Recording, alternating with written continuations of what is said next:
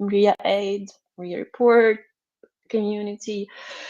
Thank you for those who've been making us better, because you hate us so much that you just push us to the edges, so we have to adjust.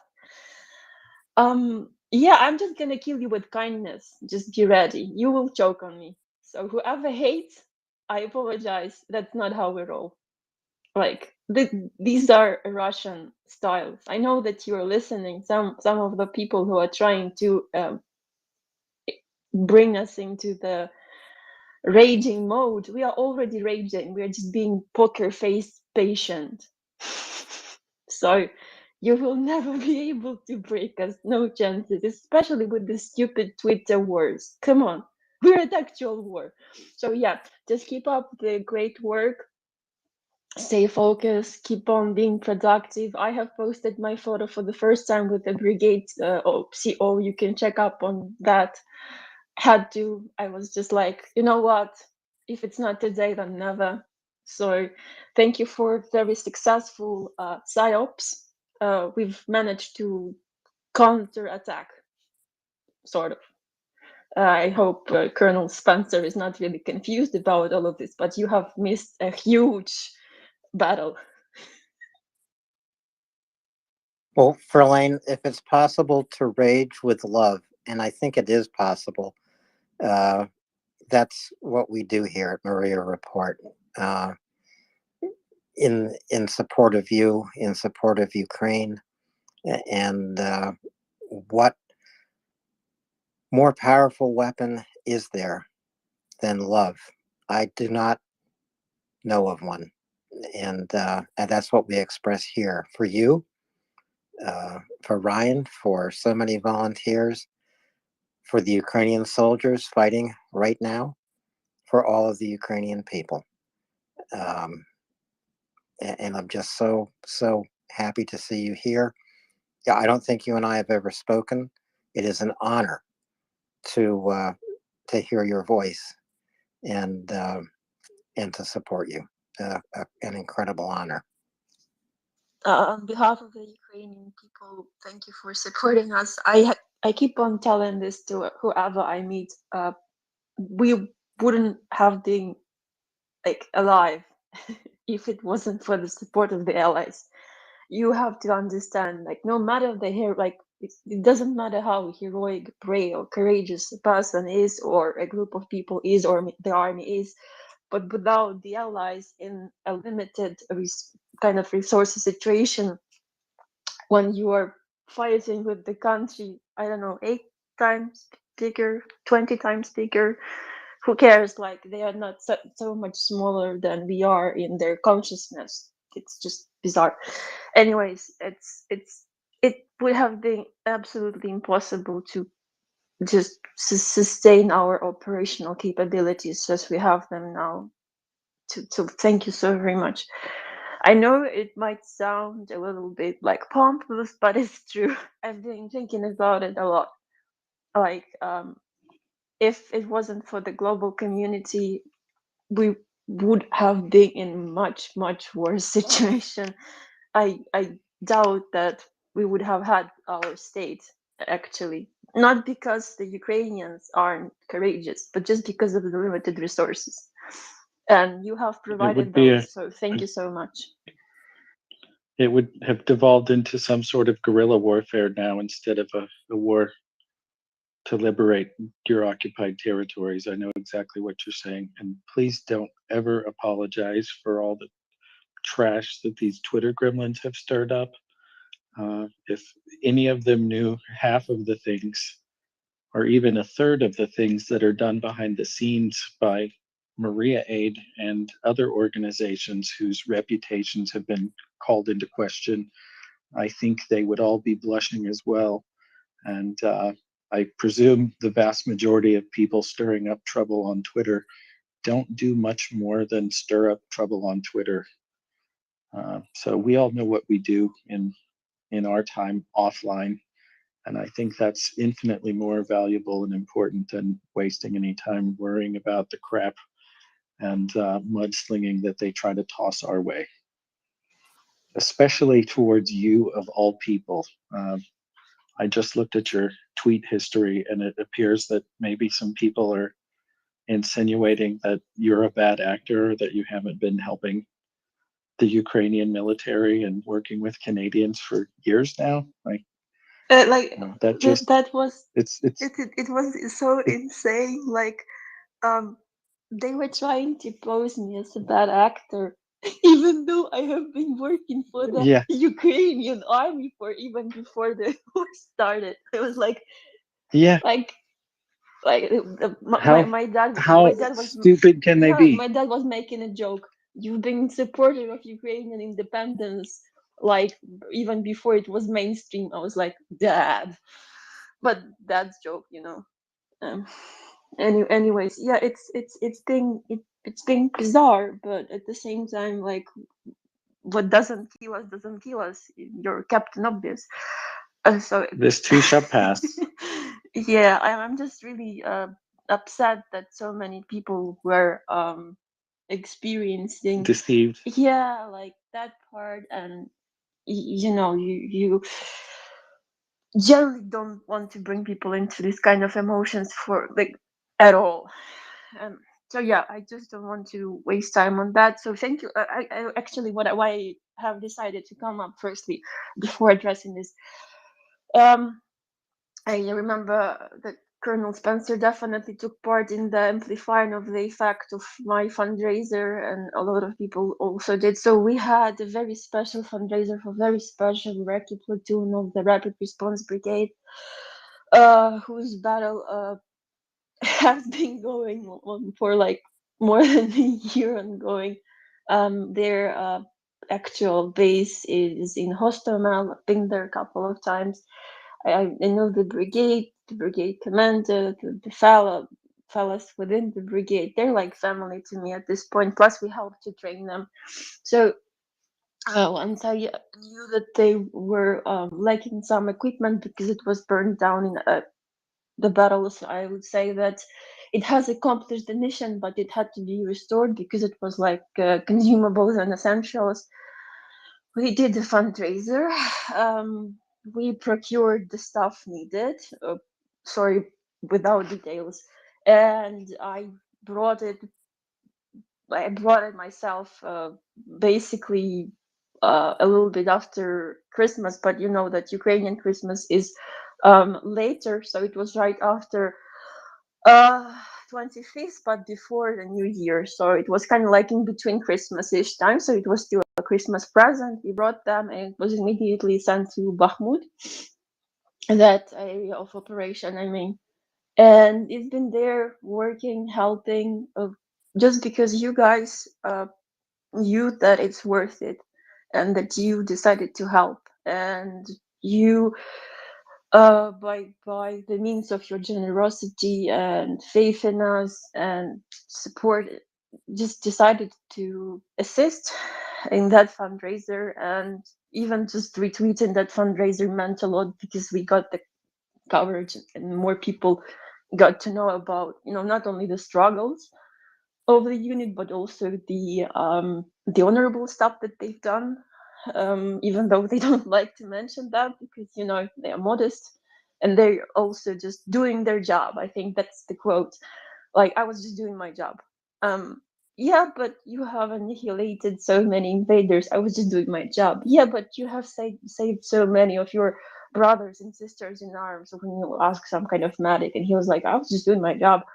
I think that's the mode there right now. They're just doing their job, thinking that their job is the most important thing we have. If it wasn't for them, like there wouldn't be even like us at this point. So yeah, I wanted to express my gratitude on behalf of the unit and people of Ukraine, and especially locals who are still staying in Bakhmut, unable to evacuate. Yeah, like the aid is coming. I know it's coming. I'm helping to bring it. Guys have put it into the nest. Thank you so very much. If you have never seen my face, that's me. Call me for Elaine, Victoria. I'm here in Ukraine. If you have some kind of questions, please ask them. As far as I am still here for like 15 more minutes because I'm extremely exhausted because of some owls on Twitter versus and I haven't slept a couple of nights, so I feel like flashbacks from February. But I see that Roxy has a hand raised. So once again, thank you so very much. I will stop rambling on.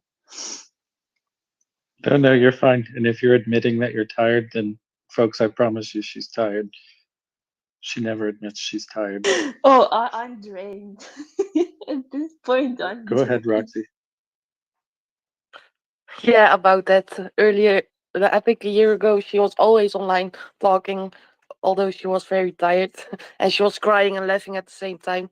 But Verlaine, I just want to say thank you for everything you have done and let them talk. And I missed your voice, so that's all I wanted to say. And yeah, I'll drop down again. Thank you, Roxy. Thank you, Roxy. Just may I just make a quick comment? Sorry for interrupting. I have forgotten I'm not yeah. Thank you so very much. You can We take my duties. texted back and no, I would never. We texted back and forth with Roxy. So thank you so very much for your words. Everyone who DM'd me and who checked up on me, it made my day a little bit brighter, you know. I'm sorry for that. Yeah, so thank you so much. That's the real deal for Lane. I'm putting 2 of your tweets in the nest. I insist. Oh Lord. Oh yeah. So everyone, if you have ever wondered how I look wearing glasses and without glasses, guys, it's the day, the final reveal. You get both versions of Verlaine. It was like moving and static. With or without accessories. Oh yeah, and by the way, if you ever wonder what the guy on the video says is "Have a nice day," and you will understand in which context he's wishing a very nice day. Oh, Got it. Heather, go ahead. Hey, Verlaine, it is so good to hear your voice. I'm hoping you cannot hear my birds. why? I would love to hear your birds. Oh no, you don't. Have you ever heard a cockatoo scream? This is the point. I've it's never heard, so it's a new experience. okay. So not now though, but I've read your tweets over the last few days, and I have cried with you. And I have not messaged you, and I have not responded because I know how overwhelming this kind of crap can be. And sometimes more messages can just be a little bit more overwhelming than not hearing from somebody. But I'm so thankful that you popped up to chat with us for a little bit. I miss your laugh. I miss your voice. I have told you before, and I don't know if you remember that no matter how hard the topic is when you're translating for us, you always laugh and find a way to joke with the person that you're translating for. And there's so many things that I appreciate about you. And I just needed to come up and say that you are loved. We miss you. I know every time I think, I wonder where Verlaine's been, I'm like, well, when the power's on, she has more important things to do than talk to us. And so we know you're there. We know you're working. You're in our hearts. And yes, we miss you, but we know how hard you're working. And those of us who have followed this report since March or so can remember and hear and understand. And I remember early on when I first started listening to to the report, and there was Verlaine, who I didn't know at the time really at all, and I still don't know you very well, but you were clearly falling asleep while trying to still host, and the dedication and the love, and it speaks volumes of how much that you have done. And it sucks. I hate that this is happening. But the integrity that you're approaching it with speaks volumes. and you are doing the work that is helping Ukraine, and that's what matters the most. So I just mostly wanted to give you a little bit of love and tell you I appreciate you, and I always appreciate your laugh, no matter how hard things are. I always appreciate that you bring that little giggle in, and it's just always wonderful to hear. So thanks, Verlaine. Thank you. You're actually, there's like a quote from famous Ukrainian poet, Lesya Ukrainka, like paraphrasing is like, I was a very prideful person when I was a child. Instead of crying, I always laughed. Because I can't rhyme it right now. I'm a little bit in a hazy mode. But thank you so very much for saying that. It really means a lot. And a lot of things had happened since the beginning of war. We all are trying just to do our best. And the thing with these attacks that happened or are still happening a little bit, they just they had the flow. They didn't know me as much as you guys all know me, so that's why they they thought that they will be able to, you know, just eat me like a predator. But we spoke with Lieutenant Colonel Melanie Lake. Ukraine is like a porcupine. Yeah, you can't just gulp us. You will choke on us. The same thing will happen with those who will try to attack whoever does a really great job or just trying to do something. We all are just trying to do something. I never know whether everything will work out like I'm intended to work out, because there are a lot of implications and whatnot. Probably you have seen that the whole MriyaReport team right now is having a little bit of you know uh, indecent interactions because of some attacks, but that's another kind of story. It will be addressed in a timely manner, and we will come out of it much stronger because we keep on doing what we need to do. It's like keep calm and carry on. Actually, I'm wearing my dad's t-shirt, and it says like I gifted it to him maybe like 10 years ago or so. It says keep calm and love your country, and love this country actually. So we need to keep calm, keep loving our country, keep doing what we can wherever we are, because that's what the fighters do. If they have a mission, they have to keep going with the mission until it's accomplished. That's how we roll. So it's like Ukrainian society and army will win this war. No, no later than we should win with this war, so that we can all live together in peace and prosperity. That's our who, what, when, where, and why. Thank you, Verlaine. And look who's joined us, Colonel Spencer. I didn't even say urban. No, no, Hang on, real quick. Urban warfare, urban warfare, urban warfare, no. and magically he appears. Verlaine, all we have to do is say Verlaine. Colonel Spencer, please go ahead.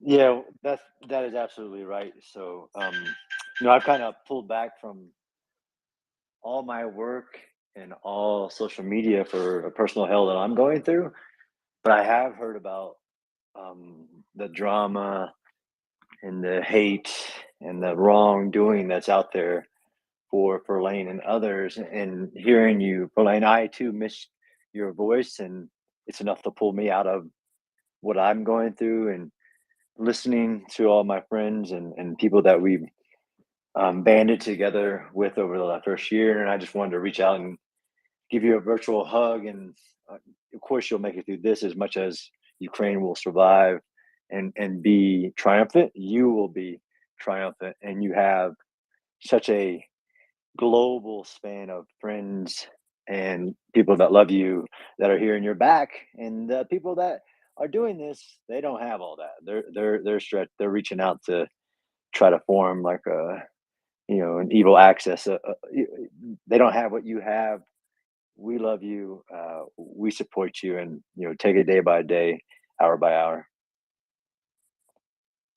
Thank you, Colonel Spencer. I'm really happy to hear you. I'm sorry hearing that you're also dealing with some kind of challenges. I hope you will be able to overcome it as soon as possible, as easy like as possible. And yeah, that's how we also roll day by day, hour by hour, and we just stay united. And I really appreciate the community that we have kind of like formed, and it keeps expanding. Like we are not perfect, no one is perfect. Like once again, if I may say that, um the only thing that is perfect in this life is that it's imperfect. like it is how it is. And if you keep on just attacking people for who they are, just not even trying to figure out what happened because you decided to, it like not makes you a great person. We all are born human, yeah, but it's a choice um to keep to keep this humanity within you. So that's my main message. We are keeping our humanity and keeping our sanity regardless of what's going on, just because we know that it's a right cause, and just because we know that if we lose our faith in ourselves, in the community, in the um, the efforts that we're all making, then like we just cannot. What's the point? And we should keep on doing, keep on pushing, and it's gonna be all right. Eventually, everything is gonna be all right. You just have to you know, clench your teeth and keep on pushing. Like you are in, like imagine being in the cold waters. You see the shore is there. If you can't swim, lie on your back and try to just like relax for a bit and then continue swimming further. There are ways to even do that if you don't know how to swim. You just keep on balancing on your back. But like there are ways to get out of any kind of situation. You just don't have to lose the faith. This is the point. I think the biggest lesson learned is like when you lose the faith, then nothing matters. Especially, for instance, a soldier like loses faith in, I don't know, his comrades, in the support of the unit, in his equipment, in anything. Um, his morale will get so so down, like low down the drain, that he won't be able to execute anything. And the same goes to those who are in the rear. If something shakens us, next moment comes, you have to brace yourself, pick yourself up, dust yourself off, and start all over again. Like, well, I just know that there are people um, who I need to support and who are dependent on me, MriyaAid, the team, everyone who can somehow make their life easier. And yeah, that's what keeps me going and should be like in the consciously on replay in the head. Like if you stop doing something, the processes will also stop doing, and then someone will eventually like will bear the consequences. So that's why it was so terrifying to see those attacks, because it's not only like my kind of like life on the line, it's the line of the people who are a staying close to me, b staying behind me, and I am also covering them. I see there are a lot of hands, so I don't want to ramble. Oh, when Verlaine says everything's going to be all right, you can believe her. Bloke, please go ahead. Hey, Verlaine, I know you got my message today, but I just wanted to state it here publicly. I have utter respect for you and everything you do. And I know there happen to be one or two clueless people on the internet, or so I hear. They don't matter to me. You do. And you matter to everyone here because of the work you do and who you are, and don't change a thing. You are incredible, and you have my utmost respect. And I don't know what else to add. Like, you know, you're just an honorable person. I'm so happy to hear from you. And I know that you, unlike certain keyboard warriors who are not in Ukraine and just put other people down, you are in Ukraine, quietly doing the right thing every day. And you have everyone's undying gratitude and respect. And you matter, they don't. That's all I wanted to say to you, Verlaine. And Colonel Spencer, good to see you too. That's it for me. Thank you, blog. I also wanted to point out that if you haven't heard that, so my surname in Ukraine, it's like there is a word which kind of means to solve. So all I do is solve, no matter what. So I kind of feel that a lot of you have seen some kind of messed up situations, misunderstanding, miscommunication that happened in between. I'm gonna try to help and mitigate the damage and solve the thing. So once again, just keep on doing what you do. Be the best version of yourself. Just be better than you were yesterday, and that, or at least keep up raising the bar. And yeah, kill them with kindness. Yeah, that's my daily dose of Verlaine philosophy, something like that. I don't know. Yeah, I'm sorry for saying so much. It's actually a little bit overwhelming to get back to to spaces in a little bit of like an emotional moment, and I don't want to have like a therapy session. But do you know that actually speaking with friends, it's like having a therapy session? Don't tell that to Tom. Tom will not tolerate this joke. But anyways, yeah, I think that we also have our beautiful rabbit. Hi, Verlaine. How are you? Stay in the lock. Yeah. Verlaine, I send messages to Verlaine quite often. How are you? And it always starts with that. And she goes, well, where do I start? But I just want to take a moment to talk about Verlaine. I don't want to talk about all the other stuff that's happening in the Twitter space, but I can tell you, and I don't know how many people currently in the space have been coming to this space since the beginning, but I was there pretty early, and I remember the first time I dialed in, I think Verlaine was on and she was talking. And as soon as I heard her talk, I went, that's the voice of Ukraine. That's someone I can identify with. I'm already mortified with what's happening over there right now, but there's someone that I'm listening to talk that's living there, going through it. And just listen to her again. If you're new, just listen to how she talks with such grace. But underneath that grace and that giggle, there's a heck of a lot of I think leadership comes in a variety of different packages and different looks. But Verlaine, if there are more Verlaines in Ukraine, then I think Ukraine's future is very bright. And I just wanted to let you know that we have not forgotten about you and about your plight. We're supportive. And I, for one, hope to hear your voice more often on the space in the future. And we've got your back. Okay? Take care of yourself.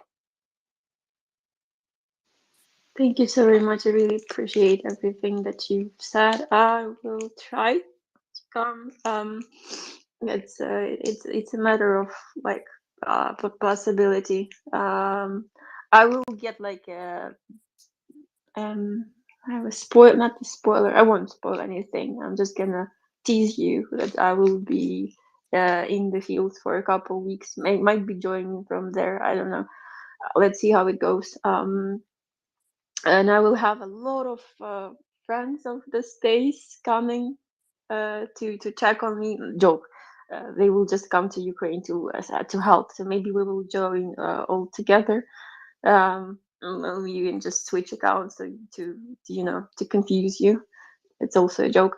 But anyways, yeah, we will be trying to come, because there has been a lot of things to clarify, a lot of things to elaborate. The situation here is not getting better, is not getting worse. It's stably bad. So we just keep on doing something to make it a little bit better. So yeah, thank you very much. For those of you who have not heard me, good evening, good morning, good afternoon, wherever you are. I'm Verlaine. My call sign is Verlaine. My name is Victoria. I am senior language assistant / interpreter, or former, let's call it former, senior language assistant for the Canadian Armed Forces in Ukraine under Operation Unifier. So that's why I am affiliated with a lot of members of the Armed Forces of Ukraine, National Guard, state security services, and so on and so forth. And that is why I'm in Ukraine. Obviously, I haven't left my country. I will be here for as long as needed. If there will be a need for me to get out of the country, it's only to help with the training of the troops. That's what I have I've made a pledge to do this, if anything. And if you have any questions regarding Ukraine, situation in Ukraine, I will try to answer at my best ability.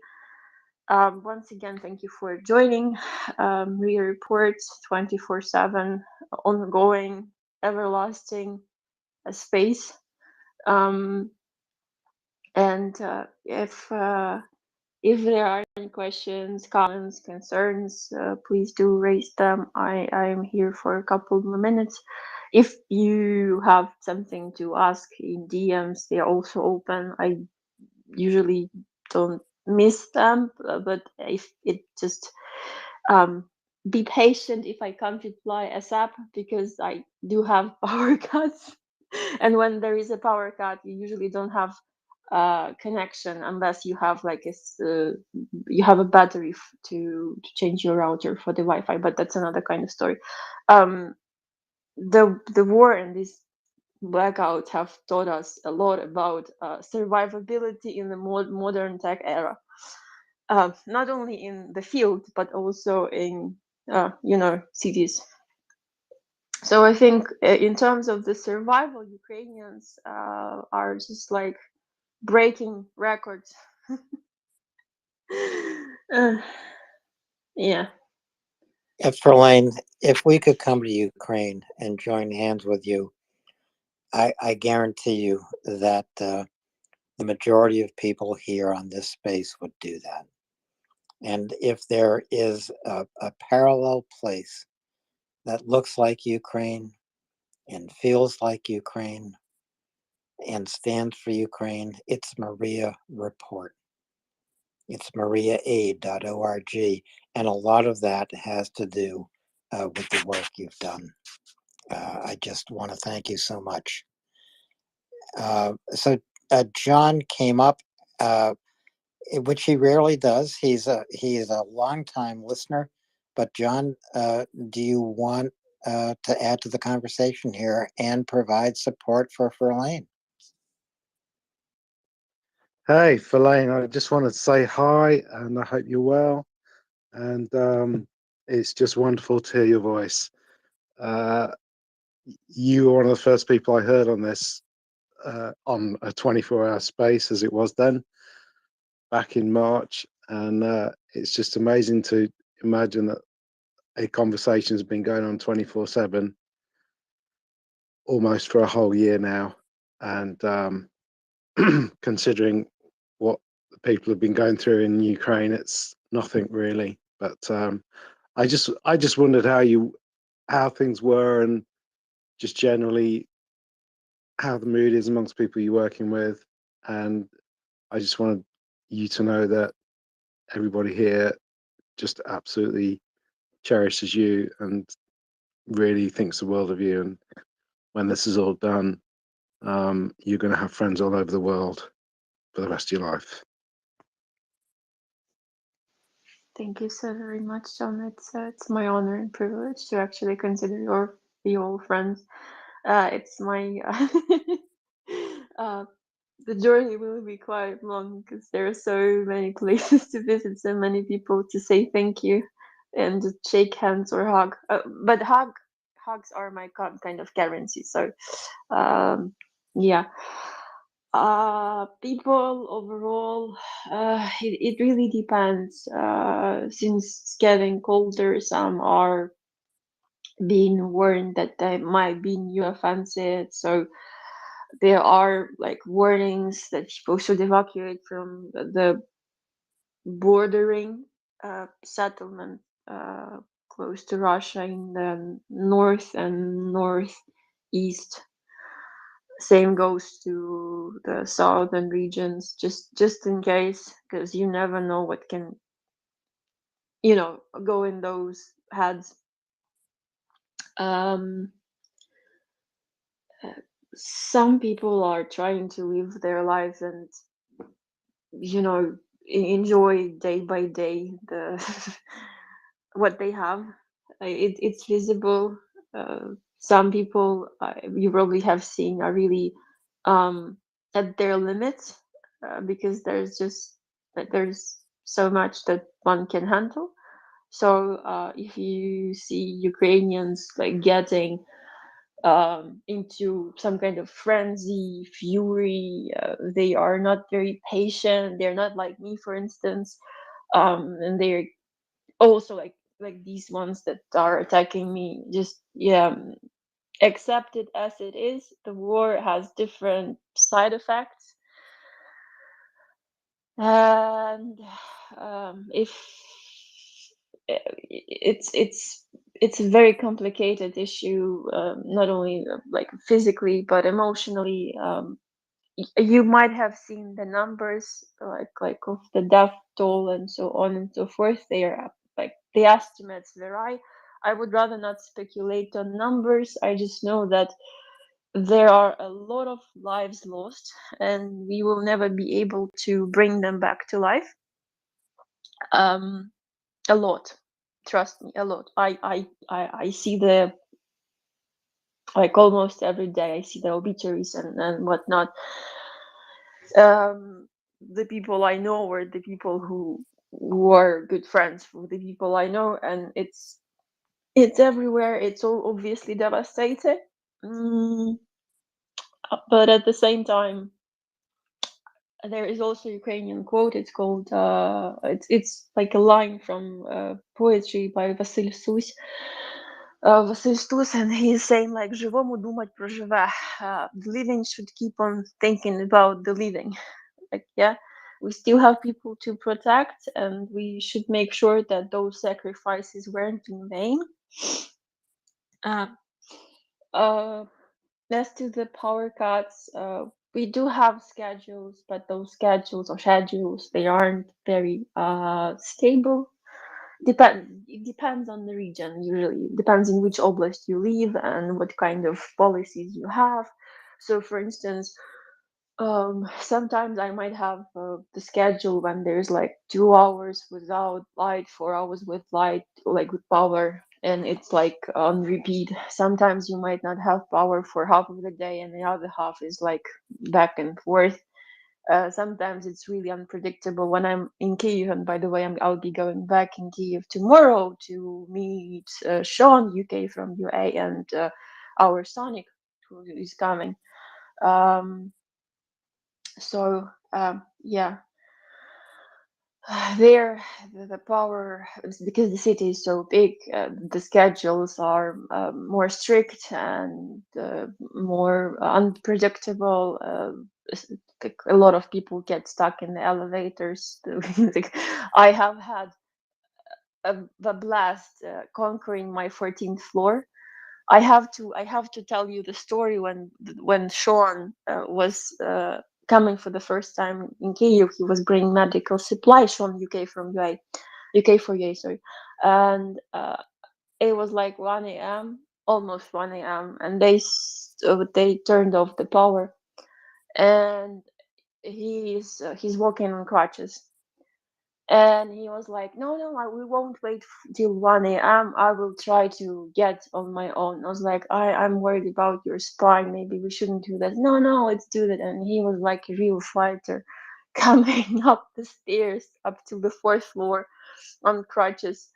And I was like, we had like, I had his suitcase, he had his massive bag and all of that. And I was like, this saint of a person comes from UK to Ukraine every like 5 to 4 days, bringing supplies, and decides to get on crutches on 14th floor for just because he feels the urge to support Ukraine. I was like, I will never be able to to say how grateful I was for him to just coming, not doing that.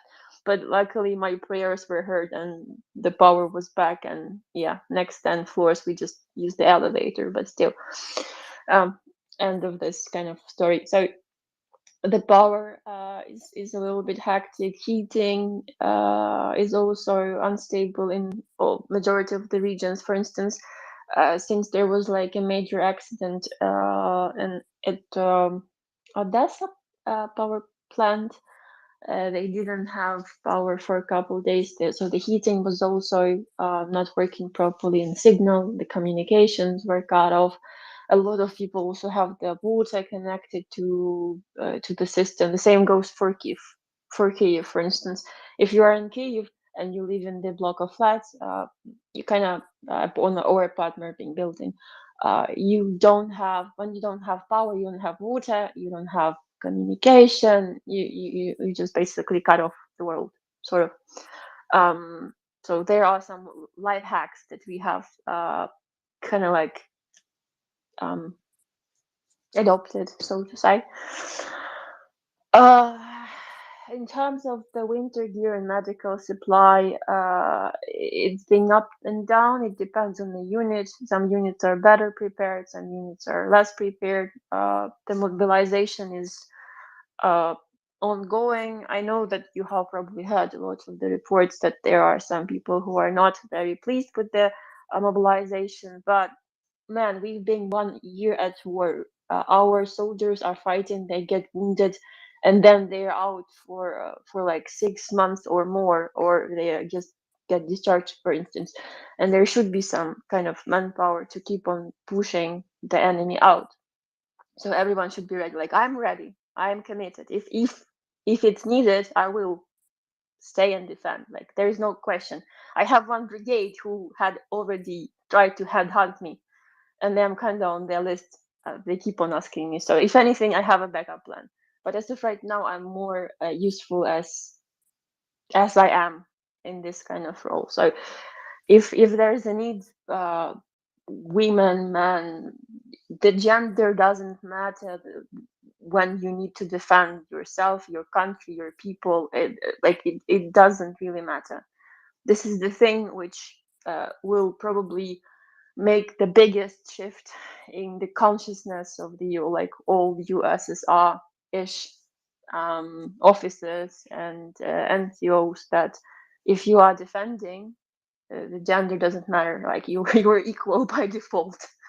If you die, you die. Your gender doesn't matter. If you win, you win. Your gender doesn't defy you. We all bleed red. Yes, yeah, exactly.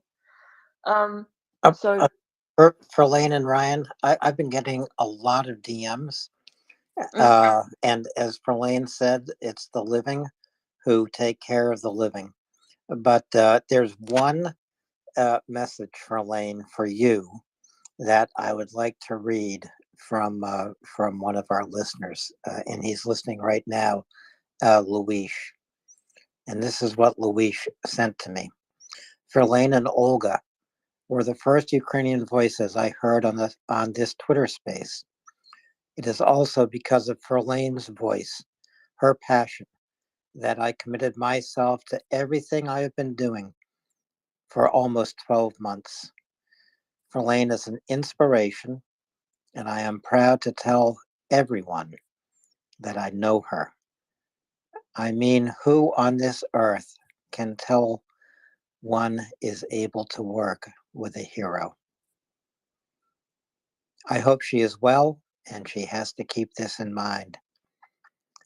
For one troll harassing her, Verlaine has 1,000 friendly persons around the world supporting her. We are an army now, and we will protect each other. Simple as that. And finally, please give Verlaine a virtual hug from me. Thank you, Luis.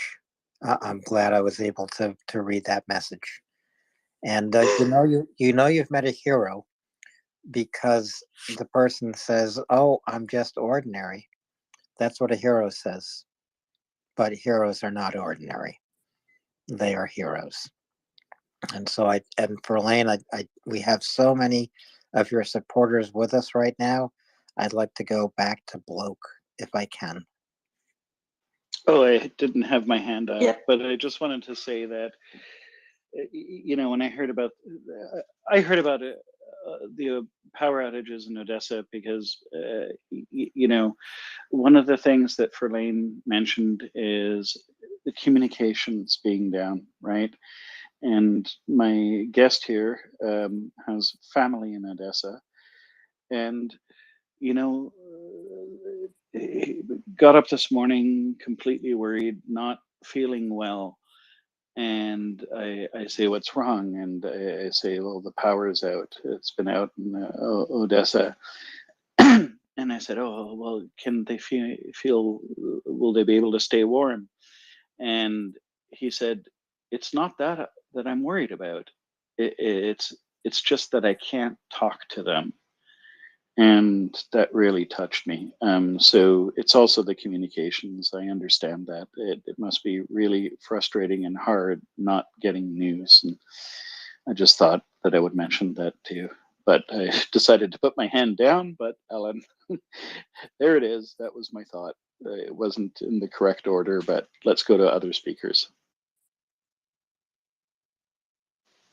Before we go to the other speakers, Luis, thank you so very much. I'm really touched. I have never in my life imagined that I'm gonna be such. I just want to. I can't even use like an inspiration.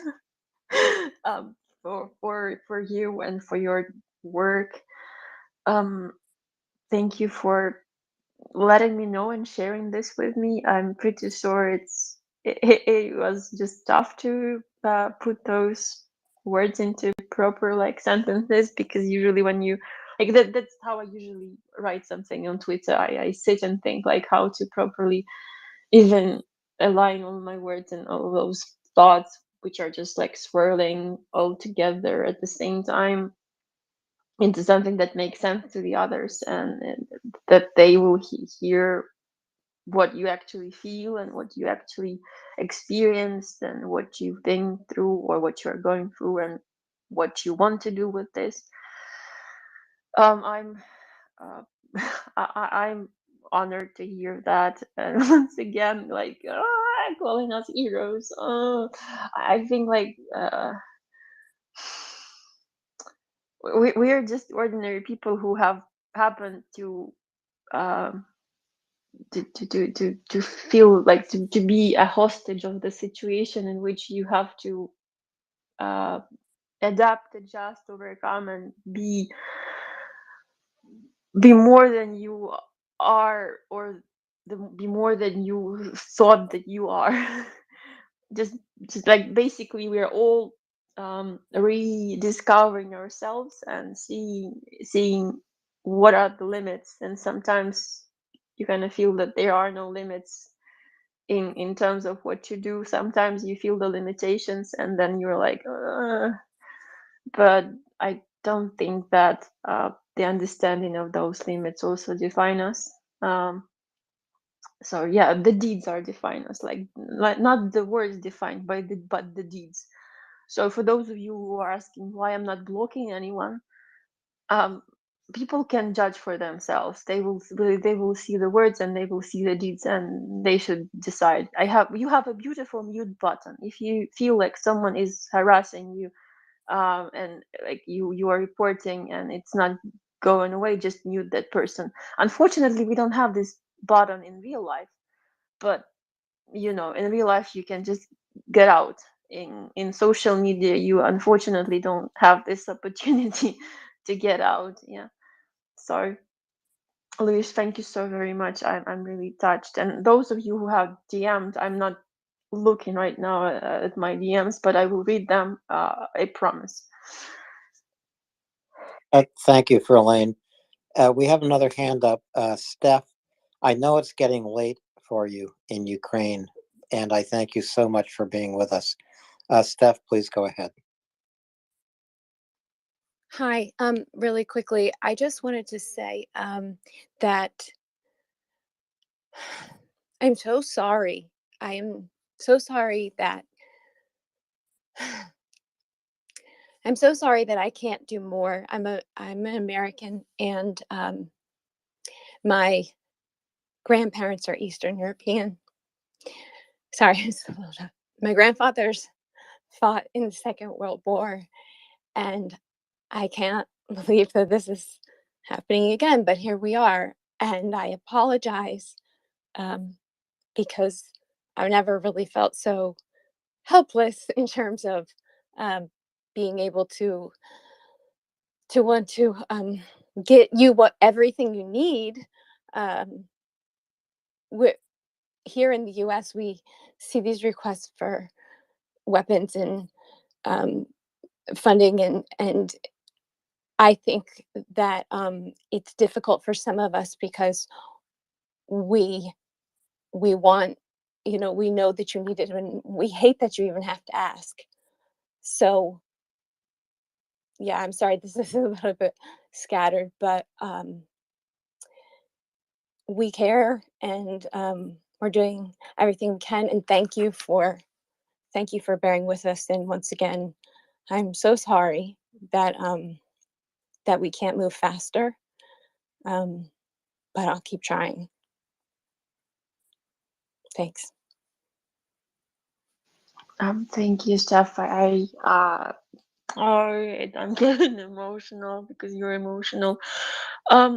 This is what I was saying. Like, sometimes the words are scattered, but you can still hear the message, even if the words are scattered, just because of the text is not the best medium. Like, it doesn't convey the emotional aspect of a human being and living interaction. So that's why people misunderstand each other. They have quarrels of very like basic stuff, but when you're actually speaking with the person, you can understand what is behind the profile picture and whatnot.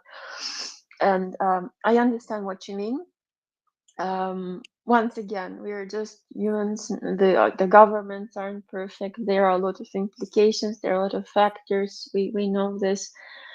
Unfortunately, we all know that if it was just like, if we had a magic wand, there's nothing like this would happen. But yeah, here we are, as you said. We have to deal with what's happening now with what we have. Like, fortunately, we have a lot of allies, and I just saw today the news that the first Leopard from Canada is going our way. It's like guys who are bashing Canadians for not sending a lot. Guys, they already have like 8 of those, maybe 9, maybe they have 12, but only 8 are working. Like, I don't know, like they're giving us like 3/4 of their weapon system. Same goes to the Americans. We are absolutely and eternally indebted, even though like there are those like talks like the Bucharest Budapest memorandum, whatever. It's much more complicated, and we know that it takes a lot of complicated procedures and hearings and calls and messages from everyone to make something work, because there are people who support and there are people who just like they're all about what about, yeah. and it makes the difference in positive and negative way. We are here like committed to keep on fighting for as long as needed, for as long as we are liberated. US and allies are committed to keep on helping us for as long as needed. That's period. We heard that. The time issue is obviously pressing and it's vital. But once again, nothing is perfect in this world, and the frustration waves are changing all the time into the waves of hope, the waves of understanding, the ways of reconciliation with some of the other allies if there are some kind of misunderstanding. And politics is like you shouldn't judge the world politics just by watching the Game of Thrones. Yeah, that's read some historic books. Yeah, it's much more complicated than that, and it makes difference, and every country is all obviously thinking about their own kind, and like we get it.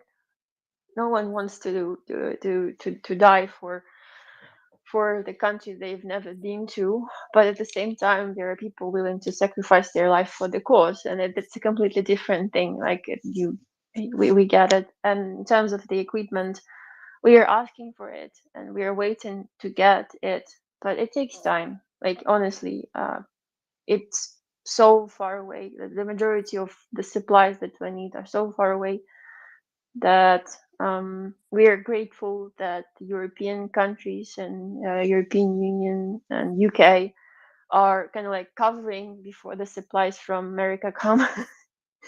So it's I think this year, and I think Colonel Spencer will support me on this, have proven how masterfully the logistical chain can be established through the countries, even though they've never had this kind of like interactions because they are not a part of NATO, or they've never dealt with so many pressing matters, issues at their hand at the time, all at once, apart Hang from on, war Caroline. happening. Yeah. Do you mean to tell me that multi-billion-dollar international arms transfers aren't as simple as they look in the Hollywood movies?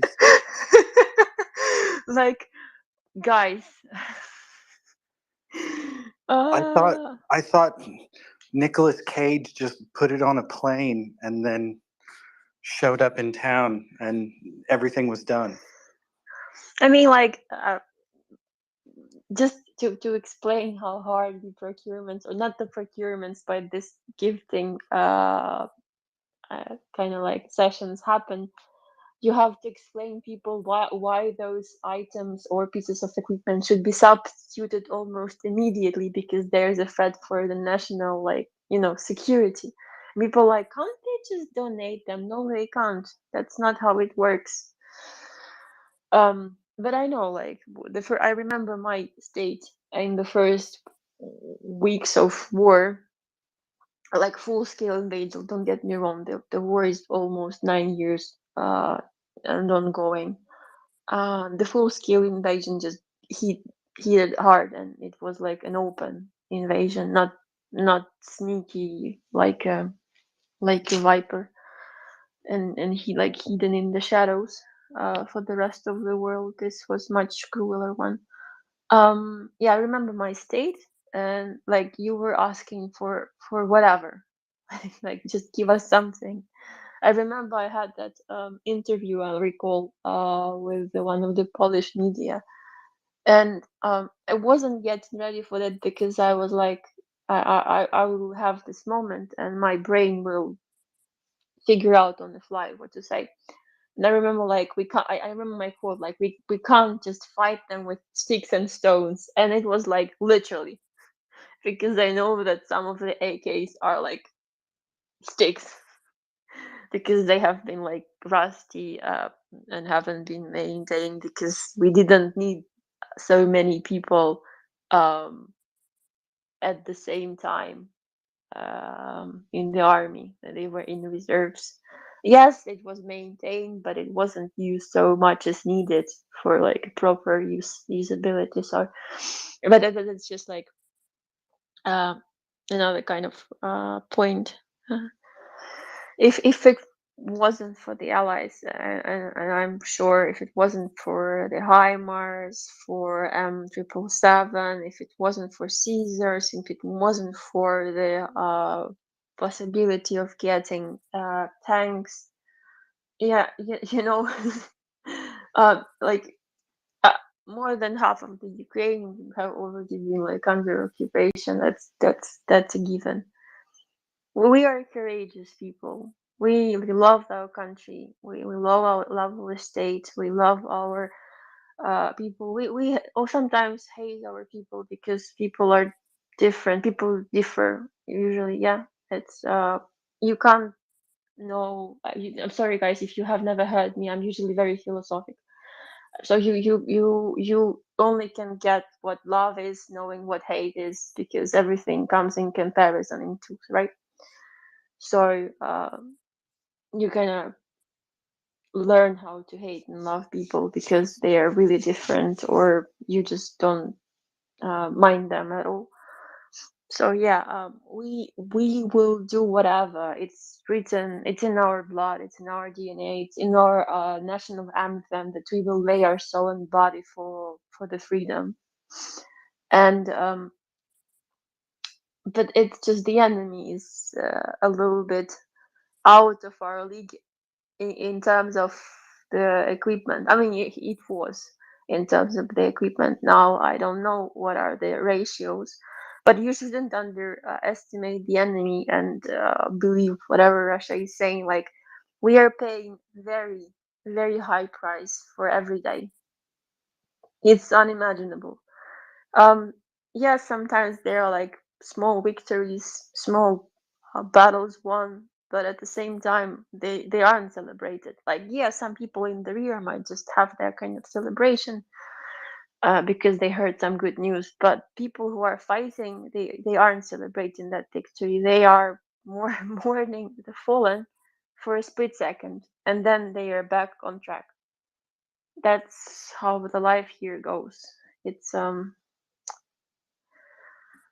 tomorrow kind of like is a mystery, today is a gift, right? And every moment when you, like every morning when you wake up and hear about like a new explosion or a new shelling, and you understand that today might come, but it might never come to an end the way you thought it's gonna come. So today comes, but not necessarily to everyone. This is a very important thing to remember. Yes, it is. And that's why we are here to support you, Frelane, in every moment, and to support Ukraine in every moment, because it is minute to minute. Raver, and then the rabbit. Raver, please go ahead. Hello, Verlaine. It has been way too long since I've heard your voice, and I'm glad you can still laugh. You're one of those touchstone Ukrainian voices I enjoy hearing from. So I just wanted to say hi. Thank you, Raver. Like, I will keep on laughing for as long as I am alive, because that's what they want. They want to break us. I won't let them. And actually, laughter helps to reduce the stress. Sometimes I can be like in kind of hysterical laughter, like yesterday at night. I think I was partly successful in countering the attack because they didn't expect that I will be awake. But guess what? Who's laughing now? Anyways, yeah. Thank you for letting me know that you enjoy talking with me and hearing me. Once again, I would love to come and update you on the good work that MriyaAid is doing and what we are all doing here on the ground. There are a lot of things happening all at once. The EOD training, some other trainings along the way. Guys are bringing a whole lot of turnkeys and more to come. You might have heard that there was a miscommunication with some of the units. I will solve that, I promise. Can't speak about that more. But yeah, like everyone is doing the job, and there are projects, and there are more opportunities in every day, and same goes to the units. Like just a quick explanation. So on the unit that I am very close to, and they're like family to me. Yeah, and I've spoken about them today, right? And you can see the brigade CO on the photo, who is also like a friend to me. He usually is very grumpy when I address him in a very formal manner. He's like, "We're almost friends." I'm like, "Oh, yeah." You kind of keep the subordination, you know. Anyway, so the guys have been deployed since January 2022. It was 6th or 7th, 5th or 7th of January 2020. Their war started much earlier than the 24th of February. Just on 24th, it was much more massive, and the unit has been there for almost a year, excluding some like small days off, like 5 to 10 days off, just to rest and recuperate, because they're, once again, the human body is a very tricky thing. Plus funerals happen, you have to respect the fallen. Yeah, so they've been there for almost a year. And they were given their final, let's say, moment of a couple of weeks of rest, which they've been enjoying for a bit, and they are back to the training. They are training, and after the training there will be another training, then we're going to be redeployed. So even those units who have a lot of experience, a lot of skills, a lot of knowledge, a lot of situational awareness, who have been trained by NATO instructors, who are following NATO procedures, because I'm talking about the brigade who only follows NATO standard operating procedures, MDMP, TLP, all of that jazz, who have had a lot of trainings prior to the war, who've been at like the most ruthless war of our generation, I would say, so far, my generation at least. They will get more training, they will get more equipment, they will become more proficient. Like no one is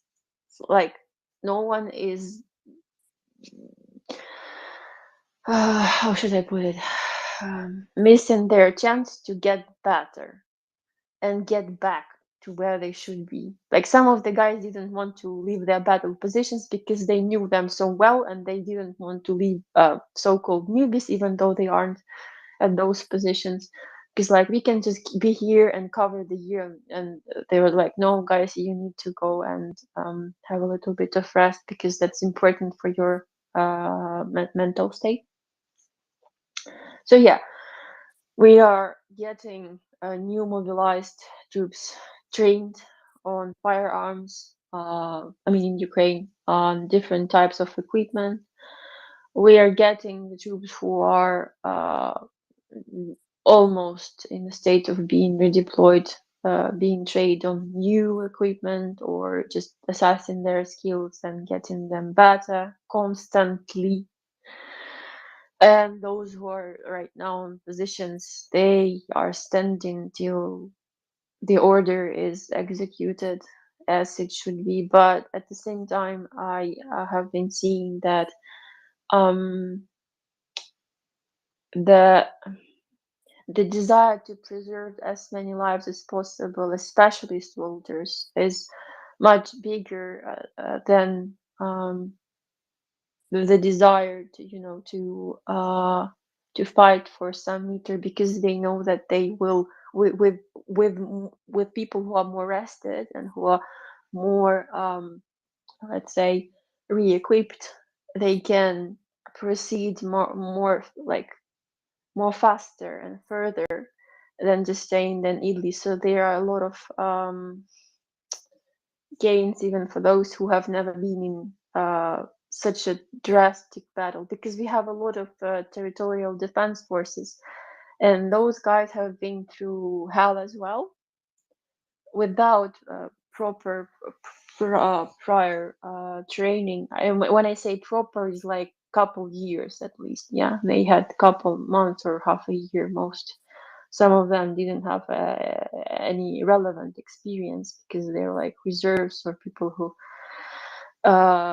decided that felt the urge to come. For instance, one of my uncles, he is actually, I haven't mentioned this, yes, but so my mom's cousin, he is a football teacher, so he's PT teacher in one of the schools in my hometown.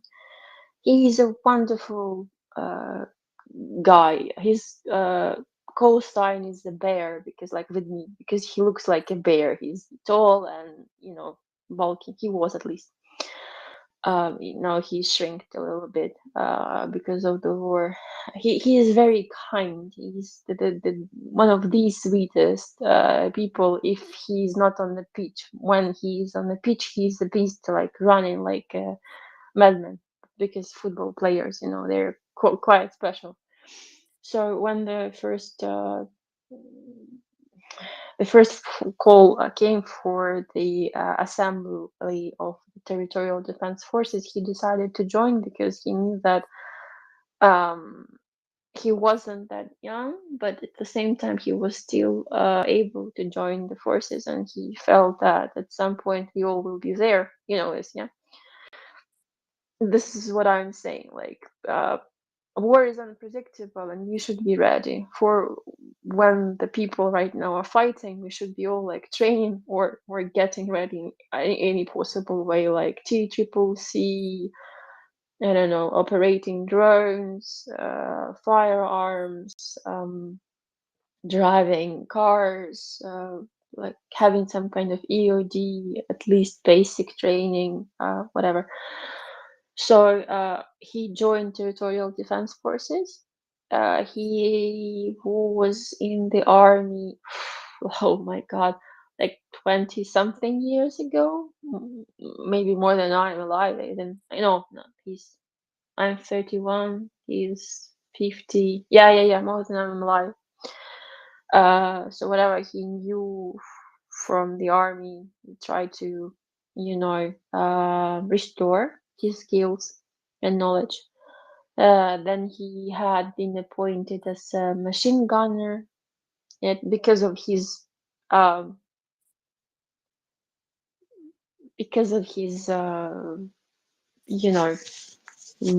body complexity. So he's in various locations in East right now. Like, firstly, they were defending the area, local area, but at some point, once the brigade was formed, the unit was formed, they were also deployed to East. And a couple of days ago, he was almost like 70 to 50 kilometers away from Mariupol. And from his words, it's a hell on earth. Like, they are coming back and forth. There are some ways, but they are not stable. It's a very risky venture, and there are losses in his battalion, and it's obvious. I don't know what kind of mission they had, but yeah, like a lot of people are trying to get back just to do the recce, to prune the area. So I've been constantly thinking about him as well. How a person is changing in the course of the war, like from the person who was teaching kids how to play football and the PT, and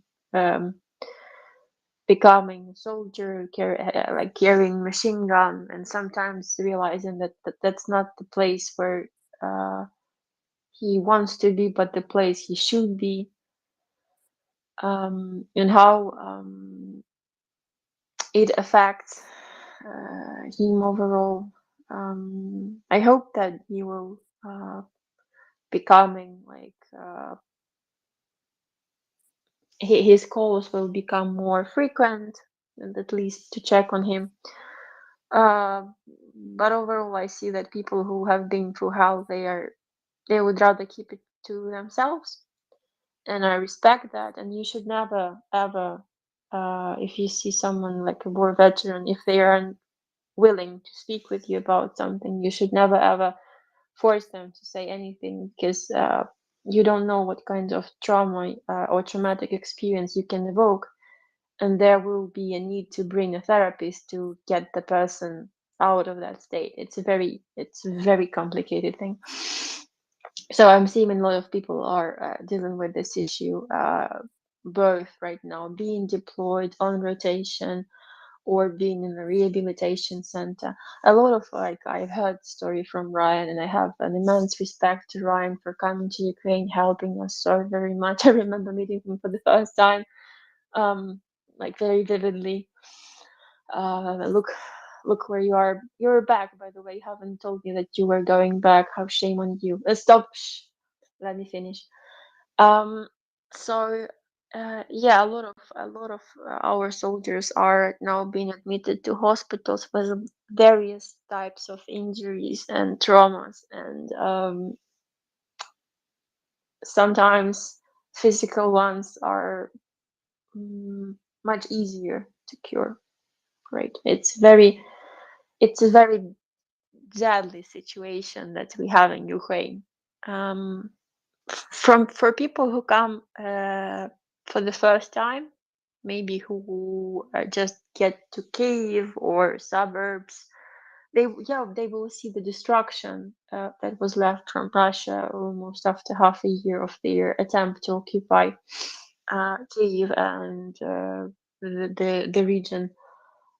But it's a completely different sensation when you're getting closer to the areas that were just liberated. Like, in life in Kyiv kind of goes on with air raids on the background, right? Because we know that if we stop working, if we stop going on, then there will be a halt in the supplies, or the economy will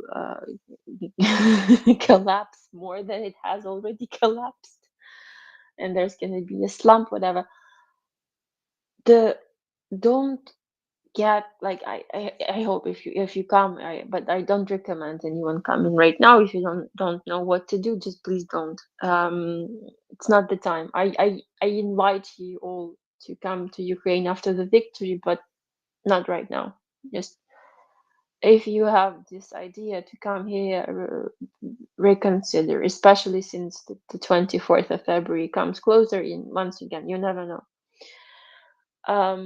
So yeah, well, when people come to the western part, Kyiv area, it's some sort of a presence of normality. Like, people are just pretending to have their like normal quote unquote quote life, which isn't normal at all. That's nothing is normal in this kind of state. People are just trying to pretend to feel normal because they know if they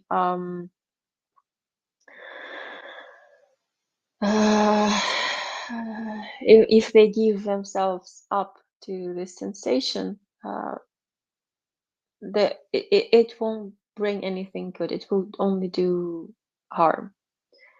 So we are trying to have as normal life as possible. Kids are still playing in the playground where there are no sirens and air raid alerts.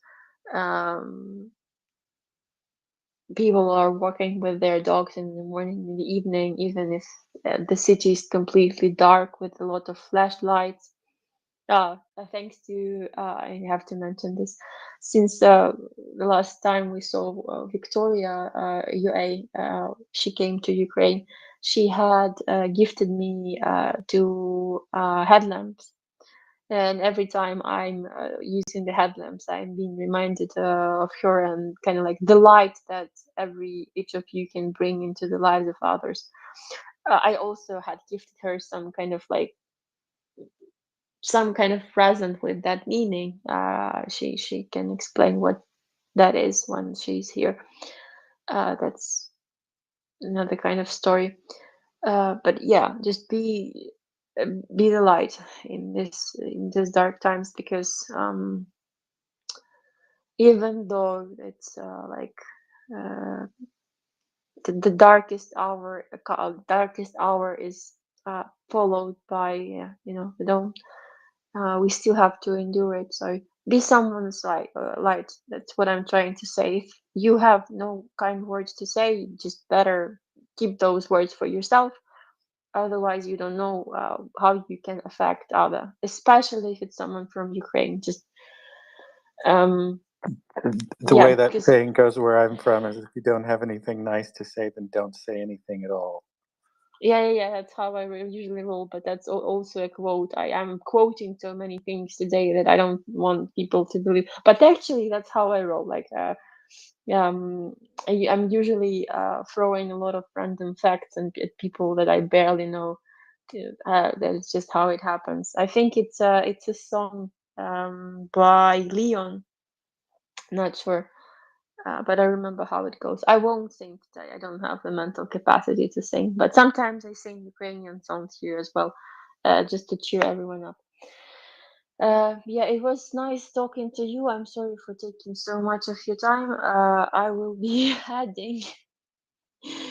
Thank you for keeping up the space. Thank you for sending so many lovely messages. I browsed, scrolled through some of them, and I will have my share of those a little bit later. But yeah, just know that, just knowing that there is someone thinking about us and making sure that something is moving forward is a great relief. Yeah, so massive virtual hug for all of you, separately and as a group. And hopefully till the next time. Slava Ukraini. Herov Slava.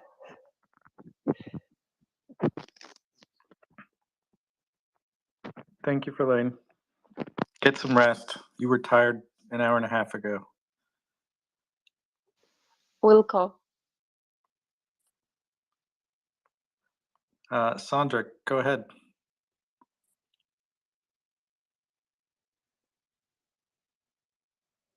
I see Sandra as a speaker, but I don't know if she's speaking.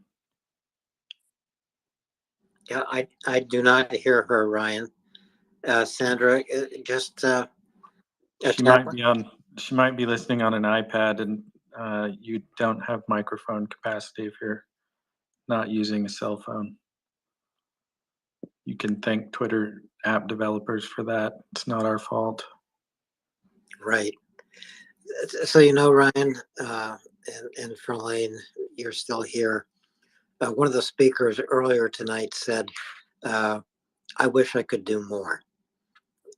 And we have heard so many speakers coming up and saying, I wish I could do something. But the fact of the matter is, anything you can do makes a difference. It helps Verlaine, it helps Ukraine, it helps all of the people fighting this war against Russia in Ukraine. And the best way to see what you can do is to go to MriyaAid.org. MriyaAid.org. Never ever think that your contribution is too small, because 1,000 people like you are making the same contribution. Maybe it's $1, maybe it's $2, maybe it's $5. The important thing to do is to do what you can, and find out what you can do by going to MriyaAid.org. please do that tonight. Dr. Nick, welcome. Thanks so much, Alan. I just want to say, as Verlaine is either just, I don't know, settling down or whatever, that, we all value you very much and are so grateful to you for everything that you're doing. I know that you're doing it out of, desperation to feel useful and everything. But you're just amazing, and everything that you're doing is very heroic. And, um, you know, you're just, like I said yesterday, you're a saint. And, we value you very much. Yes, we do. We value you very much. And so thank you. And yes, your voice is always, it's always so nice to hear you speak and update us on what's happening. And so it was just really great to hear from you and to hear all the things going on. And, we support you and we value you. And I just wanted to say that. Thank you, Dr. Nick. This is the first time I have heard. No, I'm still here. Dr. Nick, thank you so very much. You're welcome. Please continue, Verlaine. I know it's getting late for you. I think she just wanted to say thank you. Actually, no. After having a couple of no, I'm here. Like apart from saying thank you, it's sometimes I do realize that our lives have become so complicated and so complex that we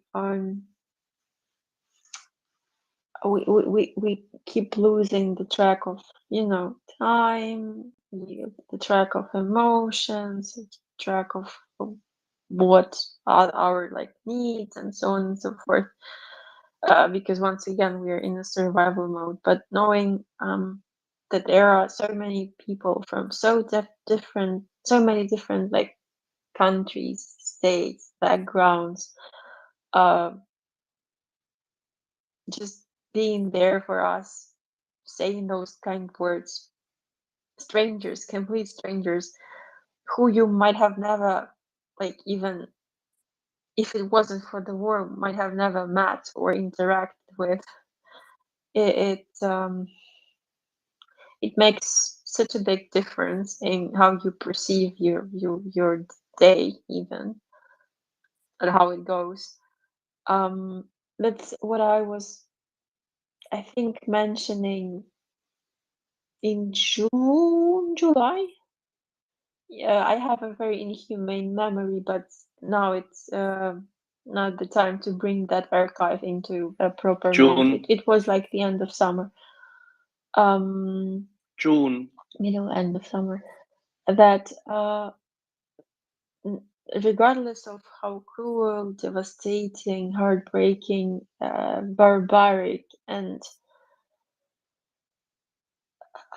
just atrocious this war is, but the most beautiful thing that it had provided us or given us is the connection that we have established, not for a short time, but for a long time, because experiences like this are shared, right?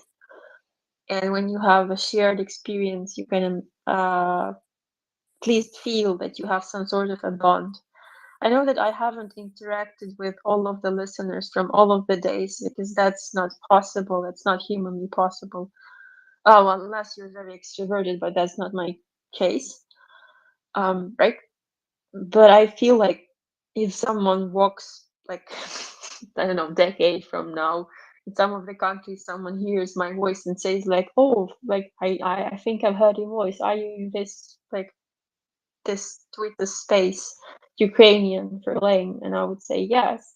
I know exactly that we will kind of like bond immediately, because we're gonna have this shared experience. and it's very invaluable, to me at least. Though the whole situation is absolutely horrifying, you can still find some kind of goodness in it, right? So it's not a complete loss for the humanity, especially if you like. I know that a lot of countries are being judged by their leaders, right? Because leaders are usually the representation of the state. They are the face of the state, the voice of the state, and so on and so forth. Like look now how every leader is interacting with each other. Not necessarily they were very friendly before the Russian invasion of Ukraine, but now they are united by the idea of protecting Ukraine, protecting democracy, protecting humanity, and their bond, their connection are getting better every time you see Zelensky meeting someone close to his office. You can see that the hugs are getting tighter and tighter. The handshakes are warmer, and people are usually just start seeing him as he's a representation of Ukrainians or what are they going through. And I kind of every time seeing every leader coming, I'm like, in my heart, I am saying thank you for people who are standing behind the leader or the people who he is representing, because he's coming not only like an envoy, because he's higher than the or she's higher than the envoy, but the voice of this or that nation. So that makes really special moment. So thank you for reminding me about that. And I will hop down, but if you have something to say right now and you didn't have a chance, my DMs are open and I Don't hop so quickly. will try to reply as soon as I can. So have a really good night, good evening. We call it in Ukraine, we usually say have a very boring night. Verlaine, do you have another At least second? yeah. Axel has jumped up. If you have just one more What are minute. all these Europeans doing awake at 2 o'clock in the morning? That's Axel. He's in special kind of internal engine. I think we need some of that coffee. I don't think you need so much of that coffee. But don't hop so quickly away. I think he's Can you hear me? standing up way too slow. Axel, go have some rest. I need to jump, guys. My phone is dying and I don't have Verlaine, can you hear normal Axel? power. Nope. She can't hear me. No, she can't hear me. Just tell her that there's something coming out in just a few minutes, will which have she should another really time, I need to promise. watch. He says, go plug in your phone. There'll be something released in a couple of minutes that you need to watch. So be on the lookout. I'm assuming it's coming from Maria Aid or MriyaReport. I will do that. I need to go grab my power bank, but it's in another kind of room. Okay, I'm gonna do. I need to hop off. Massive hug to all of you once again. Take Good care. talking to you. I'll see you in a few weeks. Likewise. See you in a bit.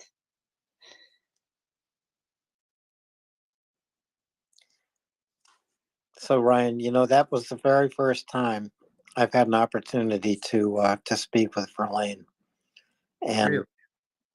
and I am so honored to be able to do it. And you know her. Yeah. We spent a lot of time here on the MriyaReport back when it was called something else in the first few months of the war, and she's been tied up doing more material things, assisting with some translations, I presume, and working with people on the ground. So she hasn't been nearly as available as she was in the first few months of the war to spend time with us here on the space. But I did have the pleasure of meeting her. I want to say it was my second day in Ukraine. I don't think it was my first.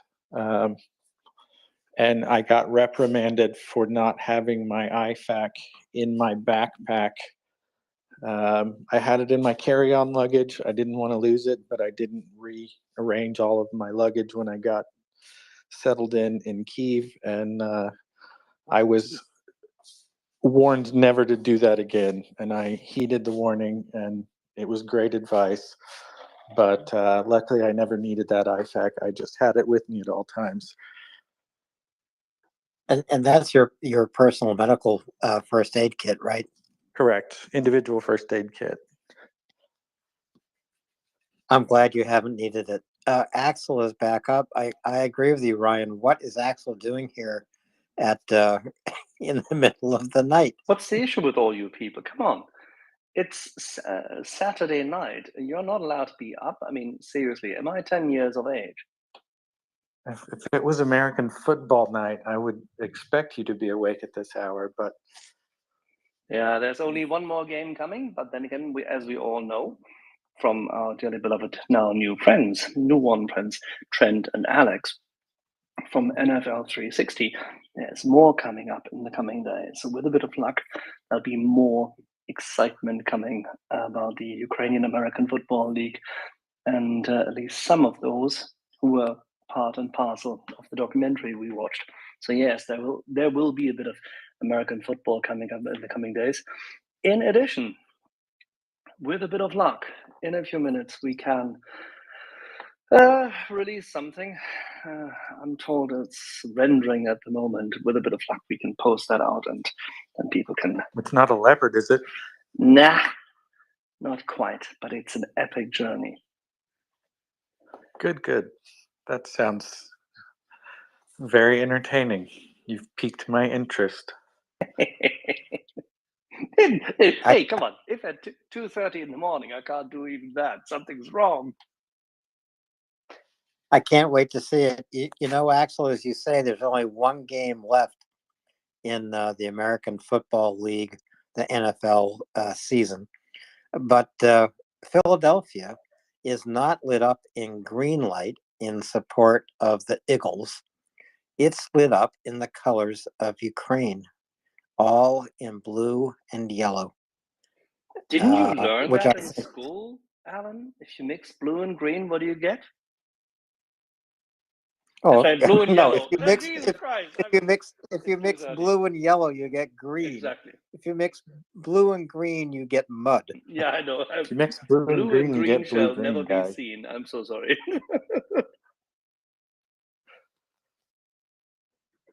Well, you have piqued my interest too, Axel. I'm so glad you're here with us in the middle of the night.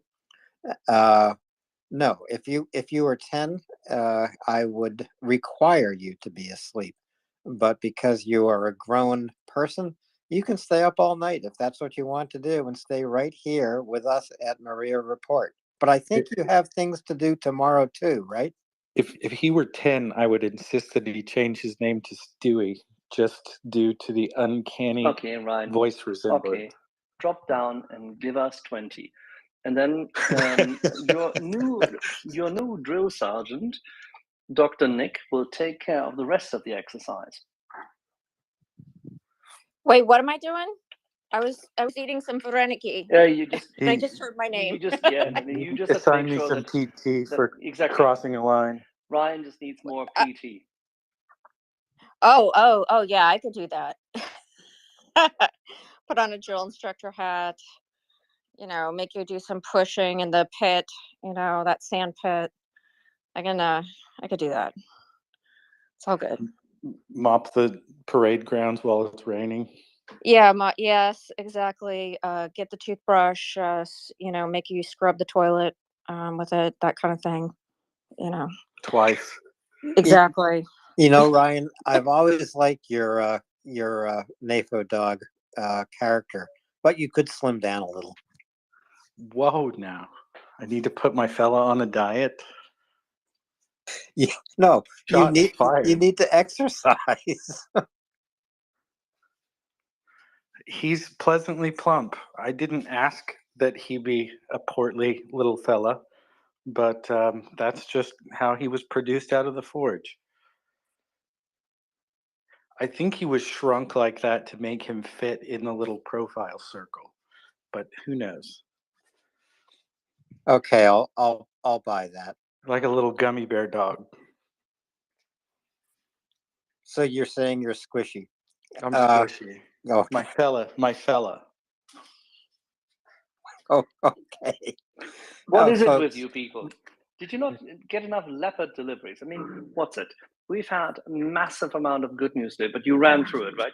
You said that there's 116 of those who have actually been incarcerated by the Russians who've been freed today.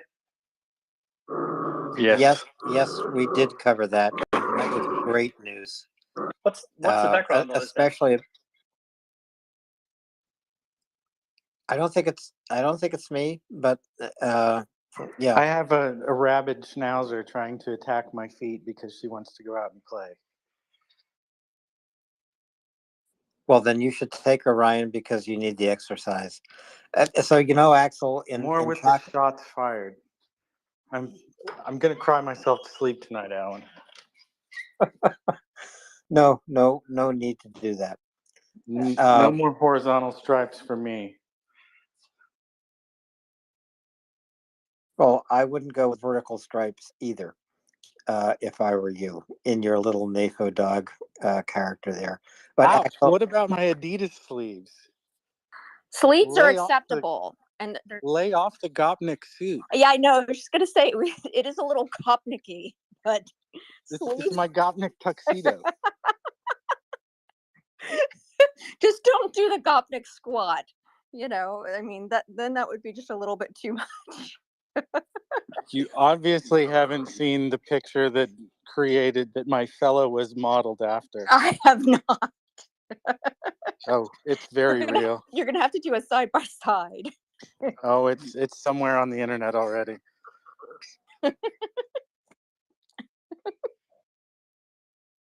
I was just going to say to Axel, when we were talking about the 116 Ukrainian defenders released in today's prisoner exchange, we focused on one Ukrainian who was given an apple, the first apple he has seen or tasted in almost a year.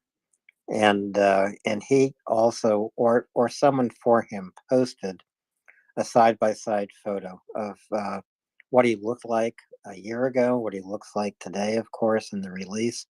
He's a restaurateur, but you should see the look on his face when he is given the apple, and you should see the look on his face when he tastes the apple.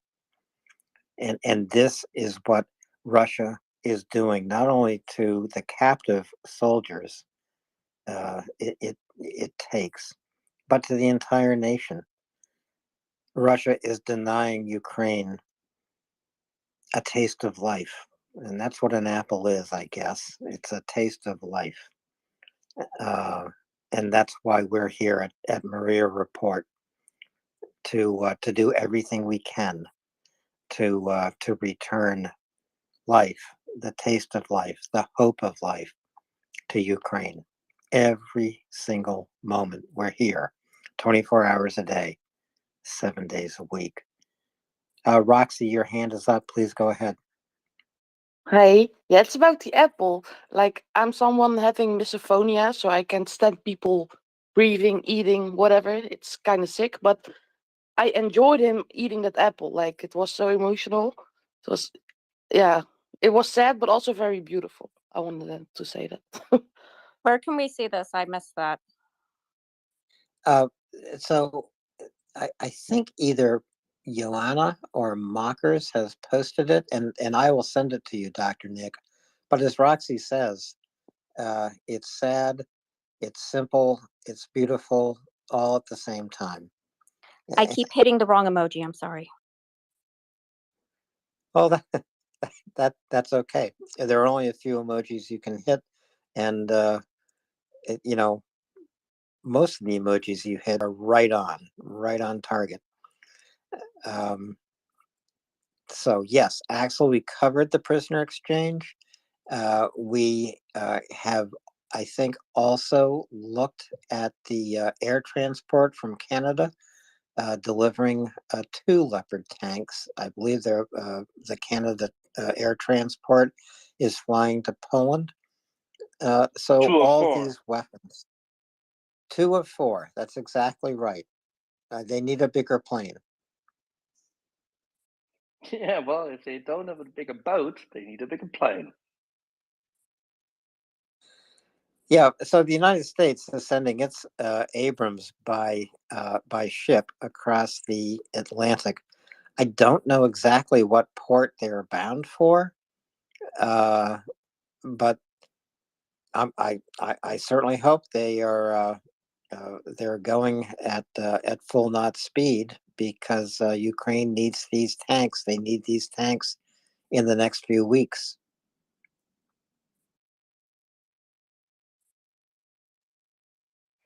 Well, I think Help is on the way. the Abrams, whilst very important and definitely a key item, they are not as urgently needed as the Leo 1s and 2s, which can be brought there very quickly. The Abrams, and don't forget the Charlies, will come significantly earlier. They're already en route. So have them, have the Leos, people get trained on them, get them the first 31 Abrams, and maybe just think, you know what? Rather than just giving them Abrams, which we have to produce, we have a few standing around and about here. Maybe they want to try them out too. I think after next Ramstein, we'll see a lot more Abrams coming. I think after the next Ramstein on February 14, we'll see a lot more of everything coming, because there actually is not time at the moment to wait for Ramstein 10. Ramstein 9 is all important, and that is February 14.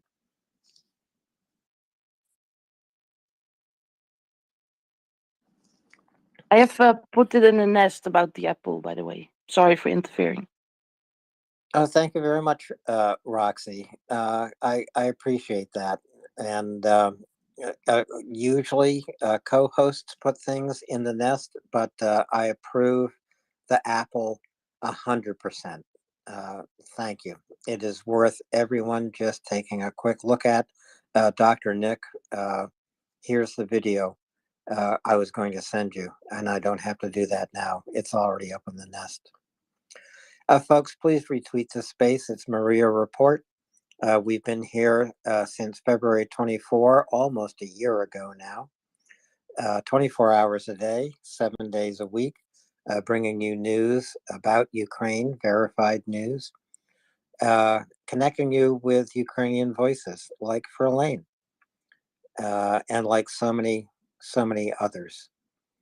Angry Ants, you've come up. Please go ahead. I got hit in the feelings, and I wanted to come up and just express my feelings. And as someone who has gone through combat and spent days and weeks in very bad situations, and nothing compared to this soldier. I just saw that video of a young soldier eating a bite of an apple, and I will say it brought me to tears. And if there's no reason why we should all band together and support Ukraine, that's a good reason right there. I apologize for being a little emotional about it, but it's very serious in my opinion. But you don't really see those things. There's folks like me understand what that means, and that apple is more important than any video game you ever played, or new shirt or pair of shoes you ever bought. And that means all the world to the idea of defending Ukraine, and fighting for liberty for them. So it was just very special. I saw that. It seemed like a very mundane video, but the reality of it is so powerful, in my opinion. Thanks, Angry. You're right. There's after you've been in captivity, and I've never been in captivity. Hope never to be. I've not fought in combat, but it's this real life, as you call it, mundane picture of what survival means. That soldier, that apple, is the future of Ukraine. That man lives to rebuild this country. And like so many Ukrainian veterans, I know what he wants to do. He wants to keep fighting. And that's what we all want to do right here at MriyaReport in our own way. That's why we're here. That's why we've been here since February 24 of last year, now almost a year's time in this invasion by Russia of Ukraine. It's not the first year of war that Ukraine has gone through. Really, Ukraine is in the 10th year of war. It was more than 9 years ago that Russia made its first incursion into Ukraine, broke its sovereign borders, and we won't know these stories until the war is over.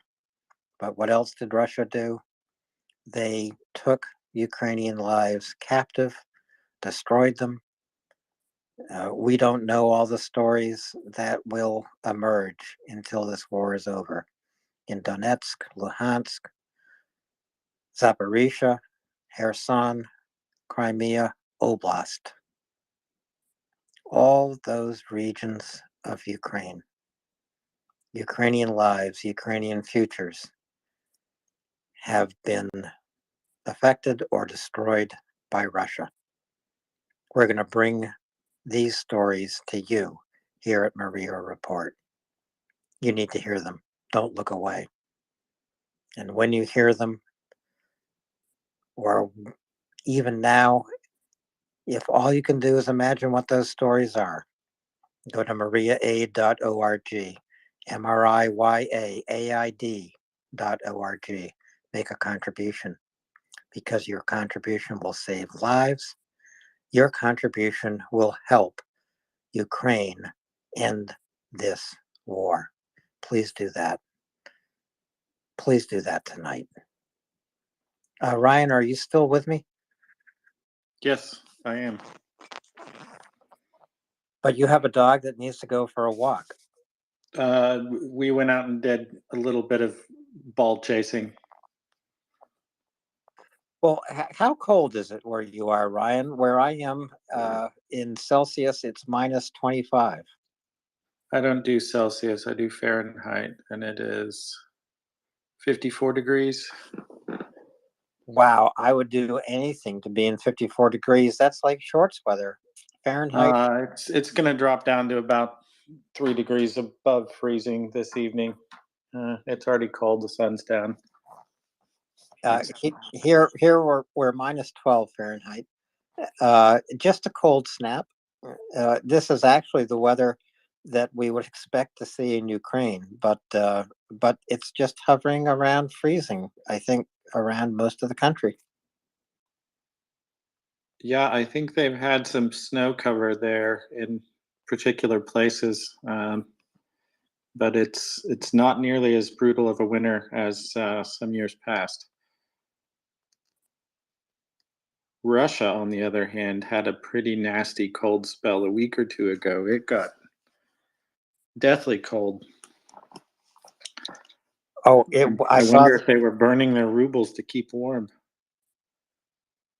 No, rubles do not burn that bright. And on top of Mount Washington today, they recorded their lowest wind chill temperature ever, minus 104 degrees. And, because it's the United States, I'm pretty sure that's Fahrenheit. That's cold. That's beyond chilly.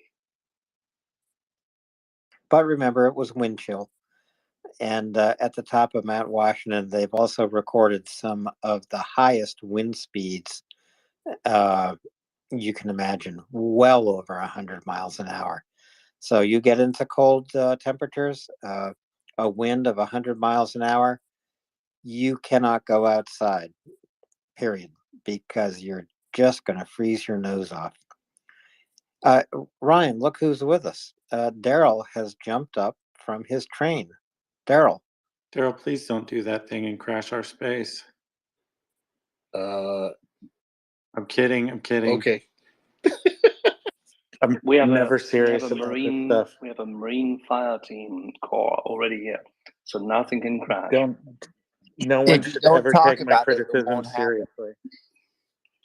Just keep my nickname out your mouth and maybe it won't happen. It just seems that it always seems to happen. Last night, I don't even know what happened. I was leaving and it did it. So I don't blame me for that one. I was kicked out. Sure. So you left and shut down the door and shut the door? Somebody dropped the mic for me. He took his ball and went home. And Nancy, they just kind of said, kick him out. And it shut down after I left. Jerk move, Daryl. Well, hi. So the truth is, Daryl keeps the space alive. That's the truth, Ryan. You know it. He's like Atlas holding it up.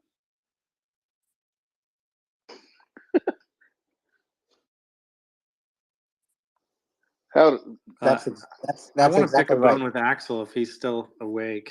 What do you mean if he's still awake? What are you talking about? I mean, seriously, I'm here. What do you want? Hang on. I have to go find it. We're I gonna hope duke this out. Axel's up this late. I hope he at least got him a sip of something. It's about googly eyes, and we're Mr. gonna. Axel, what are you drinking at this moment? I'm currently looking at the remainder of the dinner time Chateau des Landes 2016 Le Sac Saint-Emilion, and that I'm going to finish. Okay, I want to direct everyone's attention to the nest. Take a look at that tank and tell me again why googly eyes can't be a thing.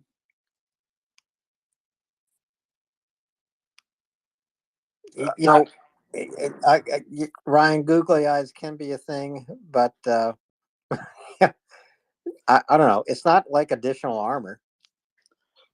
I mean, do you know how much horsepower is added to an import Honda 1.6 dual overhead cam VTEC when you put Brian, a sticker on it's it? all facts. It's all facts.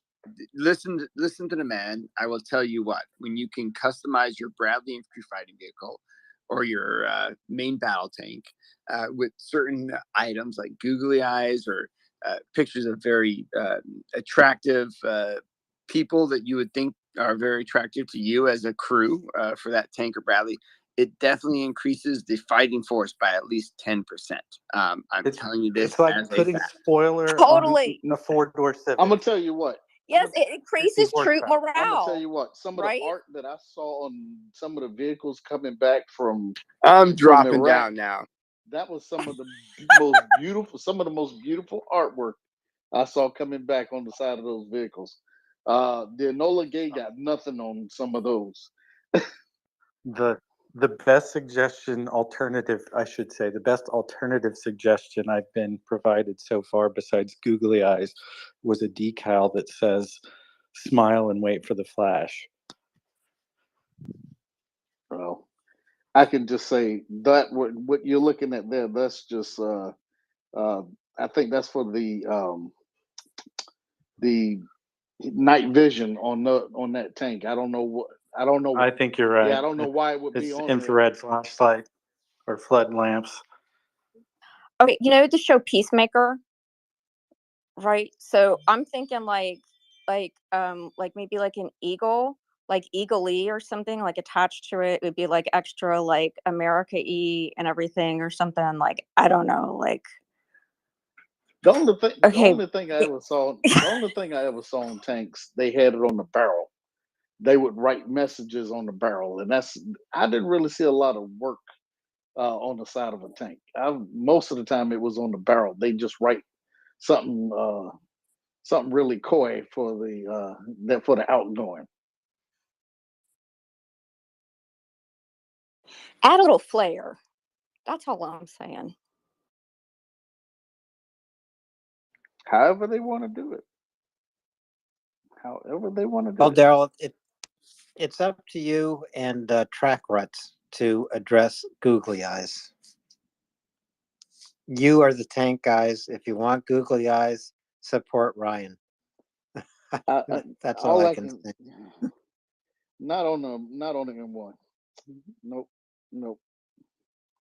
They just leave the message on the bottom. Now, if they want to do it to a T8 T72 or whatever, hey, knock yourself out. Hey, now, did you just veto googly eyes on an M1? Yes. If I was the mechanic, I'd knock them off. Wow. I'm serious. There's certain things you just don't mess with. Well, that's why I don't mind the that's why I'm messages on gonna the give barrel, but I'm gonna give the Ukrainians the choice, and I'm not gonna ask Daryl. Ryan, I want to support you here for a second. There's a wonderful war movie called Kelly's Heroes, and it talks. And one of the most amazing parts about it is eccentric tank gunner that did all kinds of crazy things with his vehicle, like create music videos or music and paint rounds and all kinds of stuff to confuse the enemy. So.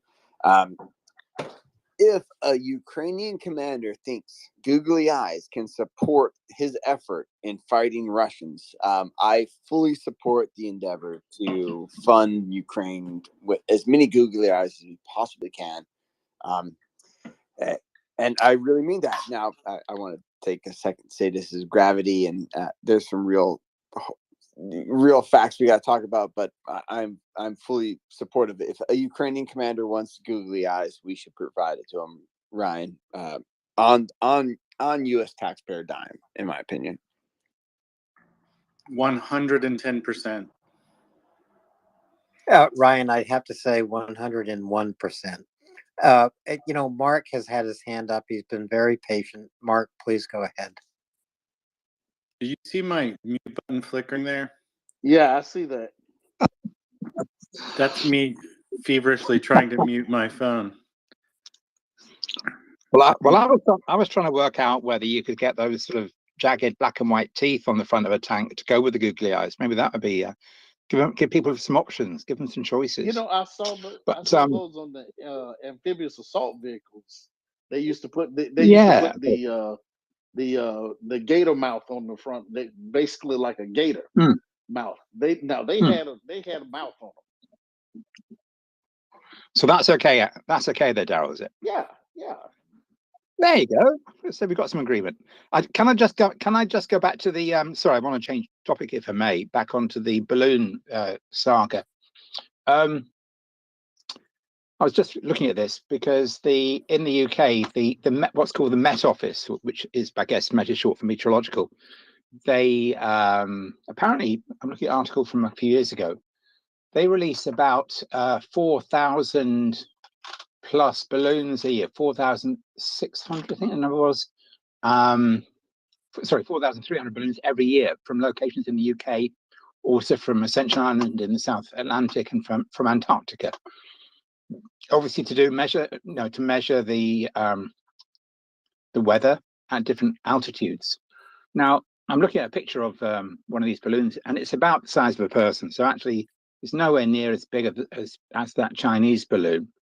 So I can't work out why on earth they would need it unless they needed the lift to support a much heavier weight of equipment that it was carrying. So I'd be really interested to find out what it is, what it was actually carrying there. I bet the United States will be able to answer that question if they want to, Mark, very shortly. So that was a huge balloon. It was 18 miles high. This balloon was traveling in the stratosphere. That's almost in space. And I can guarantee you that any intelligence sent from that balloon back to the People's Republic of China was, one, intercepted by the United States, or two, interdicted by the United States, so no transmission ever got back to China, and three, the United States knows exactly what China was looking for.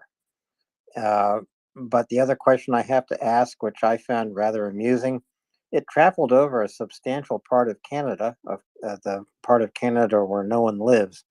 But didn't the Canadians notice it? Ryan, go ahead, then we'll go back to Mark for a follow-up. I was just curious what happened to Axel when I brought up a very germane topic about googly eyes on M1 Abrams. He seemed to have disappeared into the mists. He's launching a balloon. If I can come back, I think Ryan, you took him over the limit there with the people. He can't handle anything more than 100%. You know, mathematically, he just can't handle. He can't handle it, can he? So it's the German in him. He got irritated because I said something more than 100%. There I you used go. to have a math teacher that would come uncorked if we said 100 and anything north of 100%. Yeah. But if I'm just finished off on this balloon thing, where I live, we actually have the airship hangars that were built to accommodate the two big R101 and R102 airships back in the 1930s, one of which crashed and a lot of people died. So it's crazy that we still have those 90 years on. They're still more than 90 years on. They're still here, and one of them is used for making for films. So a friend of mine is the mayor of Bedford. He's also the mayor of Gotham City because Batman was filmed, or part of Batman was filmed there.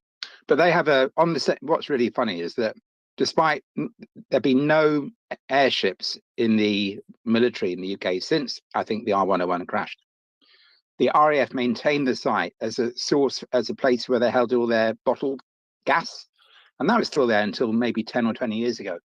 And it's still used as a site for the Met Office, and they have a little blimp which they sort of release up into the on a line on a cable to do their own measurements in their research place on the same site. So it's quite interesting to see that occasionally up in the sky, not far from where I am now. Anyway, it's just interesting to see just intriguing about the size of that balloon the Chinese released, and really what they would hope to gain with that, because you can't control it very well. You can try and get into different altitudes and maybe try and pick up different wind currents, but obviously you can't direct it in the way that you can an aircraft. Anyway, thank you. I'm not even sure how they controlled it, or if it was just floating on air currents. But I have to look into the balloon a lot more, Mark, and maybe Martin knows about the balloon. I don't know. Hi, Alan and Daryl and Slava Ukraini, and a joke Slava. at my expense. Yeah, I'll excuse me. Oh, geez, just had something to drink and it went down the wrong way. I'll make a joke at my expense. Yeah, I'm like a balloon full of hot air, but bad one. But I would have to say that that balloon would have been tracked by the North American Aerospace Defense Command, NORAD. From their headquarters deep under the mountain in Colorado Springs, or here in Winnipeg at 1 Canadian Air Division, which is, you would say, NORAD Canadian headquarters. So because there's nothing that enters North American airspace, nothing that isn't being tracked by the sophisticated tracking devices that NORAD has. And I've been watching quite closely on CNN the whole story of this balloon and it being shot down. And I guess, as you know, right now they've got ships in the area where it came down and are searching for that, that component. I guess the spy components that the balloon was carrying as it drifted through North American airspace. So I just thought I'd bring that to everyone's attention. And Alan, one more thing. I heard you mention about that returned Ukrainian prisoner of war eating the apple. And I had exactly the same feelings as you did watching that video on Twitter of him biting into that big juicy apple. And I thought, thank goodness he's back home and he has the opportunity to to have some fresh fruit and breathe the air of freedom, such as it is in Ukraine. And so I'll just step down to listener again and say Slava Ukraini, and please everyone retweet this amazing, wonderful space called MriyaReport, the wonderful, the indispensable source of continuous information on Russia's illegal war of aggression, genocidal war against democratic Ukraine. Thank you all, and I'll drop down. Aram Slava, Martin, and thank you for coming up. And yes, it is just so hard to imagine being without the taste of an apple, the taste of life, a breath of fresh air for almost a year. But it's also hard to imagine all the Ukrainian lives that have been taken by Russia in this war. Civilian lives, lives of Ukrainians fighting to defend their country. These are the lives, the very best lives of Ukraine that will rebuild this country in the future. I want to welcome up Yehuda, and I hope you are up with us. You've cycled around a couple of times.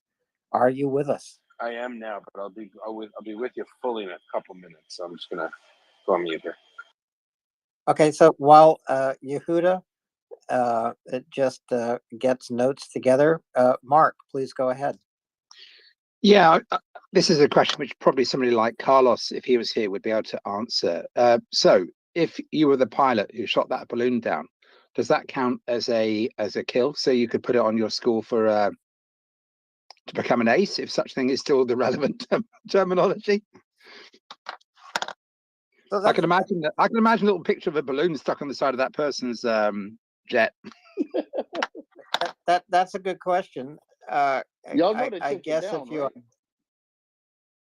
it's down, Yeah. Daryl. They shot it Yeah, down. I thought, okay, I was just wondering if y'all knew they had already took it down or not. They took it down over the Atlantic, and now ships are looking for whatever is left of that balloon floating around the ocean. But you know, if I were a fighter pilot, do I in 2023 want to put a balloon on my fuselage as a kill? Even if it's this balloon, I actually don't think I want to do that. Well, it's a good talking point, though, isn't it? Yeah, that's not one that everybody can claim either. The thing is, has China responded at all? I don't think so. Maybe they've sent up more balloons. I don't know. Because if it was over the Atlantic, and depending on where it was, I would think that they would make a stink if it was over international water. But if it was over U.S. airspace, then I don't think they could say very much. Well, even if it was over international waters, Daryl, I don't think they could say much either. But well, it's no so longer. far It would be no longer in our jurisdiction. That's the thing. But if it was in our airspace, then it violated it. And maybe if anyone didn't mention it, maybe they might have thought it was a UFO and had to take it down. I don't think the Chinese were actually very clear that it was theirs. But someone asked a good question, and Malcolm Nance answered it. I think that is why let it go there. Well, there's a million things that NORAD can do. Jamming signals is one of them, or rather spying on signals, right? You got to remember, it's a two-way street, transmit and receive. And that balloon, whether the Chinese will ever admit it or not, was obviously communicating. And guess who's picking up all of that comms? And even if they don't know what it is or it's encrypted, they can figure it out. And the Chinese probably lost more in terms of intelligence than they gained.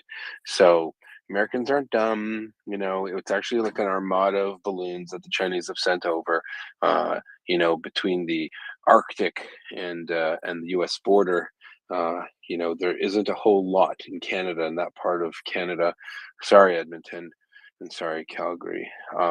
But they would have been seen coming a mile away. and all their bleeps and bloops were going off, and bleep blop blop, and everyone got to figure, oh, that's interesting. They're using this technology. Oh, they're using this code. Wow, how are they navigating? Interesting. All of these things got picked up.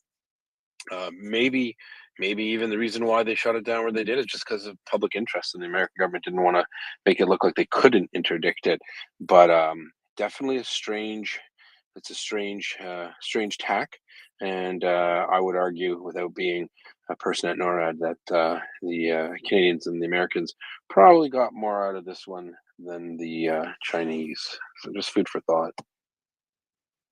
Yeah, and Daryl, even if it did come down in international waters, and I think it was off Myrtle Beach, so off Virginia in the Atlantic Ocean, whose ships are closer, American ships or Chinese ships? So I'm pretty sure American ships are closer, and it's okay to go out and look for Well, whatever salvage, remains yeah. of the balloon. But it's the fact that if it was in our airspace, then we have every right to shoot it down. But once it leaves our airspace, that's when it gets back into international airspace, so to speak. And then there would be there could be an issue whomever the owning entities are. That's all I'm saying, is that it legally we would have no jurisdiction outside our airspace. That's all.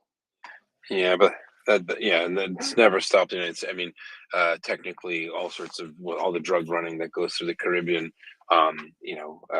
joint patrols of various countries will board ships in international waters anyway that they know have drugs on them, right? So, if But there's that's a different. reason You to, then usually have treaties that govern that kind of stuff, though. no, I mean, like there definitely there would be an argument to be made as to why you boarded this vessel, right? Because it's not a treaty; a drug dealer might say it's international piracy, but I don't think the judge would care too much with all of the drugs, the $800 million worth of cocaine that they would have found on the boat. But I'm just saying that sometimes gunboat diplomacy is a thing, but if it's over American airspace, I mean, even if it was entered and it was international, I mean, again, who's gonna know? I guess. But I'm definitely sure that this wasn't a big propaganda, or this wasn't a big intelligence haul for the Chinese. Like I've obviously Russian and tanky Twitter and Telegram is going crazy. Look, China, they got this balloon. America's so weak. It's just bizarre, strange. I guess the question is, do we have anyone who knows how high your territorial airspace goes? Because obviously in space, it's not considered, the space over the United States isn't considered the United States airspace, like meaning space as in outer space or whatever. But I wonder how high that ceiling goes. Do we have any aviation lawyers here? We have Space Force now in the U.S., so I'm not really sure what the diameters of that is. All right, so does anyone have the answer? That's what I would think it would be a lot in of the us don't have the answer. I would think it would be in the navigable space. In other words, anything that could be under power and guided within our airspace. No, but how high is it? So Russian satellite circling the circling the Earth over the United States is not considered No, to be an that's American but airspace. that's a geosynchronous So what is it? orbit. 20 miles? Yeah, that's a geosynchronous Yeah. orbit. though. That's different. Yeah. So I'm saying, so territorial waters have a certain limit, and I'm saying that does it go 100 miles. on a Y vertical? Yeah, that's 100 miles off the coast. I think it's there's an economic zone, and I thought it's 12 nautical miles or something. I'm not I sure. think it's the atmosphere. I think that. Yeah. Well, if anyone does know, instead of us guessing, if anyone knows how high does your airspace go in your country, I'd be curious. And I do want to ask a question. There was a BBC article. I was very, very busy, a lot of work to do, and there was an article that I didn't read, and it was a very interesting title. It said, "Why balloons and not just use a satellite? Why balloon and not a satellite?" I would have loved to have read it. I don't know if anyone did catch that. That might be interesting. Yeah, I haven't read that, and I don't know what the rules governing balloons traveling over international airspace are. But as far as I'm concerned, the United States has jurisdiction. I mean, it traveled over Canada, over the United States, and the U.S. took it down. And as Yehuda just pointed out, the U.S. benefited from reading communications from that balloon more than China benefited from sending those communications to the PRC. I mean, we know more now than we did before China released the balloon. Yeah. But kind of a distraction. To answer your point, Yehuda, I think it had more to do from the explanations I had heard. It had more to do with being. It had a longer time over the intended area, because with the satellites they have a certain speed that they maintain while they're in orbit, but the balloon could actually loiter a lot longer over an area, and that was one of the benefits of it over the satellites. And I'll buy that for $1, Daryl. That sounds like a good answer. A satellite goes pretty fast. It doesn't really have a choice flying around at a bazillion miles an hour, but a balloon goes kind of slow. And that makes sense. Interesting. Right. And it's not unprecedented. We actually used them ourselves way back. I think it was in World War II. I think it was that we actually used them as surveillance and capturing data. Well, welcome to the 21st century China. Good for them. Hey, Angry Ants, what do you have for us? You know about balloons? Well, we did use balloons in even in Iraq actually, but there were units that were tethered or had direct connections.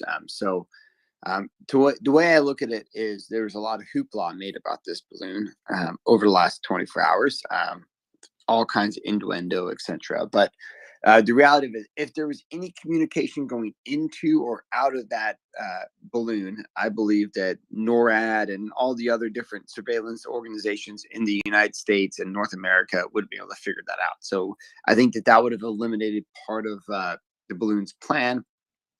The one thing that I worried about, what I would have worried about, is physical evidence, things that balloon might have been sucking up that did not have any kind of outside data link. And that's why I'm very happy that the balloon got shot down. So I think that, yeah. So it looks like it was a good deal. It's 100 kilometers, thanks to Lick. It's 100 kilometers, the Kármán line. That's where countries say that's our limit. If you're within 100 kilometers of our from the ground up, that's our space. So that's interesting. Thank you. So I think that balloon was inside U.S. airspace. We have 100%. We have Fighter and then Euler. Fighter, go ahead. Hey guys, you'll recognize who I am. Sorry I've had to drop off for a while. Has to deal with air. This is Carlos. So I wanted to come up to just talk real quick before I can jump back on my other account about the balloon. And obviously, it was shot down over the coast of North Carolina. It was Raptors that did it, F-22s. I think it was the 97th Fighter Squadron out of Langley that actually did it. And they actually had some Strike Eagles that were in support out of Goldsboro there. But Yehuda said it, 100 kilometers is basically what they use. There's another figure that's used, sometimes 186 miles, which is actually more like 300 kilometers. But the near space begins at about 65,000 feet. And that's why you could actually see this one. And I think what everybody already alluded to is that this is actually not the first time that we've had balloons. There's other words that we use for them, but this is obviously the first time that people have seen them. And we definitely were able to get more out of it, as you just stated, than they were from us. This also happens over Japan a lot more than it does here in the United States and Thailand, because they do a lot of surveillance of the exercises there. Yeah, for people who aren't aware, there are signal communications technology and intelligence is so powerful, especially in the West, especially in America, that they literally could have been how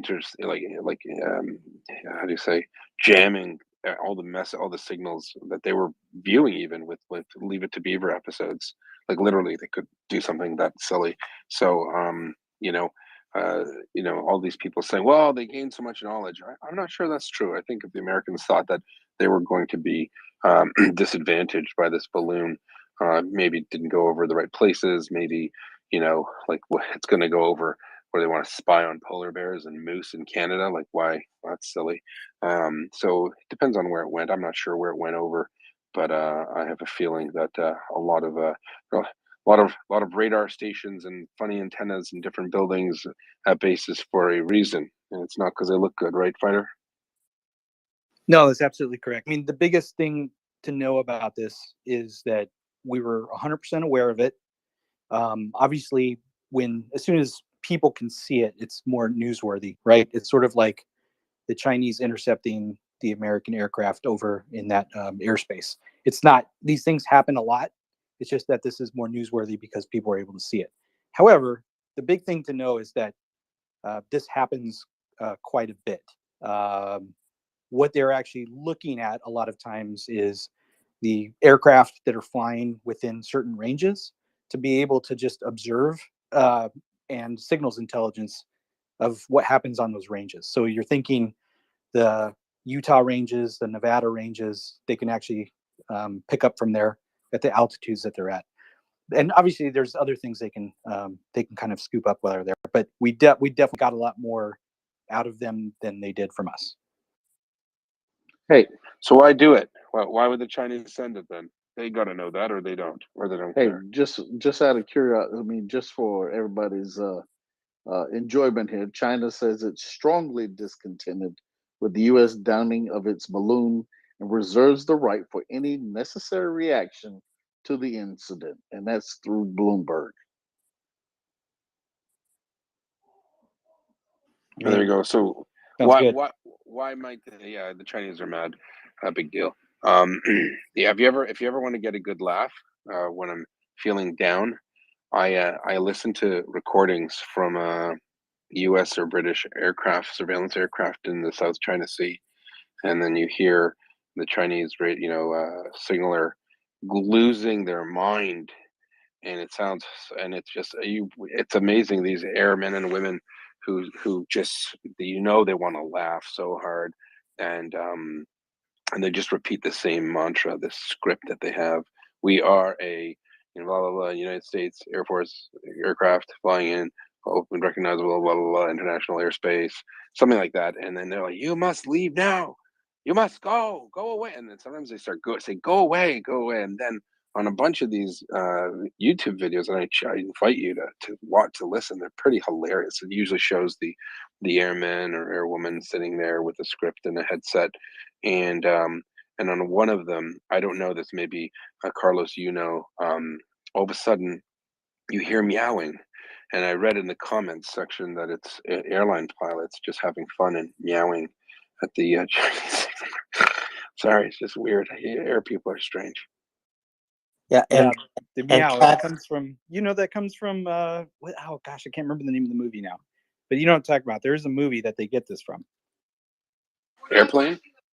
Not snakes on a plane. No, it's not air related. It's the patrolmen that are in like Vermont. They eventually have a problem with the Canadian police. I don't know. There's like a part 2. Somebody's got to know. Canadian bacon? No. Cats are I'll everywhere. bring it up, but I know what you're talking about though. It's a big thing, the meowing, and it just makes people angry because it's supposed to be all professional, but then somebody meows. Yeah, certainly not the cat's meow. Okay, somebody meows, and we have Euler, Zagolman, and then Matthew, and then JD. So Euler, please go ahead. Hi, folks. Hold on, before you go on, let me just try this. Euler. It's Euler, actually, but it's fine. You don't have to pronounce it correctly. Oh, sorry. I meant some movie called Yeah, Bueller. Super Oh, Troopers. okay. It's Super Troopers. Sorry, had to throw that out there. Super Troopers. The Didn't meow get the thing. reference, sorry. It's a famous, great movie. What is that movie? Ferris Bueller's Day Off. Best movie ever. Sorry, go ahead, Euler. Yeah, so regarding the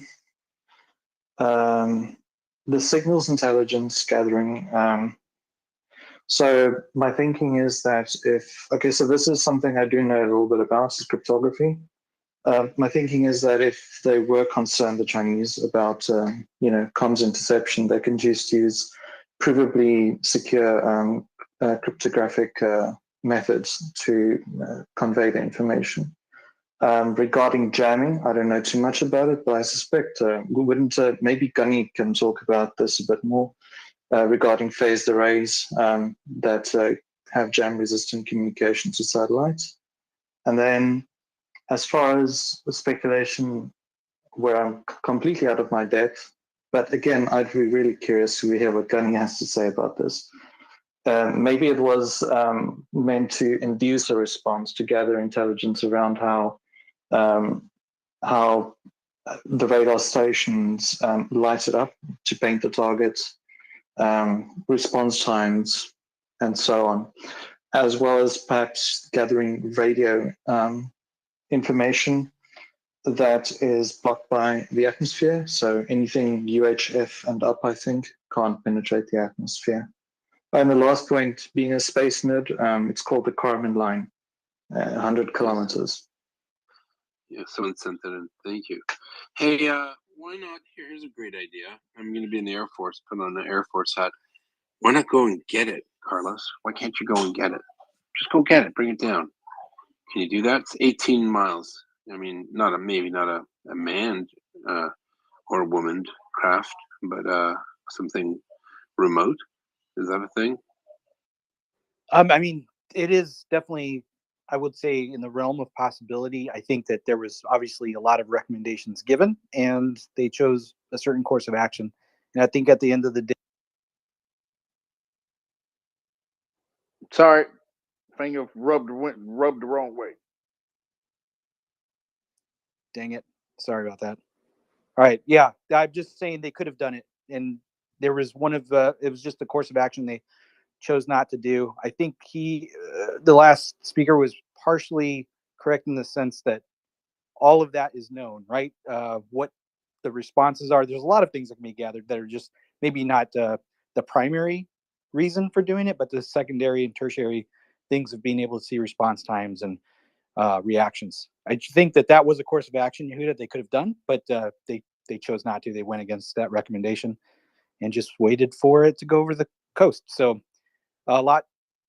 guys like to shoot missiles. I hate to say it, but Raptors needed to shoot something, and that's what they let them do. You mean they wouldn't go with guns? Come on. I mean, a gun's kill on a balloon is just not very sexy. I hate to say it, but yeah, but that would be overkill for a missile, though. Yeah, it's an expensive shoot. I think there was a lot. They came up with a mission. They wanted to do it. That's what they chose to do. But it's fun to shoot missiles. They did it. They did it when they did it because they didn't want the debris to hit in the mainland, right? Yeah, those things are pretty. The packages that are on those are pretty big. I mean, they could do some damage. I think they would have been remiss if had it gone down someplace else. So the observation bay was the size of 3 buses. It said. Yeah, it's just a smarter thing, regardless of everything else. And by the way, it just, again, that's the course of action they chose. It's better to have it go down over the ocean. It just is. Just out of curiosity, did we reveal any capabilities of those craft that wasn't already known, or was it just am I just speculating with that? Because some of those planes, you're talking about Raptors? Yeah, because I don't think that height was in their known capability, is it? Yeah, it is. They're one of they have a pretty high service ceiling. I mean, that's the least of the concerns for the U.S. anyway. So they everybody knows the Raptors can go pretty high. Even F-15s have even shot down satellites before, which you can look up. So they have those capabilities. Well, damn. Okay.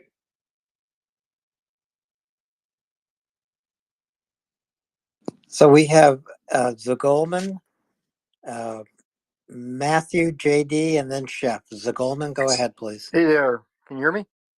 Gotcha. Loud and clear. Hey, good hearing from you, Carlos. Hey, I just wanted to. I was kind of surprised they shut it down, to be honest with you. I guess historically speaking, SR-71s and U-2s have flown at those altitudes over other countries' airspace routinely in our past. So I I expected that we were just going to like not set a precedent of shooting something down at those altitudes, even though it was technically a violation. But just because we've done it before, and we may be planning on doing it again with an SR-72 or another or a replacement aircraft. I think we all believes in development. So just a comment. I was just thinking we've done that. So wasn't a balloon, obviously, but.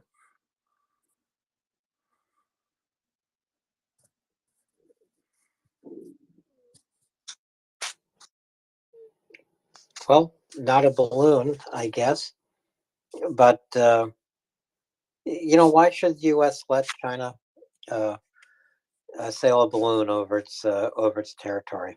Yeah, it just doesn't make sense. So I'm glad they shot it down. Yeah, I was just surprised because it sets a precedent if we ever try and do it. Yeah, they could have shot it down over Canada, over big old forest. No Yeah. one would have seen it. So Well, I bet you they obviously were trying to gain intelligence on the way it communicates, and absolutely. maybe even find out what the Chinese were looking Yeah, for. obviously let it. They could jam it. Yeah, they let it because I guess I read they saw it over the Aleutian Islands, so they picked it up coming even before it got to mainland. So clearly they were letting it go. Yep, 100%. I think what was Matt next there? Matthew, welcome. Matthew's got an interesting story to tell us when he has time. He was a MriyaReport host as well, and he was in another country where he got to meet some Ukrainian people who are fighting, Israeli Ukrainians fighting in Ukraine. And I honestly look forward to that discussion. Welcome back, Matthew. Hi, Ehud. It's nice to be with you. Thank you for the welcome. And I look forward to maybe, organizing that show about the Israel-Ukraine connection before too long. Thanks very much for this, for these thoughts on the spy balloon. I wanted to ask something about the timing of this incident. So what I find very puzzling about the whole thing is the fact that the Chinese, from what I can gather from the papers, seem to have been preparing for Blinken's visit and considered it quite important, and they wanted it to take place. And so it seems strange that they would send this balloon over the U.S. And Canada right before that, unless they thought it could evade detection, which I understand is not very likely. So I just I wonder whether you have any thoughts as to why they would do this now rather than say waiting until later, or conversely, well before his visit. Could it be that they wanted us to go in with a grudge on our shoulders to show that we were irrational during the talks? I don't know. I mean, I guess so. I don't claim to be informed about Chinese diplomacy, but it seems like there must have been at least some risk that what actually happened would happen, namely that the U.S. would cancel Blinken's visit, which does not seem like a good outcome for them. Yeah, I mean they provoked the ending that they wanted. In other words, and whether if Blinken goes and he mentions it, then China would have an argument for something. But if we had let it go and just went in with stern words, they could show weakness on our part.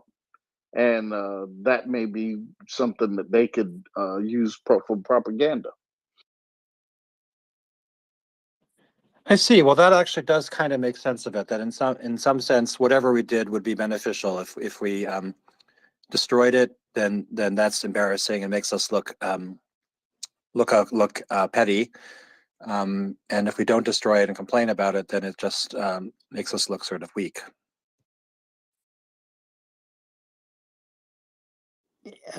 Yeah, I don't know. I'm not sure how I would weigh in on that. But maybe Fighter and then JD have ideas. Fighter, go ahead.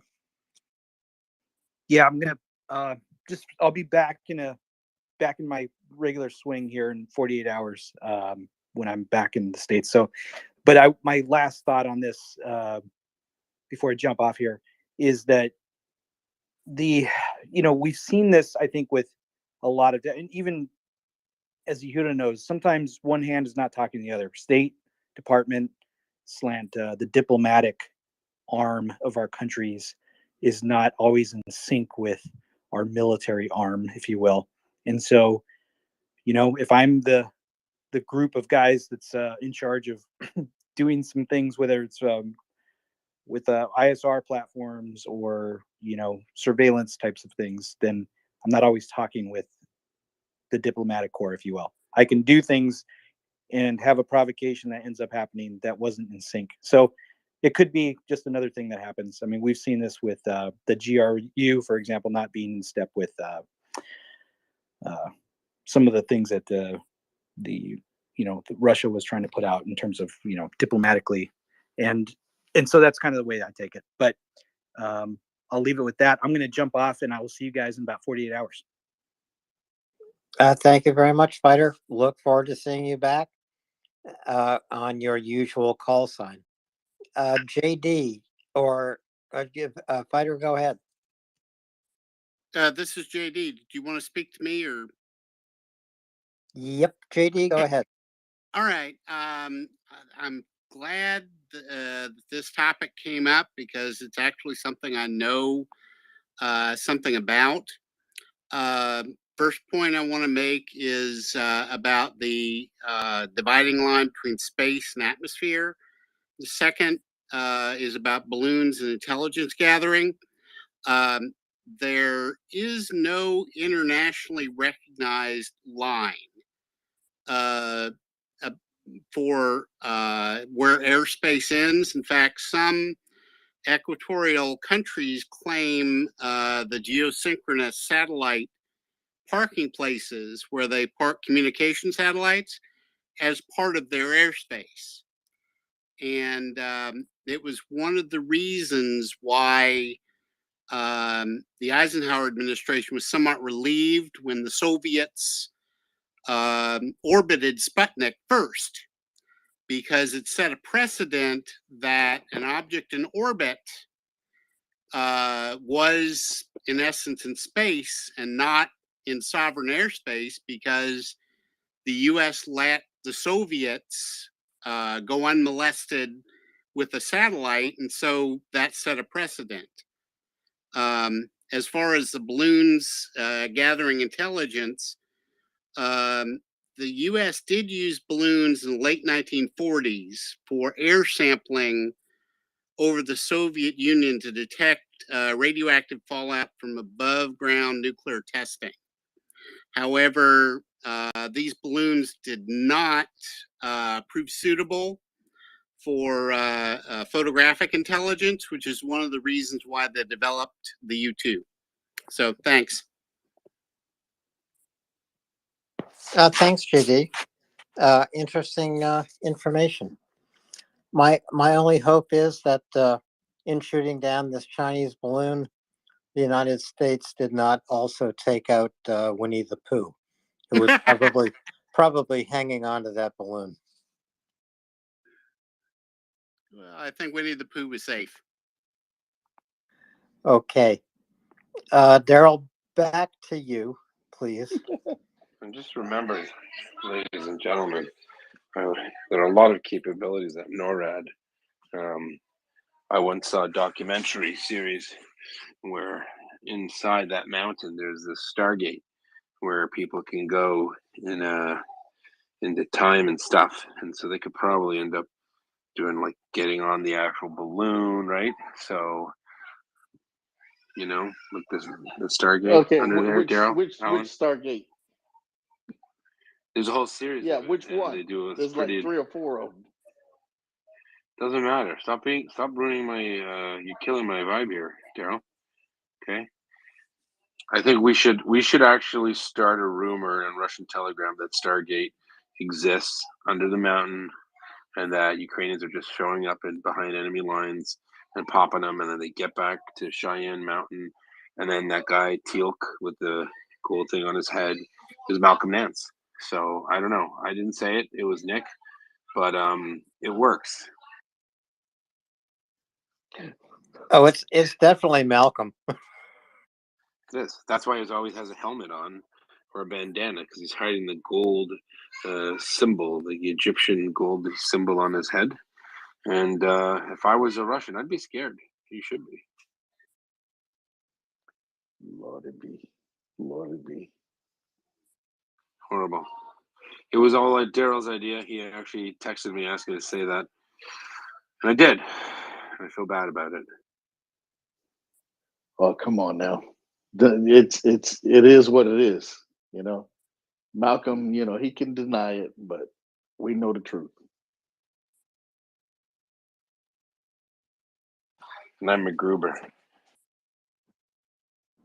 So Yehuda, you had tried to come out earlier tonight when Verlaine was with us, and I was saying it was my first opportunity to speak with Verlaine and to hear from Verlaine, and just in the hour or hour and a half exchange we had with her, I was so inspired hearing her voice. She's great.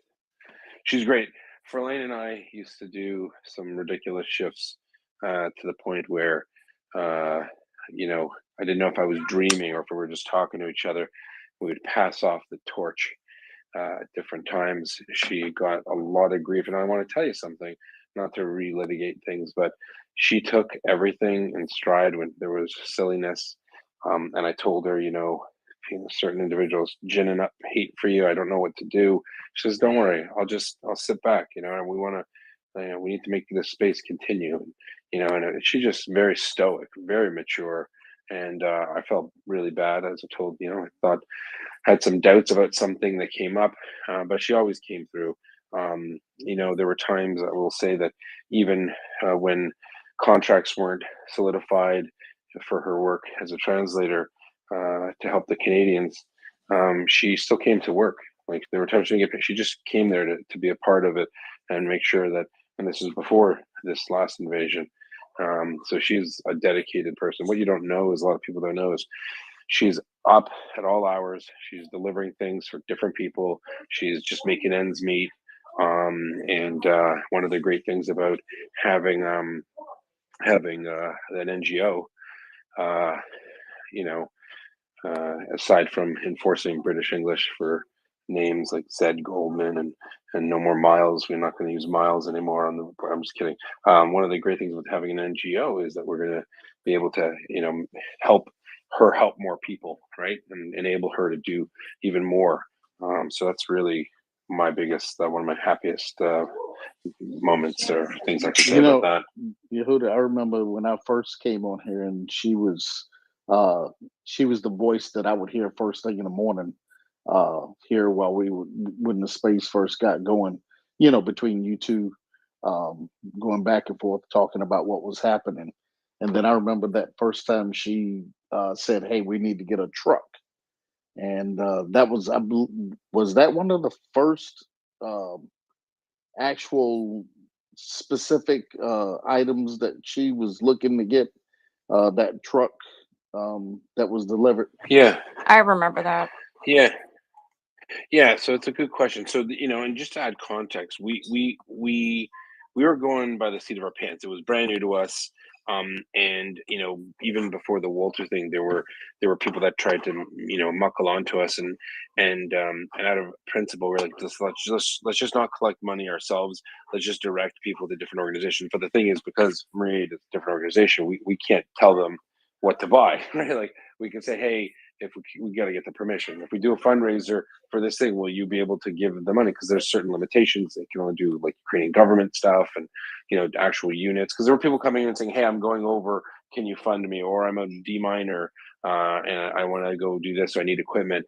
And we don't know them, right? And it was the beginning, so it was very different. Now we can see they're like known entities. So what she did was she was working with the medical command, and they wanted a truck to liaise and train their soldiers in first aid, combat first aid, which is super important. And so she raised, people did donate from the space that knew her, and then the team internally raised, so it was about $5,000. It wasn't 10 or 20,000. I know some people quoted that number because that's what I was told by a certain person, and I was told that everything was fake, and I had to address it, right? Can't just ignore the accusation. But unbeknownst to me, she had spoken to Melanie at MriyaAid and told her she was doing it. Not that she was doing it through Maria, but she just wanted, hey, just so you know, on the report, like the team here, like a lot of our members of the team donate to MriyaAid as well.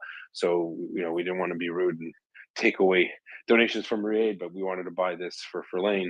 But she told people, she just didn't brag about it. She's just humble. And I got egg on my face, right? Because I assumed something because I was, I got tricked by an individual. And you know what? Hey, I want to say this. I'm going to say this once. People said, well, there's this fight with you guys, and not all of the people on that side are bad. No, not at all. There are some good people there for sure, probably lots. And I will say this, I don't blame them. You want to know why, Daryl? Because for 6 months, I thought that guy was my best friend. I believed everything he said. So if I could, how could I get mad at someone for believing him now when I believed him for 6 months and I literally, put my blood, sweat, and tears on the phone here 24 hours a day, So, what goes around comes around, you know what I mean? All that jazz, blah, blah, blah.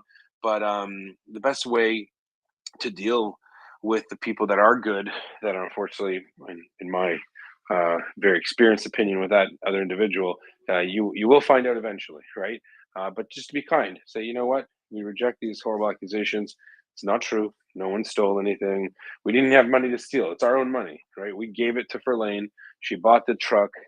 You know, she said to me, actually, it's funny because that individual said she's doing it for her sister and and the kid, and that's why there are diapers in the picture or something.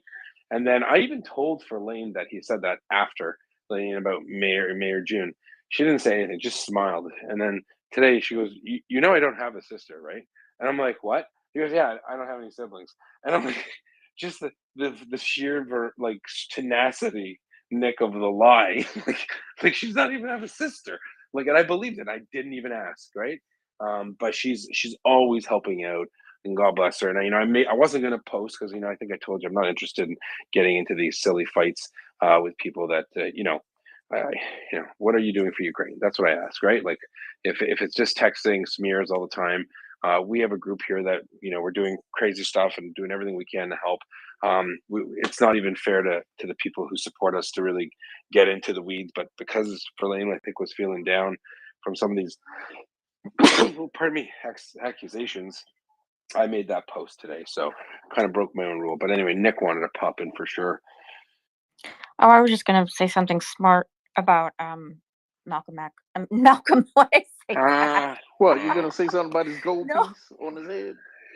Yes, because the Russians are always making comments about him like that.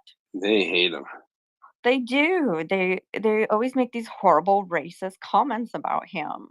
Like, that in like in Russian media, like they'll always be like, oh, um like if they're losing in like a certain area, right? Like on Russian Telegram or sometimes even on state TV or something, they'll be like, well, yeah, I mean, of course they're, we're having a hard time. I mean, look at who is on their side, they've got and they'll use like the N word, to describe these troops, and they'll show like, this picture of like of Malcolm, you know, and it's just like so ridiculous.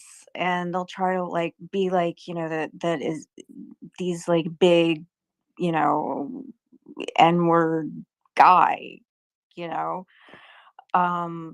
It's like it's just crazy. I mean, like, this is like literally how they talk, right? But the Ukrainians are Nazis, you know.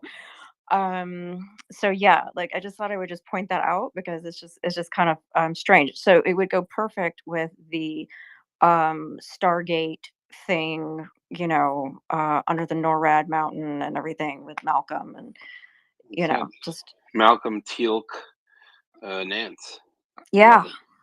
Yeah, it would just be great. Anyway, I just thought that was, I Nick, was did just dying Nick did laughing when you said that because I immediately thought about that trope that they're constantly like bringing out about Malcolm, and so superhuman warrior? yeah, like seriously, that's like how they talk about him.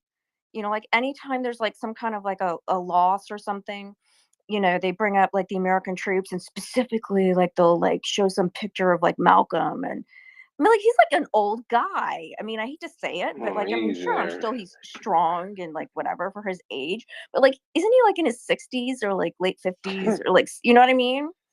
Yeah, I know he's Dr. older Nick. than I yeah, am. no.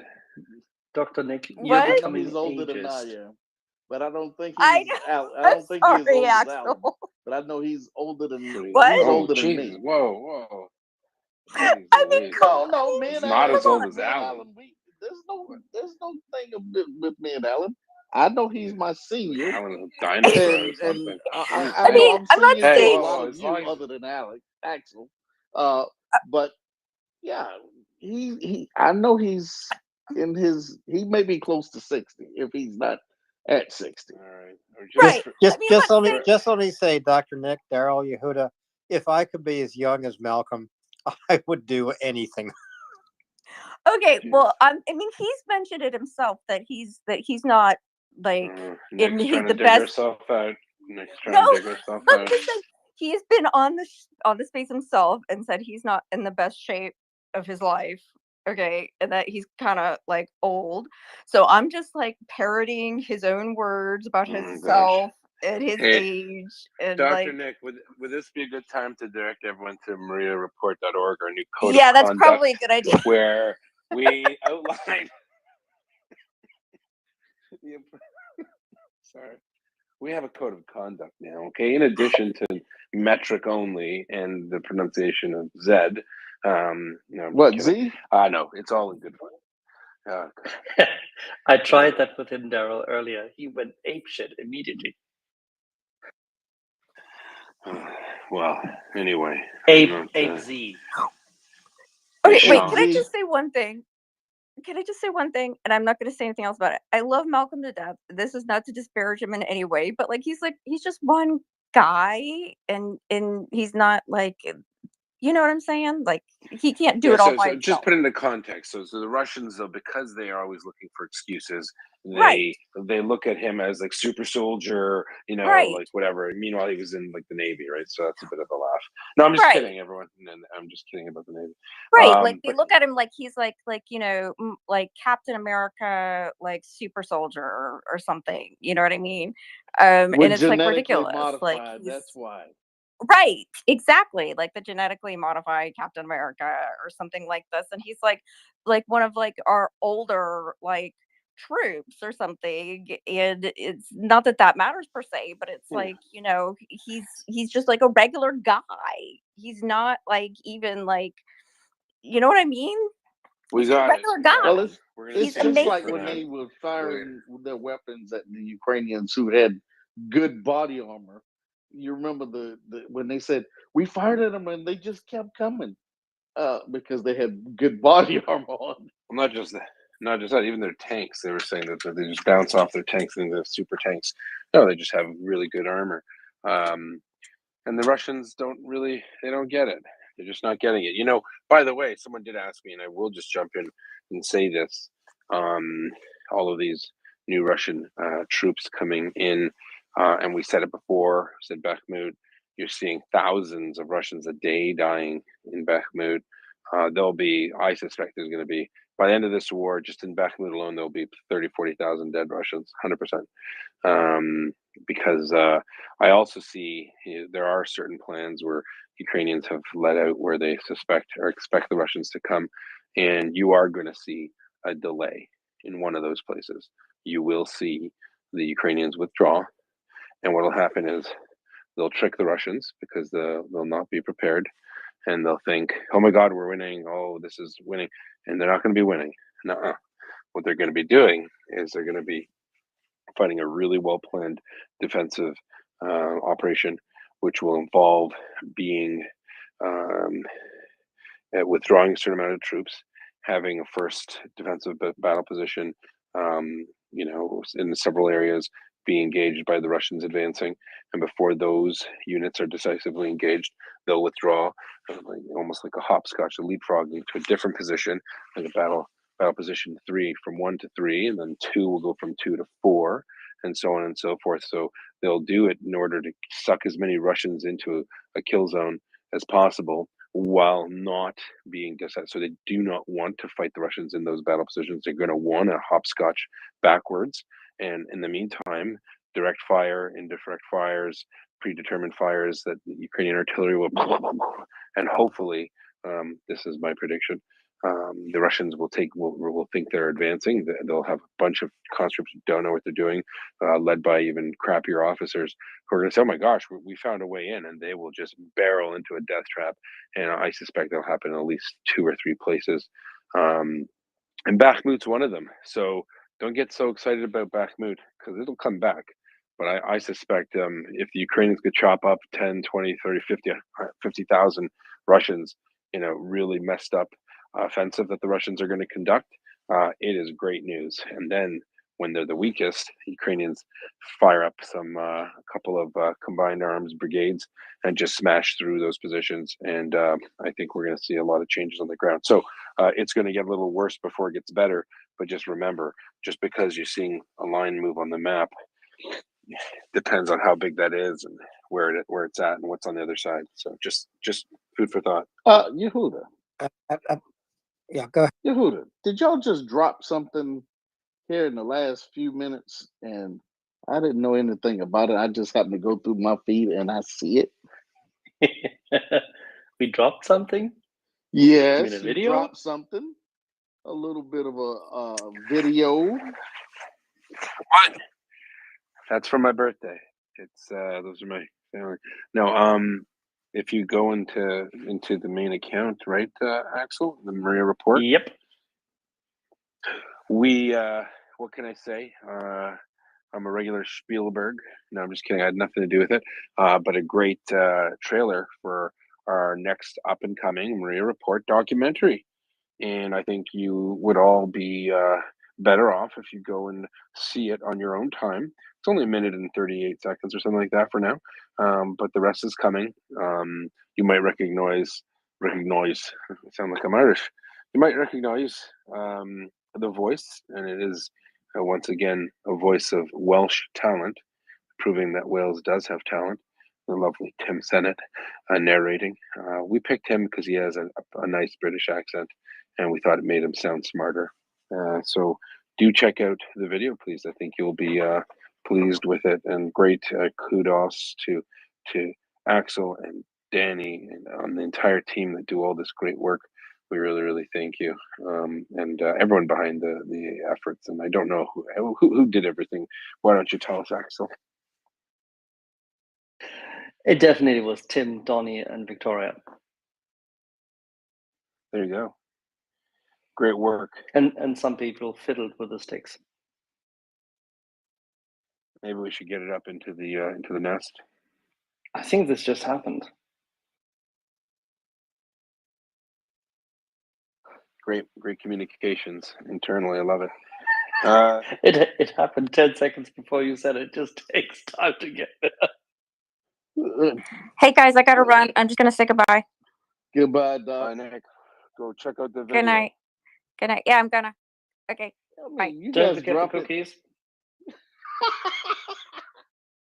What? I said, don't forget the cookies. Oh Lord. No, I can't eat anymore. Too many cookies. All right, bye. Later, Doc. Bye, Dr. Nick. So, Yehuda, Axel, is this video about scouting for a one-take documentary?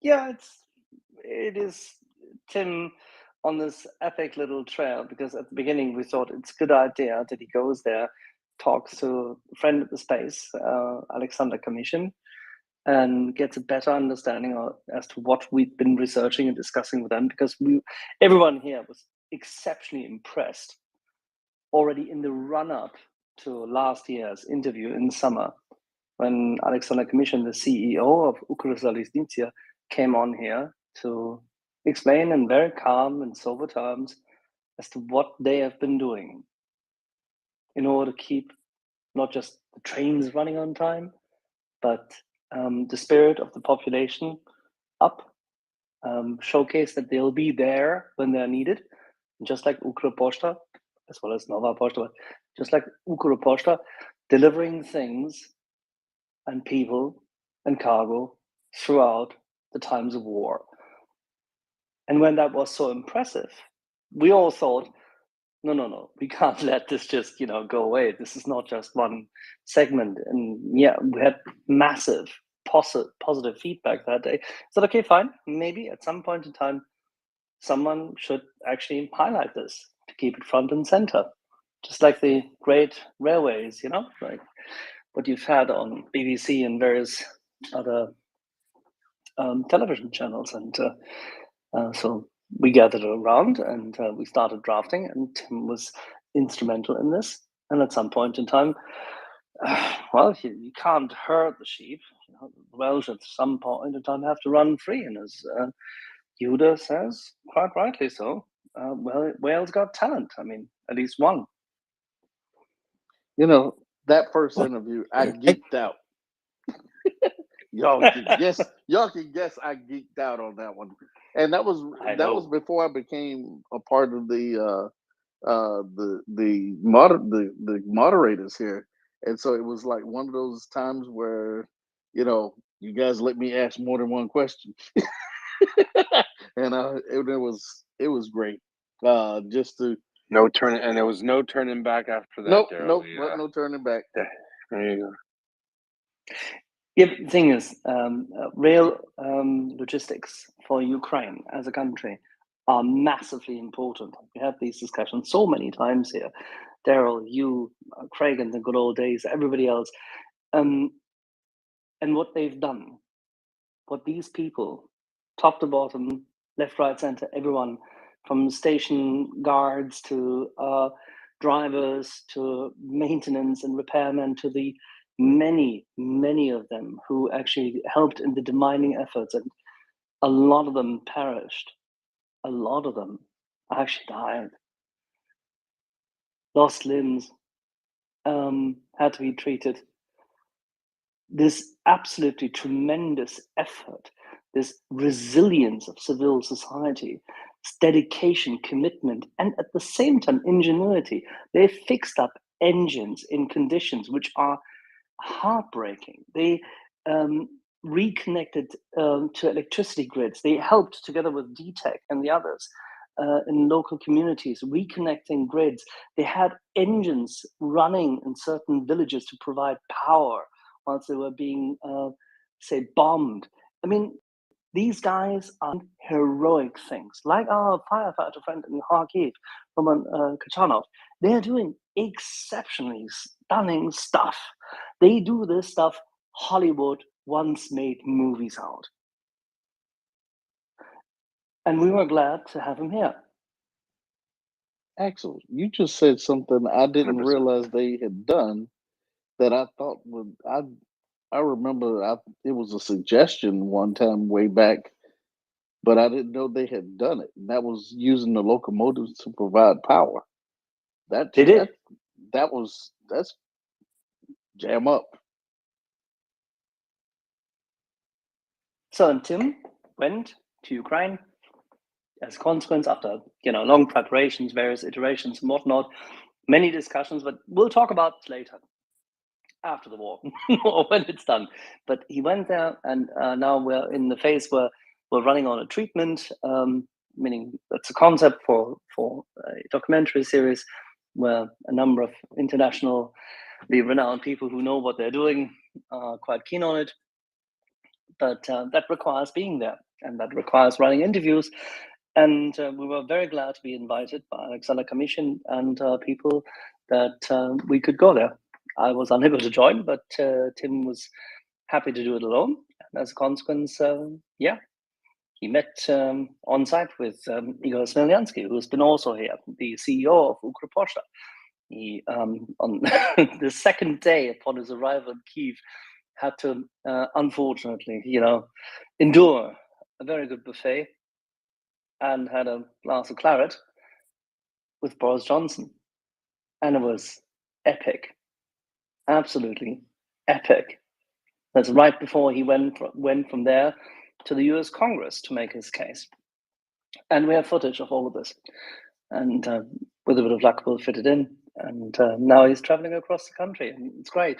And I'm very proud of the boy. He's doing exceptionally good work. And if you have time, follow him. He will post a lot of innuendo, a lot of fun, a lot of stuff. From time to time, he'll have a drink with someone, just like with our friend Shevchenia, who we visited in Kyiv, and then in Zaporizhia. And he'll be all around the country in places you haven't even imagined someone would go at this point in time. And yeah, there you go. Did you say Boris Johnson? Are you talking MriyaReport having a glass of claret? Some people say claret because it's French. But is that what we're saying? Is that where we're at now? Yeah, unfortunately, he was forced to. No, but Boris obviously was completely charming and funny, as always. Of course he was. Of course. Yeah. So listen, tune in, check it out. At MriyaReport, we really have built a network of great people, and it's really taken on a life of its own. To know, I mean, what I would give to be in Tim's position. And by the way, Tim's no longer part of MriyaReport. I'm joking. We're jealous. That's amazing, and thanks so much. Yeah, and the trailer is up in the nest now. If you want to take a look at it, and it like a great trailer, it promises of a great documentary to come. And I do follow Tim. Absolutely love his posts. You never know what Tim's going to say, but you need to watch it. Edward, you're up with your hand. Please go Can we ahead. get somebody who's not David Attenborough to do the narration? Well, yeah, we can get Axel. No. As we all know, kidding. I have a face for radio, but Yehuda has a voice for radio, so he should do that. I don't know. We'll see. It can't be Ryan. No offense. Mockers. Ryan could be Mockers. Ryan could be a world-class physicist.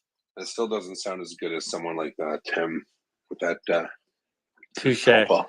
Right? I don't have that erudite, learned accent that sounds like I went to some boarding school in Yorkshire. Or in Nebraska. I don't think, Edward, go ahead. they don't have boarding schools in Yorkshire. I don't think they have schools, do they? No, I'm just kidding. You're asking the wrong guy. That's an English Geography joke. of the I'm United being Kingdom mean. is the last thing I had an interest in growing up. Hi guys, good evening. It's a real treat to have you old timers on at this time of night. I just listened to the trailer and it does amuse me that it starts off saying that we're going to introduce you to the men and women who are keeping Ukraine going, all sort of thing. So some of them are used to publicity, and you see Boris Johnson at that point. That's where he's gone. No, he's not prime minister. He's keeping Ukraine going. So that's a slightly amusing juxtaposition. Well, he's loved in Ukraine, by the way. Loved. Absolutely, yes. And with good reason. I mean, no one can. Whatever you can say about Boris, that's one thing he hasn't got wrong. Flattering mural of him in Kiriri. It's about 3 stories tall. Wow, I haven't seen that. Hang on, I'll post a tweet. Well, Boris is in Washington, D.C. right now, walking the halls of Congress and trying to solidify support in Congress for Ukraine. And I think he's doing a good job. And he's also posted some videos about that. Boris Johnson, that is, not our Tim Sennett, who's in Ukraine. Boris has left him behind. Oh, wait, is he going to see George Santos? That would be a good double act. I doubt very much if Boris Johnson will not? see George Because Santos. Boris Johnson is George Santos's first cousin. After the Holocaust, the parents went to Turkey, and then that's where Boris was born, alongside Santos, actually, on a train. All right, you should all go back to the BBC series Who Do You Think You Are? And where Boris Johnson is originally from. He's not from Wales. No, he's part Turkish. Turkey, isn't it? Yeah, he's part Turkish. Yeah, 100%. But listen, it's not fair to slam George Santos all the time. I mean, you have to admit he does a great impression of George Santos as well, right? Yeah, George Santos does a great impression of George Santos in drag, and that is a first for the U.S. Congress. But the most important thing that's happening in Washington is who is Boris Johnson meeting with. He's going to be meeting with members of the Senate Foreign Relations Committee, the Senate Intelligence Committee, and they are going to share really important information. If there's any doubt that there are Republicans who are wavering, Boris Johnson will bring them into line. I don't think that on the two committees you just highlighted there's any single Republican who's wavering. There's only one on the Senate Armed Forces Committee who shouldn't be there. That's a different thing. Yeah, the Republicans are solid for Ukraine, even in the House, but especially in the Senate. So Ukraine will keep getting what it needs. And I cannot wait for Joe Biden's State of the Union address coming up February 7th. I know he is going to speak about Ukraine. I certainly hope he makes some promises about what is coming for Ukraine. This might seem like an odd thing to say. Lots of people have stood where Joe Biden's going to stand to deliver his State of the Union address on February 7th. But the most notable person just before he stands in the well of the House is President Zelensky. And he will take power from this place where he stands because President Zelensky addressed the Congress, the United States, and the world just before Christmas.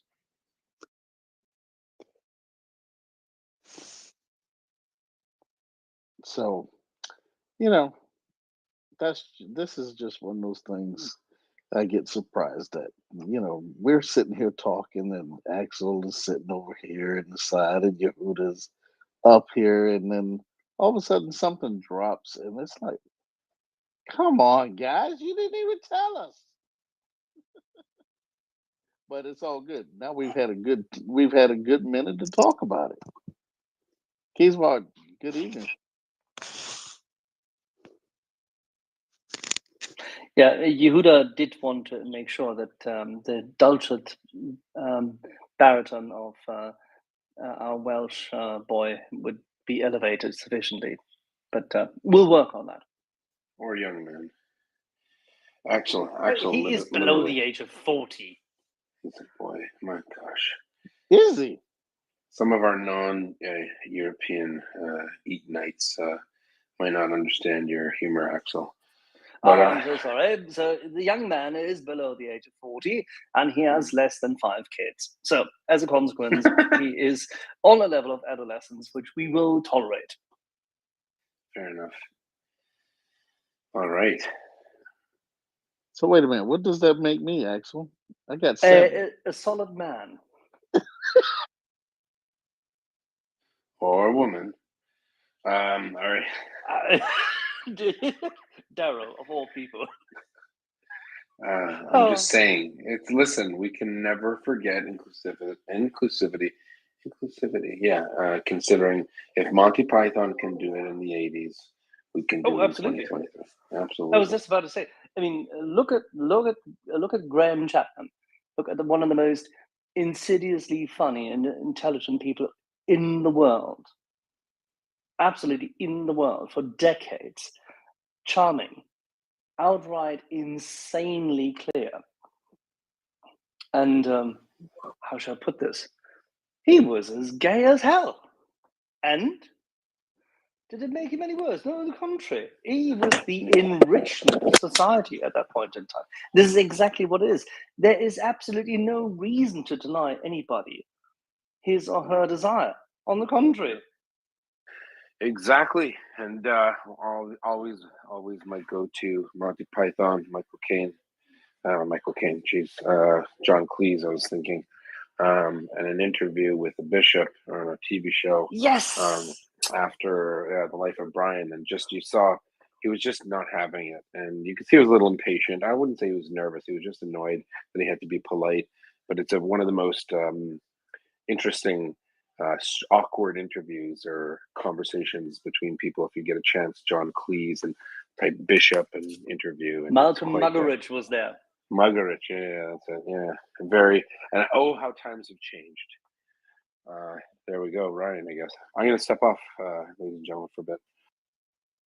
He's a lumberjack and he's okay. He sleeps all night and he works all day.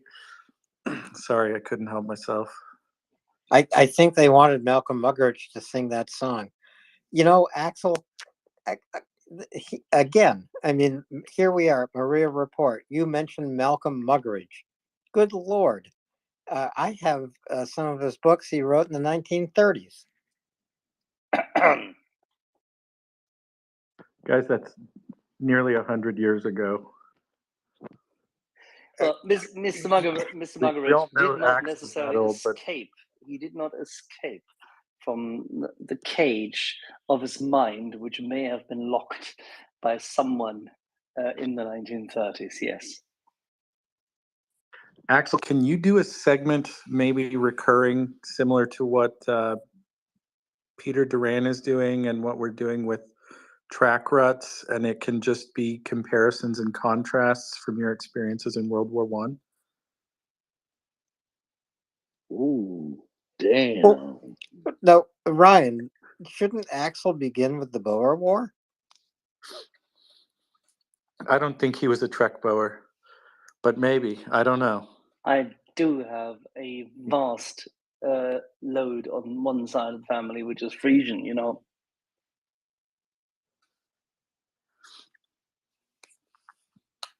No, you know, each and every one of us could do some kind of podcast, except me.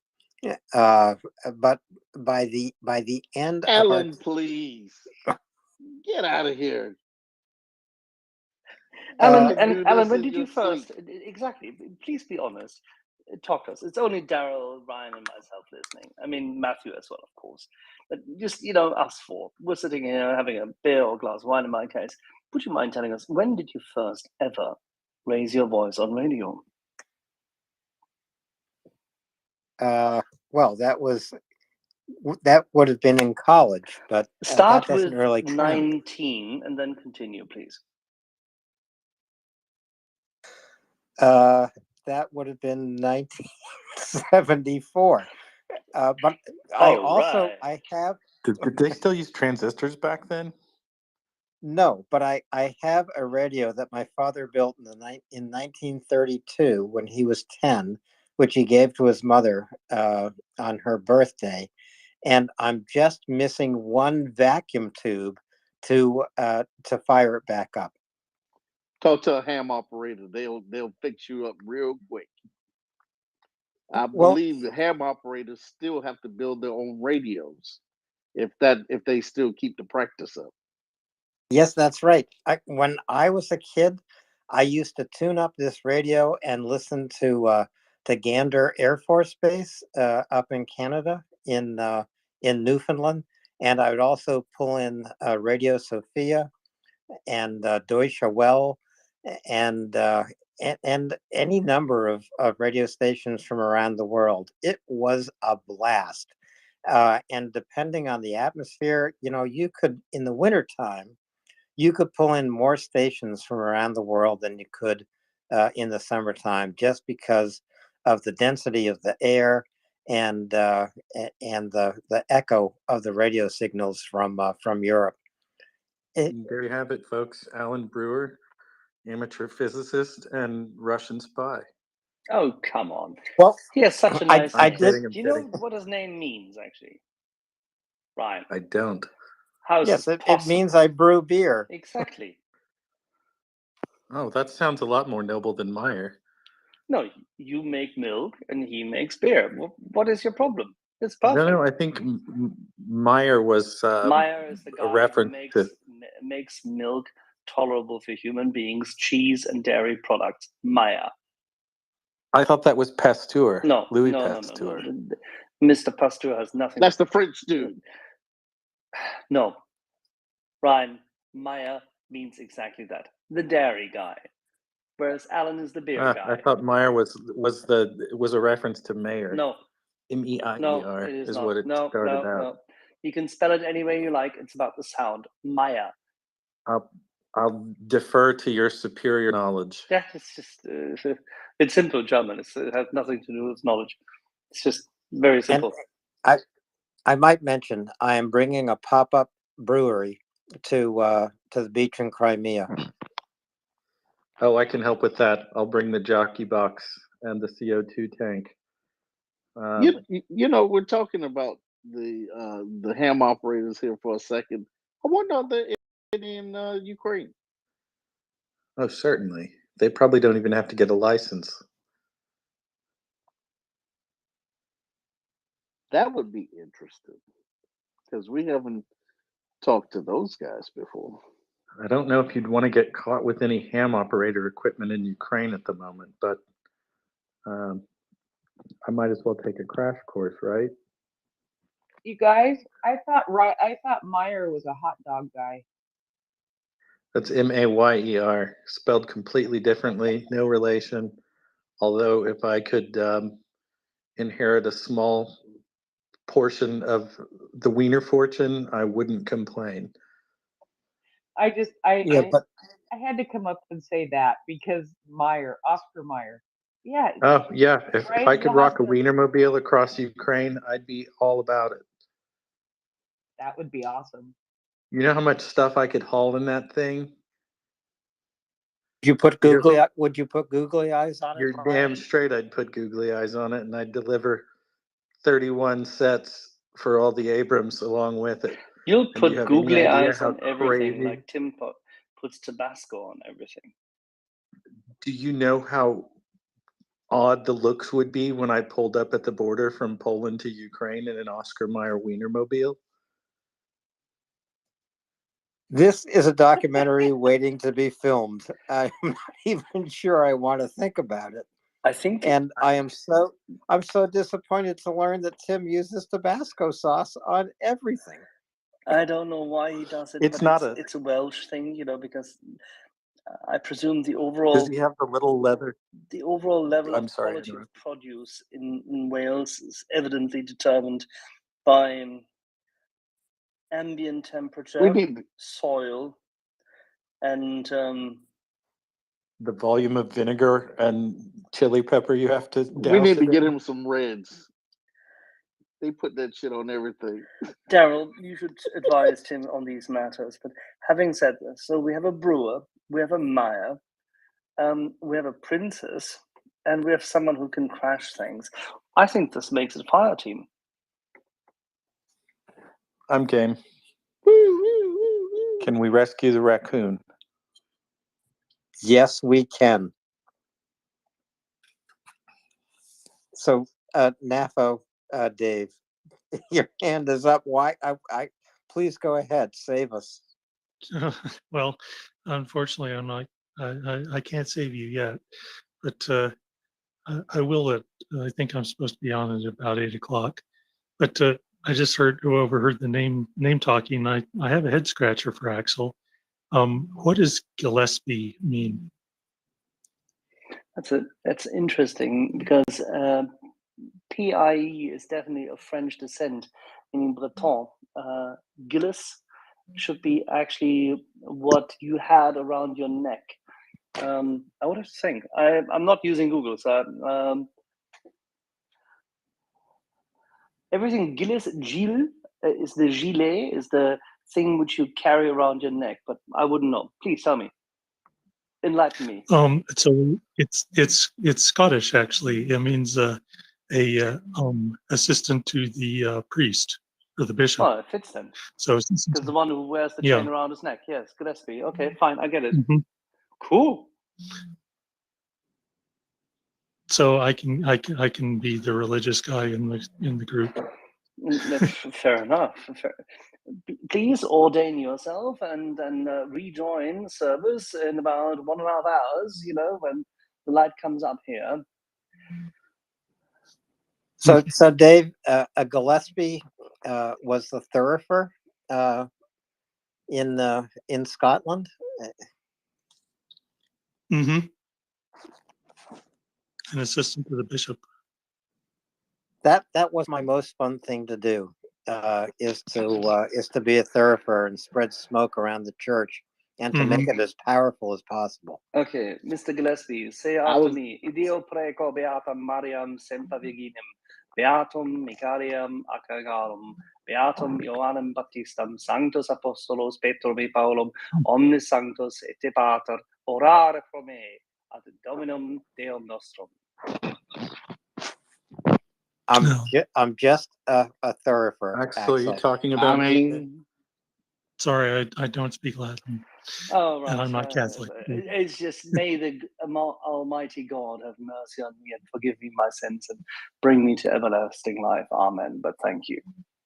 I was just, you thought about morning prayers, and given the fact that the Scots were very much Mary's Queen of Scots, utterly bloody Catholic.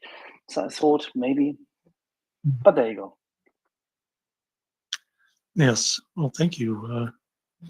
I'm going to get back to Scotland one day.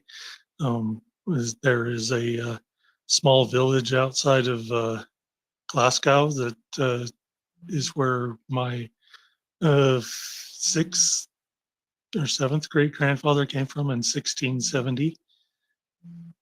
So hopefully we'll get back to there. Well, NAFO, my grandfather came from Whiteinch in Glasgow.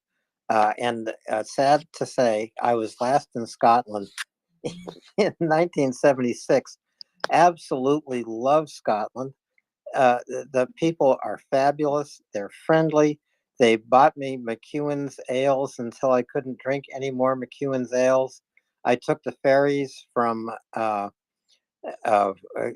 to the Isle of Skye, and what was that other ferry I took from Malig to someplace? But I absolutely loved it. The sheep are friendly too, but it rains all the time. Well, I wouldn't look forward to the rain. I live in the desert now, so. But hopefully these people are just as friendly as the ones in Ukraine. As Ryan could speak. I had a question for Ryan, and now I'm trying to. I forgot it, so I'll be quiet for a minute while I think. Babies come from storks. Yes, they do, and also from the Cabbage Patch. You think about that question, NAFO, and we'll go to Euler. Euler, please go ahead. Hi there. Regarding the question around ham radios in the Ukraine, I recall reading about this, but I had to look it up to be sure. So when President Zelensky declared state of emergency during the start of the invasion, part of that was the banning the use of ham radios for civilians, and they still observe this ban. Well, thank you very much for that information. I do, one of the things that long time ago, I used to know a couple of ham operators, and they talk about how they communicated around the world, and that it was the ham operators that actually would get messages back to families in some cases, if someone was away, or if they've, you know, if they came across a ham operator, they would give them a message to pass, and the ham operators would be the ones that would get it to, say, somebody in, they were in the Southwest Asia, and that radio operator would contact somebody and say Oklahoma or whatever, and they would deliver a message, hand deliver in some cases, these messages back to family. And but also too, they were important for passing other messages, and just keeping communication lines open between far distant places, where people were like going through whatever, say like uh, volcanoes and whatnot in Southwest Asia and whatnot, the Philippines or whatever, and these guys would be the ones that would be able to communicate out what was going on, and what have you. So just a really interesting, that whole segment of the population that still does it. Communication, however you do it, is important. And how do we do it? We do it here at MriyaReport. This is where we connect with others who are like us in supporting Ukraine. How else do we do it? We go to MriyaAid.org and we make a contribution. MriyaAid.org. I know longtime listeners are probably tired of hearing me say this, but you can contribute more than once, and you can bring others who don't know about MriyaReport or about Maria Aid here to learn about Ukraine and Russia's genocidal invasion. So please go to Maria Aid tonight. I'm going to make another contribution. It's important to do right now. Daryl, we have a hand up. It's Graham, I think. Graham, go ahead. Evening, guys. As the token Scotsman here on the Maria team, just wanted to say that if any of you guys are ever in Glasgow, you're welcome to come and meet me, and we'll get a pint of some sort of alcohol together. I would never do such a thing. I loved Um, Glasgow. bet- I loved bet. Glasgow, Graham. I loved Edinburgh. I loved Inverness. You know, Scotland is one of the most welcoming countries I have ever visited. I just hope that they can join the EU. Well, hopefully. We had a great time in Glasgow. I found Glasgow a really rewarding place to visit, and the people were so friendly, and it has some really great architecture and places to see too. Absolutely fabulous architecture, Matthew, and a great school of architecture and art. And the name of that school will come to me in just one moment. But it was 50 years ago now that I was in Scotland, and so I need to go back just as soon as I possibly can, and I'll go back on my way to Ukraine. Definitely. It's the Charles Rennie Mackintosh School of Art and Architecture, I think you're referring to. But yeah, it's quite fantastic. Some of the museums and stuff, Scotland, not bigging up myself here, but it's a fantastic country. Second. Yes, it is the Macintosh School, as a matter of fact. And I believe a few years ago they had a devastating fire there, which I hope they survived. Yeah, they did. I think unfortunately it was quite severely damaged, but a lot of the work itself was able to be saved. But the building itself, I think, was almost written off, unfortunately. Well, we're here talking about Scotland because some of us have Scotland in our heritage. But what else do we have? We have Ukraine in our hearts. And that's why we're here. It's why we are here 24 hours a day, 7 days a week. Because Ukraine is in our hearts. 100%, and we're here not only for Ukraine, but until Ukraine wins, and even then after that, I would imagine. Well after that, Graham, we'll be here as Ukraine rebuilds its nation and invites all of us to consider the future that is possible, a future of freedom, a future of democracy, a future that joins with the European Union, a future that is secure and that observes the rules of law, international rules of order, and international rules of debate. Mark, please go ahead. Thanks, Alan. If you get back to Scotland, there's now a bridge to Skye, so you don't even have to get a boat if you don't want to. So it's even easier than before. I was going to ask a question of Axel, if I may, about the film. I work in the rail industry, in the UK, and I'm still trying to find out what support we're giving to Ukraine. I was at an awards dinner a little while ago, and they had a collection, a raffle for a few things. And to be honest, it was really quite disappointing how little was raised on the night. I didn't think it wasn't well organized, and it could have been a lot better than it was. But I'm interested in what the companies are doing, especially the, I'm going to say Network Rail. That's who I work for, who maintain the railway network in the UK. And I'd want to know what the needs are of Ukraine from a rail perspective, and are we doing enough to help them?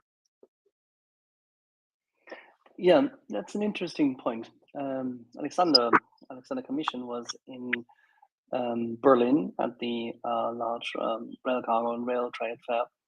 Late summer, and he's been obviously in contact with the shall we say, pretty much every single rail network operator in Europe, and with the organizations. He's, by the way, our friends from, we have to be kind in that regard, our friends from ÖBB, the Austrian National Railways, are, by the way, very good coordinators of the current activities, one has to say.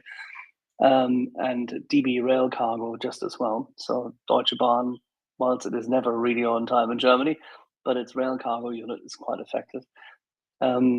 They and others are working very closely with the Ukrainian railway network, as are the Poles and the likes. But then again, they can only contribute so much, because as you will know, rail operations is both rolling stock as well as infrastructure investment capacity, and not everybody can do that.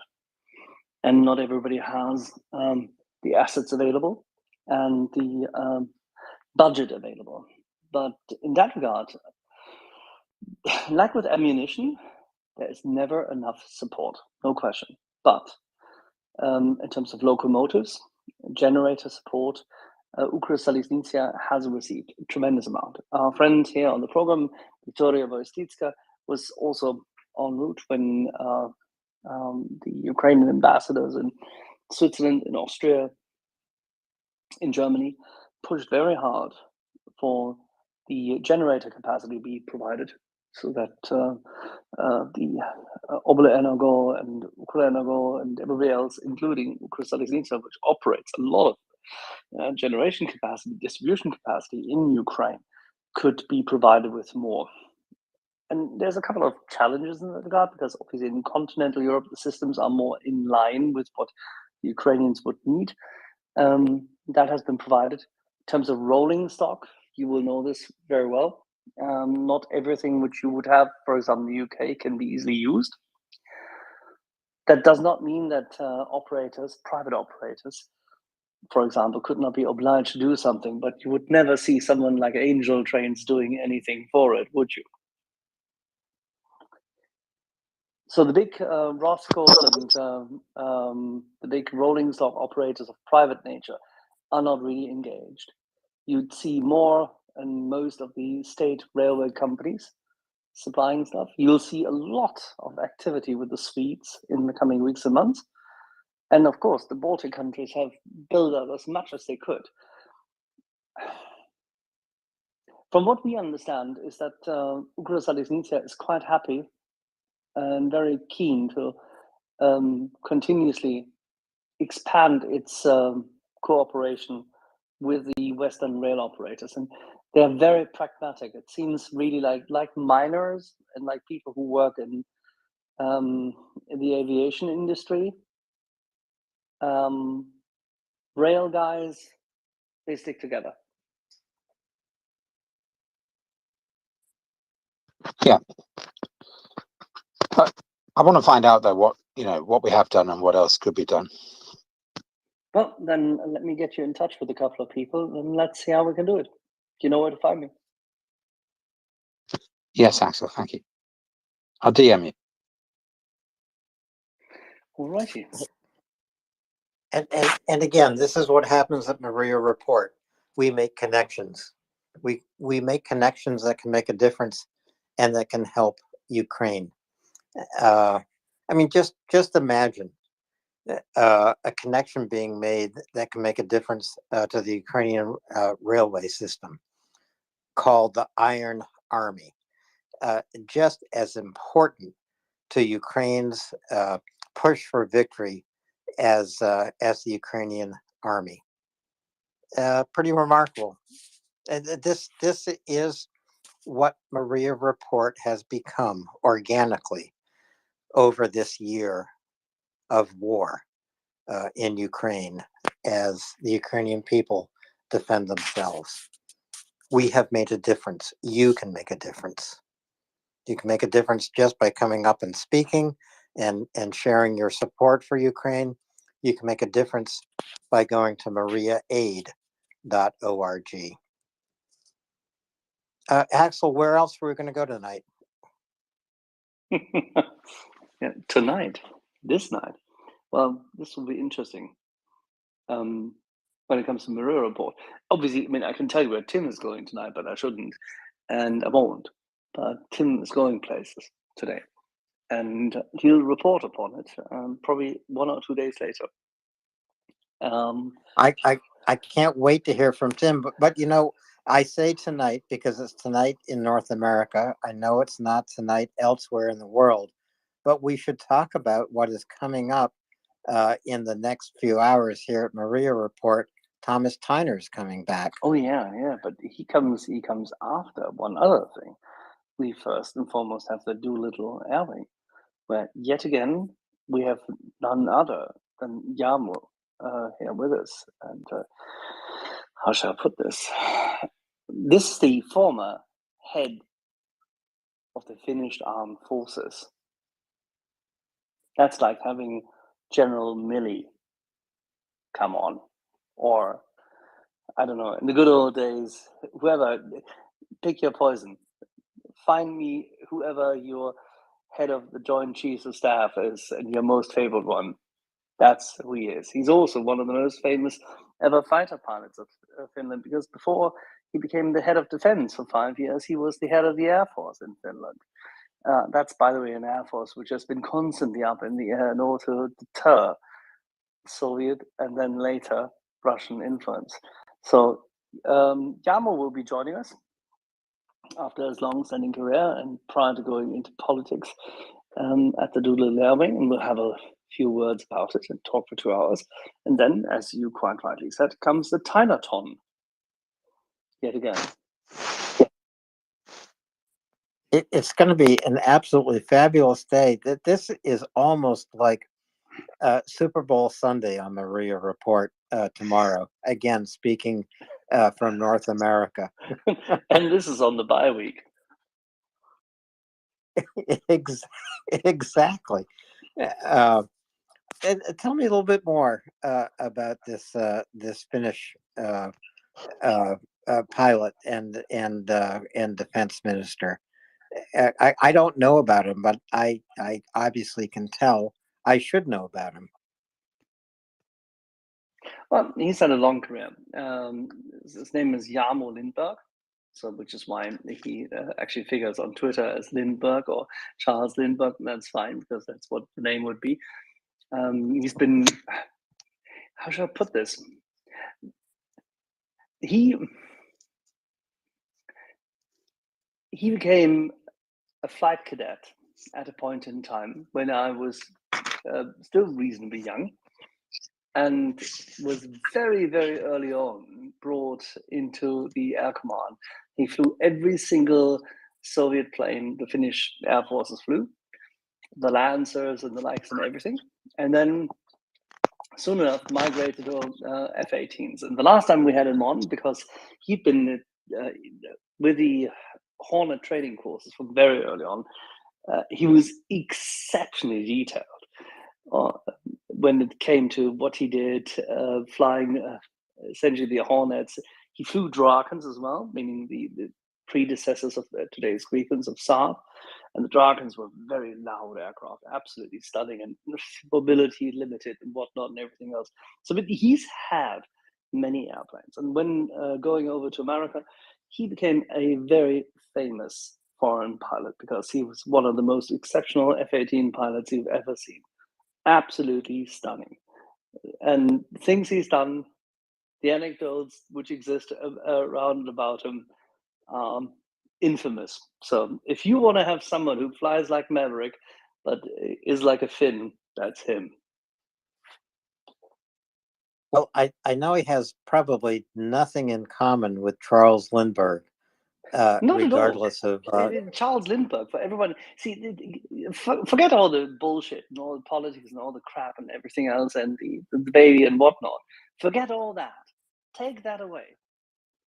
For people who are in aviation, they can differentiate between the crap hat, the idiot, the fascist, and the stupid person on the one hand, and that aviation pioneer. And that's what people look after when they are in aviation. They may be a bit simple, maybe a bit narrow-minded, but that's what it is. I get what you're saying. Compare them as aviators. Don't compare their politics. Yeah, the guy, Mark, go don't ahead. forget, I mean, Charles Lindbergh later on was a complete and utter nutter and a tosser and completely irrelevant. And I mean, would make you vomit. Would never invite the guy for dinner. Yes, still, as an aviator, he'd done stunning stuff. Yes, as an aviator with just a couple of ham sandwiches, he crossed the Atlantic. Absolutely amazing, no question about it.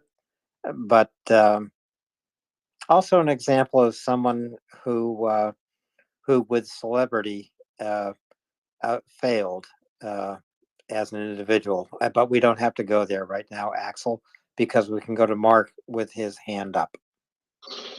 Sorry, Axel, I didn't realize your DMs were closed. Would you mind DMing me? Sure, of course. Sorry, apologies. We'll do. Thank you. No, no problem. Cheers. That's all. Thank you, Anna. Thank you, Mark. Axel doesn't read his DMs, so if you want to DM me, I'll find a way to get your information to Axel. And Axel is very wise not to read his DMs. I just sent him a message separately. But yeah, thank you. Other than that, because I'm really bad at these things. Not as bad as I am. Normally, I have. You see, this is the good thing. If you ever get used to this, that you have someone who's in dispatch, you know, there's someone you can talk to. That's easy. Good point. So, Axel, have you looked at what is happening on the battlefield at all today, or do you? I am your biggest failure of calling up anyone today because due to family reasons and family being sick, I was out for pretty much the whole of the day and just reappeared to make sure that Donnie and we could finalize the video. I have not seen a dang thing for the whole day. I understand. I'll try to look for some news and bring it to you. Possibly post something up in the nest here. but I do understand that Russia suffered some severe setbacks around Vuhledar, which Which is has no surprise. become another Which is no surprise. no surprise whatsoever. And the setback in Vuhledar also involved the destruction of a lot of Russian armor. I'll look for information about that and bring it to you. It's just one of the hot spots on this 1,500-kilometer line of engagement that that snakes through Ukraine. And of course, Chuck will be with us again on Tuesday. Chances are, if anything develops, Chuck will be with us impromptu tomorrow or Monday. I was already wondering as to why on earth he is trying to take so many days off in between. Well, you know, Chuck does a lot of work with OSINT and open source intelligence, and with his maps, he brings us pretty reliable information and really uh, right on analysis. So we rely on Chuck, we rely on Yehuda, we rely on Colonel Spencer. It was wonderful to see Colonel Spencer come up tonight and talk to Verlaine when she was here. But we haven't seen Colonel Spencer a lot lately.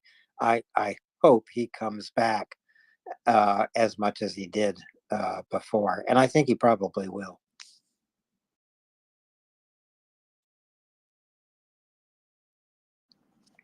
Folks, kind of a quiet night here at MriyaReport. I am looking for some news to bring to you. You know, I think the most encouraging news is that 116 defenders of Ukrainian soldiers, were returned from captivity to Ukraine today.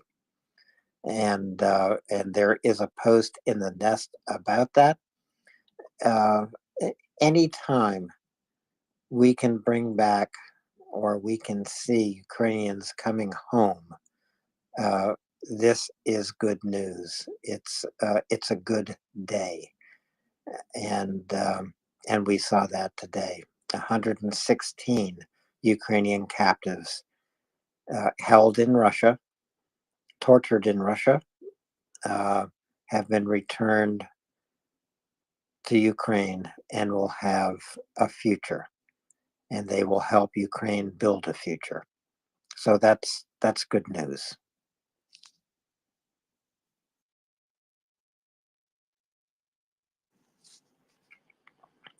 I'm just going to ramble on a bit, and by rambling on, the very first thing I'm going to say is please retweet this space. Bring new folks here to MriyaReport. We've been here 24 hours a day, 7 days a week, giving you news, verified news from Ukraine, bringing you Ukrainian voices of all kinds. The head of Ukrainian Railways, the head of the Ukrainian Postal Service, first responders from Kharkiv, members of the Ukrainian Rada, Chef Zelenya, who cooks nutritious food for Ukrainian troops and delivers it to the front line. Nothing is more important than hearing from Ukrainians here at MriyaReport. And earlier tonight, of course, we had almost 2 hours speaking with Verlaine, who's on the ground in Ukraine, doing absolutely vital humanitarian work. I cannot speak highly enough about Verlaine. Nor can others here who know her, who are lucky enough to know her personally, who've met her in Ukraine. An absolutely remarkable person who goes above and beyond every single day. Fortunately, I have someone in the background giving me some more news of the day. I'm going to try to retrieve that and hope Axel is listening and might fill in for me while I do that. How shall I help you? Well, of course, you'd have to ask a question, No, Axel. I heard Axel is listening, and I raced back to the phone, trying to pass one sick dog and 2 sleeping dogs. How can I help?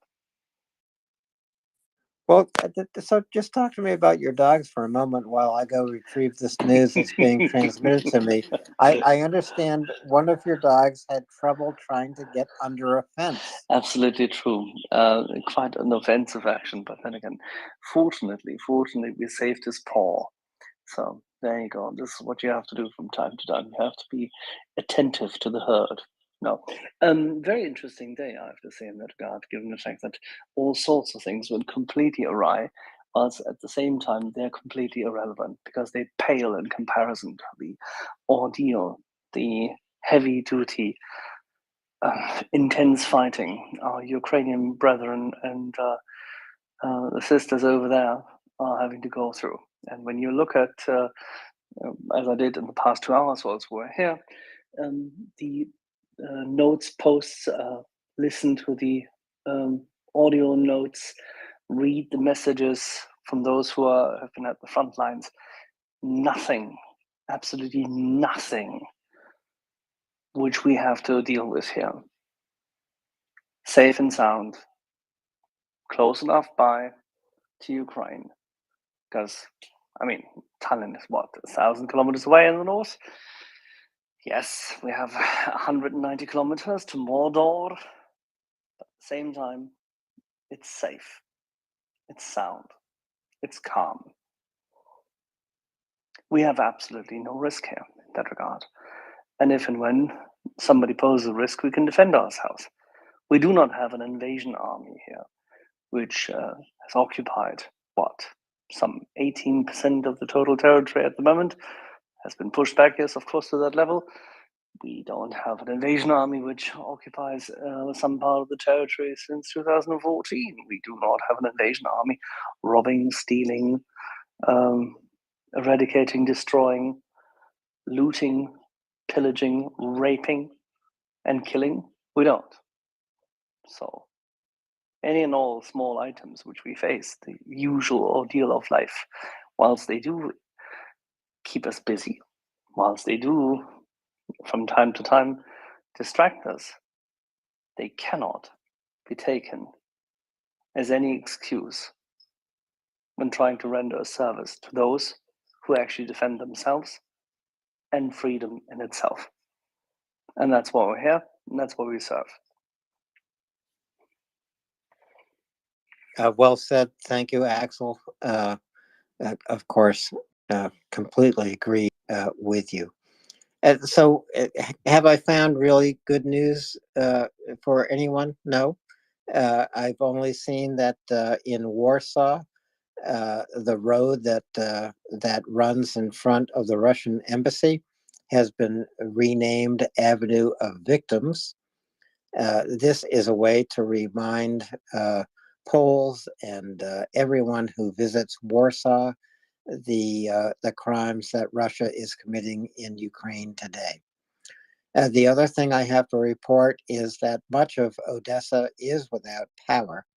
It's not necessarily because of new strikes on Odessa by Russia, but it is because of fires that have broken out at some substations. Well, you could probably trace those fires back to previous Russian strikes in Odessa that did darken the city, absolutely eliminated power for 1 million citizens in Odessa over the last few days.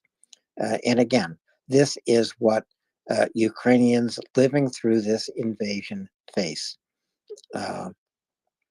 Leading lives without electricity, without water, without gas, without the ordinary necessities of life that you and I Uh, just think of every day as with the flip of the switch, we have electricity. With the turn of a knob on our stove, we have gas. We can cook, we can stay warm, and we can charge our phones, our computers, and communicate with one another. This does not currently happen in Ukraine, thanks to Russia. Axel, do you have any thoughts about these new pronouncements by Putin that he's commanded his military to seize the remainder of Luhansk and Donetsk in the course of the month of March? And there is even talk from Putin that he wants to strike again at Kyiv. Does he actually have the forces to do something like that? Well, he believes that he may have mobilized, or his troops may have mobilized sufficient capacity to throw them at it. He may be right that he has a few tanks. He may be right, he may be told that he's right by his military command. And we should not discount the fact that they have massive amount of artillery, that they have significant amount of old tanks, that they have enough mobility still to move their troops to the forefront. They may be training some troops in the background whilst they're, say, sacrificing the lives of other Mobics at the front lines. That's all fine. But even if he has 300 to 350,000 Mobics, that a fighting force does not make. Because you have a lot of people who do not actually who are actually not combat troops. Even if he tries to have a higher ratio of those who are in light and heavy infantry, he will not reach a level of more than 120,000 out of them who are actually really fighting. He may have another 60 who will be second echelon and who could be sacrificed by him. So that's 180 in total at best in terms of numbers. But what are these numbers worth? And you've heard it here in recent weeks that the training, their capacity is probably not good enough for that pattern. Their leadership isn't, but it's still 100 and whatever, 30, 40, 50, 80,000 men. So they can wreak havoc if they are not defended against, which is why Western nations actually have to do more than just contribute what we've been advocating here for many, many, many months, meaning IFVs, APCs, and main battle tanks, but they have to provide capable munitions which are capable of completely eradicating such mass infantry attacks. And the only way to do so is to use cluster ammunition. The only way to do so is to have close air support and air suppression. And for that, you need A-10s, because our Ukrainian friends in their Air Force are losing those Su-25s, which they have. So as a consequence, we need to replace them. We know that. They know that. Everybody who's in this knows that. This is not difficult. This is not really even in question.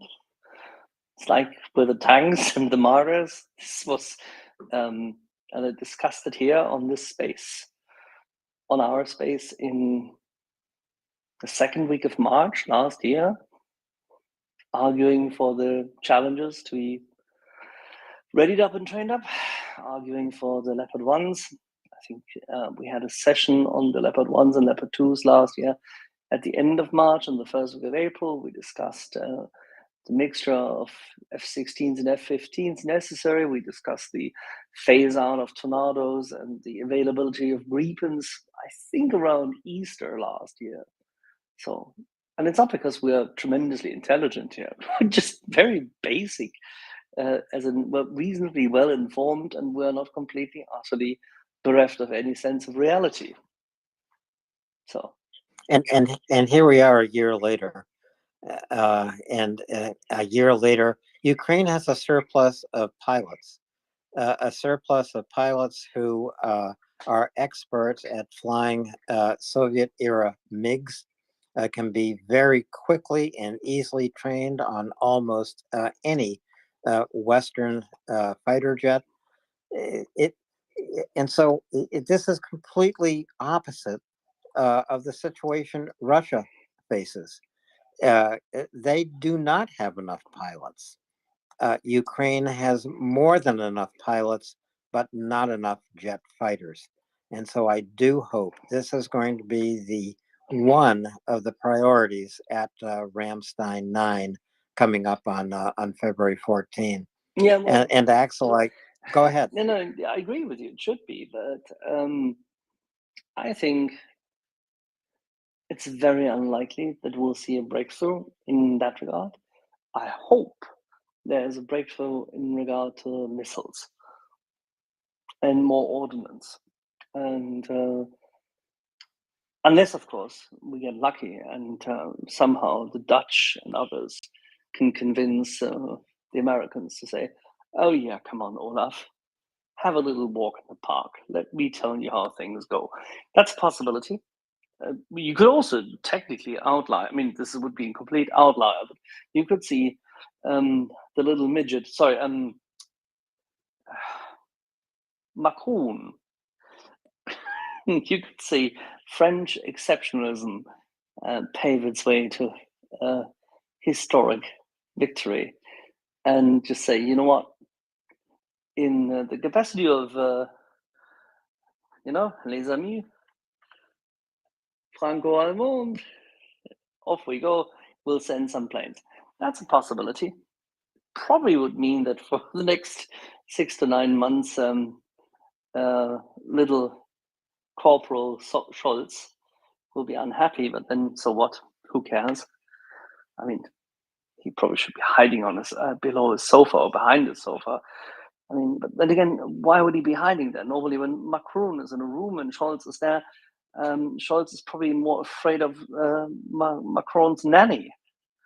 So that's the main issue. We have two very, very short men of very short stature, both intellectually as well as in terms of leadership capacity, because they're not leaders.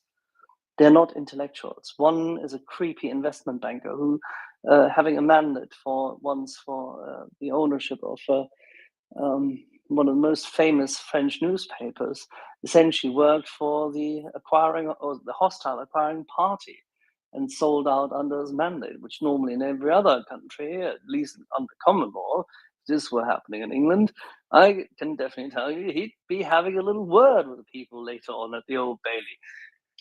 Didn't quite happen, but it fits the bill. And this is how he thinks and this is how he acts. And Mr. Scholz evidently is not capable of doing so. So it takes other people to make that path to planes for Ukraine work. The Swedes could do it, but they are so bogged down in their internal discussion. The Dutch might very well break the mold because they're really sick and tired of everybody else being useless. And if they do that, then the French may just react as in, oh, God, we have to do something. Maybe that's it. Maybe that's the way to do it. Mark Rutte in the Netherlands says, fuck it. We're just going to do it. It's enough now. Maybe this is where good old conservative Frisian spirit breaks through, despite the fact that Mr. Rutte is not Frisian at all. But this is what we would hope for. So it's yet again, a very, very disappointing, very frustrating, very completely, utterly bereft of any sense, very domestic, European, heterogenic, silly season kind of thing. And which only could work possibly better if someone in the White House were not too busy with other shit, balloons and such. Oh, balloons and other shit. Yes. Let's just did he hope find that his documents? And did I hear it correctly that the estranged son has now actually said that he claims his laptop back? Isn't that utterly silly at this point in time? I mean, seriously, can people just finally just shut up and focus on what's necessary as opposed to all this unholy, stupid stuff? yes, Hunter has unleashed his lawyers, and in terms of classified documents, whether they are found in Mike Pence's house or Joe Biden's house, really are not so important. Even I have classified documents from the 1980s, but they've been declassified long time ago. But I do. I'm delighted to hear that. So nobody is going to knock on your door now. No, no one's going to knock on my door for any reason. But you know I'll what send happens, you my right? The class. lower you are on the totem pole, the more the knocking comes, and the quicker the knocking comes. Yes, but I was so low on the totem pole, Axel, and so many years have gone by. I'm not just low on the totem pole now, I'm anonymous. But I do hope you are right that at least the groundwork at Ramstein 9 is laid for the delivery of fighter jets to Ukraine. And I do hope you're right. Maybe Ruda of the Netherlands will just, say, here's what I can do, and he's going to do it. He doesn't. He has jets that he can send, but we never know. And I also just want to thank you, Axel, so much for staying up here with me, because as you know, without you, I would be talking to myself. I mean, But this I'd is, much rather Alan, talk it's to you. tremendously funny actually being here with you at this early hour of the day, given the fact that I had too much sleep during the day for other reasons, and I'm completely utterly awake. I shouldn't be, but there you go. But I can see also that Mark has his hand up, and I can see Amber. Good morning. Yes. Good morning. Good morning, Anda. And Anda, just before we come to you, Mark has been patient. So, Mark, please go ahead. Thanks, Alan. You mentioned you were trying to find stories, things to talk about.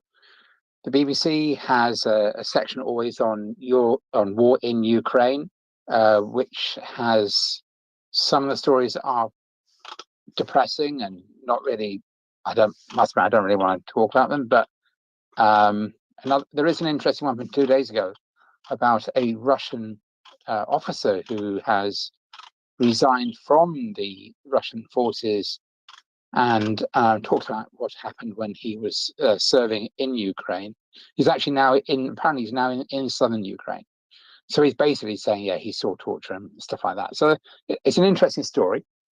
The other place I would recommend looking at is the Guardian newspaper at www.theguardian.com, where there's an interesting article by Timothy Garton Ash about Mr. Schultz in the opinion column, and there's also an interesting story about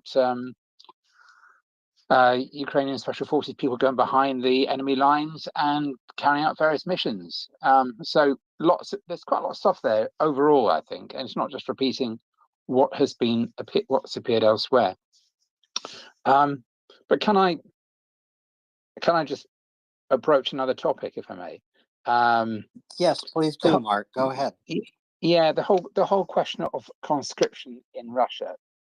I may have said this on a previous session, but they've gone through one set of conscription already. They appear to be continuing with conscription.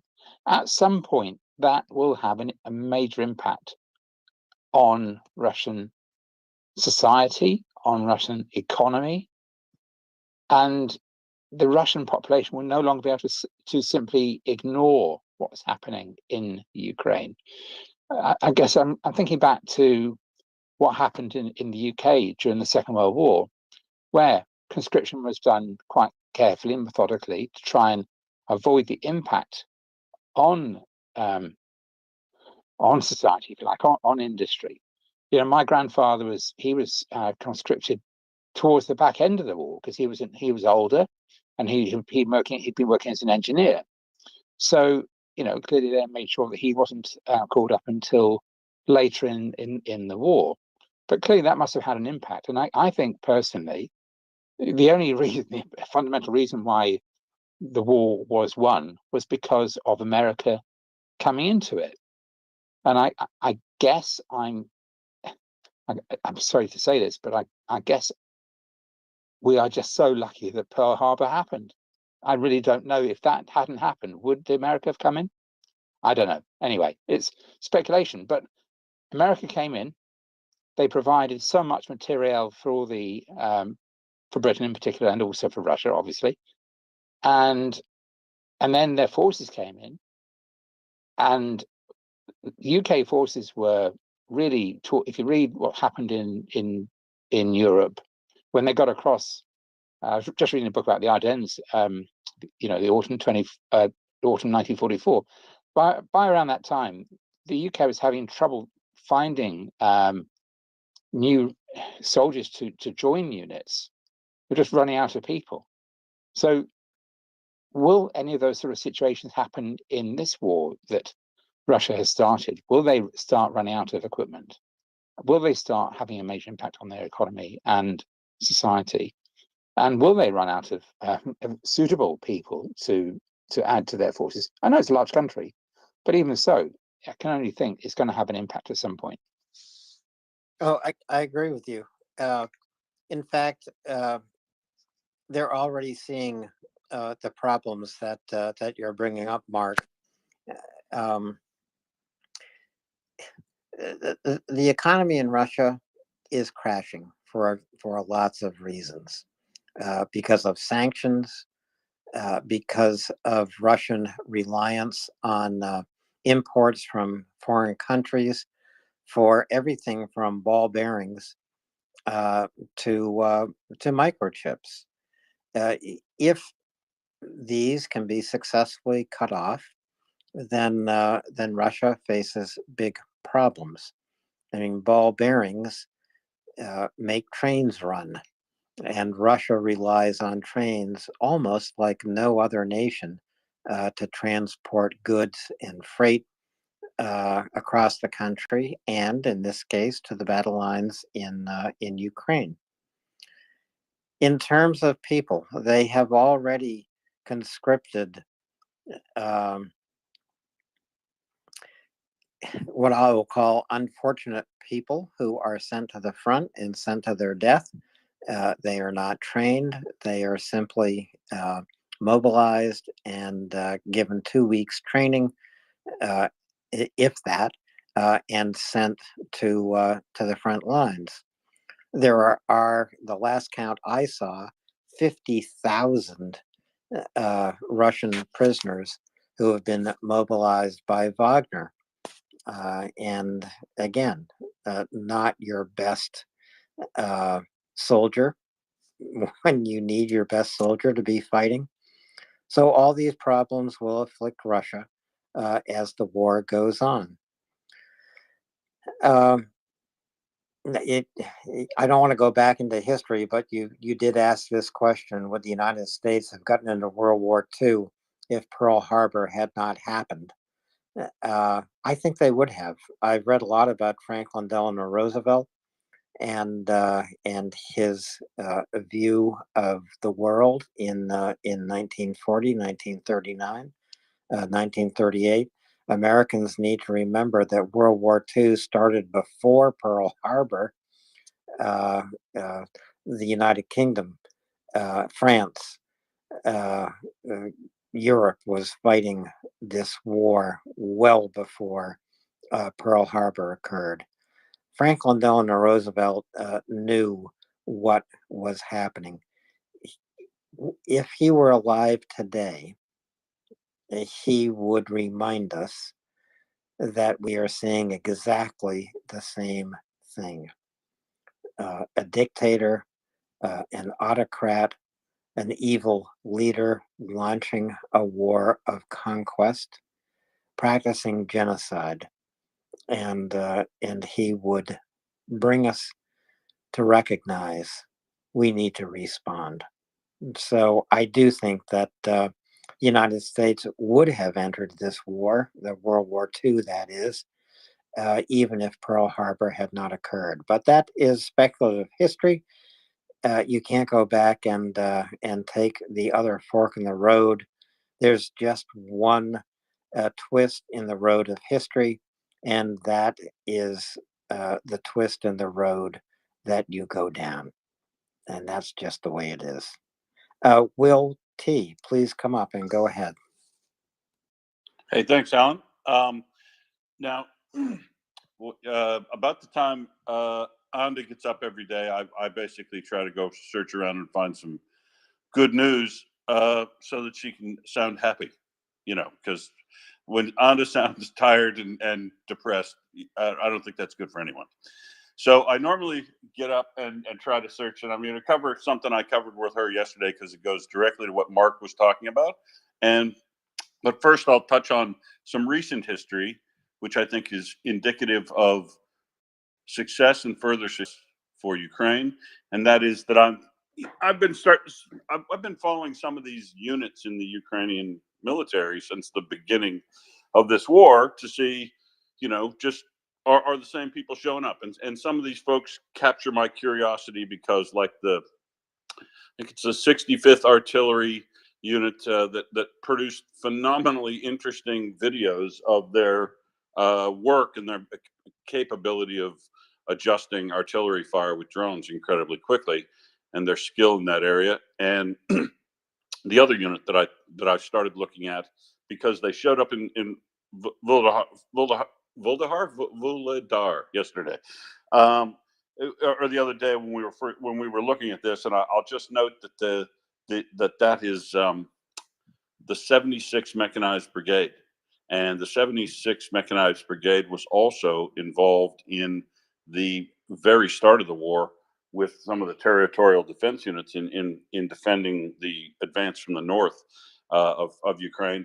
And I'll just note that unit has going from strength to strength, and which demonstrates the value of having good quality NCOs and returning your troops back to the line so that they can have continued success, and how one thing that happens early in the war has great effect on what happened later in the war. As Rob Lee and others have written about, the incredible success that people don't know about from Donetsk was the capability to destroy so much of the capacity of Russia to fight on that. What appears on paper, if you quickly look at the map and go, yeah, June, July last year, Russia was able to capture finally Donetsk and Lysychansk. But in doing so, the degradation of their capacity has been huge. And that's exactly what you see with the 72nd Mechanized Brigade, who's now down working in the south after being so successful in the north. And, really showing the capability of defending against what are supposed to be, once again, some of the best troops in the Russian army is the 155th Naval Infantry, and they are apparently doing incredibly good work at decimating those folks down in the south now, after their incredible success in the north. And that's sparked in me an interest in. I will continue to try to find units of the Ukrainian military who've shown time and time again their skill and capability, and shout out to those folks as we find their success and report on it, essentially, so that as you announced, I don't know, 3-4 days ago, that there are actually people in the field that are listening to what is reported through MriyaReport. And I think that is a great conduit for us to reach out and touch those guys and girls, who are women and men who are defending their country, and know that we're watching what they do and interested in what they do, and willing to, trying to show them that we support them from a distance in the little things that we can do remotely, like supporting Maria or Maria Aid. So that's the kind of thing I'm going to keep trying to do, is find these little tidbits of success and bring those back to you where I can find them, because I think that is something we should focus on in reporting in this space, because there are little things that do get lost in the reporting of the overall macro war of where things move on a map. And I just think that'll be a valuable contribution. if I can continue to do that, I will try to do that. The other thing I wanted to note is something Mark said or here now, and we talked about it extensively yesterday in relation to mobilization in Russia. Because as I say, I try to go find some good news, Veranda, but then of course the news isn't always good, and I'll go and I'll keep reading, and I'll find some news which is not good news for Ukraine, but bad news for Russia, which by extension becomes good news for Ukraine. And the thing that I noted and read a lot on yesterday and reported back to the folks in the space that I'll repeat today is that the Russian government, in preparation for their next mobilization, has defined a specific set of instructions for universities around the country to prepare for mobilization of students in their dormitories, and very specific instructions on how they're going to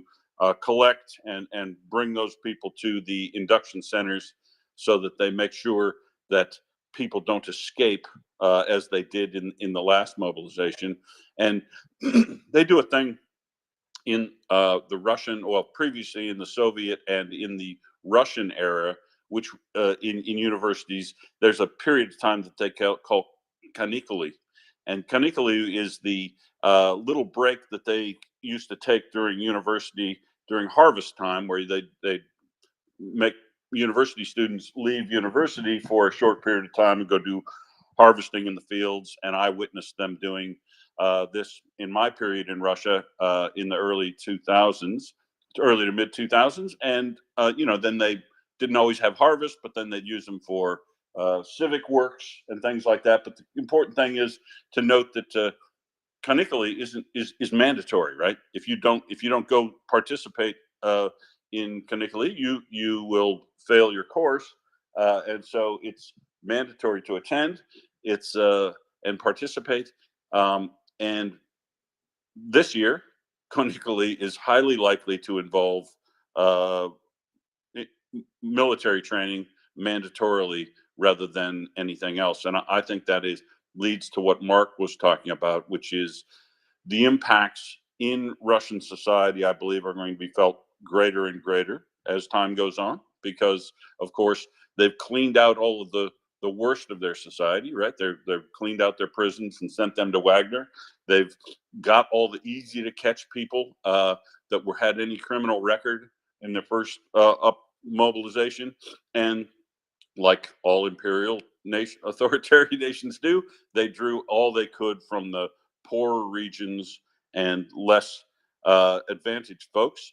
And that means that when people don't come home, or they come home missing arms, legs, whatever, they're going out into the regions where the poorest people live, where I think it'll be hard to mask the impact. So as they see the impact on the first mobilization, and they start this second mobilization, which is likely to happen, they're now going to start to draw on some of their quote unquote best and brightest, right? They're university students.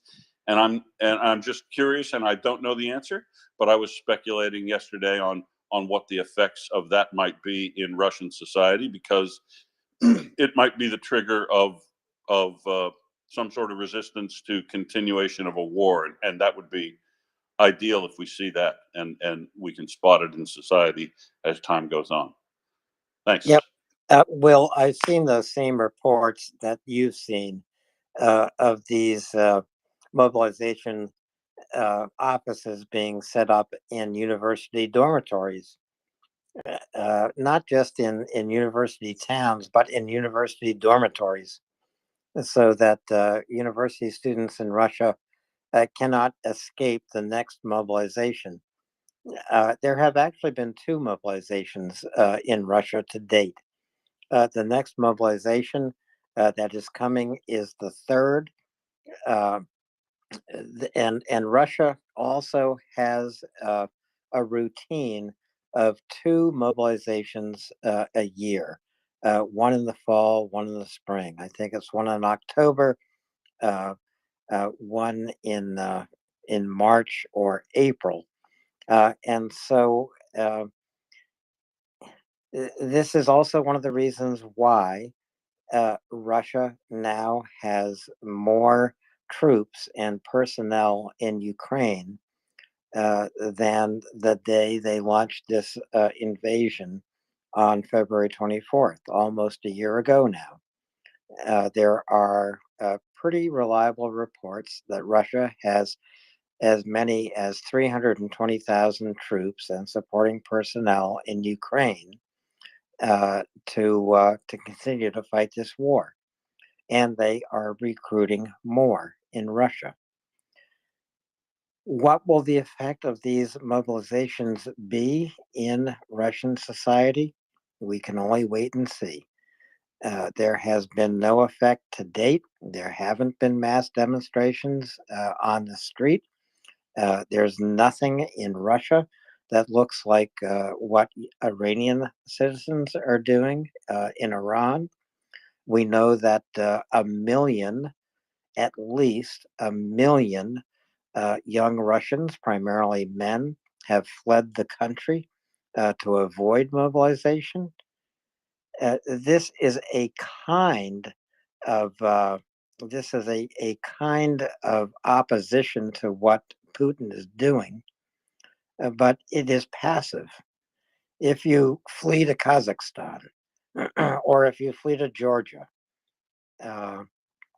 or if you flee to Turkey, what effect can you have back in Russia? Zero. And so what we see are individuals, very courageous individuals, holding, demonstrations in Moscow and St. Petersburg, laying flowers at monuments that are significant to Ukrainians in Russia. They are arrested, they're taken away. We never hear from them again. Will this continue in Russia? We don't know. The propaganda through state TV in Russia is powerful. As a Russian friend of mine said, who did escape Russia, state propaganda has made Russians hungry for war. And that is what he said in a direct quote. State propaganda has made Russians hungry for war against Ukraine. Can it be undermined? We will wait. We will wait and see. But Will, thank you very much. I think this is one of the also remarkable things about what we're seeing about this war in Ukraine. We can follow individual Ukrainian soldiers, individual Ukrainian units, connect with them, support them, and hear what they are going through on the line of engagement. And we can all do that. I do want to, just before going to Mark and to Lexicon, I want to welcome Anda. I hope you've made your coffee. Anda, what do you have for us?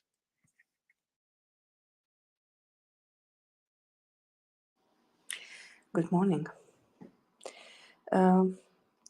Today I'm happy. So we can rest assured I am happy. I'm ready to go. So thank you.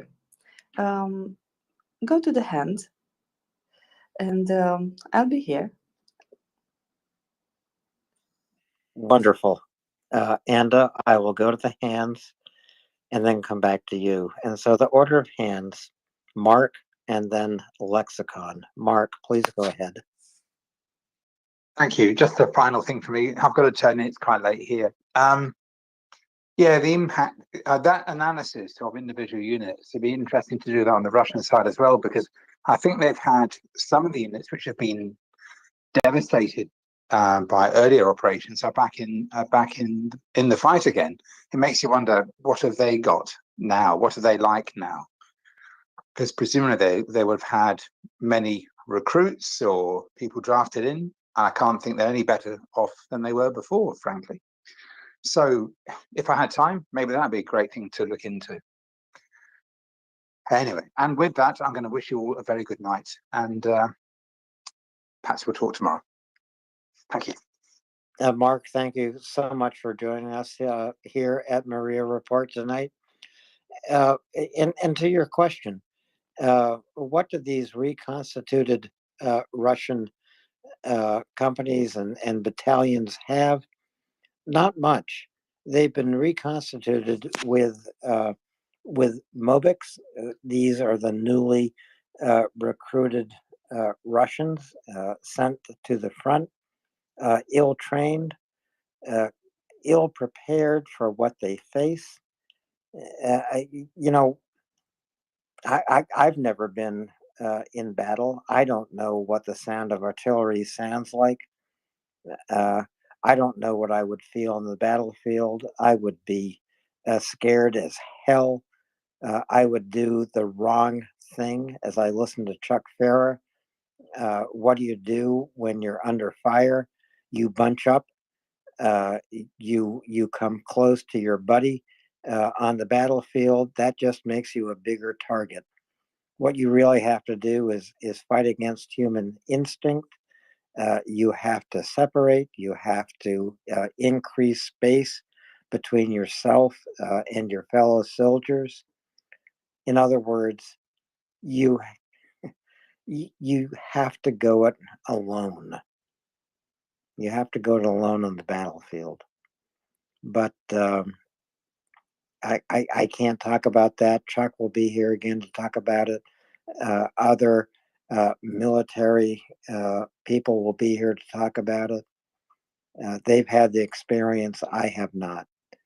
The only good news I can bring to you tonight is that the Ukrainian forces around Vuhledar have been successful. They've destroyed Russian armor companies, and they have repelled Russian attacks around Vuhledar. That's important. There are a lot of hotspots on the battle line, as we know. Hotspots in Crimea, in Bakhmut, in Vuhledar. This is a 1,500 kilometer long line of engagement, and Ukrainians are fighting really along every single mile, every single inch. We just cannot convey to you listening here tonight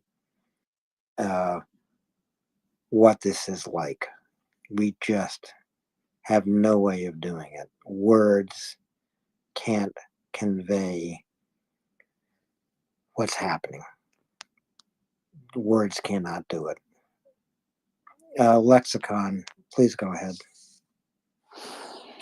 Hi, good evening for me. Yeah, well, you're absolutely right. I'm just thinking of a tiny little bit of good news. I don't know if others saw it, but I remember noting when Canada said it was sending its 4 measly Leopard 2s, but I had heard that that they are fully functional at this time, and they're going to airlift them. And lo and behold, I saw today on the television these tanks arriving. I mean, it must have been in Poland. It was either early this morning or it was in daylight yesterday.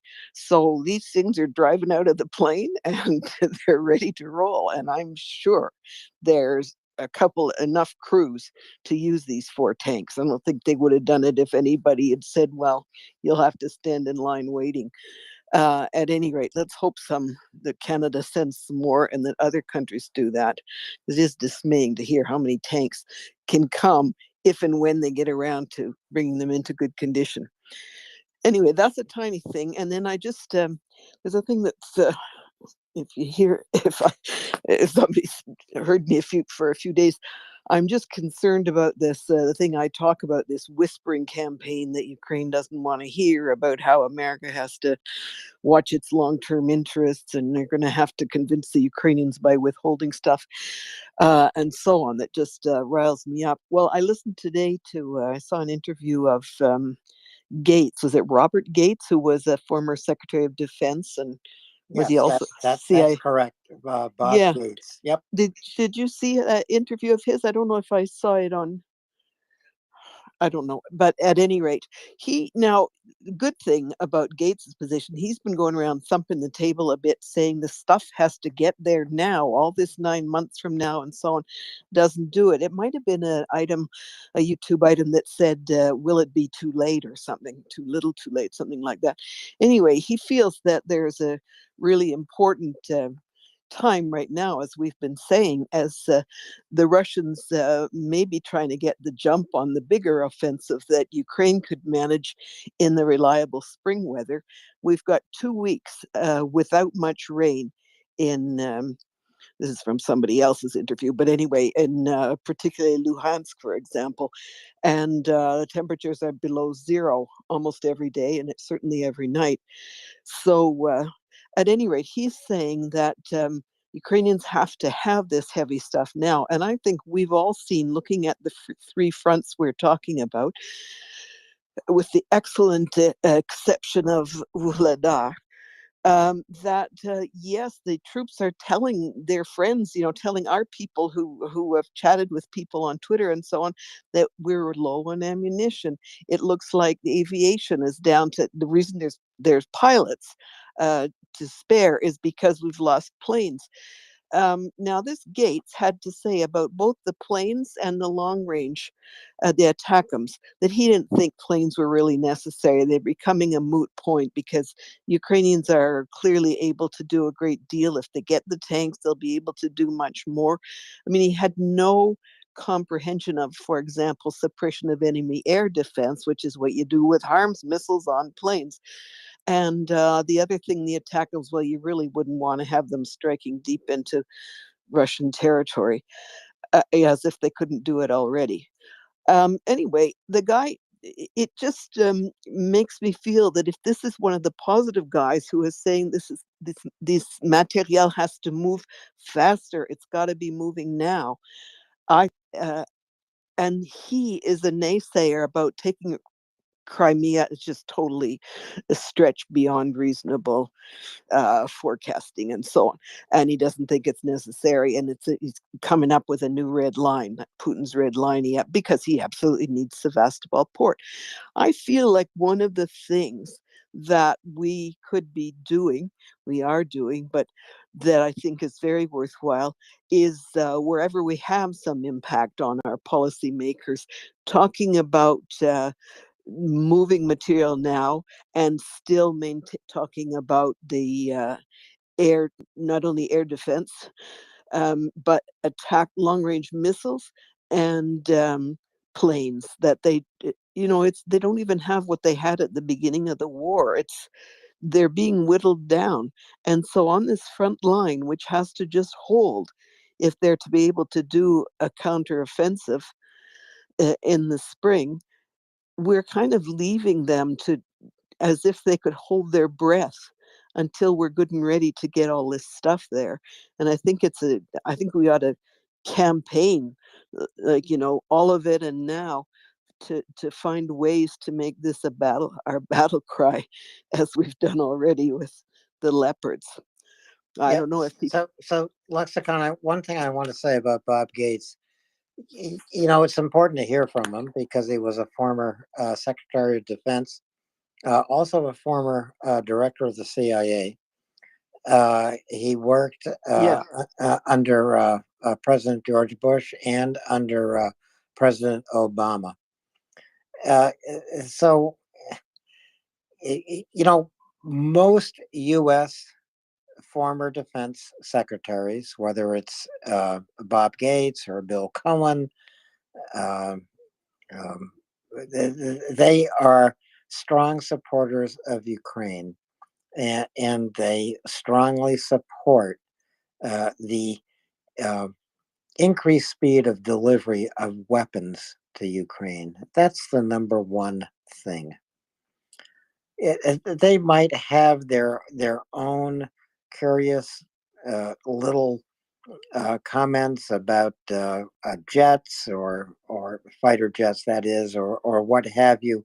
But the important thing is that this increases support for delivery of weapons to Ukraine. It reinforces what the Biden administration is doing right now to deliver weapons to Ukraine. So all in all, Bob Gates is a plus. Bill Cohen is a plus.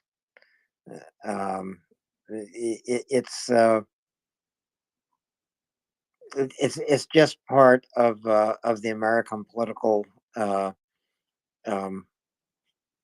picture, and whenever they can, when these guys come out and say I'm in support, it makes a difference.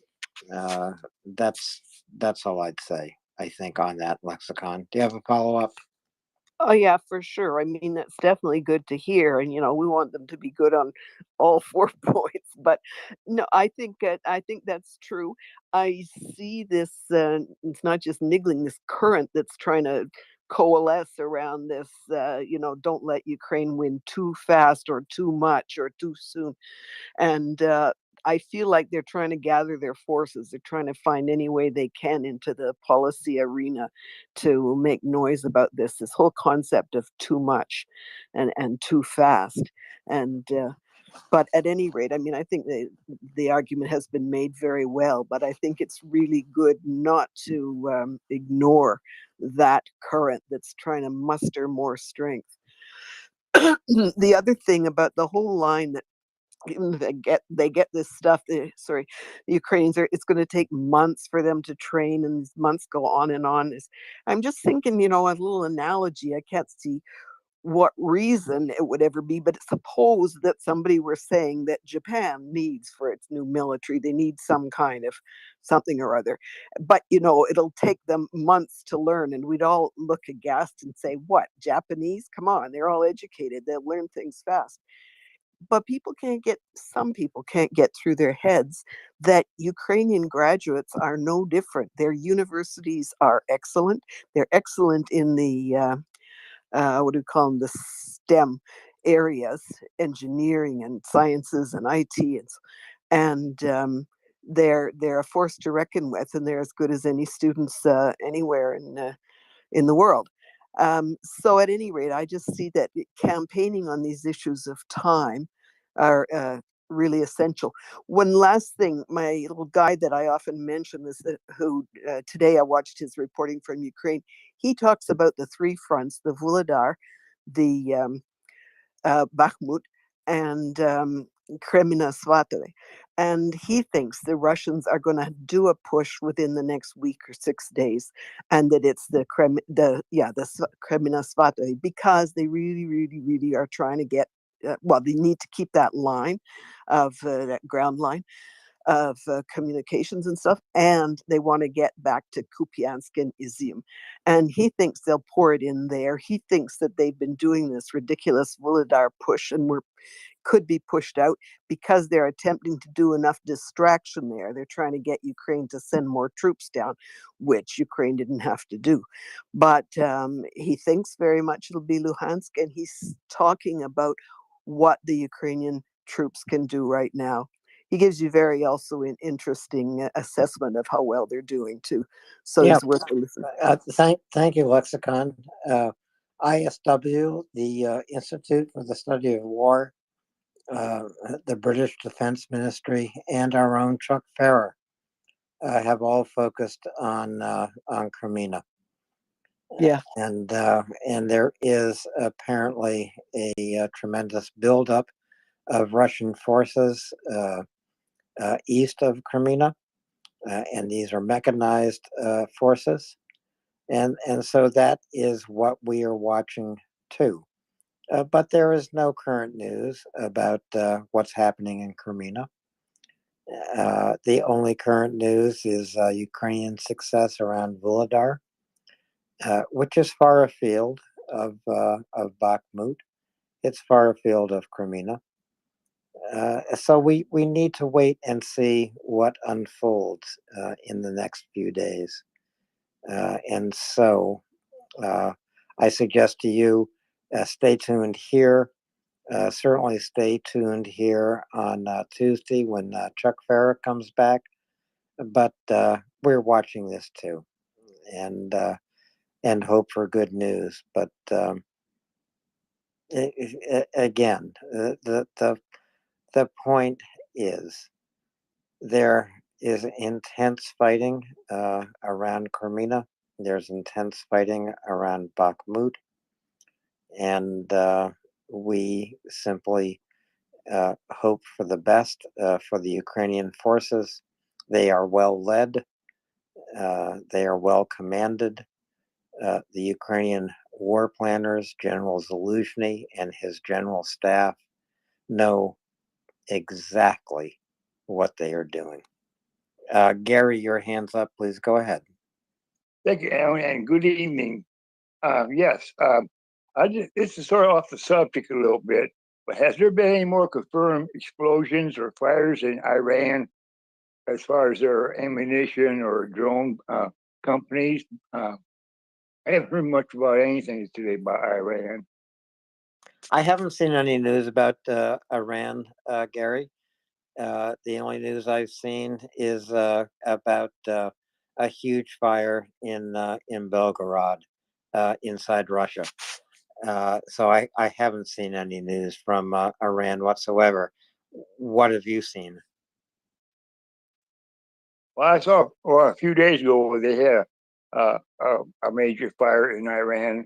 There are places where they like make ammunition for for Russia and stuff. That's what I heard.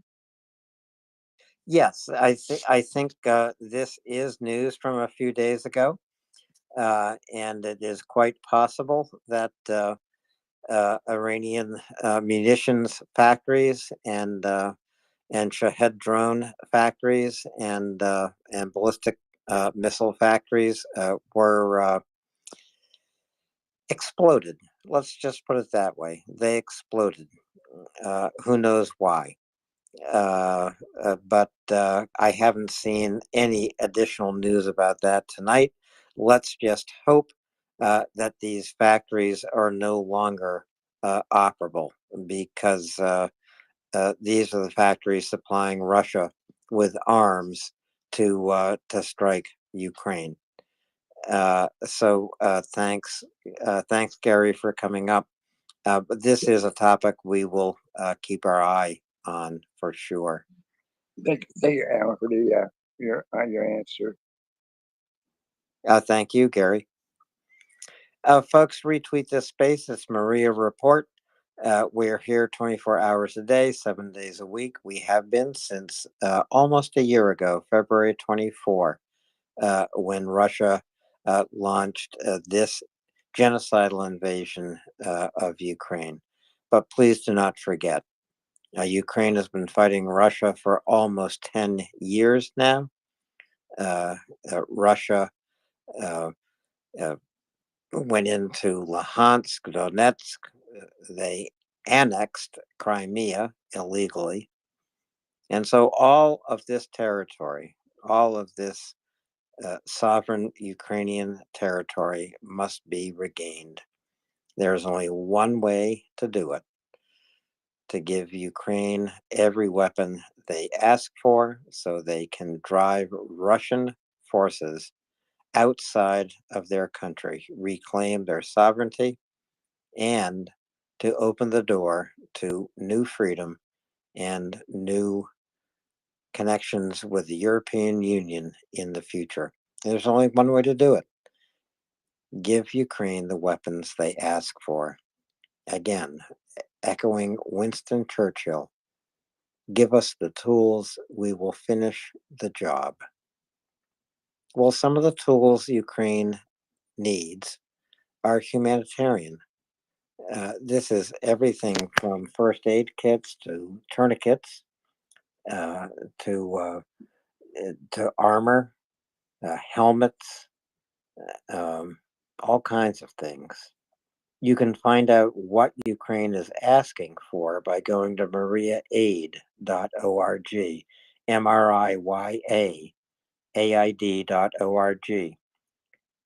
Go there, see what a contribution will accomplish.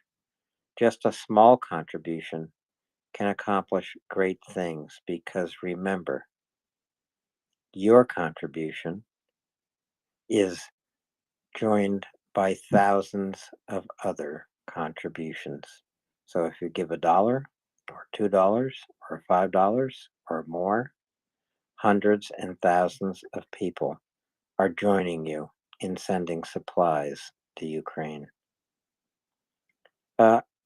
Anda, has your coffee brewed? It's in process. I don't want to lie.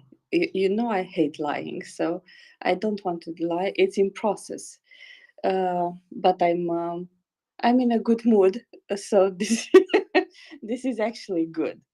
Um, I've been listening to you all. I try to process everything that happened during the last days. Yesterday evening we have had a couple of speakers, regular segments, right, in our program right now. We have had Peter Doran, and after that, Track Roots. Yesterday, I don't know what was with me. I had problems forming words. So apparently today I'm not banished with the same problem. So hopefully we will get here. But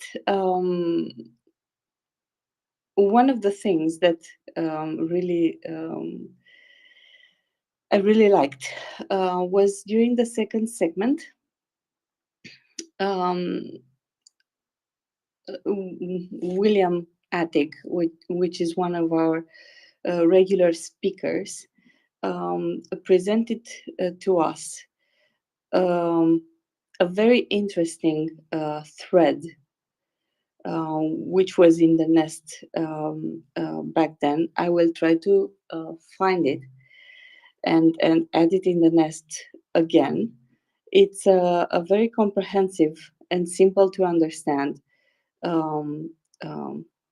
cheat sheet of the equipment which is currently being sent to Ukraine. All things wheeled and or tracked. So we have discussed with him and with 122, who is actually he was, I don't know if he is still a tank commander. We have discussed what are the equipments,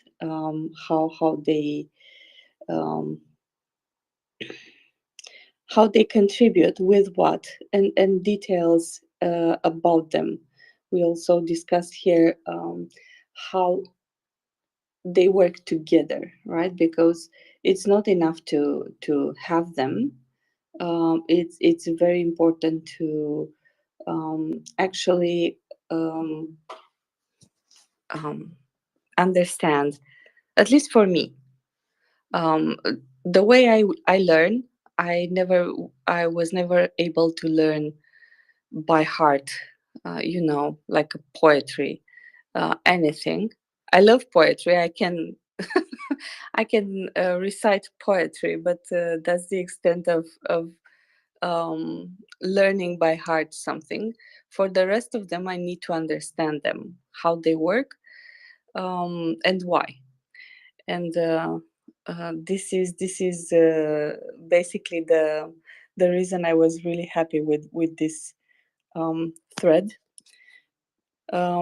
because actually it lets you understand more on what's being sent. I found the thread. It's shared by Domen. It's the sixth one it's in the nest already. It's the sixth one from the left. So if you scroll to the nest, it's a post by Angry Ants. It's a thread on everything tracked, basically. um, so this was one very, very interesting discussion that I enjoyed and interacted a bit. We I I was very happy because Bradleys were involved, and I love Bradleys already. So yeah, they were there. Bradleys, the tank destroyers. That right? So yeah. And I understand you're ready to drive a Bradley. In fact, I think Daryl and Angry Ants and William and and George, they all said you're qualified. You're ready to go, right? Yes, I am. I am also willing. So that's very important. And contrary to some naysayers, someone taught me how to lateral park a Bradley. So I don't want to hear any more jokes on that side. I know how to do it because it has been explained to me. It has a double axis, so I just have to rotate it in the spot by setting the tracks forward and backwards. So to all the naysayers, I am fully qualified on this and willing. Therefore, I will see what I can do with this information and with this. If I can actually get to practice on one, I will be very happy. And I believe you will be parallel parking your Bradley in Sevastopol. And I will be there to tell you where the curb is.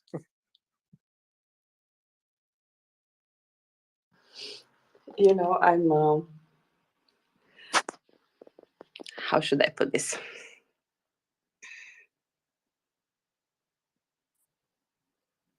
I'm all for teamwork. Teamwork is makes the dream work, right? I have during the years I have performed individual sports. Tennis is one, and team sports like volleyball. So one thing that you learn in team sports is that you cannot win alone. You can be the best, but you cannot win alone.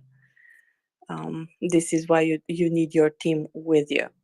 And this is why Ukraine is training their teams, right? They are doing that in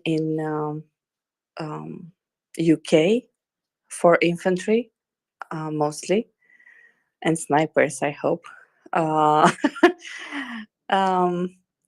They are training in Grafenwehr and Hoffenfeld, and they have their the Bradleys, so really interesting.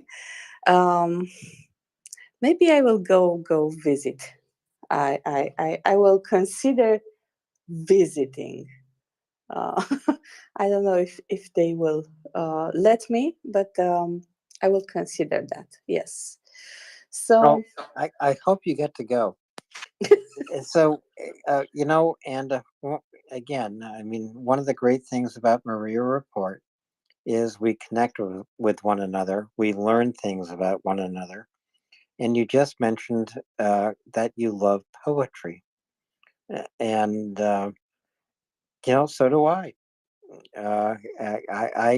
But you are better than I am because you have poetry memorized that you can recite, and I really don't. I have a line here, a line there, but I can't recite poetry from beginning to end. But poetry, and this is a bit of a detour here tonight, but poetry is a way to ask questions and to connect to your heart and connect to the experience of others in the world. It's not actually difficult. Poetry is just great language. It doesn't have to rhyme. It doesn't have to intimidate you. It's easy to access. I hope this is something you also learned, Anda, as you read poetry and maybe even wrote it yourself. Have you? No, someone in my family did. Um, I'm I'm I'm just with the talking part, not with, not with the creation part. But yes, it connects with your heart. And actually, I told you I'm strange. You already know I'm a strange person. So I read poetry volumes because I'm strange. Uh, No, Anda, I already know you're an extraordinary person. Extraordinary, not strange in any way. You are an extraordinary person. well, the next thing on my list. Let me tell you, Alan, I have 2 projects in working. So one of them will include poetry. If I can get my hands on some Ukrainian poetry, unfortunately translated in English because I really don't speak. I have no skills on I never learned neither Ukrainian nor Russian. So it has to be in English or French or other language, preferably a Latin one. But I'm looking out for this. So I'm looking for some Ukrainian poetry. I don't know. Sometimes it is translated in other languages, and I will come here in the space and read it because I think it's a interesting insight in the sensible part of that nation. I don't know how to put this otherwise. So to write poetry, you need to have a certain sensibility, and each nation has different poetry, different phrasing, different ways of looking at life. And I'm really looking forward to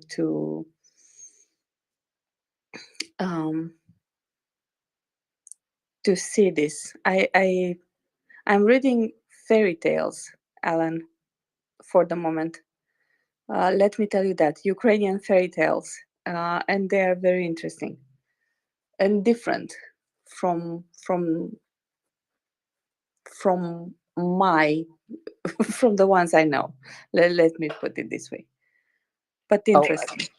Anda, you have to share these fairy tales with me. I want to know about Ukrainian fairy tales. And I promise I am also looking for Ukrainian poetry. And some night, you and I are going to have a Ukrainian poetry night. I think I'm just thrilled to think about that. And I'm going to look this up. I can't say this for sure, but I actually think that that some writers, some poets claimed by Russia are really Ukrainian. And like you, I have to see the translations in English, but we don't need to limit ourselves to Ukrainian poetry. I already know that Ukrainian creativity is amazing and it swells my heart. All I have to do is listen to Carol of the Bells. That's poetry. And so I promise you, Anda, we are coming back sometime very, very soon to do a night of Ukrainian poetry. I just think it would be fantastic. I really, really look forward to it. And I'll share as much poetry as I find with you as I possibly can. Cool. Really cool. Deal. And I will hold you to that. Yes, I love hearing you say deal, Anda, because it is a deal. So I think that I'm going to step down. And I'm so glad to see you here. I'm going to stay up as a speaker as long as I possibly can. NAFO, thank you so much for your help as co-host. Sure. I've been sitting here being quiet and, to be honest, intimidated by your professional radio presence. The years of experience show through. Well, just remember, NAFO, I do not like hearing my own recorded voice ever. So, and this is how I like to say good night, and looking forward to seeing everyone again tomorrow. And every time I say this phrase, this is a phrase that strikes to my heart because I've been here at MriyaReport. Slava Ukraini. Rom Slava. Heroin slava.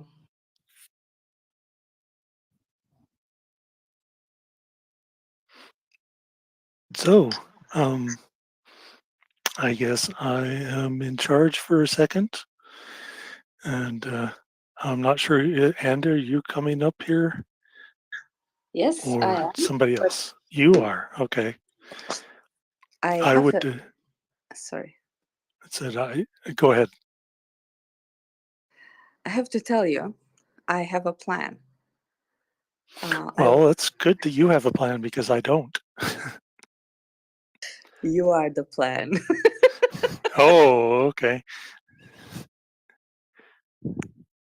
Well, I do have quite a few stories pulled up here that I don't know if we've talked about. I haven't heard them discussed in the this afternoon and evening that I've been listening. So, do you want to do that, or do you have you actually have anything? No, Okay. you're the boss. You're the teacher. You lead the way. Well, I can teach you all about science, but I'm really out of my element talking about war and army stuff. But I'm learning quite a bit just by listening and reading and catching up on things. But on the poetry, I would be really interested in the Ukrainian poetry too. I like to write poetry occasionally when it strikes me, and I really like to read it. And I have I'm trying to recall. Of course, I have a few Robert Frost poems memorized because he's a really famous American poet. But I don't know anything about Ukrainian poetry, so I'd be very interested.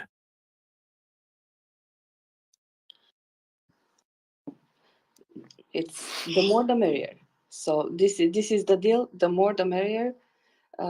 We will have a big night with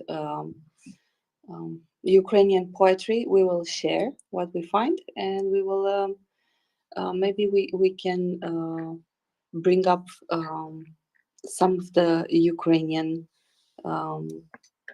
that are friends to the space, and they can share what was important for them growing up.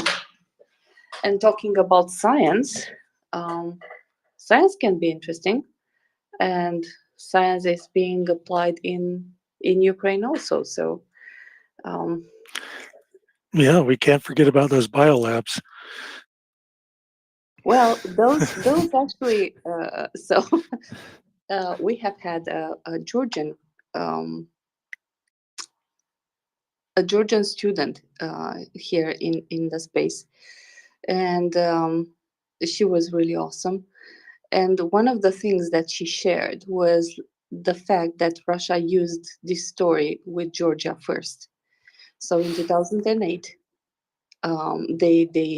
they started spreading rumors that in Georgia there are biolabs. This is why they are. This was one of the reasons stated for which they were going in. And actually, when you hear a lie twice, it's Yeah, you would think the Russian would be able to they would be able to be more creative and come up with a different excuse. But I guess exactly. Don't you have kids in class who come and then say the same old, you know, my dog ate my homework, and you're like, yeah.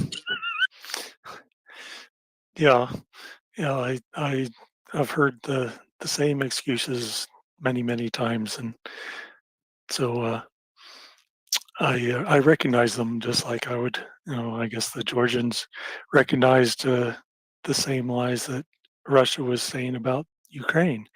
It's like, I guess that Russia needs to, they need get to get creative and not just use the same old game plan every time. But I guess if it works for them, then they're not going to learn any different. I think this time they will learn that just because it worked in Georgia and Chechnya, it's not going to work in Ukraine. But so what I had in some things that I've read was about the on Zelensky's Telegram channel. He had a short talk today about he was talking about the 116 prisoners that were returned. Most of them as were privates and sergeants. There were 2 officers, so 114 private sergeants and 2 officers from all the different services. And he said that since February 24th, they have managed to exchange for 1,762 Ukrainian prisoners. So, and I don't know exactly how you negotiate an exchange of prisoners. Do you or Will know anything about this? Other than what I saw in movies, no. Yeah, that's all I know is it like in movies? Yeah. Well, So I don't know either, Dave. But essentially, the mechanism is probably much like you might have seen in movies. There's a transfer point, and they meet up there, agree not to shoot at each other, and a busload goes each way, essentially. So I've often wondered why it doesn't seem like there's an even number. Usually there are different numbers being exchanged. I wonder about, are they, I guess, weighing more, some prisoners are more important than others to get back? Yeah, yeah, Uh, definitely. Officers, that they basically do a summing up. They say, we've got so many people like this. We've got so many from these units. These are who we've got from reporting. These non-commissioned officers or enlisted men. And we've got these officers, and they basically, do a trade. What would you give me for this guy? Which is, essentially why that fella who has claimed asylum in Norway, who was an officer in Wagner, I'd be trading him for about 20 or 30 enlisted. Mm-hmm. And so in the same address, President Zelensky went on and he talked about signing documents that are, and he didn't really clear. He said signing documents to protect and cleanse our state from those on the side of the aggressor. And the other news stories I saw on that clarified that it was that they actually took citizenship away from several ex ministers that let's see if I have it here. Yeah, he stripped Ukrainian citizenship from people ex ministers in the government that had Russian, they're dual citizens, so the Russian and Ukrainian. It was the ex-secretary of the National Security Defense Council and the ex-minister of defense or education minister, the ex-taxation minister, ex-interior minister, and the ex-head of security service. So lots of heads of or ex-heads of different departments that were they were all very closely aligned with the previous president Viktor Yanukovych. How's you say his last name? Yanukovych. Yes. Yanukovych. Yeah. Okay. I had the emphasis on the wrong syllable. Yeah. So it's, I guess, another sign that they are being serious about clearing house and getting out all of these people that could be a security risk or are not 100% committed to Ukraine. One of the news some of the, let's see if he also that statement, that signing could also be extended to removing citizenship from other people of dual citizenship. You were saying I something, think, Ed? yes, sorry. One of the things that I really love, I admire this in Ukraine is the fact that they are at this point cleaning that. So it's a hard thing to do, right? You have a war raging. You need to show strength outside and inside, right? Strength in front of your opponents and strength in front of your troops, right? They have to believe in you. And you very rarely see people cleaning house while they have a battle going, right?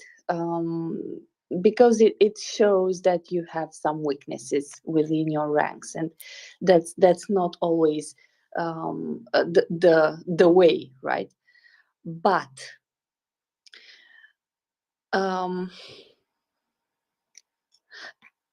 I really admire the fact that Zelensky chose differently, because it's like that saying, sharpen the saw, right? When you need to do something, it's no point in using the same saw, which is blunt. It will take you longer than if you sharpen the saw and do it faster. So basically, he is doing exactly that. He's throwing away people who are betraying Ukraine, because basically they are betraying the troops also, right? Yeah. And the troops need to have faith that when all this is said and done, they will return to a country within a clean country, within they can trust their superiors. They will have their backs. Does it make sense? Yes. Yeah. Completely.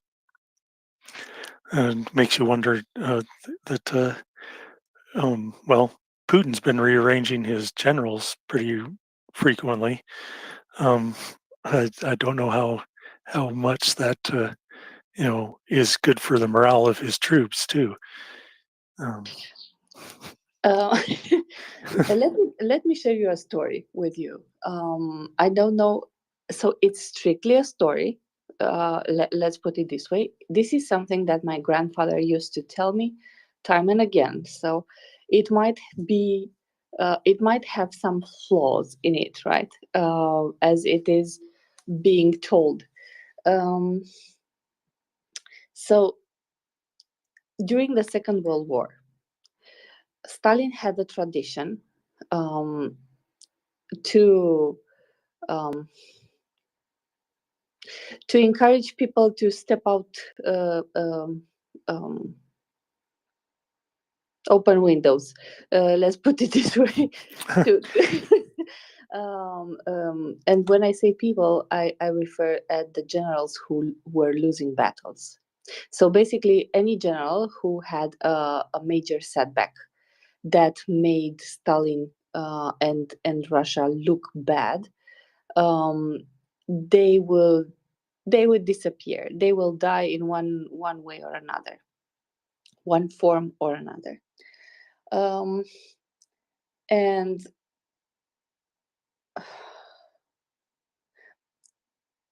they had Zhukov was one of their generals, and he was successful. So he was having a word. His word meant something in front of Stalin. And there was another general whose name was Konev. Konev was part of was one of the generals who arranged, planned the defense of Moscow. In and around Moscow, when the Germans were approaching, one of the things was they started digging trenches, and one of the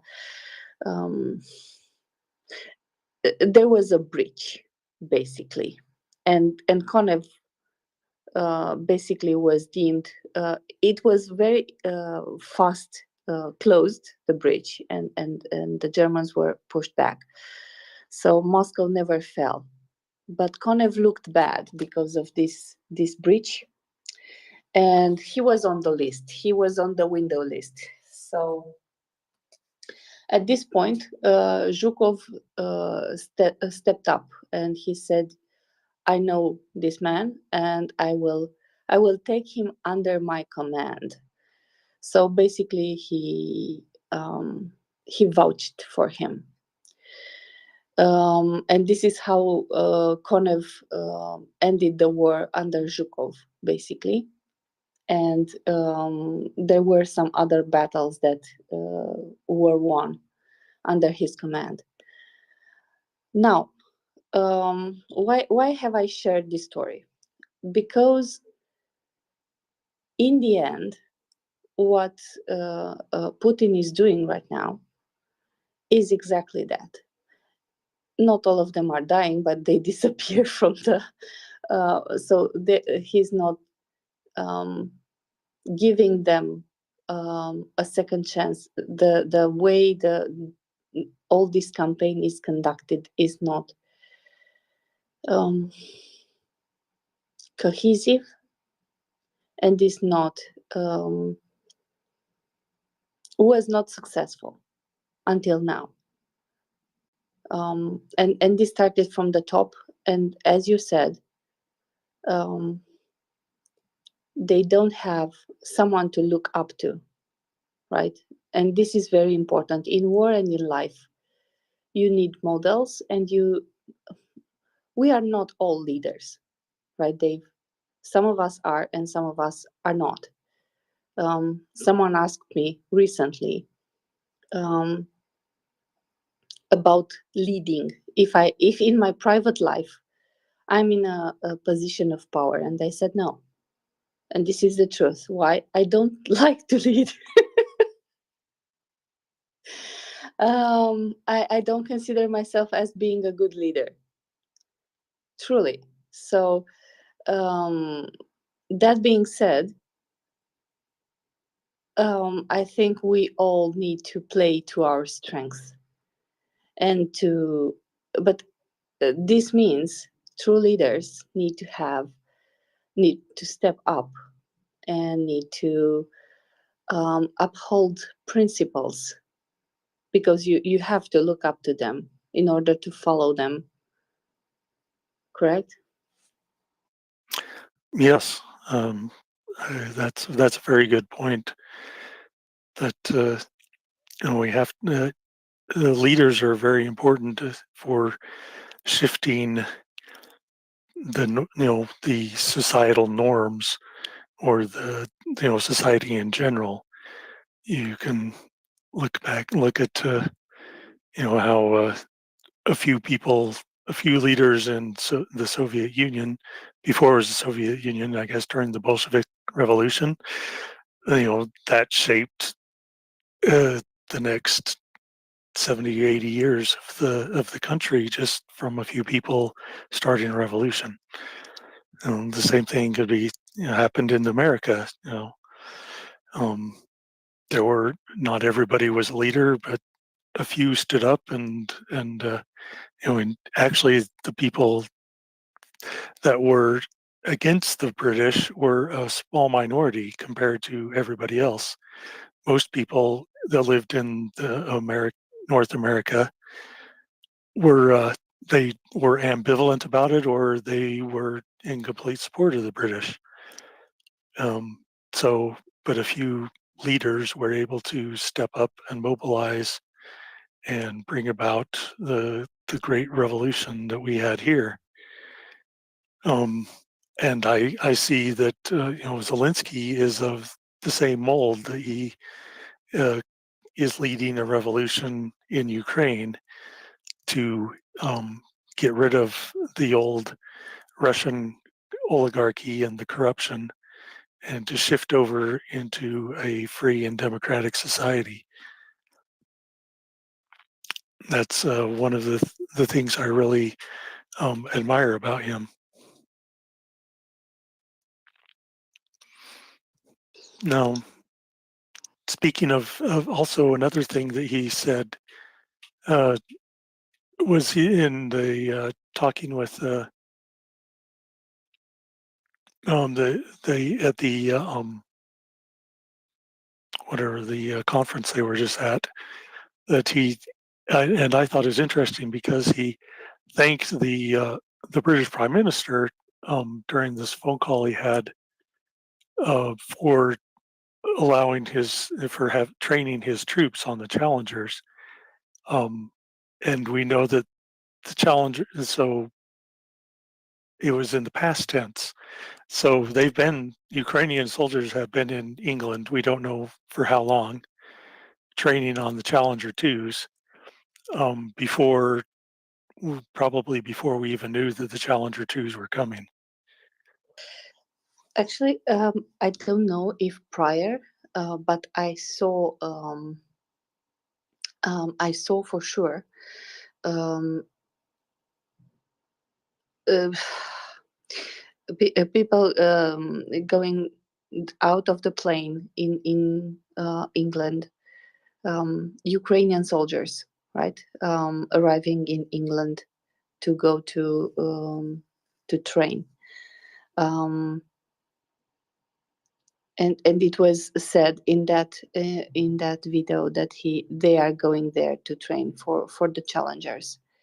I would have thought, to be completely honest, I would have thought they will train in Grafenwöhr or Hoffenfeld or somewhere in Poland, because Germany discussed with Poland 1 month prior.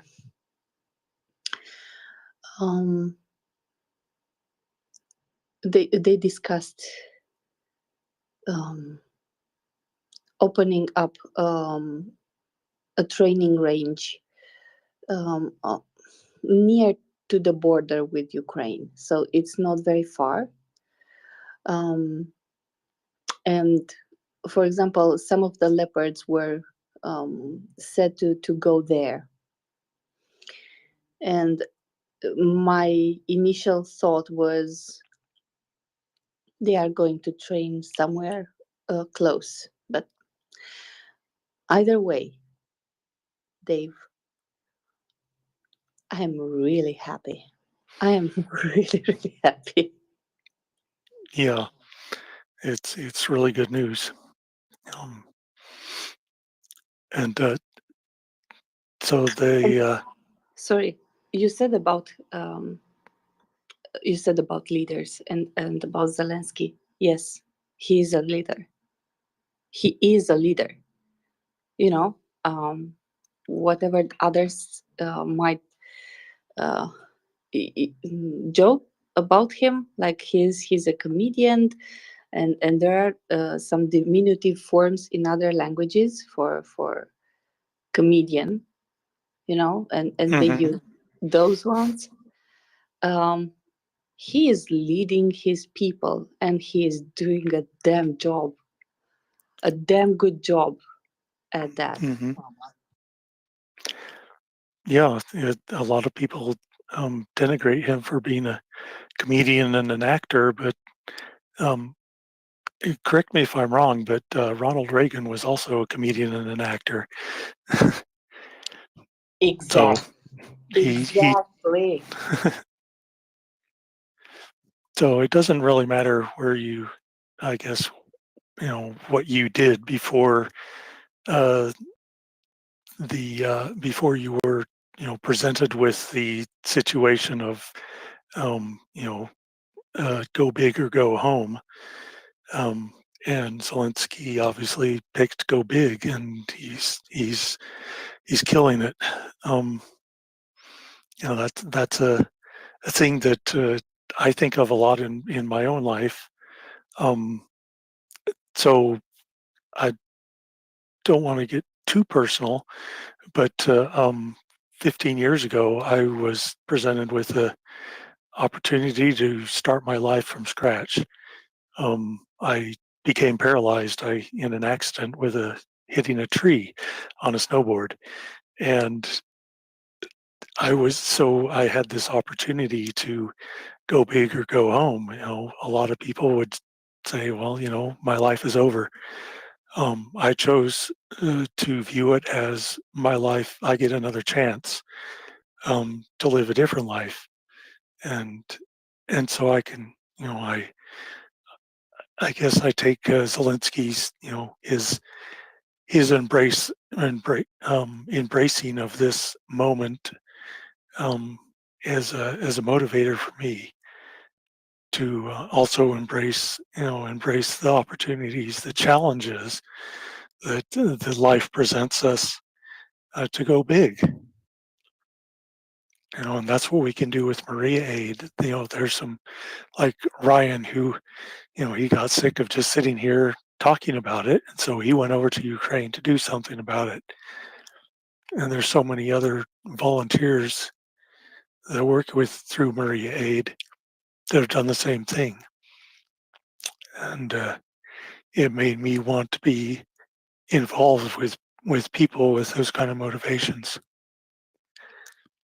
So I would encourage any of the listeners, go to MriyaAid and donate what you can. You know, I've donated. I don't have much money, so I've decided I can donate my time here and time in other ways. And you can do that too. It doesn't have to be money. It can be time. It can be organizing. Any effort towards the freedom, you know, freeing Ukraine and a united Ukraine is worth it. It can also be it can also be tweeting and retweeting. I don't know. It doesn't cost you anything, and it barely costs you time. You know, making a small tweet or a longer one, making a thread. But your tweet goes out for all the people that you know. Some of them might see it, and some of them might not. They will tweet or retweet as well. They will push forward the information, and someone will read it at some point and will donate. And they might have the capability that you don't have, for example, or the knowledge or the relations, for example, because we have had here on the space Sonic, which is one of the guys who worked with the drones that were sent to Ukraine. He was there training and helping with the training, and he donates, basically he donates other things like his life, right? you take time from your life to do other things, like think about it like this. I come here every day at 5 in the morning, my time, and hop off around 9 something, 9:30, right? So basically this is 4 hours. That's half a work day, right? Apart from that, I work because my cat needs food, and so do I. So and I'm not paid here, right? Everyone here is volunteering their time, their knowledge, their enthusiasm, and their love for Ukraine. And indeed, Ryan was like, go big. Just like you, Dave. He went big. And yesterday, to be completely honest, when I saw that volunteer, that American guy, Reed, who lost his life in Ukraine, I was thinking. So my first thought was, Ryan was there. That could be him. So yeah, it kind of shifts your perspective when you think of it like this, because it's not always, you don't always play it safe. You want to, but it's not always in the books. And in the end, you want to help people, you want to save people, and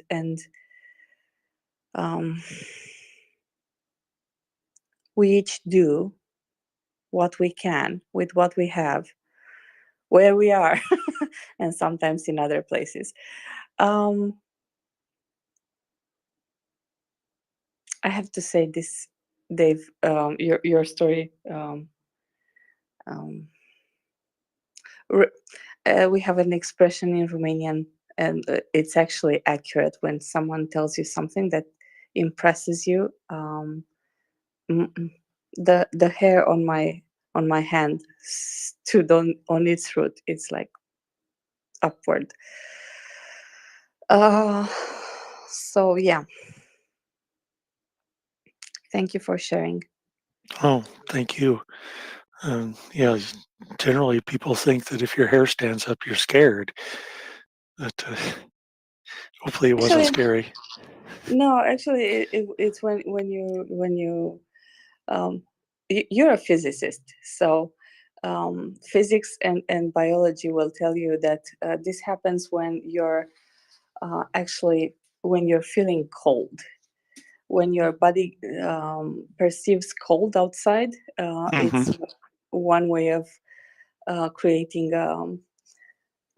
a a buffer zone between outside and your skin. But yeah.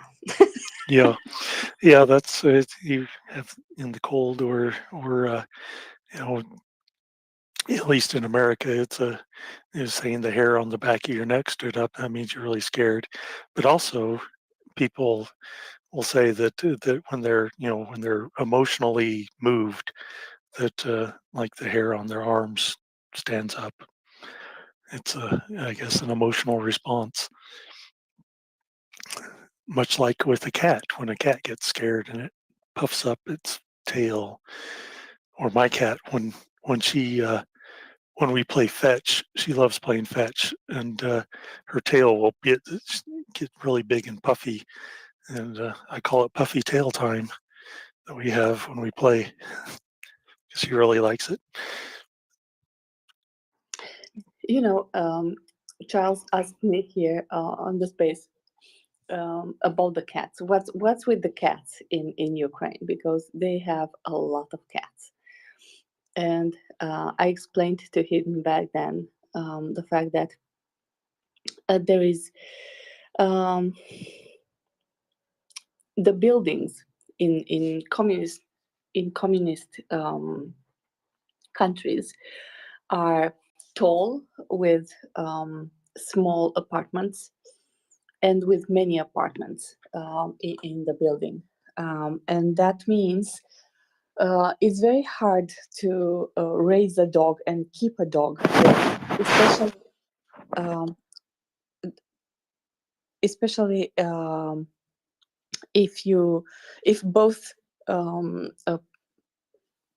partners or parents, if you have children, are working, right? Because you need to leave your home for 8 to 10 hours, for example, and the dog will stay in the house, and with it's a stretch, right? For a dog, it's a stretch. It's not a very happy place to be.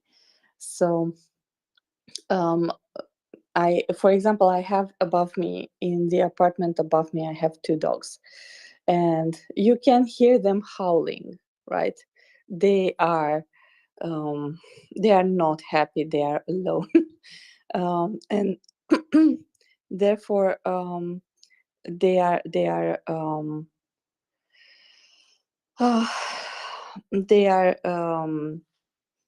howling during the day, waiting for for their parent owner.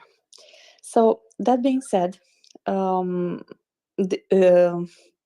it's much easier to have a cat which sleeps basically 18 to 20 hours a day, and only wakes up when you come home, plays a bit, uh, moves from one place to another, and then goes to sleep right back to sleep. So it's way easier to keep one, and to be sure you're not how do I say,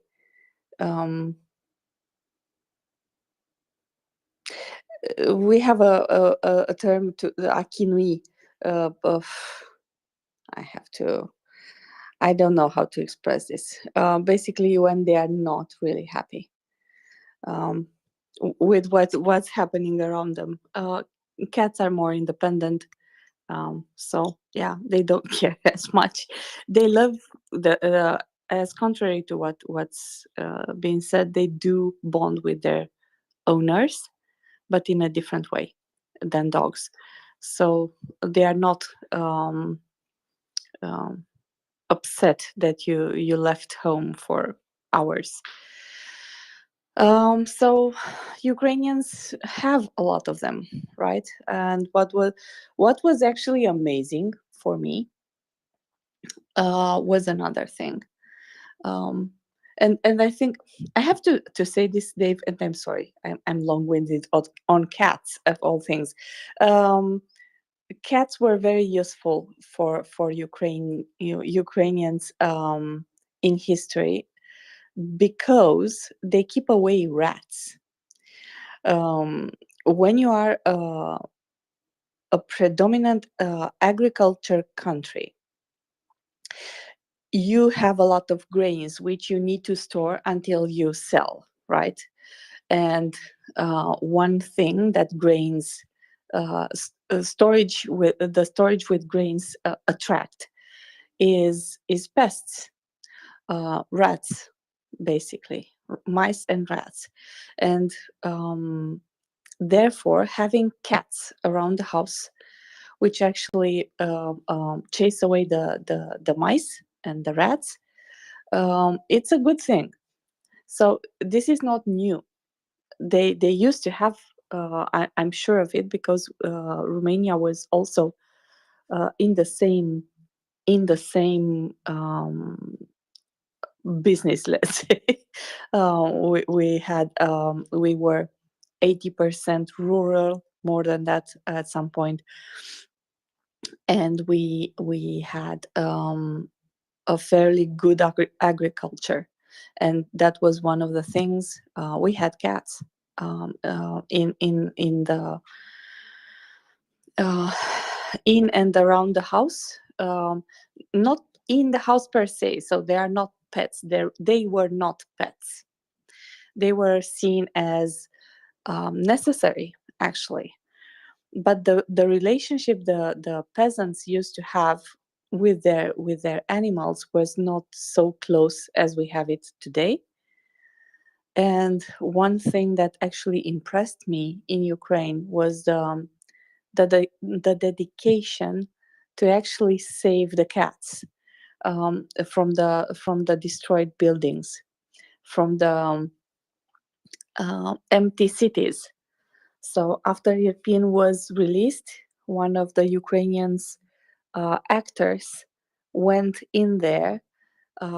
He had a really small car full of boxes, and he went with a flashlight and with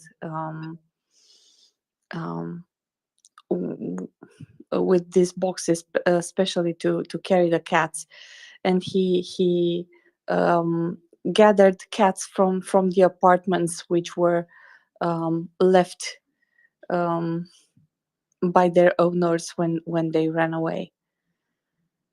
So that really impressed me. I have to say this. Yes, I always will always watch a video of where Ukrainian soldiers with their cats. I just love them.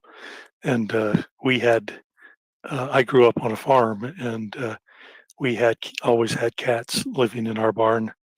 And as you said, they weren't necessarily pets. They were friendly, but they were working cats. They were there to catch the rodents. And if you fed them too much, then they wouldn't be hungry and they wouldn't catch the rodents. So it was hard for us as kids to not give them treats because they're so cute. But my dad was like, "No, they're here to catch the rodents, so they don't eat our hay." and eat our grain because we had cows and horses. Now, I think Gary Nafo has his hand up here. Yeah. You have And a comment? You got a cat or a dog? I used to have a dog many years. I used to have a poodle until I was 7, and after that I had cats. But when I had the poodle, I was living in a house, so he could go outside and play in the yard and come back in when he was ready. So it was a different. I had a cat, but the only problem with my cat, it was a Siamese cat. It passed away a few years ago, but she wouldn't kill mice. She'd bring them in and play with them, bat them around for a while. And she get tired of it. She just walk away. And here I am, got a mouse in my house. I try to catch it with a mouse trap. I think that mouse is pretty smart because I think I seen mice once. I see mice poop around my place once in a while. So I don't think I think that mouse is pretty smart. He's staying away from that mouse traps. That seems kind of counterproductive for the cat to bring the mouse in and then let it loose.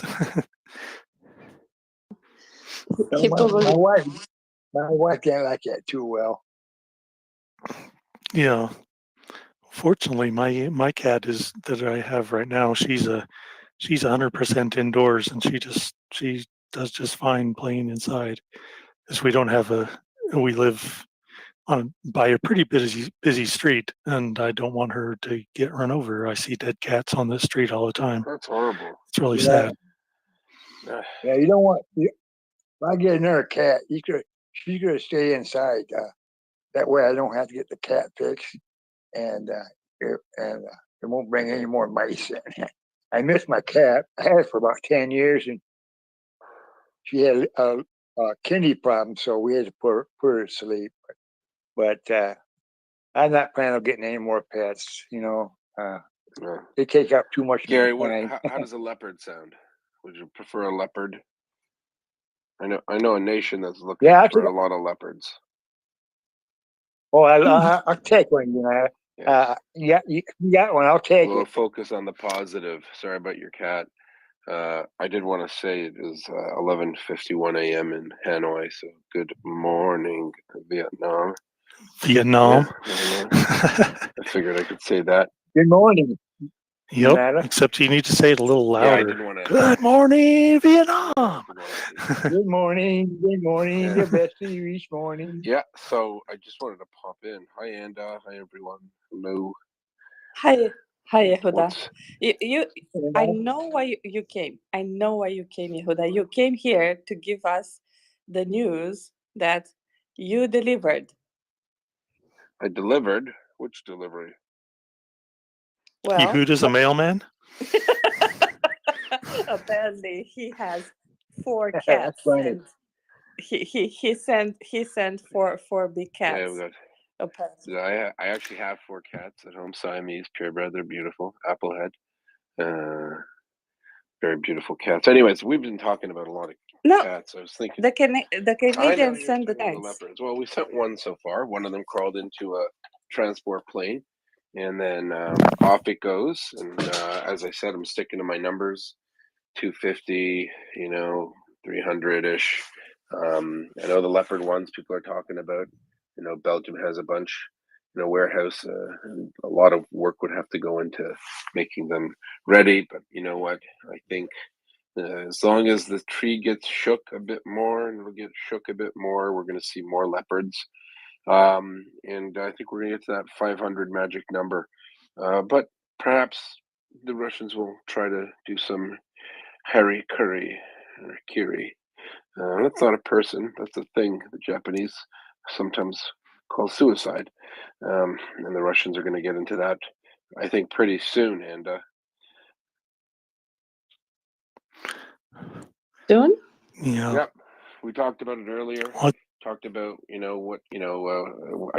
had to run earlier. So I had to put kids to bed, and then didn't get a chance to finish it off. So if anyone wants to talk about that, come on up, right, Anda? Let's gin up the crowd. I think we're looking at a Russian offensive. I think sooner than some people think.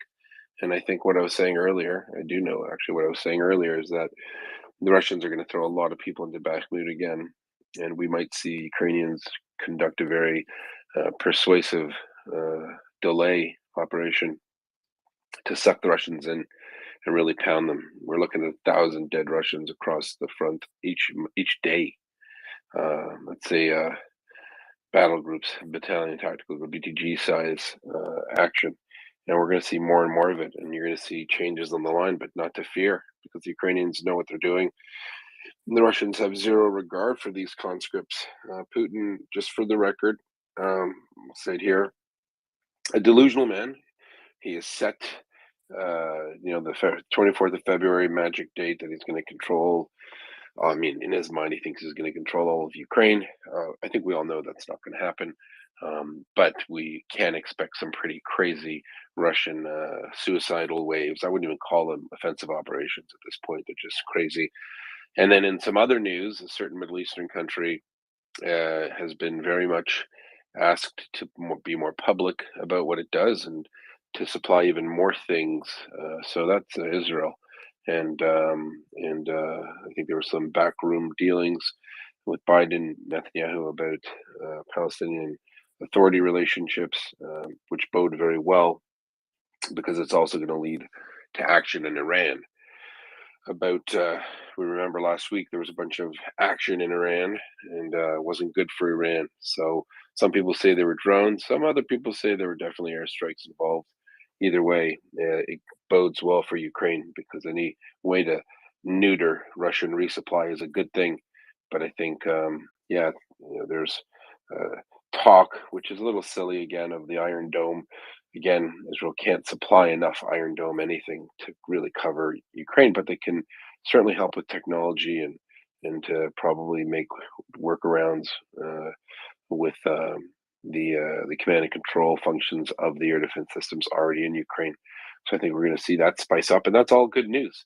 So tanks, F-16s probably eventually, and a bunch of Israeli technology that's already been there since about September.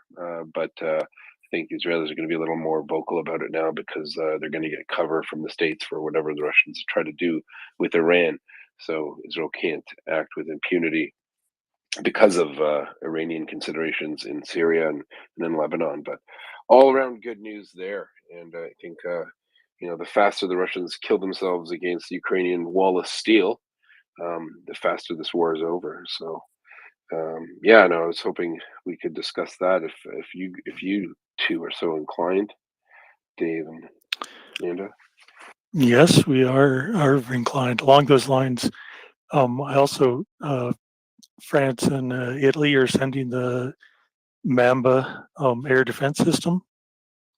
It's a long range air. I don't know if that's been discussed here before, but it's a long range anti-missile system. Now, when you say the Mamba or the Mambo, because one is a deadly African snake and the other is a festive Caribbean dance. Well, it ends with an A, M-A-M-B-A. No, that's the dance. That's the snake. That's the snake, yeah, which is more fitting for this. And Portugal has said that they haven't said how many Leopard 2s, but they're going to be sending Leopard 2s. I mean, really, it's Portugal. They could send all of their Leopard 2s. Who's going to invade Portugal? Yeah. Well, they don't have many that are operational right now. They thought they had 12 out of 40 or 30. Then they said they only had 2 available, but those can be shipped over to a country we might know. It's Germany, and they could go fix them up real quick. Yeah. And off they go. But you know who else has a lot? Spain. And you know who's not invading Spain? Andorra. And so I think they could afford to lose a bunch, and so could Greece. Finland still has a lot, and it's going to be an interesting day. I think how many would the Americans send in total? Who knows? Maybe they would send 200. You know, they can, and then 300 leopards. That'd be a good go. Bradleys, strikers, martyrs. But the problem is getting them into the country, shaking them out, getting them all the kit to the appropriate places. It's going to take a couple months, I'd say, not to physically get them there, but just even to train and assign different armored brigades with what equipment and get all the maintainers up to speed. The Ukrainians sure are motivated. But they have to learn how to fix certain things, and maybe, who knows? Maybe there's a bunch of recently retired military types in Europe who work on that equipment that might just make it over to Ukraine. Who knows? Probably, right? Yeah. Well, I think the Ukrainian foreign minister said they're slated to receive between 120 and 140 in the next few months. 120, 140 tanks. There you go. Yeah, no, there's already commitments for like 250, 300. There's a lot of stuff going on in the back there. They know that they can't give 100 or 150, and that's it. They gotta get close to 500. Another thing people forget is Ukrainians have a ton of former Russian and Soviet equipment. Not the best, but they have a lot of it, and they save their armor. They save their armor so they can counterattack.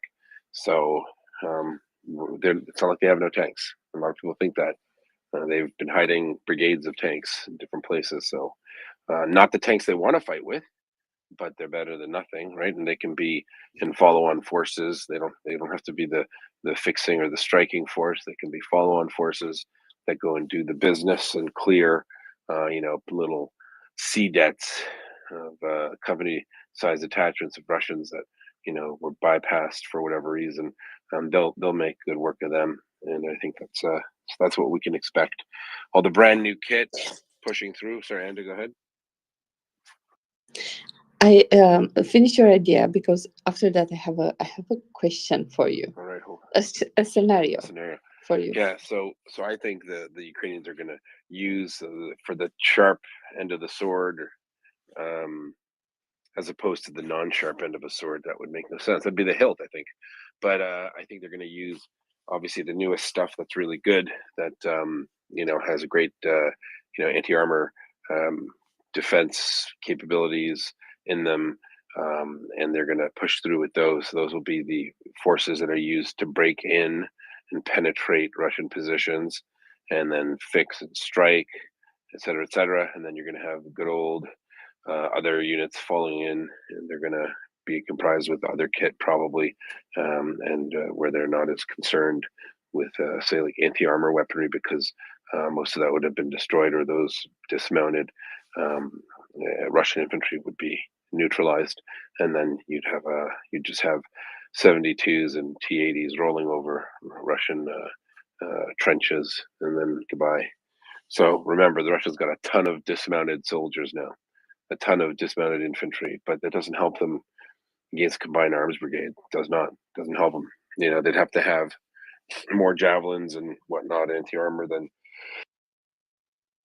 pardon me, just sneeze, but they're not going to have it. So it's good news. Sorry, Anda, what's your scenario?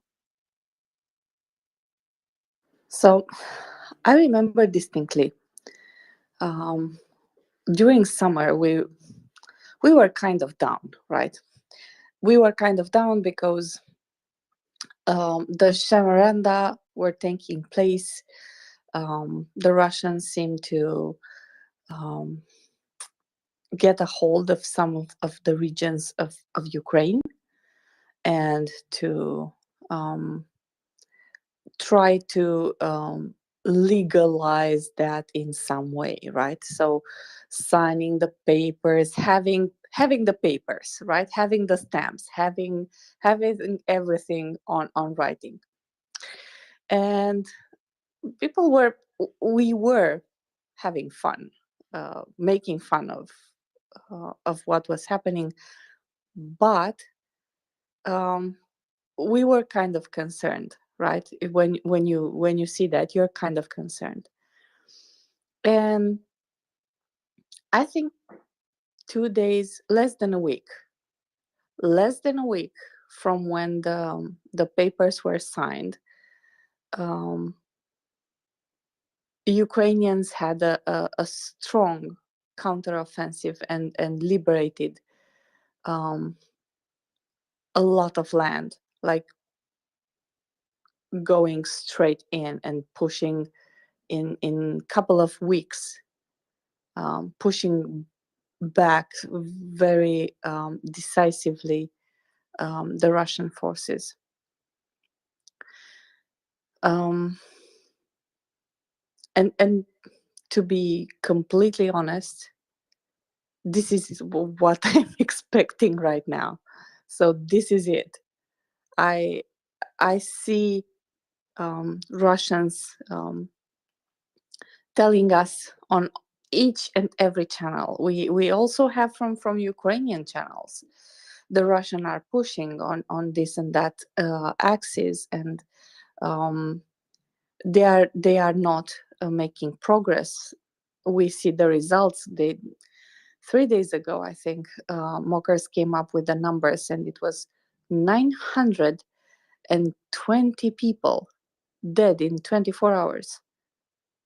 Like, that's what, 3 brigades? 2. I don't know. How many people? What's the number? 920. Yeah, that So would be 1 BTG, 1 battalion. one. Yeah, so far So less than 3 brigades, but it's still a lot of soldiers. But they don't have the combined arms component, right? And they are getting destroyed. They are getting destroyed. Like the Ukrainians are just destroying them, and they come in day after day, and they're just and it's just to use non-military parlance, it's a trap. And then the Russians just keep flooding in. They don't see Ukrainians there. They think it's safe. Ukrainians got drones. They got artillery. They're just pummeling them. They don't even have to. They're not fighting hand-to-hand combat on every street or something. That's not what's going on. The Ukrainians also have all sorts of. They have a bunch of Israeli mortars in Bakhmut, a ton of 120 mils coming in, just smacking the Russians. Yeah, we're going to see a lot of that, but we are going to see the Ukrainians cede territory when 400,000 Russians come in. They're going to have to cede territory, but just momentarily. They're going to, I suspect, like for in Bakhmut, I think they'll withdraw from Bakhmut. I think they'll go to predetermined battle positions. They won't be decisively engaging. They'll be, to the Russians, it'll look like the Ukrainians are running away, but they'll stop in certain areas to control the flow of the Russian thrust, and then they'll just light them up with artillery, just thoroughly destroy them, and then keep moving back and let more come in and let the Russians stretch out their lines. They'll get arrogant and cocky because, again, they're being taught that they're superior, they're great, they're amazing, even though these are people with no training. They're we're going to kill them. And then it's just going to be a bloodbath for the Russians. And then once they've culminated again, you're going to see Ukrainians. That's when you're going to see combined arms brigades, several of them, half a dozen in one area, in one AO, and they'll just push right through, just slice them up. And I think that's when you're going to see them push through Kremina, like in force, right? Several brigades pushing in, and then down Highway 66 there into Lysychansk, Donetsk area, and they'll just cut off all of the Wagner and regular army that is in the Bakhmut pocket. So it's going to be quite. I think that'll be a glorious day.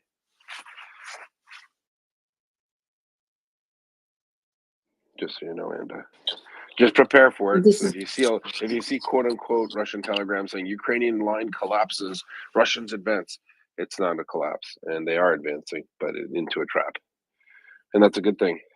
That's how you deal with all these new troops, right? They're going to push in, and they're just going to go wave after wave, thousands and thousands. Instead of 2 BTGs going in and 1 BTG being wiped out, they're going to send in 10. So the Ukrainians need more space to kill them. But Yeah, I fully expect them to use those tactics. It makes perfect sense. Yeah, and Frank, I think, wants to. Frank Frank wants to say something here. Oh, nothing too much. Hey, Yehuda, welcome. It's midnight Ontario time, so well, I guess it's Saturday, so fair enough. Yeah, Canada. You're allowed up a bit later, I guess. Yeah, fair enough. Anyways, I mean, I had two kind of thoughts on this. One is that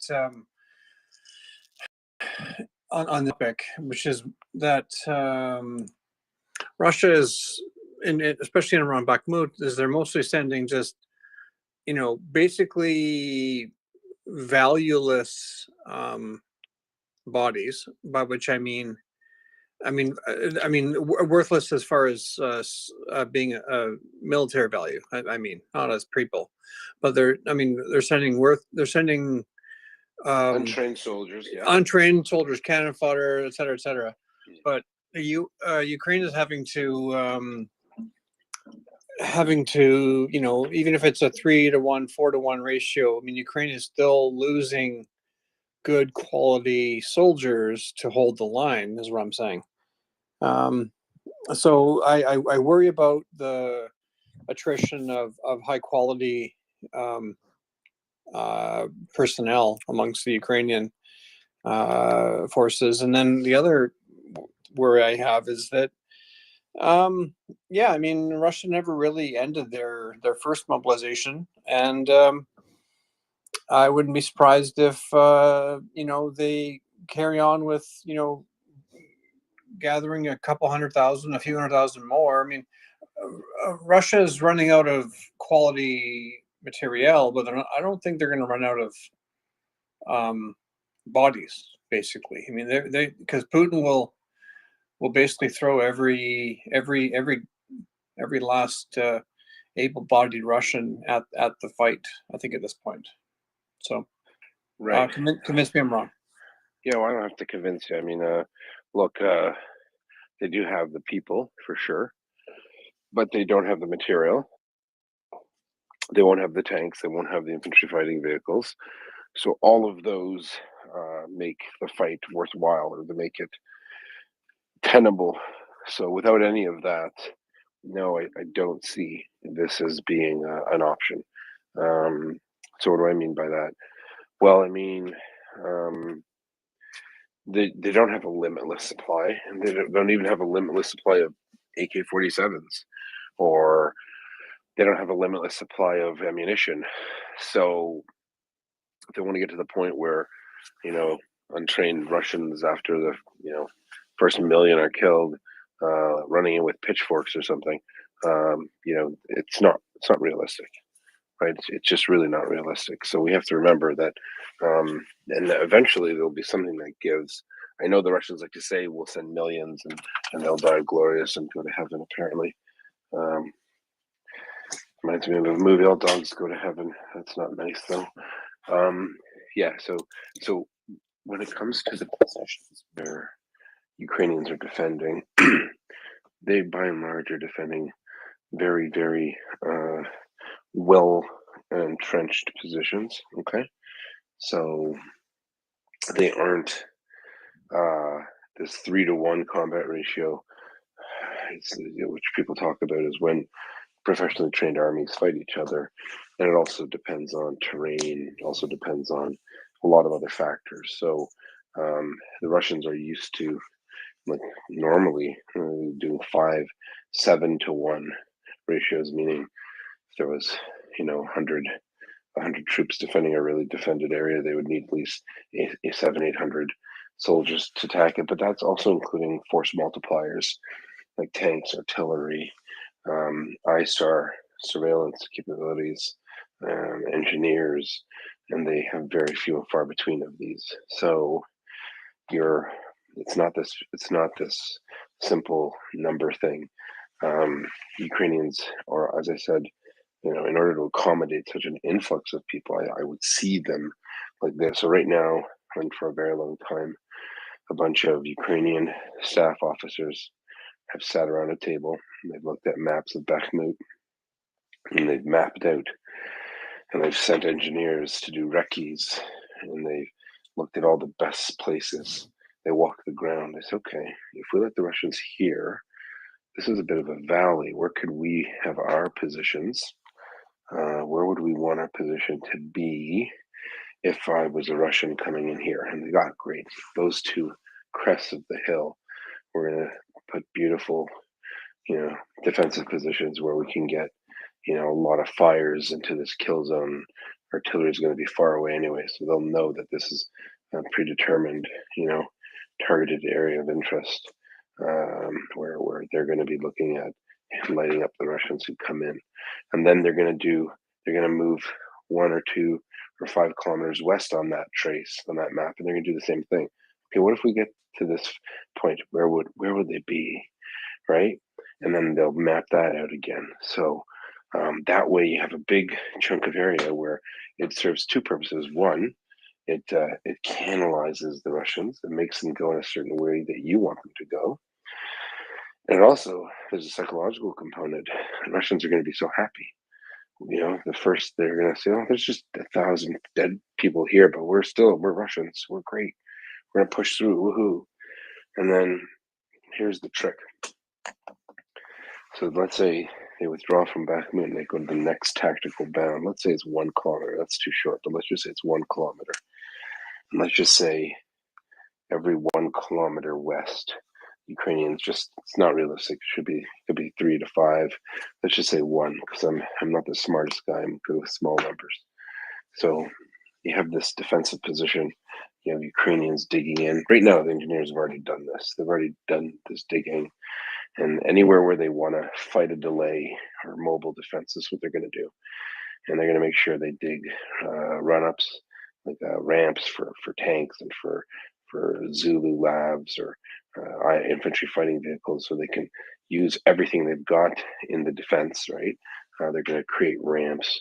That means, like, if there's a hill and you want to be on the Russians are in defilade, you want to make sure that your things that go boom, like the tanks and the infantry fighting vehicles, that they can have a shot. They can clearly have a line of sight to the Russians.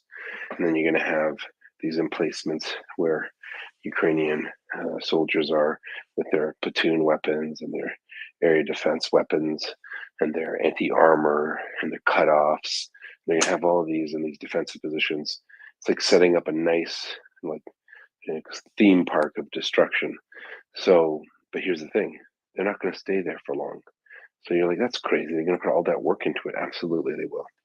They're going to put all that work into this position.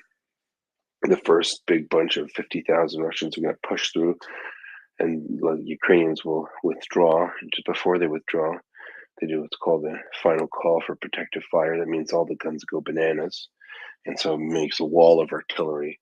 The Russians can't move, but the Ukrainians can move back. And they move back to this predetermined position 1 kilometer west of Bakhmut, for example. I'm just giving examples. And then they set up, and all their tanks are in run-up positions, and their infantry fighting vehicles have their 50 or 30 mil coaxial guns, those things, and they're firing at the Russians, and the Russians get slaughtered, and then they send more. And then as they're sending another huge wave, overwhelming numbers. Let's say there's only 1,000 Ukrainians in this frontage, in this corridor, fighting, and then the Russians send 10,000. Well, the Ukrainians say, okay, that's too much. You know what we'll do? And when they get to a certain point, a phase line, when their control measure is activated, then the Ukrainians will do another final call for protective fire. It means every gun on the gun line is going bananas. They're firing everything they got. It's like Independence Day times 10. And then what happens to those Ukrainians on that ridge? They're gone. Their goal is to not become they don't want the Russians so close that they can't disengage. Pulling pin, popping smoke, and breaking contact is very hard if you're 1,000 soldiers on the front and 10,000 Russians are coming at you.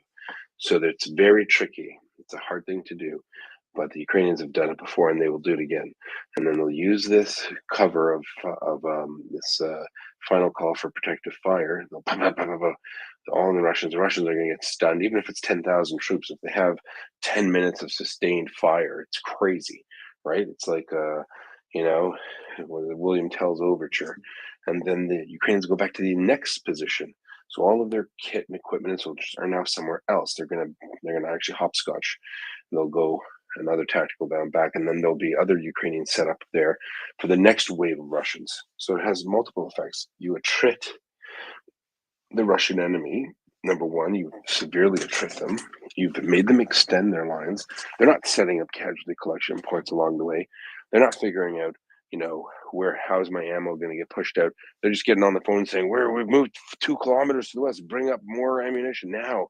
And then you're going to have just goofballs firing up a truck, and they can jump in and they're going to run out, and Ukrainians are going to bomb with artillery. So it's debilitating physically and mentally. And then what happens is eventually that wave of soldiers, they're going to be like, wow, we gained 4 kilometers or 5 kilometers west, but we lost 30,000 troops. Like, that could very well happen. If the Russians do what they're doing in Bakhmut right now, but they do it with more troops and they commit there, they're going to lose. They're for every kilometer, they're going to lose 10,000 men, right? Or every tactical bound, from one defensive position to another, if they're actually fighting with that many troops, right? And again, why would this be? Why is the number? Why it sounds crazy? You'd say, well, it is crazy because they are just throwing dismounted soldiers into a fight, and they are so eager to gain territory that whoever's commanding that sector, that area of operation, might very well be like, oh well, gosh, at least I could tell Putin I got 5 kilometers in, and then I'll ask for a little vacation or something, go back to Moscow to get a medal, and then the next guy is going to lose it, because when the momentum that the Russians have stops, because they're just going to run out of even motivated soldiers, right? I mean, can you imagine walking? How do you think a Russian soldier in Bakhmut feels when he sees like literally 1,000 dead people just from the day before lying on the ground, right? So it's going to stop, and at that point, that's when you're going to have those armored brigades with Leopards and Bradleys and Strykers, and they're just going to cut through the Russians like a hot knife through butter, right? But the hardest part about fighting this defensive operation called a delay is if those Ukrainians on the ridge don't recognize, or someone doesn't see that the Russians have advanced too close to their lines, and then they're actually fighting, within a few hundred meters of each other, that's a big problem. Then it's very hard for them to become unengaged or disengaged. So the key is to know your limit, to know, like, there are control measures. You say, report line, the Russians have crossed this phase line, leave now. Final call for protective fire now, right? Arties, guns, open up now, and then you move. So it's basically you make the Russians pay ridiculous costs to take very little terrain, and terrain that's not to their advantage. Now, normal people wouldn't do this, but the Russians, they've proven for a year that they're not normal. There is no strategy here.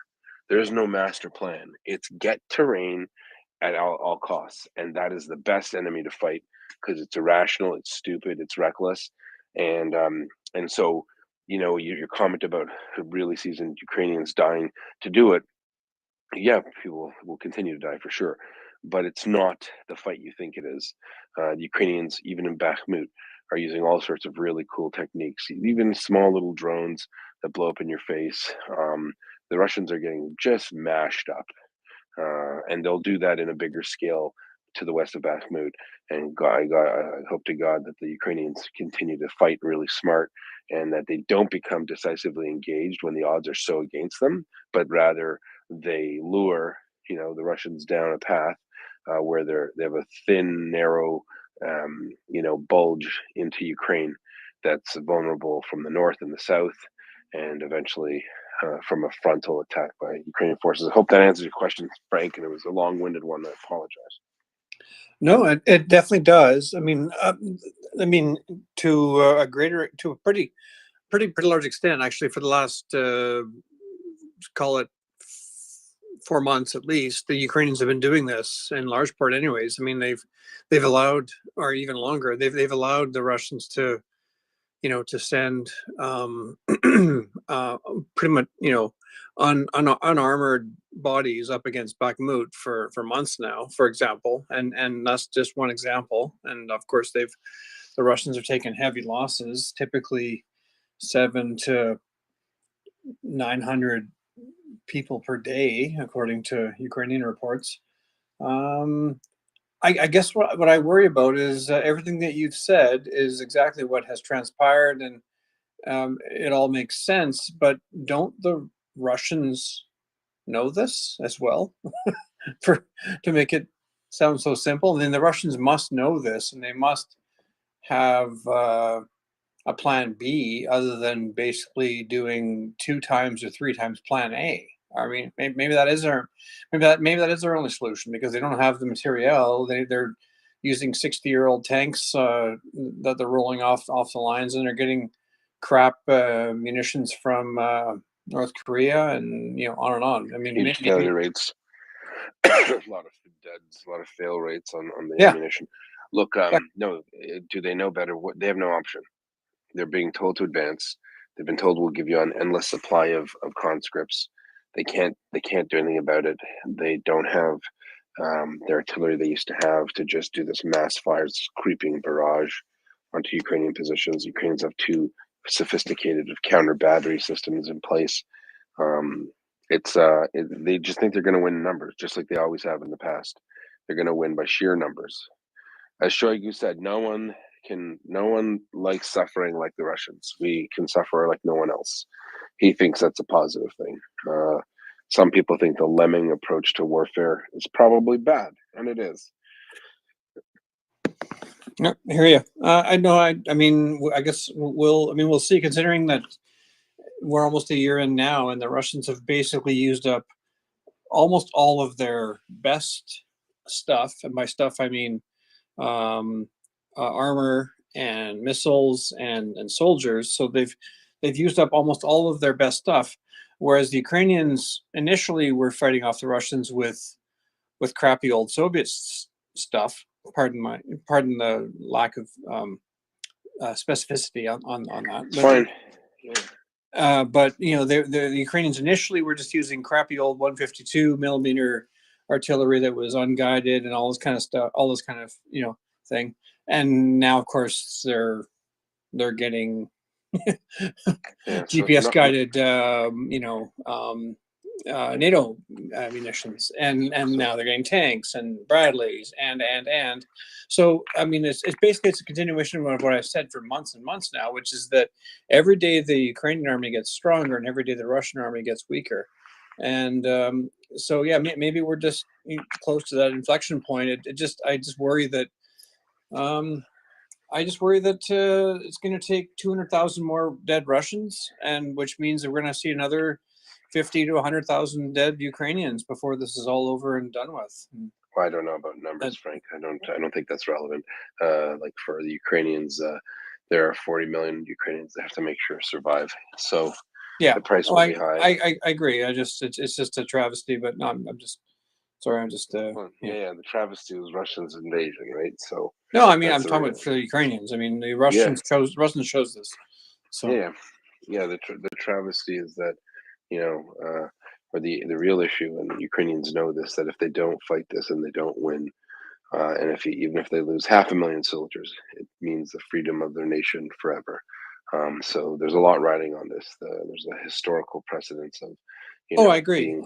I mean, I think winning this war is sort of the least worst option. I guess I put it that way, or second worst option. I guess Yeah. So what I was going to say is, in the light of Holodomor, and even the Nazi murders of Ukrainians and Jewish Ukrainians, there's a lot at stake, and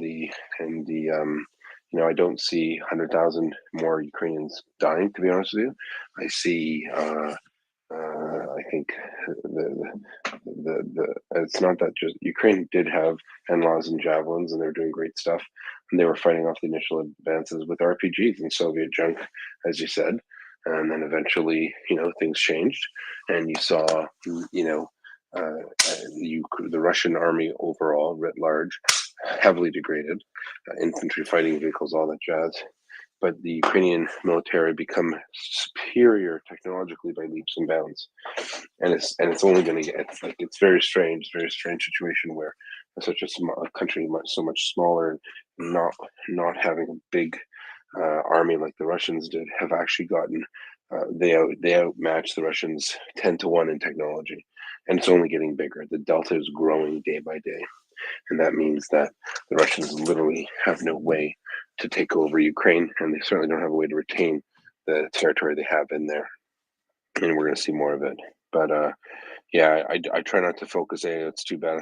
How many more? Look, for every one Ukrainian soldier that dies defending his or her country, 1,000 civilians don't get raped and murdered.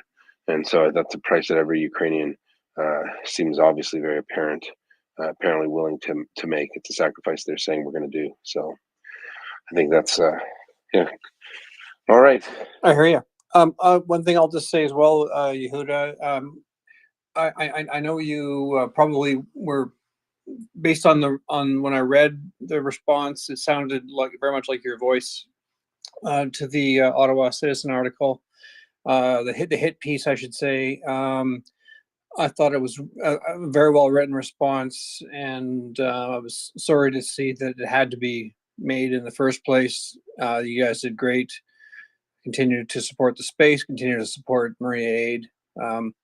So I'd say good job.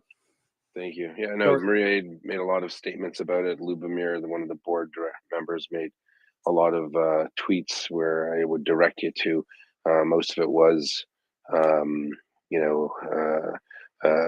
casting aspersions, certain allegations from literally the only disgruntled people that were a part of the team.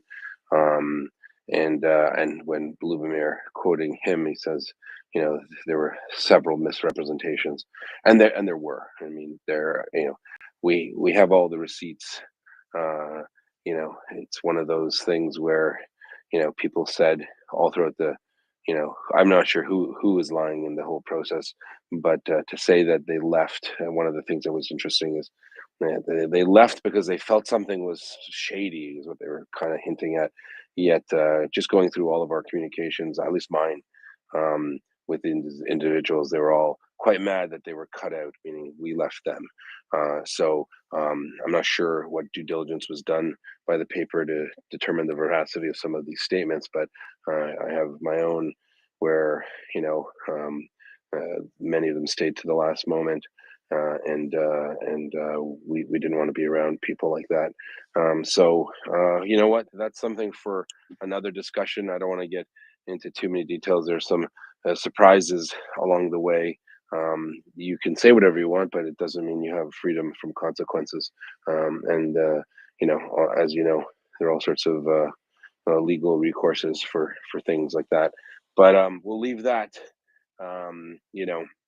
For the appropriate people. Peter Dorn, who's the executive director of MriyaReport, as you know, I helped get it to a point where it became a thing. And then obviously my intention was to let the professionals take over, and they have, and they're going to come out with their own statements. But I do reject the article. You called it a hit piece. Yeah, I call it that too. I don't think it was fair. I don't think it had nothing of the abuse that we received, the anti-Semitic abuse, the multiple from far right actors related to certain people. None of it was put in there. All the great work Maria Aid has done wasn't put there. The great work that MriyaReport has done wasn't put there. I think some people were snickering and thinking they pulled a fast one. And I think, and they still continued doing some stuff. And I think he who laughs last might laugh best, Frank. I think that's the old adage. Oh, I hear you. One last thing before I sign off. Yehuda, Bloke, if you guys are on the West Coast, let me know. We'll go for a beer or something like that. By the way, Bloke, that is like one of the best Twitter handles that for a Canadian that I've seen. So kudos to that. For anybody who's Canadian, that is definitely it's clever. So well done. Yeah, there he is. Bloc Québécois. For those who don't know, there's a party in Canada, a separatist party called Bloc Québécois, and he's just a Bloc Québécois because he lives in Quebec and he's a Quebecer. But thanks for that, Frank, and have a great night. Thanks, buddy.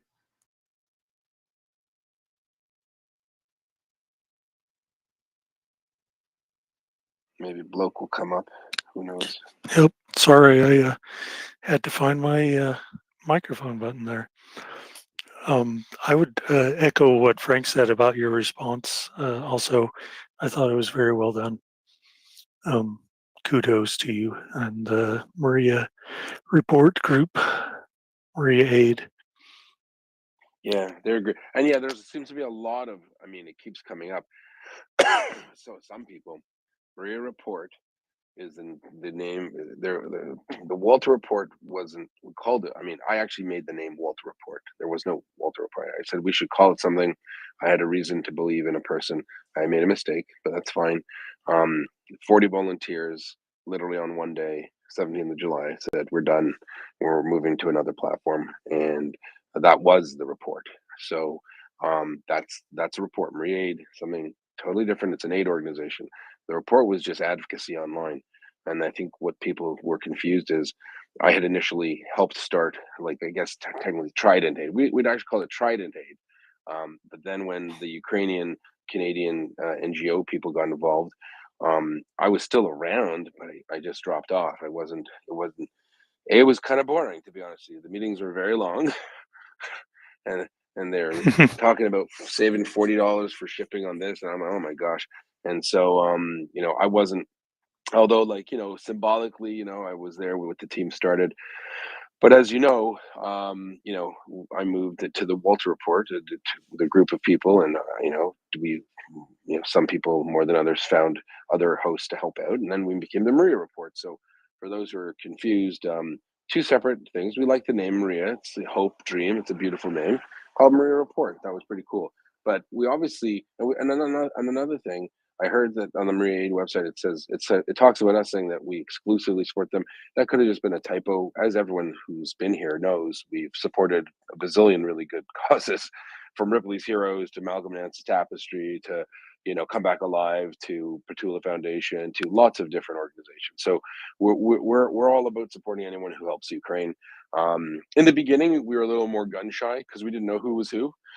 But after this much time, we generally know who the really good organizations are, and the reason why that's an issue is because we don't want to what if there's a scammer organization and we end up saying, yeah, they're great, come on in, and then it makes us look bad, right? And we don't want to promote any kind of shenanigans going on. So that's why in the beginning we focused saying, hey, we support Maria because we knew them and we saw the good work they did and trust them, and we still do. But it's not the only one. This is they're not the only show in town. But we definitely appreciate all the support from everybody. Has been an interesting week. But at the end of the day, as I said in one of my posts supporting Ferlane, lies and smears can only get you so far. But the goodwill of hundreds of supporters who, we have thousands of supporters that support in some way or another, just to keep the space good and running. And we have a core of like 40, who do things daily. And there are hundreds of others that work in amplify groups and they promote the speakers that come on, or they find new speakers. There's so many people. And with all that goodwill from so many different people all around the world, it's going to overcome the BS, And, listen, not going to lie to you, the article, I would say I could pick apart every line and go, that's not true, or he's twisted that, or that doesn't make sense. You know what I mean? But the truth is, why give oxygen to it? I think a casual reader can read it and go, what's the story here? Right? Or if you read the dreck, like the schmutz online, and you hear the accusations, like that's not even true. Like, so you can't go, someone posted screenshots of something to prove a point, and it proved the point completely, but the people who didn't want to believe it just ignored it, and they just kept typing right on the same screenshot. So it's like, if people don't even care, if we live in a post-truth world where people will just believe what they want and ignore any objective truth, then that's when I think it's fair to say I personally can't worry about it, right? I can't bash my head and say, why can't they all understand? If people don't want to believe, they don't believe it. If you're being reasonable and you have an open mind and you go through the facts, there you go. Like, for example, remember Maria, they did their audit, and they're under pressure to do the audit because people were making accusations. So they thought the audit would cost like $5,000. That would cost them $20,000. It took 3 months or something. And all the people that were like a baying mob demanding the audit, When the audit came out and it was perfect and there was zero admin costs and every dollar brought in was a dollar accounted for and spent and shipped out, they were silent. Well, where's your concern? Where your faux concern for Ukraine? Where did it go? Right? Like you were babbling about blah blah blah blah blah. Oh my goodness, ad infinitum about the audit. But when the audit came out, nary a word from anybody. And then after a few months, people said, it's the funniest comment I've ever heard. You know what I heard, Dave? Well, What? they got the audit, but they had to pay for it. So it's not legitimate. Who the hell's supposed to? And someone said, someone goes, no, the banks will do it for free. I'm like, what are you? What planet are you? This is from an adult who votes in federal elections. It's scary. What do you mean they had to? Of course they have to pay for it. And then another caller says, yeah, but they only did the audit on the information that the NGO chose to give the auditing firm. What are you talking about? The auditors say, give us your bank statements, show us your accounts, show how did you raise money. Let's see let's see where it was. And even I actually read the contract because it's on their website that says, listen, if you agree to do an audit with us, you give us everything we want or we don't do it and you still pay us. You give us anything that we demand, you must give. Right, and then at the end, they when they do their audit, they say, "Yes, we are we are satisfied. They gave us everything we needed. There was no shenanigans, no monkey business." And this is from one of the top accounting. It's actually the top accounting firm in Ottawa that does all the big NGOs, all the NGOs that receive big government money in Canada, which MriyaReport does not even receive. Go to this firm, I think called Engler or something. I don't know. And they're the most reputable firm. And still people they had to pay for it, so it's fake, or you can't win for trying with some people. So at that point, you got an organization that's literally posted zero administrative costs. So it means every friggin' if an NGO spends 10% on admin costs, they're considered heroes. Like, oh my gosh, like that's unheard of. 12% unheard of. 18% more normal, but zero, and they still got flack. So I kind of said to the people at MriyaReport, you know what? I guess you can't win them all. And if someone is not being serious, if someone doesn't want to believe the truth because they have some preconceived notion, you can't win. You can't win them all, Dave. And I think any rational person looking at their audit might say, well, why don't you pay for any admin costs? Well, the truth is, I think it's a bit of naivete. I think they wanted to do it, and I still thought that was a great idea, but I don't think that they really took into consideration that audits could cost a lot of money. I think I remember speaking to them and getting an idea that the audit would cost like $5,000 or something. So between the board members, they're all going to chip in $1,000, and that's of their own money. Who else here that's yabbling and babbling about different aid organizations who do relatively little except type on their phone? They're not in Ukraine. And how much are they spending? Because when I would speak to the people, even one of the logistics persons at MriyaReport, like she was spending like $100 weekly or sometimes every other day to ship certain things to get it to Toronto from different places and she didn't ask for a medal, she didn't ask for a cookie, but she certainly didn't deserve to get crapped on the internet or by whomever, because it's like they're spending their own money. I did it when I was helping out with Afghans. I've been doing it like through the space, helping out with funds. Like you remember the truck that Verlaine bought, Anda, with the money from the moderator. Yes. Well, she called me in November and they said the tires have run out. Like they're already dead. So I paid for the tires. I've been accused of being a thief, which is the funniest thing in the world. Call the police, please. Let them come. Maybe they'll find money that I don't have. Like we pay for stuff every day. The teams here, Anda. I mean, I don't know if you got a phone. I know there are people that said we need to get a phone, and I bought two. you bought two. Yehuda. You bought two phones. I bought two phones So, because my phone. Did you get a check my from old Soros yet? Did we give you the? Did you get your Soros check? I thought we were getting paid by the CIA. Yeah, no, CIA and Soros. I've been also got some Jewish stuff thrown at me. Big Jewish money is coming in And I'm like, what does that even mean? What does that even mean? What money? I'm losing money. Okay. It's we're not losing, we're giving it. But it's like you bought 2 phones. Is that something you would have Yeah. normally done this time last year? And you're not in the business of buying 2 cell phones in a few months, right? You're not a drug dealer, and are you? She's like, no, it's from my side No, business. I'm not. Okay, And good. I never had 3 phones at one time. So, Well, uh, but like all jokes aside, how does it feel to be told by random profiles, you must be involved in a criminal enterprise? You know, like we're spending our own money to promote and advocate for Ukraine. I know I pitched in for Yehuda, certain. Yeah. let me tell you. You asked me a question, and I'm really keen to answer this because other people ask me to. And I'm coming from another country, so I have a slightly different approach. And my approach is simple. If I go on the street and I see on the street a nasty thing, I simply go around, right? I'm not in the business of cleaning streets. So if they have this willing of spilling nonsense, I'm abstaining of commenting on them.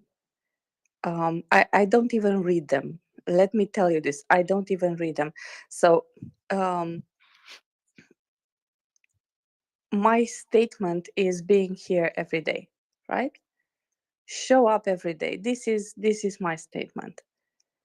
This is where I stand. This is what I do. If and when my time and my life will not allow me to be here, I will do something else for Ukraine from other points of view. Talk is cheap. Like you said, everyone can stay home and say something. And I had to work for that money and to get that phone, both phones, because I bought one and it wasn't good enough. And I had to buy another. And now, now I'm stuck with 3. So, Well, you can but always. that was from my day job. You know, I that was from my day job. I never got any money from you or anyone else, from MriyaReport or MriyaAid or someone else. I'd never accepted money. If people sent me DMs like, do you want help? I said, if you have money to spare, this is the organization I support, because I really support it. And this is it. I supported MriyaAid before being a co-host. I was tweeting and retweeting the space before being a co-host. And that helped because I actually bonded with some other people from Twitter, which some of them I call them my friends right now. So And and also to explain to the audience, is it perfect in behind the scenes? Do we all love each other? Do we not have some people that drive us a little wonky and we don't care, right? We're saying doesn't matter. We're here, well, right? Like the signal, for the audience, there are times like, oh my gosh, who's got the such and such shift between here and there? Oh crap! I mean, the team here.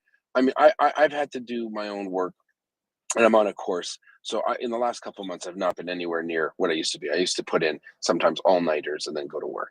And people like Anda have actually made it possible for some of us, me in particular, to do other things to support, my own life. So, I'll give you an example. We have a bunch of initiatives with the Helsinki Commission, with Harvard, with different people to get people out of emergency, get people out of hospitals in Ukraine, and hold on a second.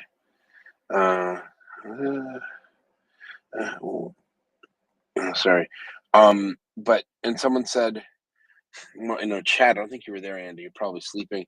They said, like the work we did at Harvard, and then someone said, "Yeah, Yehuda, you're doing that," and we don't really. I said, no, I wouldn't be able to do it if we didn't have the team doing this, right? So it's everything we do is collaborative in one way or another. When there are people that I could say their name right now, and our listeners wouldn't even know who they are, but to us, they're part of the reason why we operate, because they're doing stuff behind the scenes, right? There are people that just do so much work that will never, it's not about credit. Some of them didn't. There was one person that was with us who couldn't maintain being here as an NGO for his own reasons. And I always was nervous about saying his name because I didn't, I knew he didn't really want to be mentioned.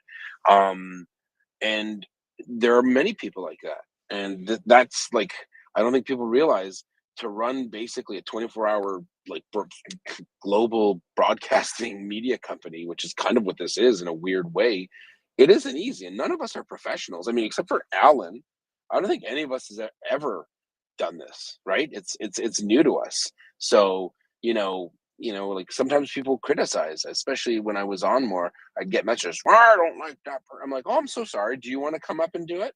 That's what I would say. And I say, "Oh, you're not happy. Oh, you don't like the way they. Oh, when do you want to start your shift?" Because none of us are broadcasters, right? We're just everyday average people trying to do what we can, and we found a way to help Ukraine by promoting and advocating.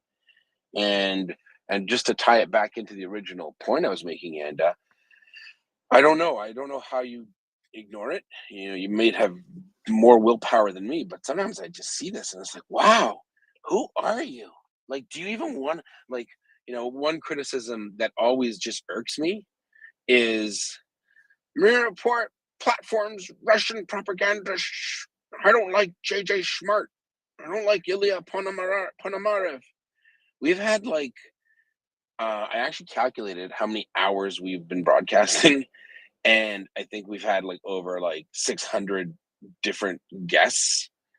And of all those guests, people are mad about a person who literally spoke for 1.5 hours, and another guy who spoke maybe 4 hours, interviewing things.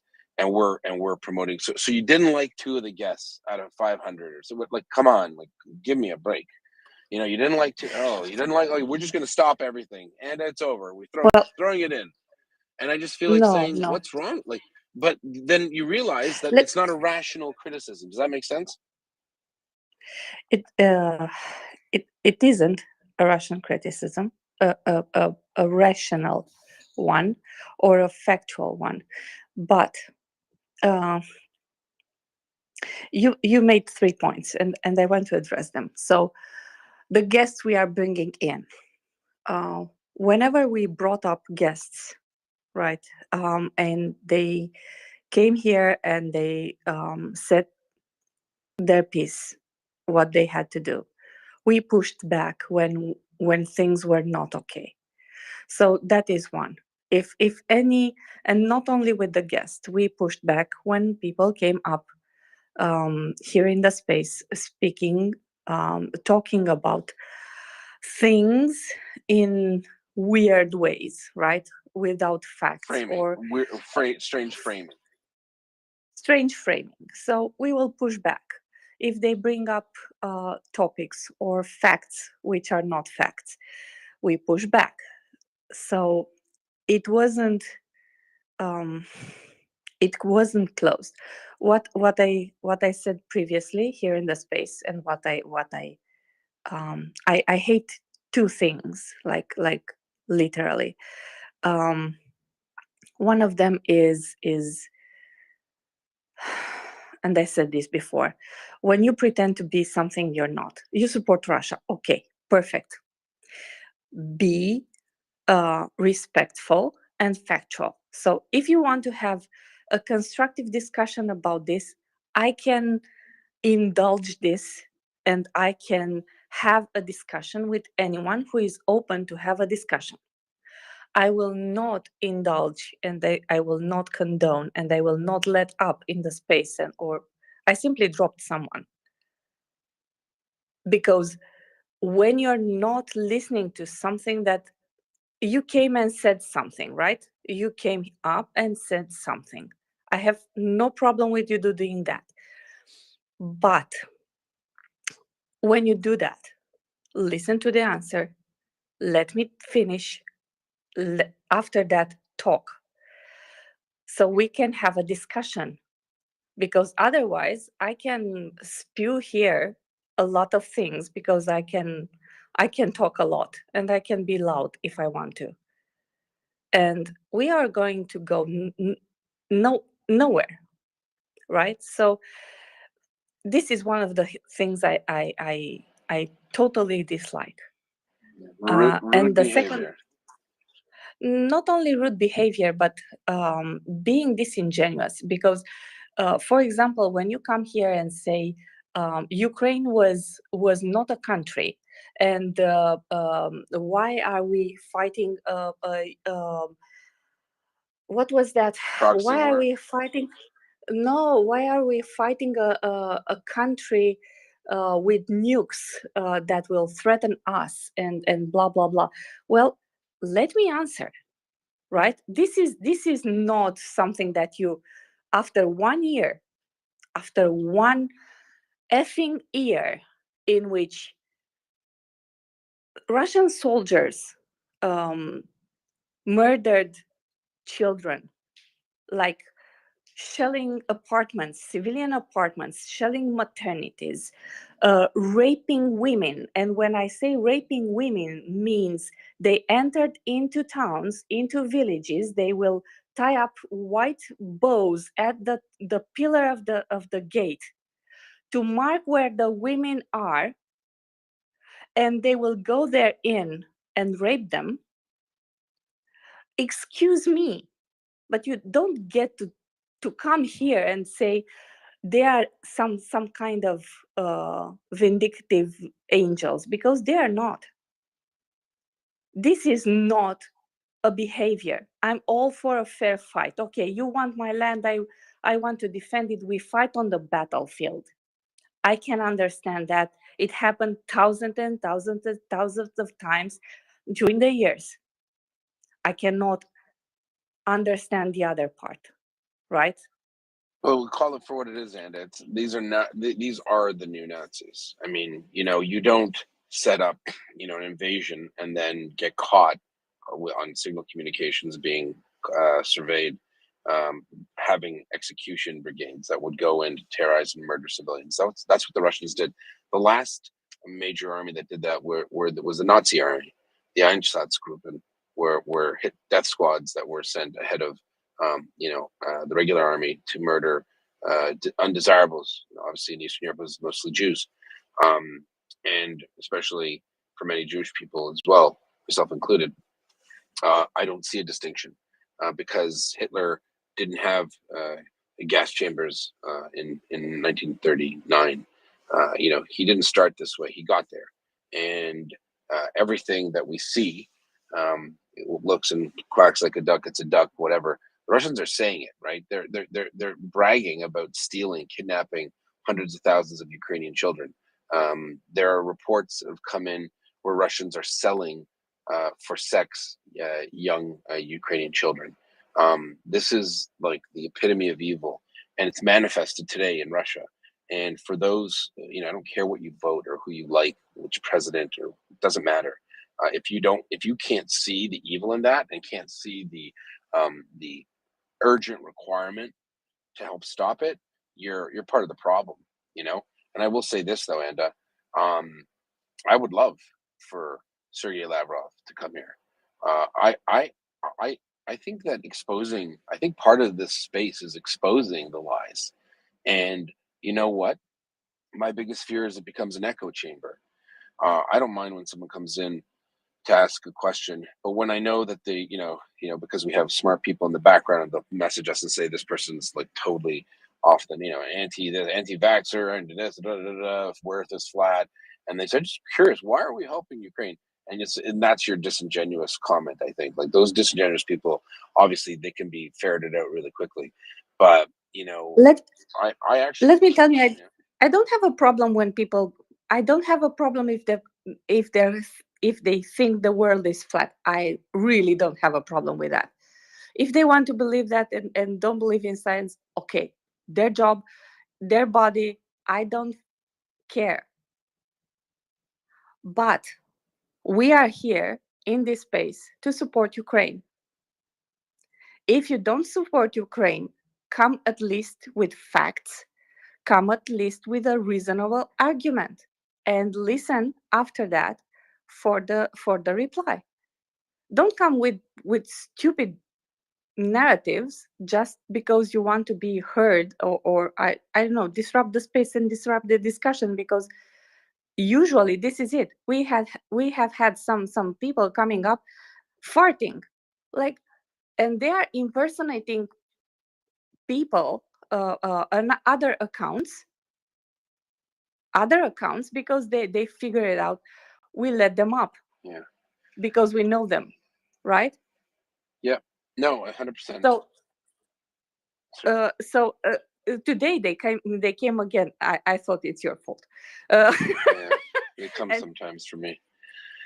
But I mean, no, just to tie it back and to spice it up here, I think the key is that disinformation takes many forms, right?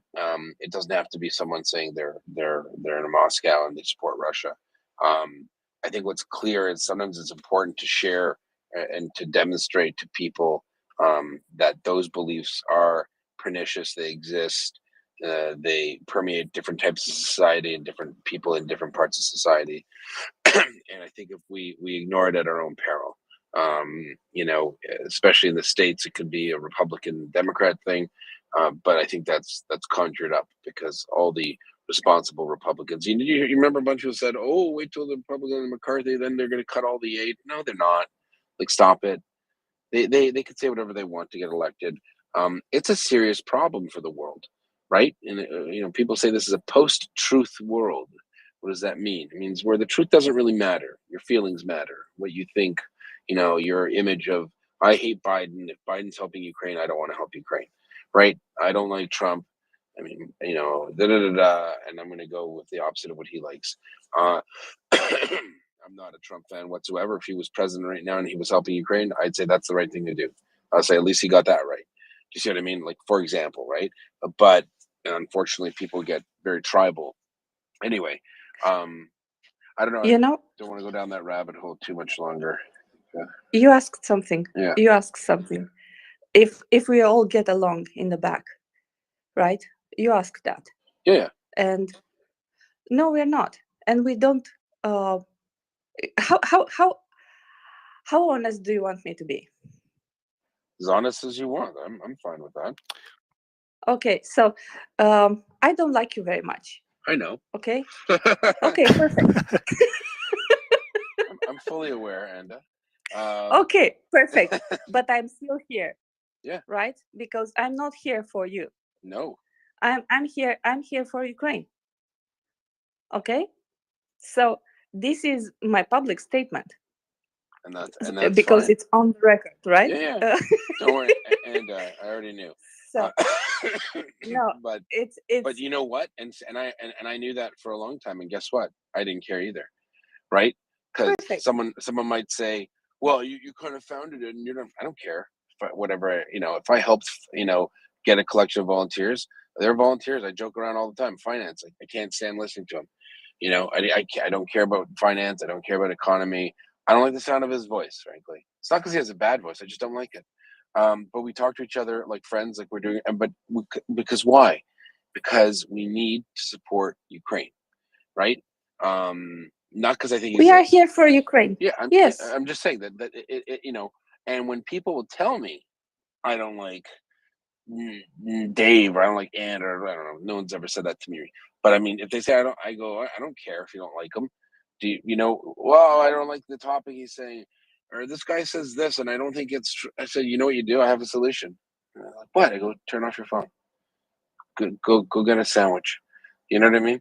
Like, if you don't like something you don't hear, you're not forced to listen to it, right? Like, if you don't like something, you just, okay, watch, I disconnect.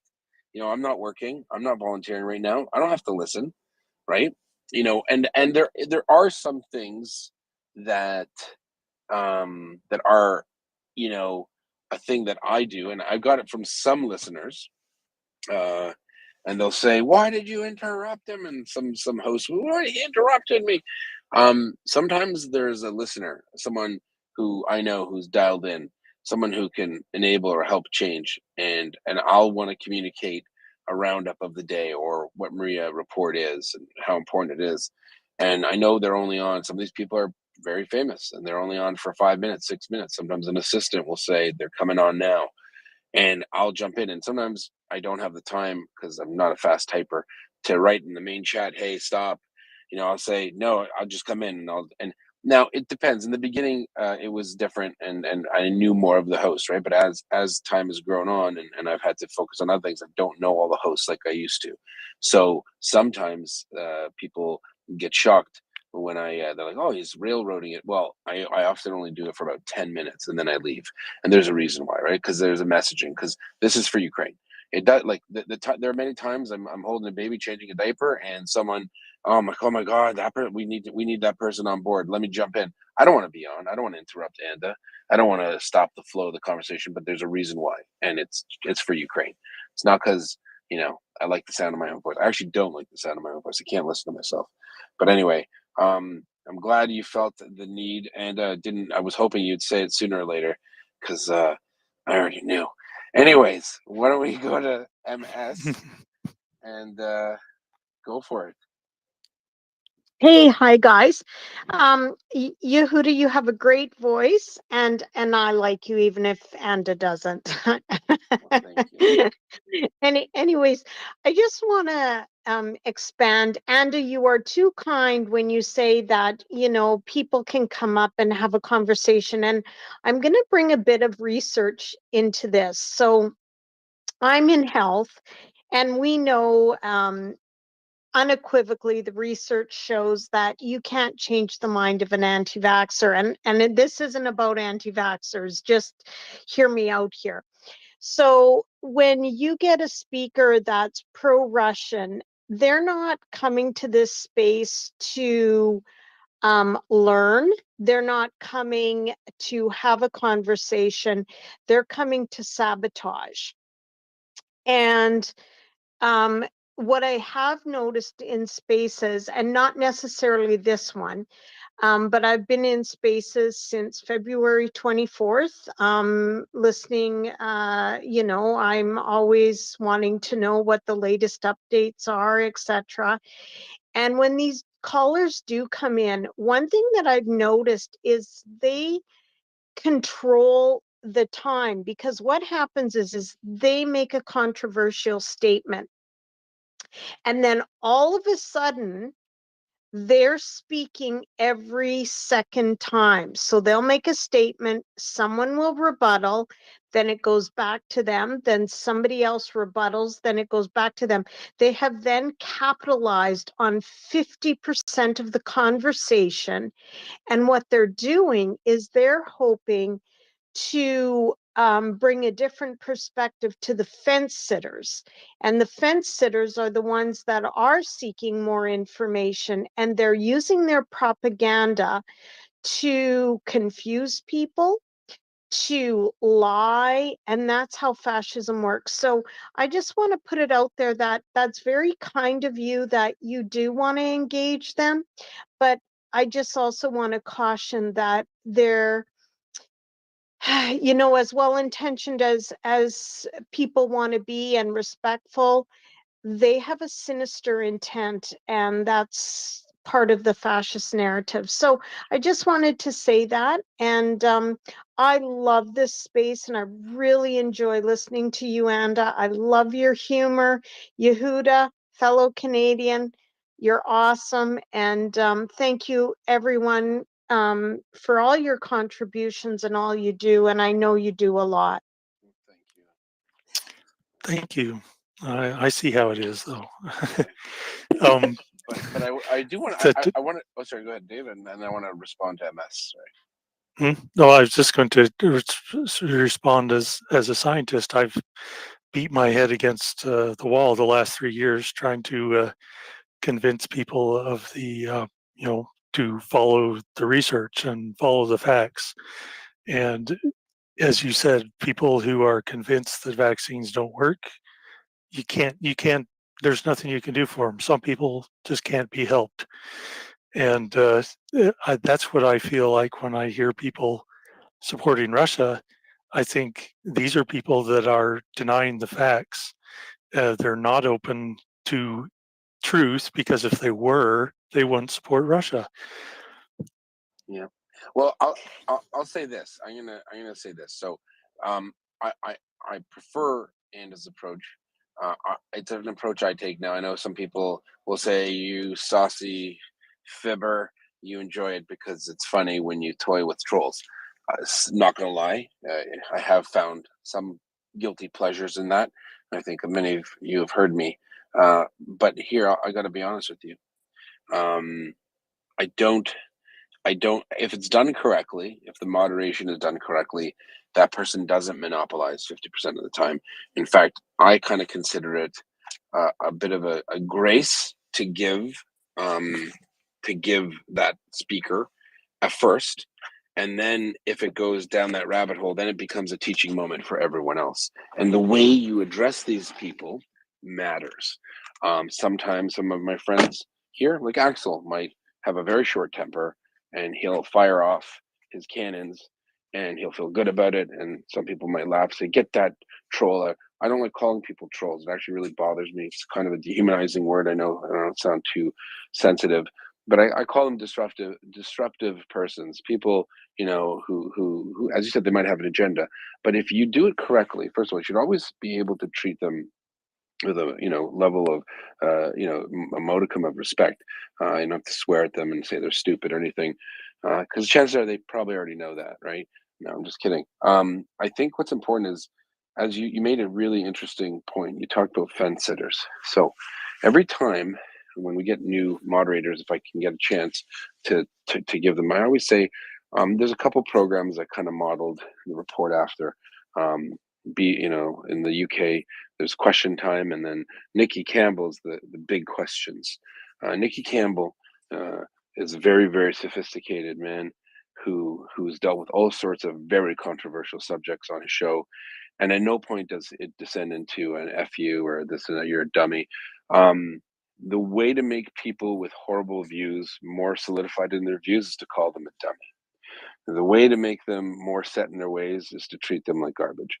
It might be satisfying for us, but it's probably not the right way to go. So when I used to get a lot of them, especially at the end of the summer, uh, what I like to do is I force them to define parameters.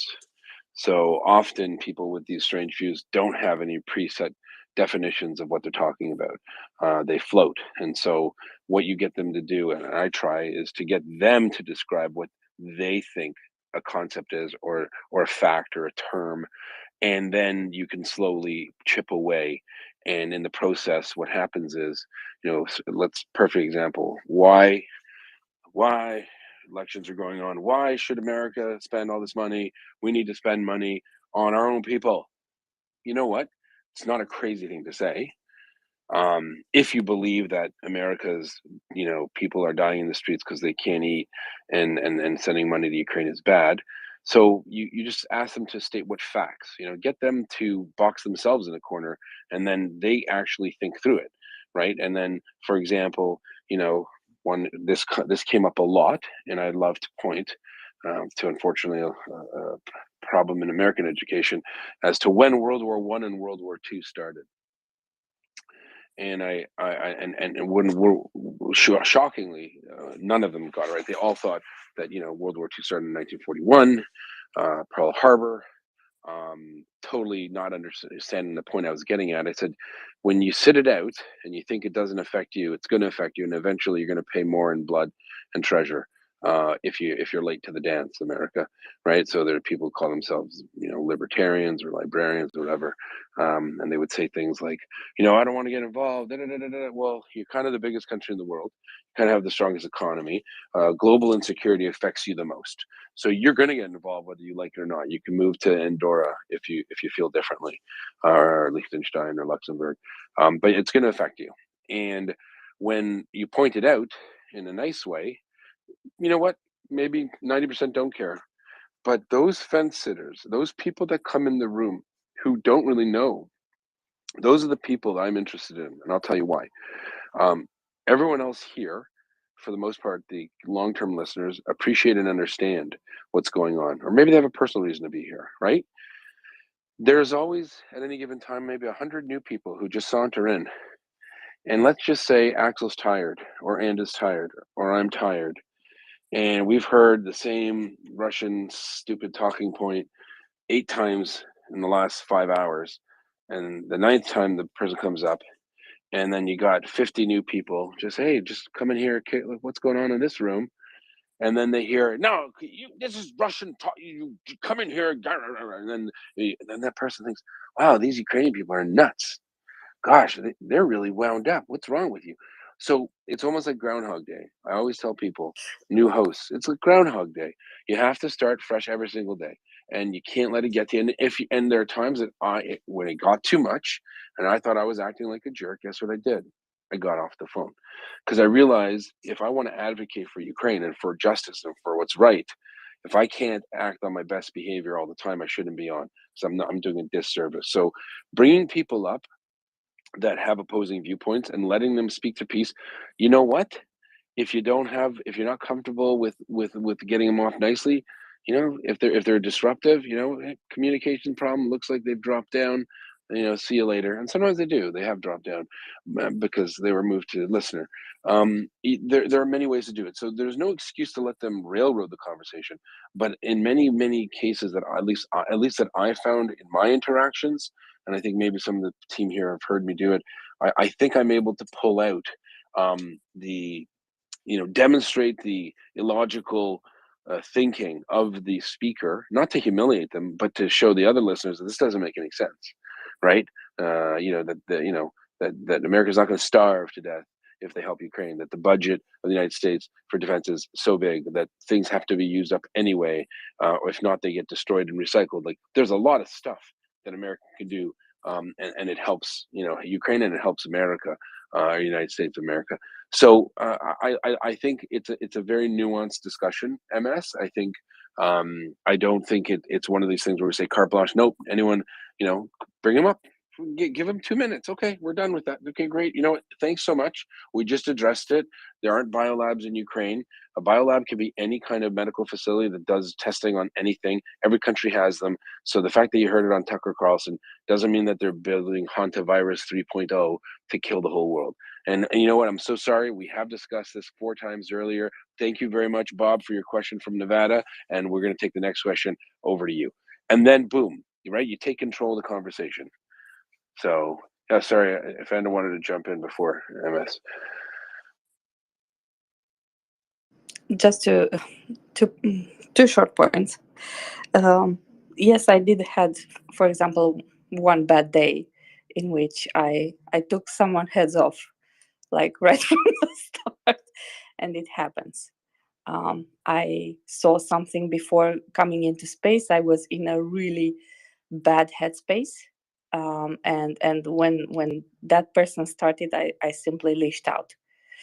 So I totally agree. It happens, and I took a break. I gave the co-host to Joseph, who was back then my second on the chair, and I went to cool off that morning because I was literally feral. I was a feral cat, and no one would have wanted to piss me off at that point. But I totally agree with Yehuda at this. Sometimes these narratives are not new. So you have heard them probably from other sources. It's not the first time you encountered them. And as I laughed with Dave earlier, we have had here Salome, which is from Georgia, who has told us that it was the same narrative with the biolabs in Georgia in 2008. So some lies are recycled. But we we need to debunk some of them. So one on one part we support Ukraine, right? We support and we try to teach about what's happening in Ukraine, about Ukraine itself, about Ukrainian people, culture, whatever we can bring to you here in the space. But on the other side, we know you hear this nonsense from outside, because on Twitter there are a lot, and on television and everywhere. So from time to time, I truly think it's useful to debunk some of them, like for example with Salome, to bring to the knowledge, to bring to the people the knowledge that this is not a new lie. This is an old lie which is actually been recycled, because I cannot imagine, and no one can, that the best biolabs are in former Soviet economies. Who would have accused the Russians of being environmentalists with all these recycling things, right?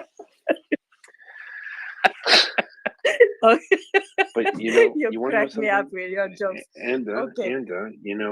I think I want to make it clear. I think that, and I'm not, and we'll get that MS to respond. I understand what you're saying, but I think you're giving them too much credit, because I think when done correctly, we're getting more out of them than they think they're getting out of us. That's the thing, right? Like, so that the teachable moment, um, it's important. It's important for other people to hear. I think I mean, would you believe, imagine one of these people are, who don't think that, like, let's just, I'm going to pick on Americans because I'm Canadian and we like doing that. Take an American guy who comes up and he sounds, no, I don't take my guns or whatever, and biolabs, and why are we helping Ukraine? That's probably the same guy that if an old lady dropped some food at the grocery store, he'd bend down and pick it up. Oh, here you go, man.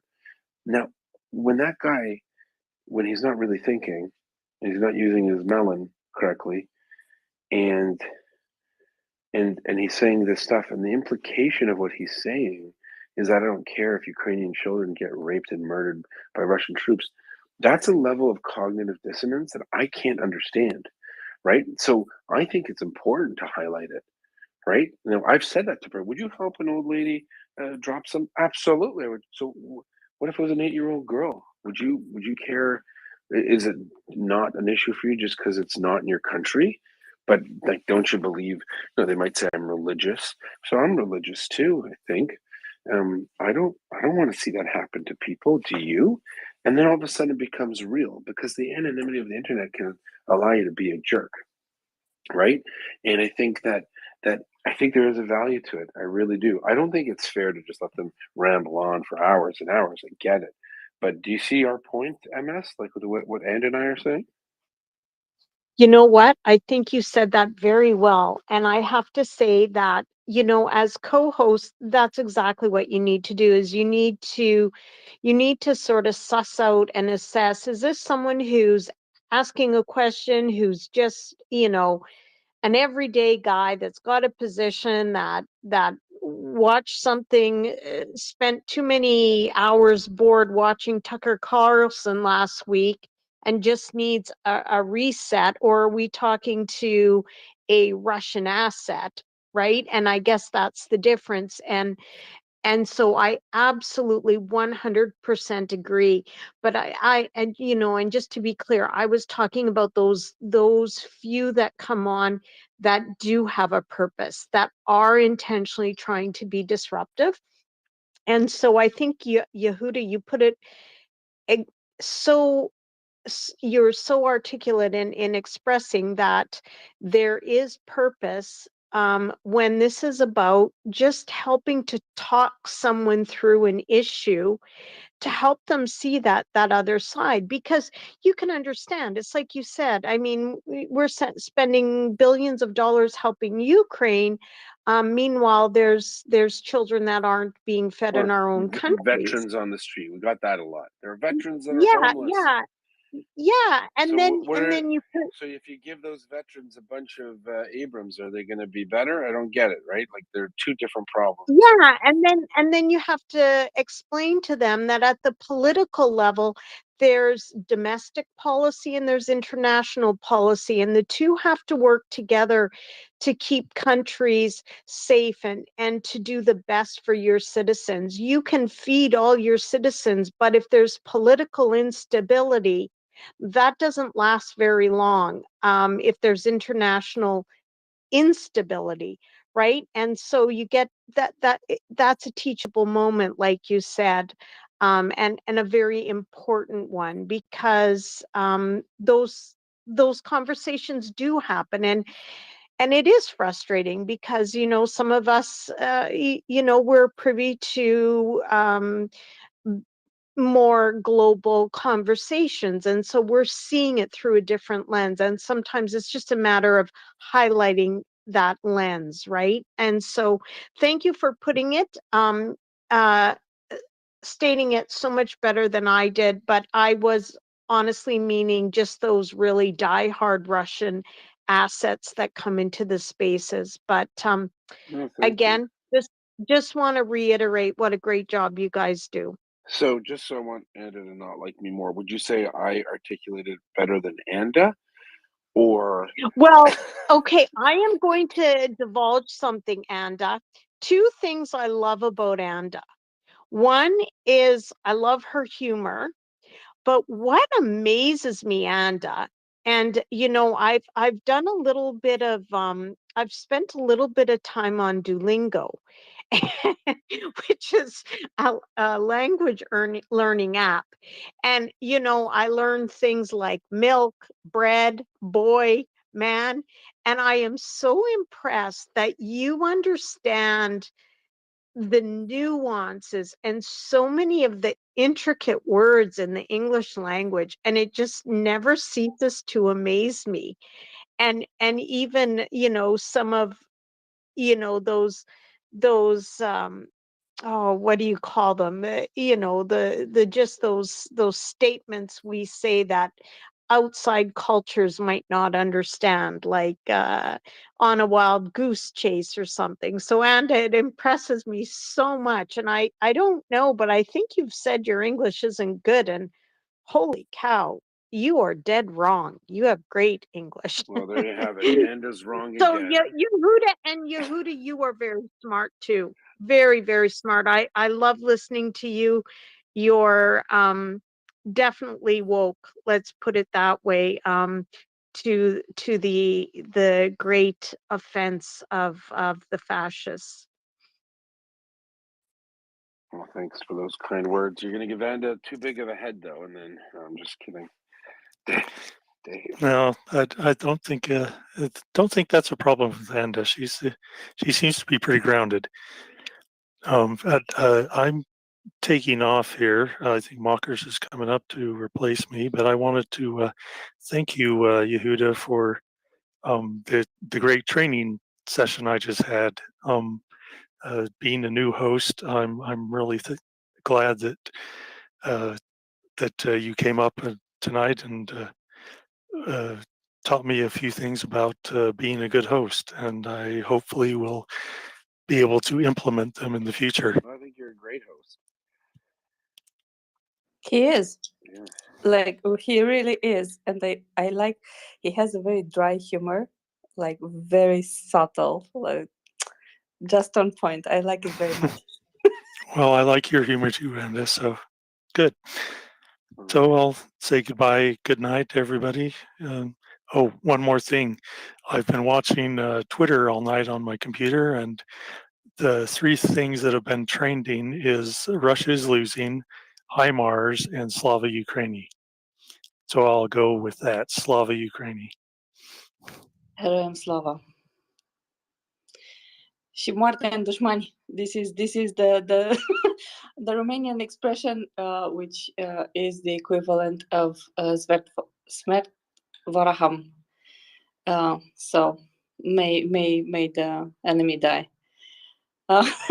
I'm bloody sometimes. I'm really awful sometimes. You are, and it's I think part of the reason you don't like me is because the Italian. Because every time I meet Romanians, they always said, "Do you know our language is like Italian?" And I'm like, "It's not like Italian. Like, stop it." it's Romanian. It's like a weird, very strange Italian if it is Italian. But anyways, I'm just kidding. I'm gonna. No, it is. Oh, here we go. It is like a very, very, very weird, Italian. I have cousins Yeah. that moved to Romania. I have cousins that Well, live in Bucharest or near or something. It's pretty funny. so you got to see the lovely side of our country, and this is why you don't live here. So because you got to see it. Yeah, it's like broken Italian. It's like pig Latin Italian or something. And I listen to it, and I'm like, anyways, it's a regional fight. It's fine. Anyways, a bunch of hands. Marcus, what? Why is your hand up? You always interrupt me. You know, I stuck my hand up ages ago for something, and then we had a little chat about swapping hosts in the background, and now I've completely forgotten why I put my hand up. So you can carry on. No, fair enough. Well, yeah, please retweet the space. Let everyone know we're here. It would be great. You know, it's a MriyaReport, 24 hours a day, 7 days a week, talking about upcoming Russian offensive. It's going to be a doozy for the Russians. Magic balloons over the United States. That was interesting for people. Apparently, CNN had a good day. Killer balloon threatens nothing. And I don't like people. I you know what? I see John. I know he's busy, but I don't like hearing Americans slag their country. Like we couldn't shoot it down. No, you were spying on it. They thought you were spying. They were spying on you. You were spying on it. You shot it down when you wanted to. But the Chinese government very mad. Apparently, anyone know why they're mad? We are really unhappy. Be quiet. I can tell you one thing, not an American, but when Blinken became the Secretary of State, but they had a meeting, I think in Alaska with the Chinese foreman, and you should have seen this guy run his mouth. Hey, do you realize you're China? And Blinken, what a diplomat. He just sat there and he, very silly, very silly. Maybe John could talk to me about that. I'd be curious.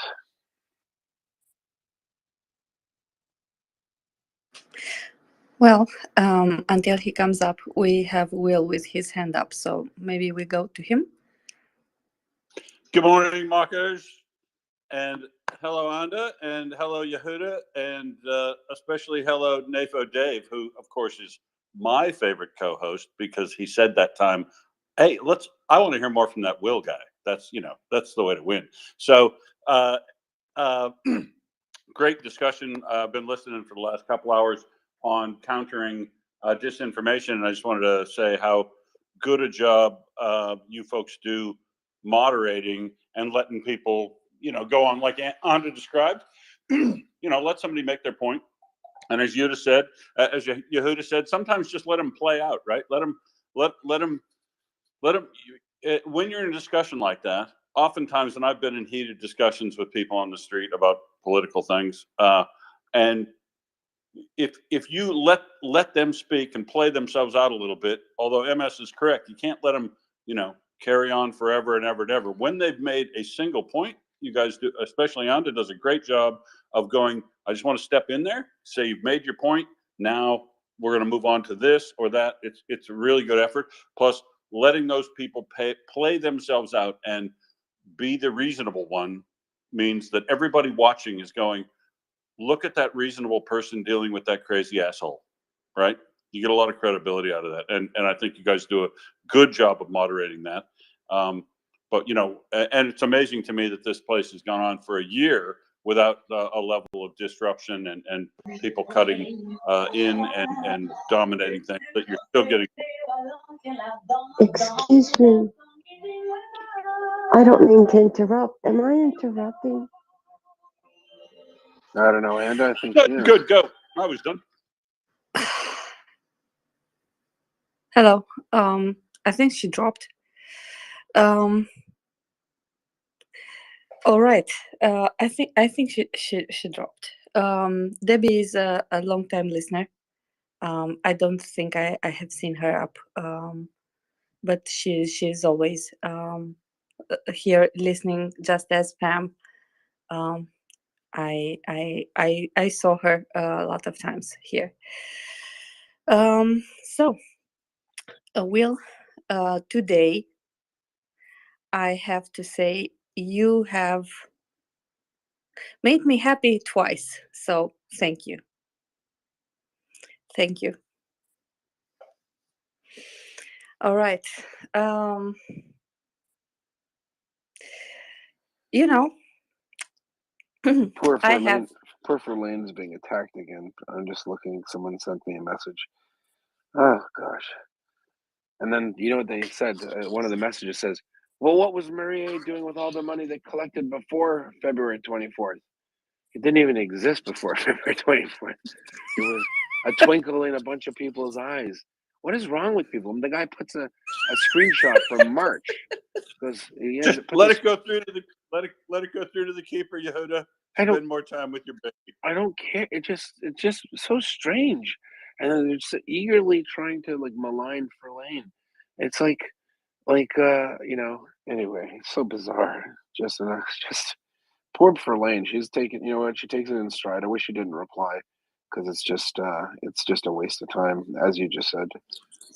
So Verlaine is a very dedicated Ukrainian woman, right? She is helping her country. She is body and soul for others. She have saved people. She have helped people going Do you know from. she's cooked for villages? Like she's literally people coming through, like, and she takes care of them.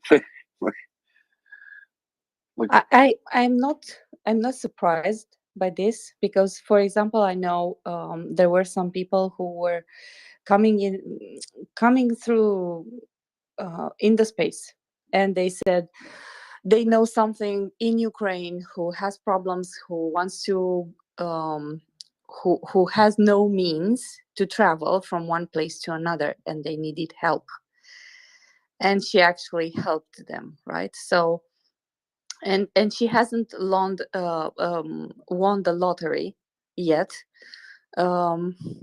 She's still trying, but well, which means she needs to give from her pocket or to ask others to give, right?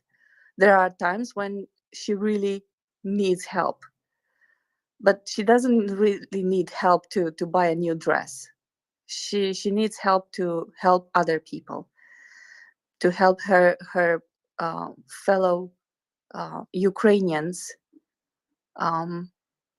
escape the horrors of war, or getting something that they desperately need.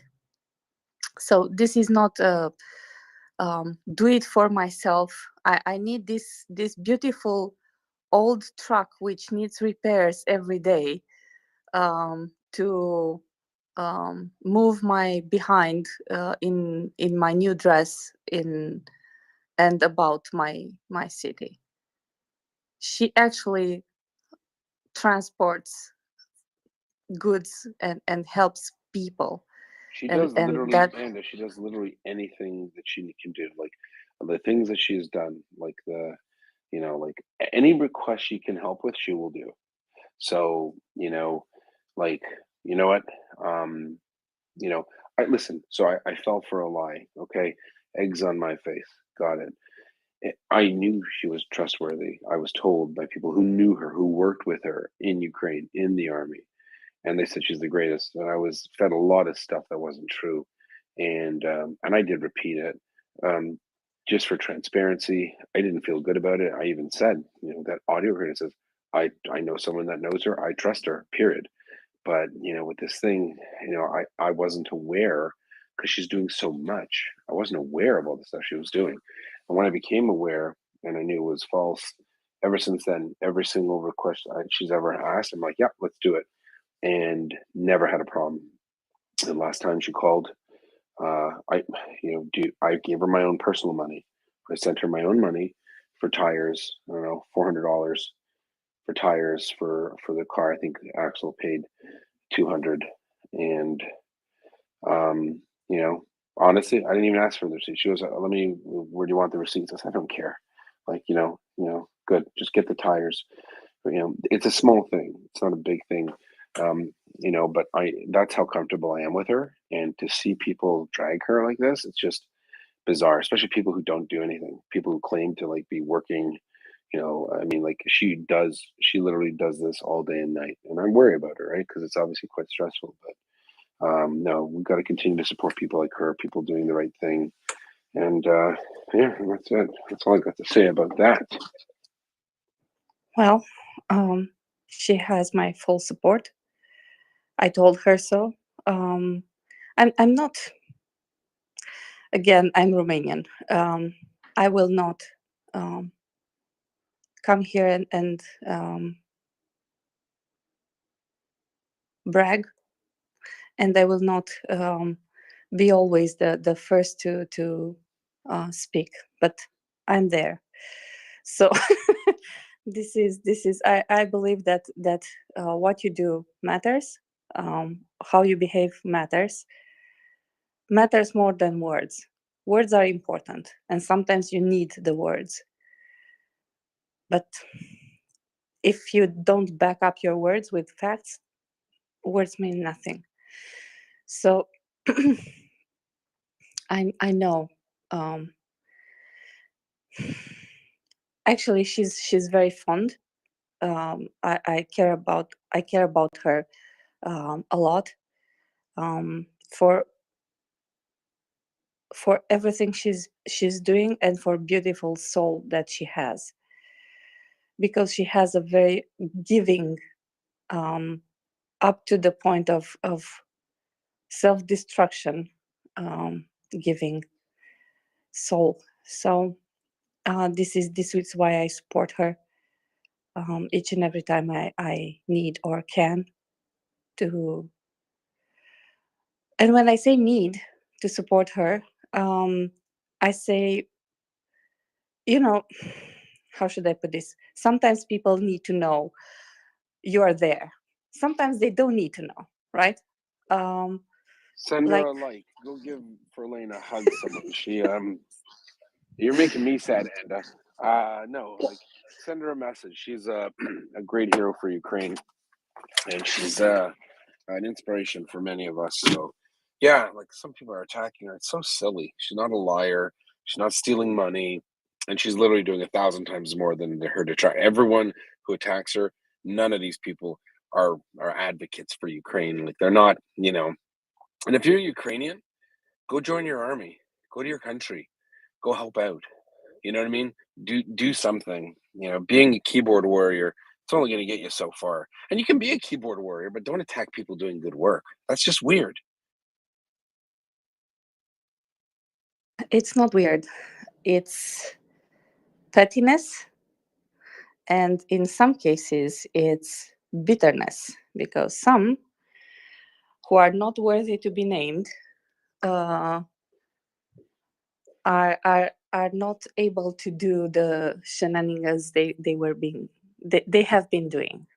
So and for those, I swear to you, Yehuda, Well, I'm a first of all, peaceful person. I hope you don't like them more than you don't like me. That should be a start, okay?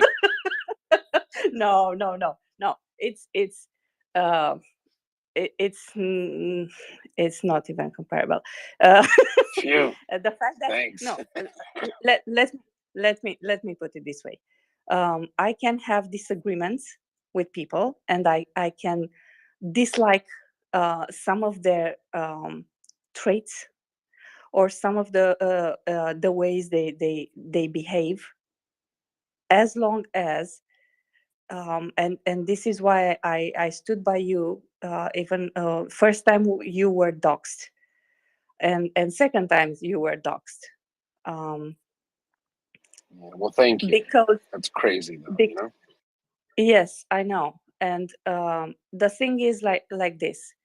I as I said, I don't seek to have around me people that agree with me all the time, and I don't seek to agree with everything that the other one is saying, because I think this is the path to doom. I When I said I don't like you very much, I don't like some of the things that you did or the way you did them. That being said,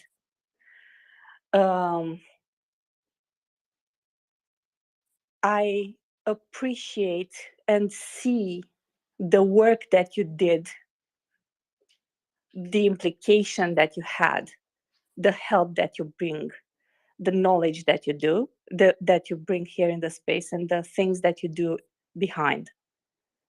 And I appreciate you as a person. I don't like everything you do. Yeah, fair enough. That's a different thing. Yeah, listen, it's it's tough. When you have 40 volunteers. No, it's okay. No, listen. I take on board criticism. I don't try to do it in a bad way. But for context, people don't know. Like, look, there have been personnel issues in the last little while, and there's certain triggers I had to pull because of compliance issues and codes of conduct. And I know not everyone I'm not going to get in all the details, but the reality is, at the end of the day, I also didn't share all of the facts. So I actually told, and I haven't told you this, but to other people, I didn't share a lot of details of things because I couldn't. I was asked not to, and I didn't want to exacerbate situations. But I would say this: if I made what looked like an executive decision that was unfair, the reality was it was based on something that was pretty serious, and I had to act in a certain way in an integrity sense. I have certain obligations outside of this space that I have to maintain. And I know what you're talking about. We could talk offline about it. It doesn't matter. I appreciate it, and I appreciate that to differentiate between personality and intent. We all like this is literally we are bystanders to a genocide right now, right? So we put our differences away and go. This is not the real issue. Is this, and we got to do Exactly. it. And it doesn't Yeah. matter, as I said, like, look, I'm not an economist type listener. I know it sounds funny, and sometimes I just don't. I'll be petty. I just don't like the way certain people present themselves or how they talk, but again, I think someone said to me, "Well, why are you working with them?" Well, first of all, we have no choice. Number one. Number two, not everyone's me, right? We live in a pluralistic world, society. Everyone brings different things to the table, and if I was ever going to toot my horn, I would say this, and I think we're all volunteers.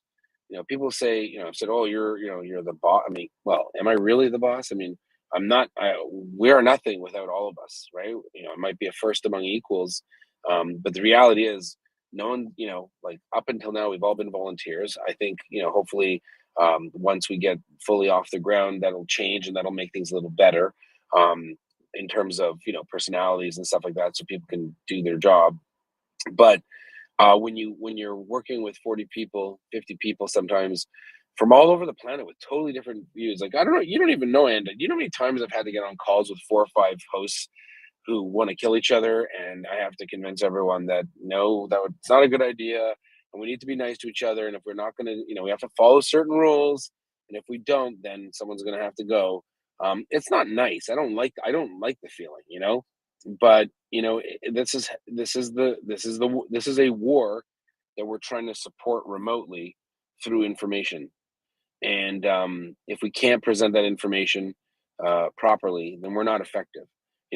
There's a very good friend of mine, frankly, someone I consider a brother, and he's not on the space because other people don't react well with him, and I love him, but it's not personal, and he knows it, and he knows, and I tell him, like, you're great for a while, and then you get very cranky, and then it's bad. And even though I would, you could live with me at my house if you needed to, as long as you want, but on the space to help Ukraine, it doesn't work. And but that's putting mission before self, right? And that's what we do here. We put mission before self, and I think that's why we have like millions of listeners over the months, and we have thousands of supporters. So I think it's a good thing. Anyways, I feel we're talking. It is. Yeah. It is. And what I was, the other person I was talking about that I detest that person when I say I if I meet them, they will die. This is the feeling that I have, because they betrayed their country.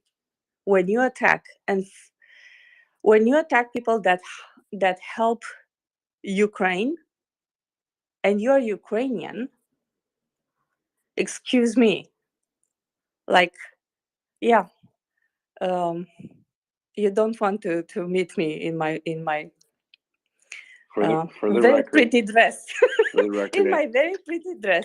Yes. For the so- record, Anda has not threatened to kill anyone for real. Just for the record. Okay, for the record, I will just bash them really hard. Verbally, of course, because I have a pretty dress. So, Carl's got his hand up. Yeah, I'm just sitting here laughing now. I think we're all a little afraid of Anda now. I think I don't know what this pretty dress means. Is this like a code word? Not me. She likes me. exactly. I like Will. So, but they're talking about for Elena. Looks like she's just come up. But talking about different people and working with different people, I try to have a lot of grace with people that even if I feel, they might have some mixed motives or whatnot, if they're working together, and the net, it's a net positive of help. It's like, there's no time to really be fighting. It's like we want to be working in this together. But I do want to say about Verlaine that I think, there's like zero hint of anything wrong that I've ever seen, right? It's just been pure motives, 100% effort, and showing a lot of integrity and character. So, that's why online I generally try to avoid engaging, all the drama kings and drama queens online who try to cause up problems and disturb things. But in the last few days, I have engaged just because it is just so ridiculous, and I just can't let that stand without saying something. Well, thanks, Carl. Speak of the devil, it looks like international. she's an angel. She's not a devil. International criminal syndicate leader Verlaine is in the house, here to bamboozle us and work for the Russians. Oh apparently. Lord. Join the club. Yeah, good morning guys, or good night. Yehuda, you should be sleeping actually, if you think about it. Now I'm counting my Yeah. rubles right now. Carl, thank you for actually getting to the point. I joined Space briefly, like 6 hours ago, I think, like, or 5. I don't know. I can't recall what was the time. But anyways, Carl, thank you so very much for, I just know, keeping the faith in me and in everything that we've been doing.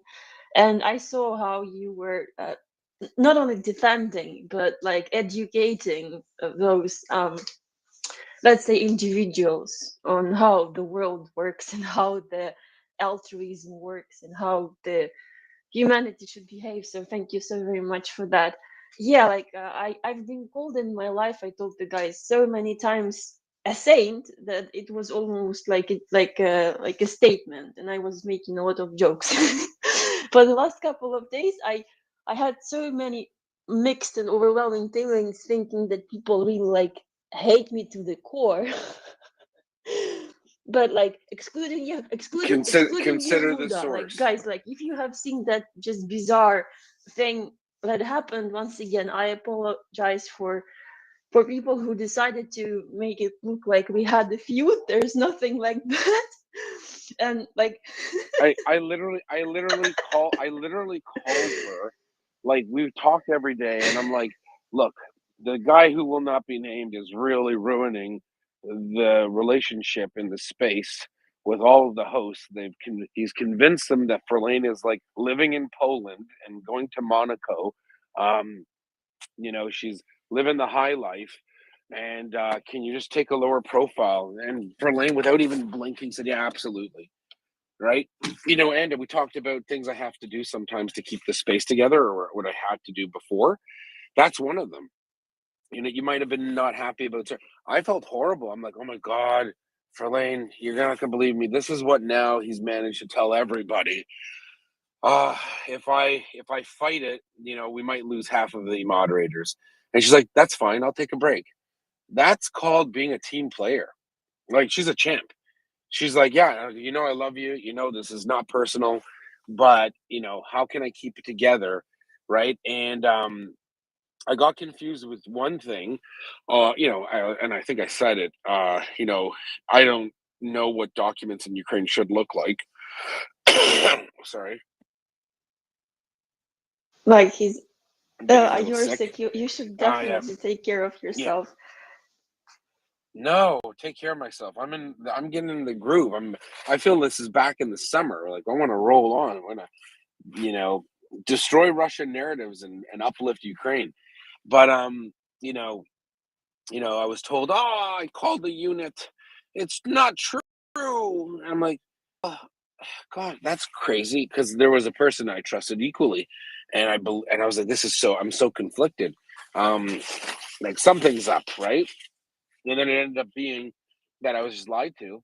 And then I remember, and I think you'll agree, Verlaine, after you sent pictures and stuff at call, you said, listen, I this guy told me this, and we knew what he was doing. We didn't know how to deal with it, right? Because I've never been around such kind of sociopathic people before, like, at all, actually.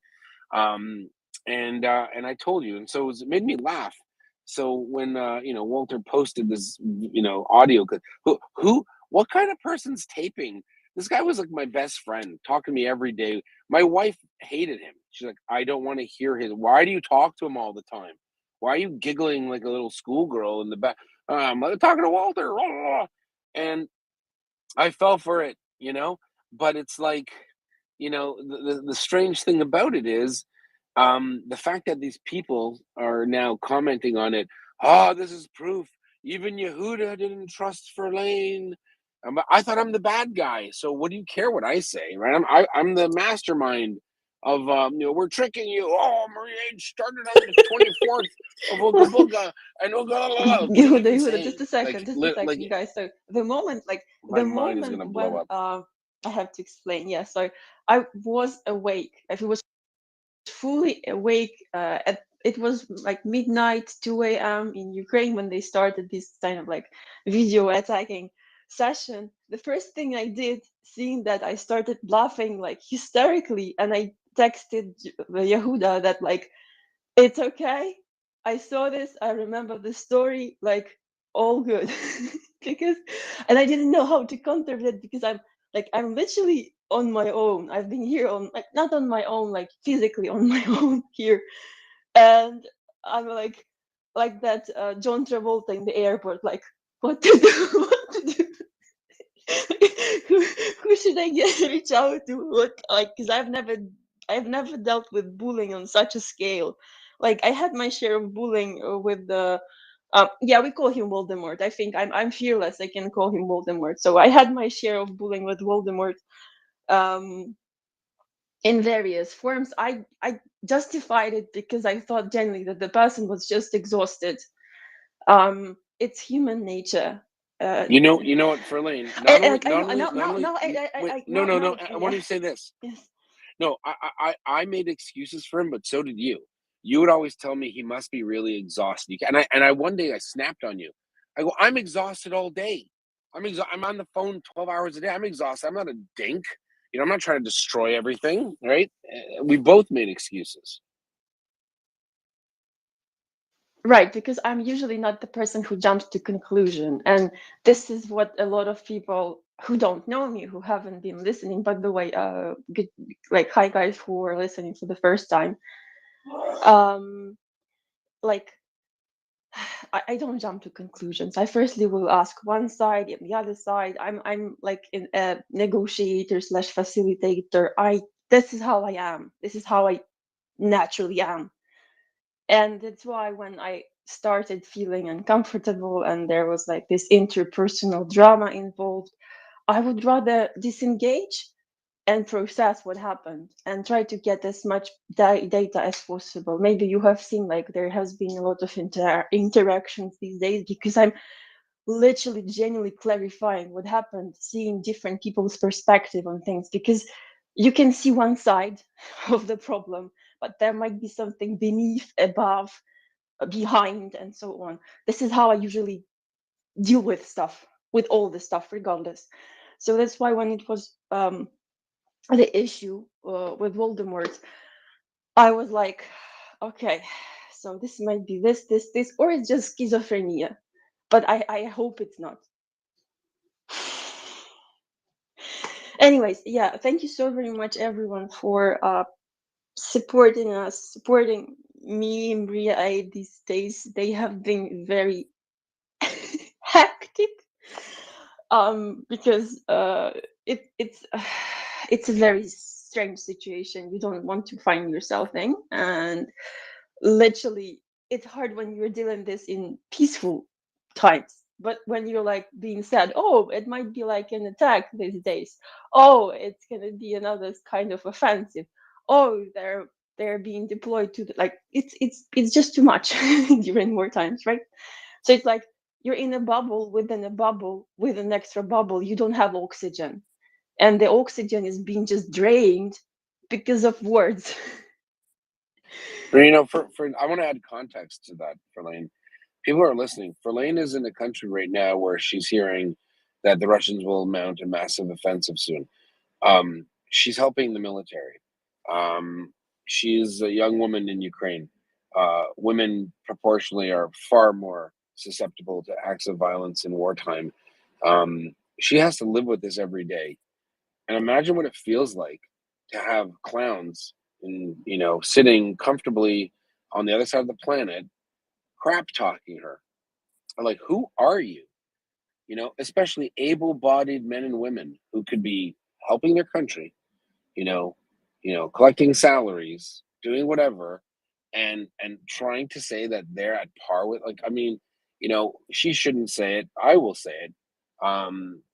This Verlaine embodies the best of Ukraine: sophisticated, intelligent, empathetic, passionate, caring, and with an abundance of integrity. I don't think I could do it. I certainly couldn't. I'm nowhere near as nice of a human being. I mean, Anda will tell you, I'm nowhere near as nice of a human being as Verlaine is. What she puts up with and the BS she goes through.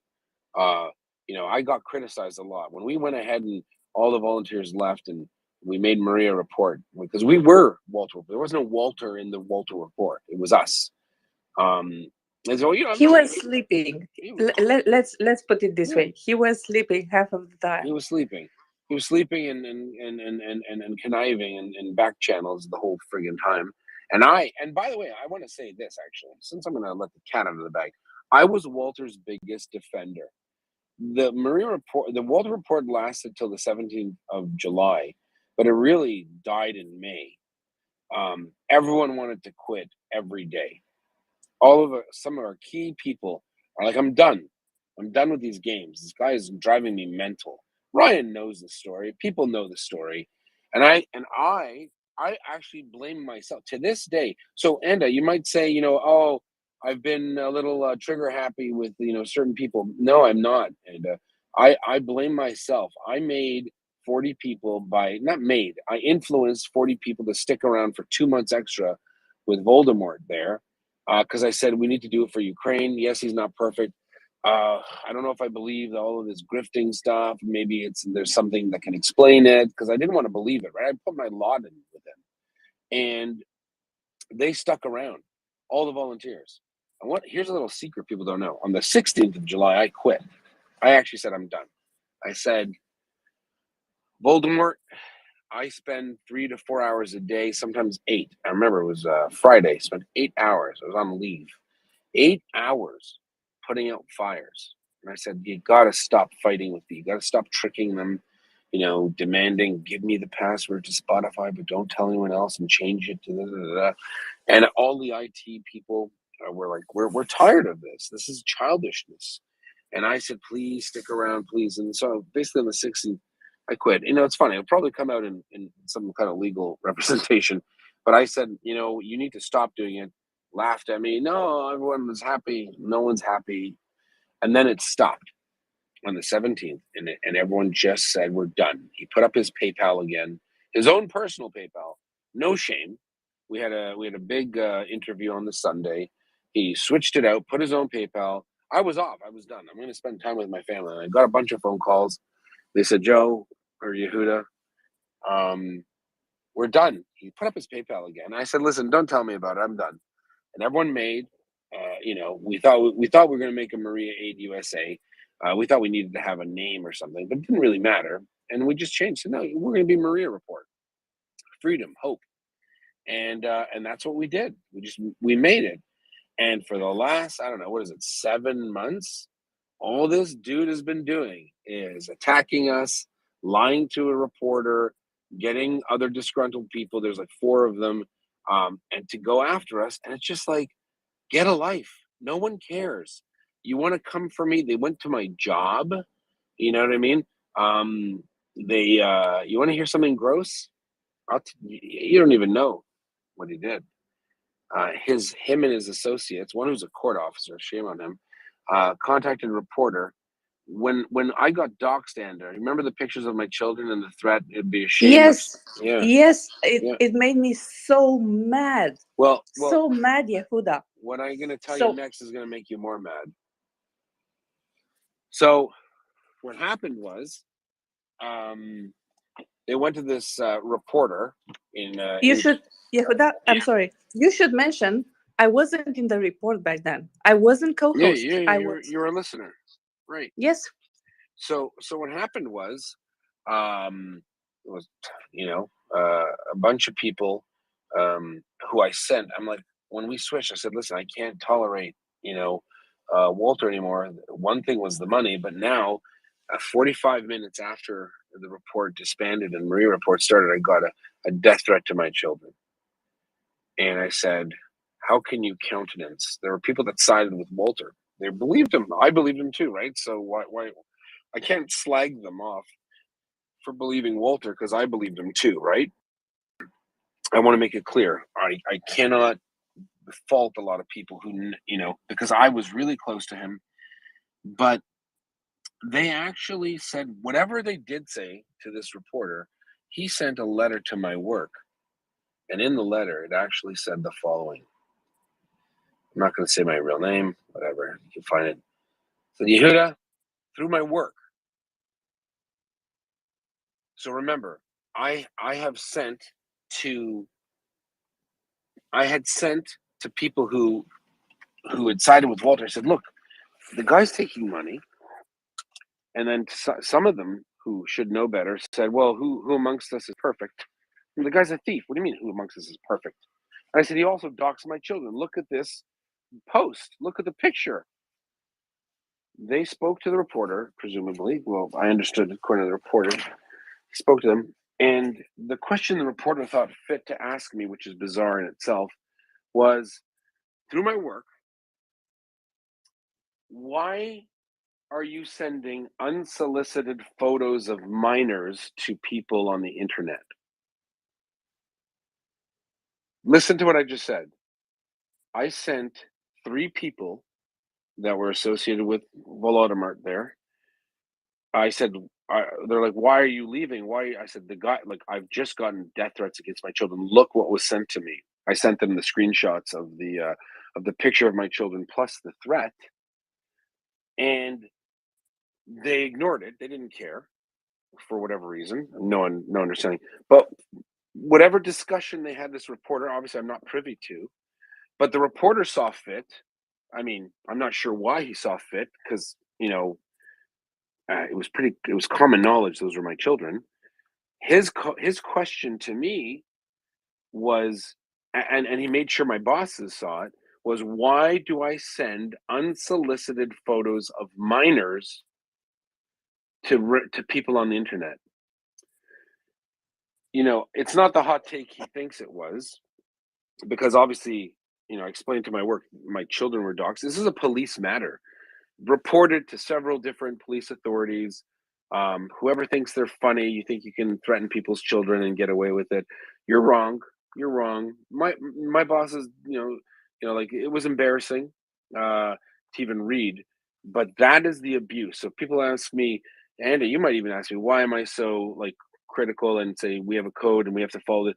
Because I've literally not only been stalked, harassed, anti-Semitic comments, death threats against my children, but I literally had that group of people say, and they know who they are. They know who they are, and they'll know when they receive certain documentation services. They tried painting me to be an evil person, let's just say. And at any rate, that's the level of harassment criminal harassment that I've had to endure.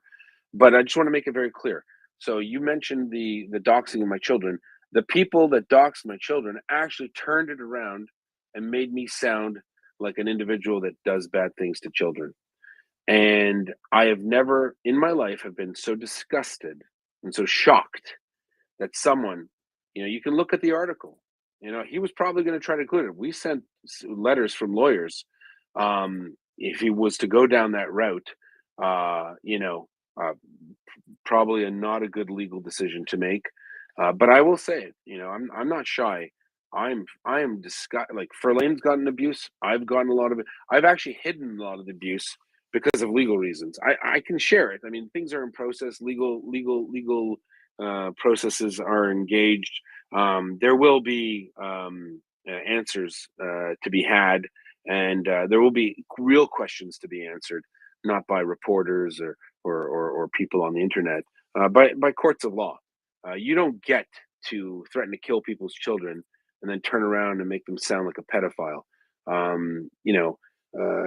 have a very, I'd like to say, a good amount of patience and kindness, but there is a limit. And I would say, are you shocked?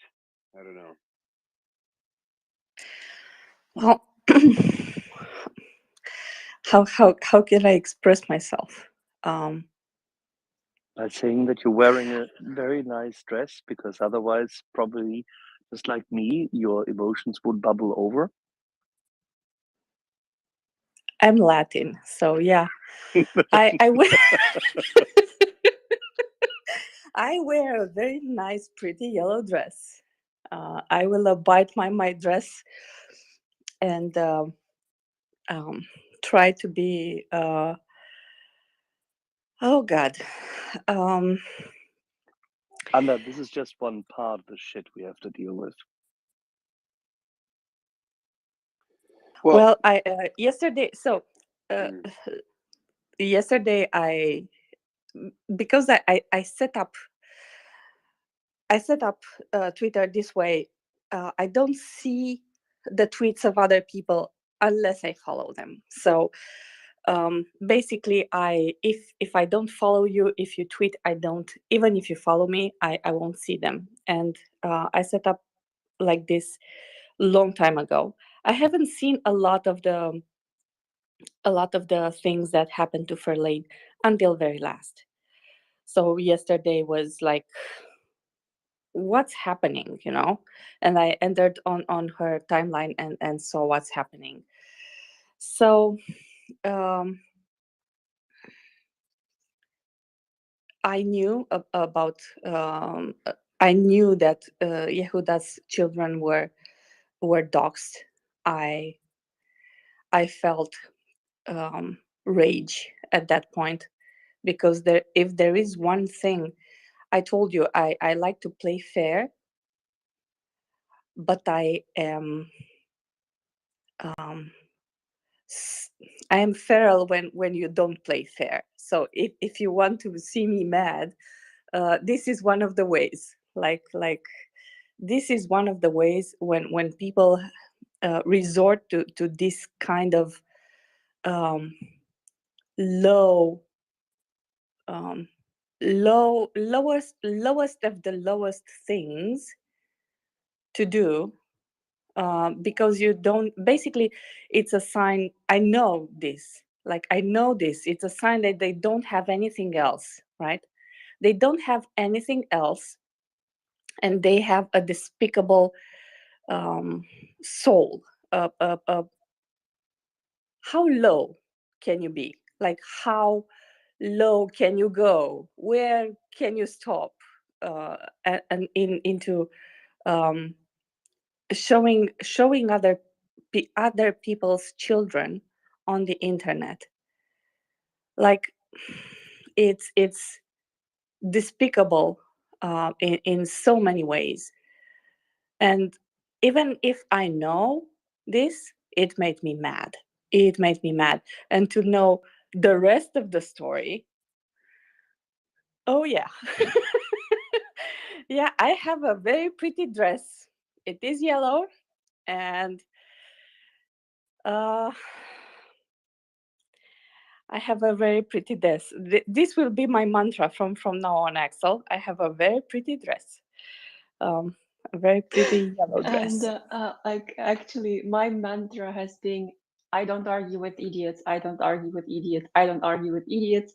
And the second line goes like, I always bring my IFAC. I always bring my IFAC, and Ryan won't let me.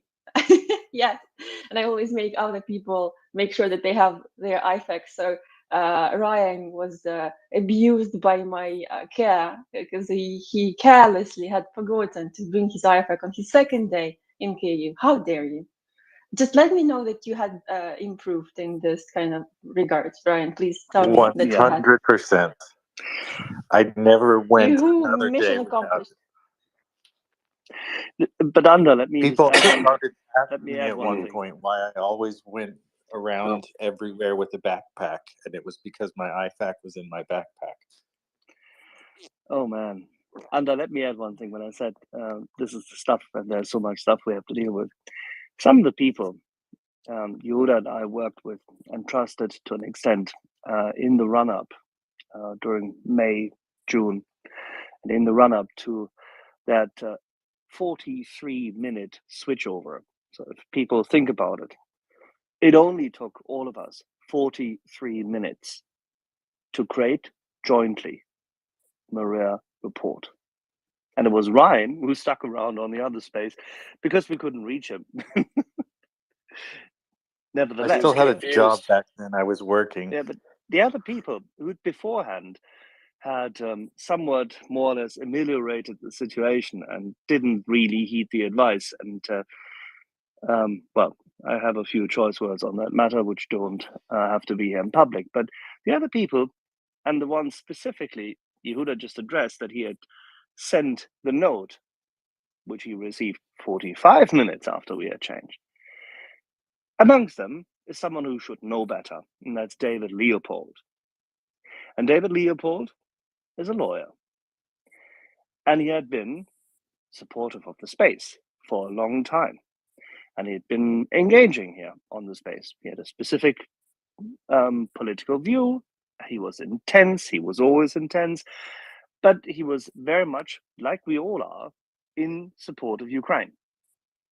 And he volunteered to support on legal matters, and he volunteered to support on many, many procedural levels. Very helpful as it seemed, and that's fine. But he was one of the recipients of that note that his children were doxxed. And this is how it ended up in the hands of this this journalist of the Ottawa Citizen. And that is completely, utterly wrong. Now, I have stayed in a Holiday Inn, but I'm not a lawyer where he is registered and on the bar. And I'm not a lawyer or a jurist under common law, but I do know what would happen in continental Europe in such instance. And I shall hope that at some point in time, Mr. Pugliese has to make a statement as to how he came to that conclusion. And I hope that sooner rather than later, David Leopold has to consider why he said what he said, to whom he said it, and why he conveyed such inference, because it's utterly despicable. And that's the only reason why, after you all woke me up, I'm still here. Because Yehuda was right. Verlaine has said the truth. And Amda, in her rage, is completely correct. In my pretty yellow dress. What's the yellow dress reference? Is it a movie? I don't get it. I don't. Look at your screen, No. Yehuda. Her fella avatar. It's La La Look at her Land, actually. profile, man. Okay, I can't see. Yeah, It's yellow blind. and blue. So I wanted yellow and blue for my avatar, and I chose a yellow dress and blue shoes because it's visible. So it's not.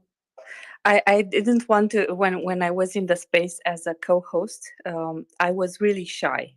I have to tell you, I was really shy at first talking in front of people. So I wanted something to stand out, and I wanted people to see me when I talk, to mind me, because I felt like I could not convey my message anyway. So this is the reason I choose this pretty yellow dress, and actually it's a gift. Two of the NAFO, two of the friends that I made through internet. One of them donated. She bought some T-shirts and donated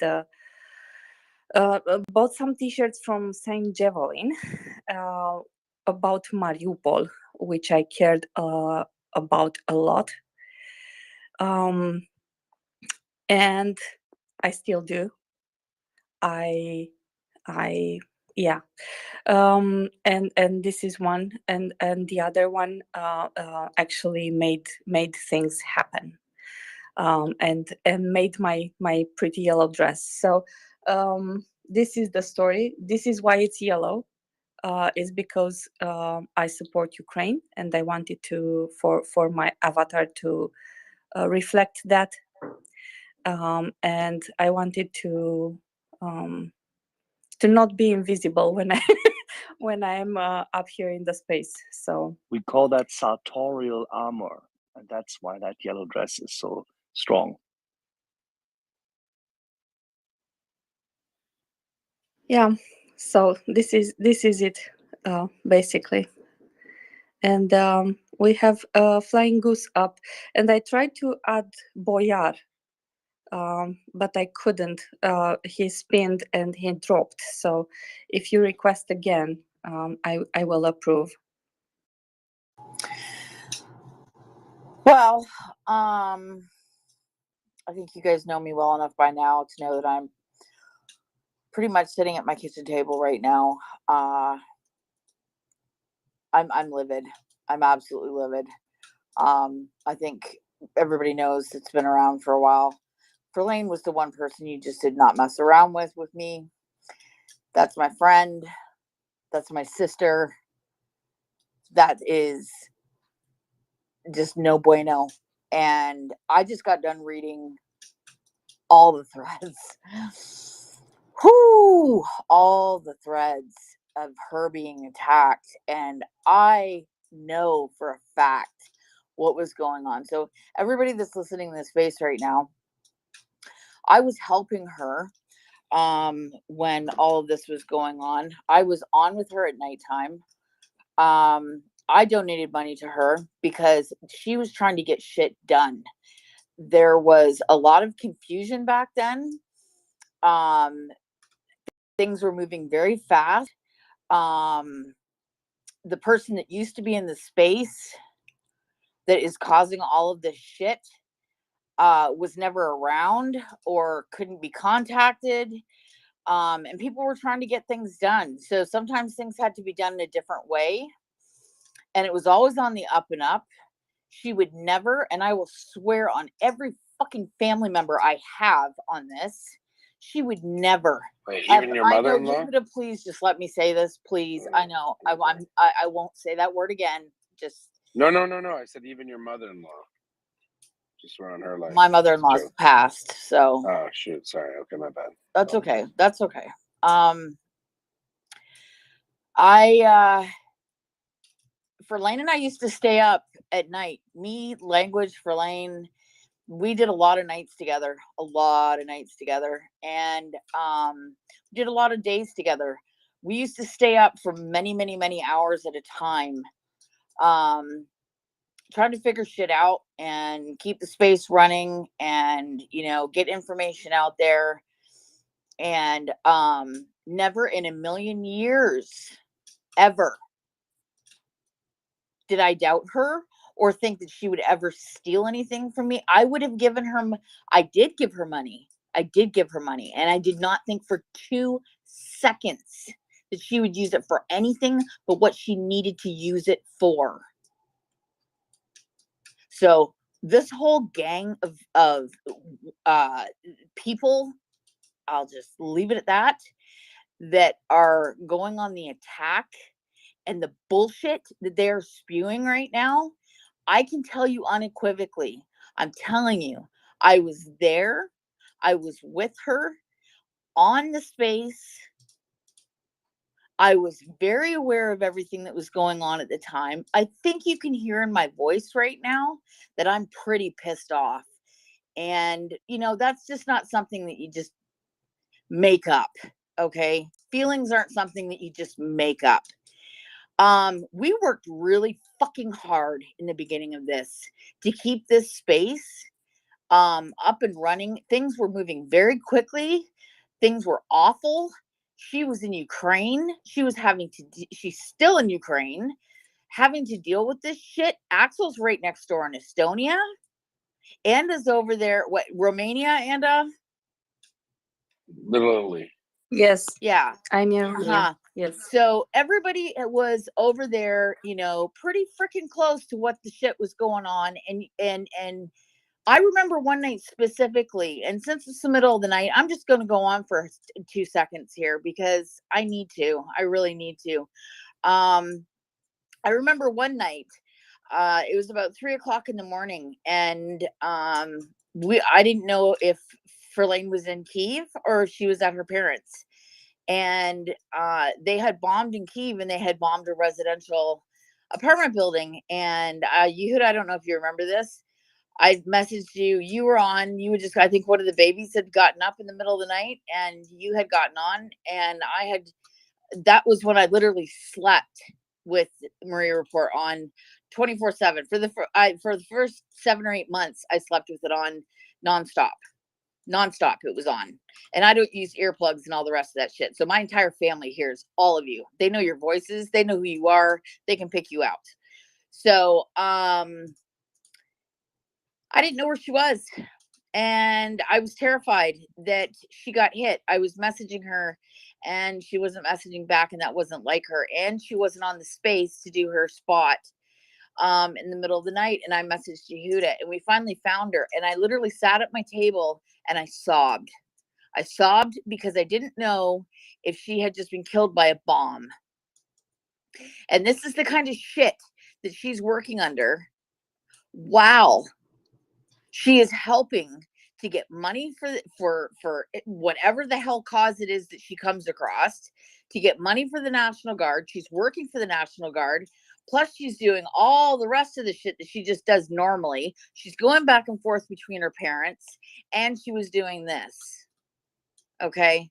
So her plate was more than full. The people that are slagging her off right now and that are saying all this shit about her, they all, well, one of them's not even in Ukraine. One of them's out of the country. Not that makes a difference because Ukrainians are going to feel it anyways, but, there's a lot of stuff around her and money that's missing in her little thing that she's got going on as well. So no, Oh, fair. I'm not Yeah. getting into names right now Yeah. because I swear to God, if they come after me with some bullshit right now, I will go to jail for real. No, not for Lane. The people that are coming Got after it. for Tracking. Lane. Yeah. So, I'm just trying to say here, she has literally had a plate absolutely full. And for somebody to come after her and accuse her of being disloyal and using the fucking military as a prop to make her look better or for some kind of an excuse. Are you kidding me right now? She is literally part of the military.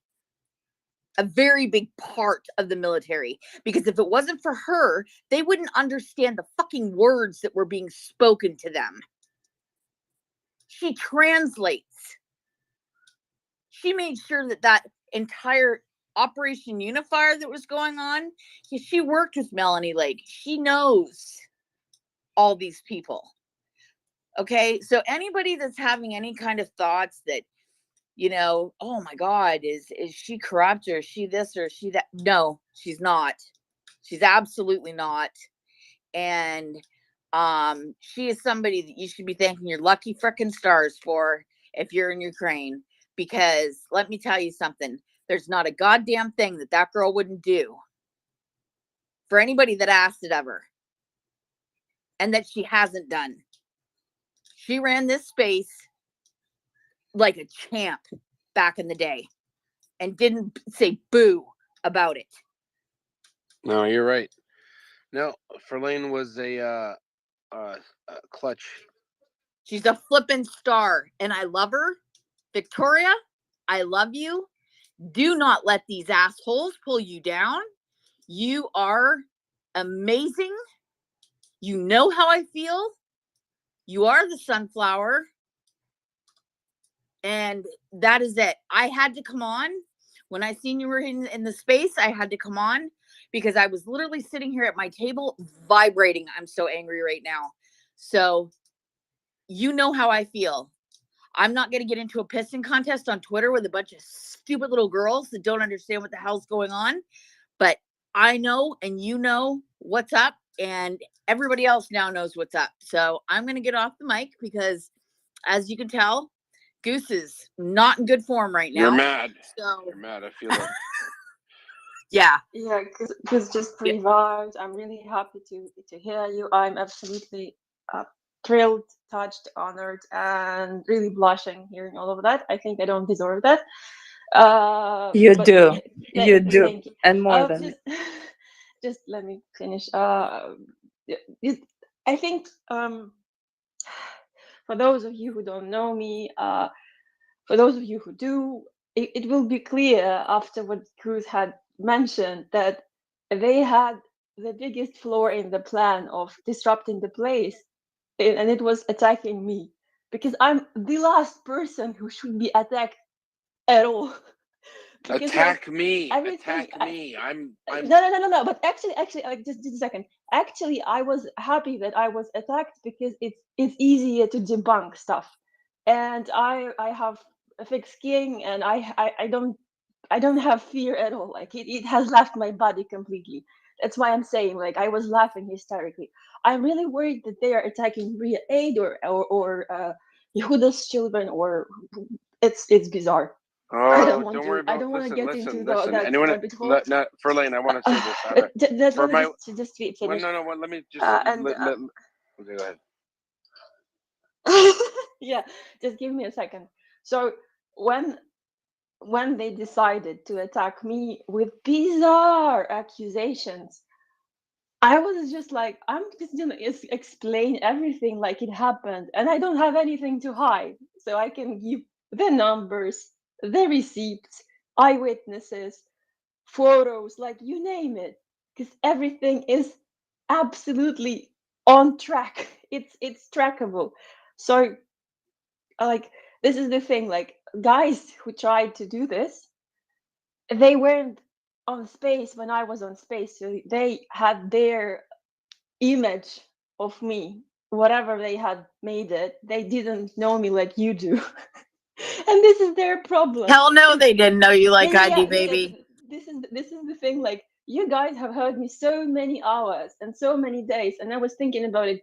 You can't keep like, you can't keep some kind of like a role or part or whatever when you're literally there, unless you're like you are a pro at Stanislavski method, but not at war.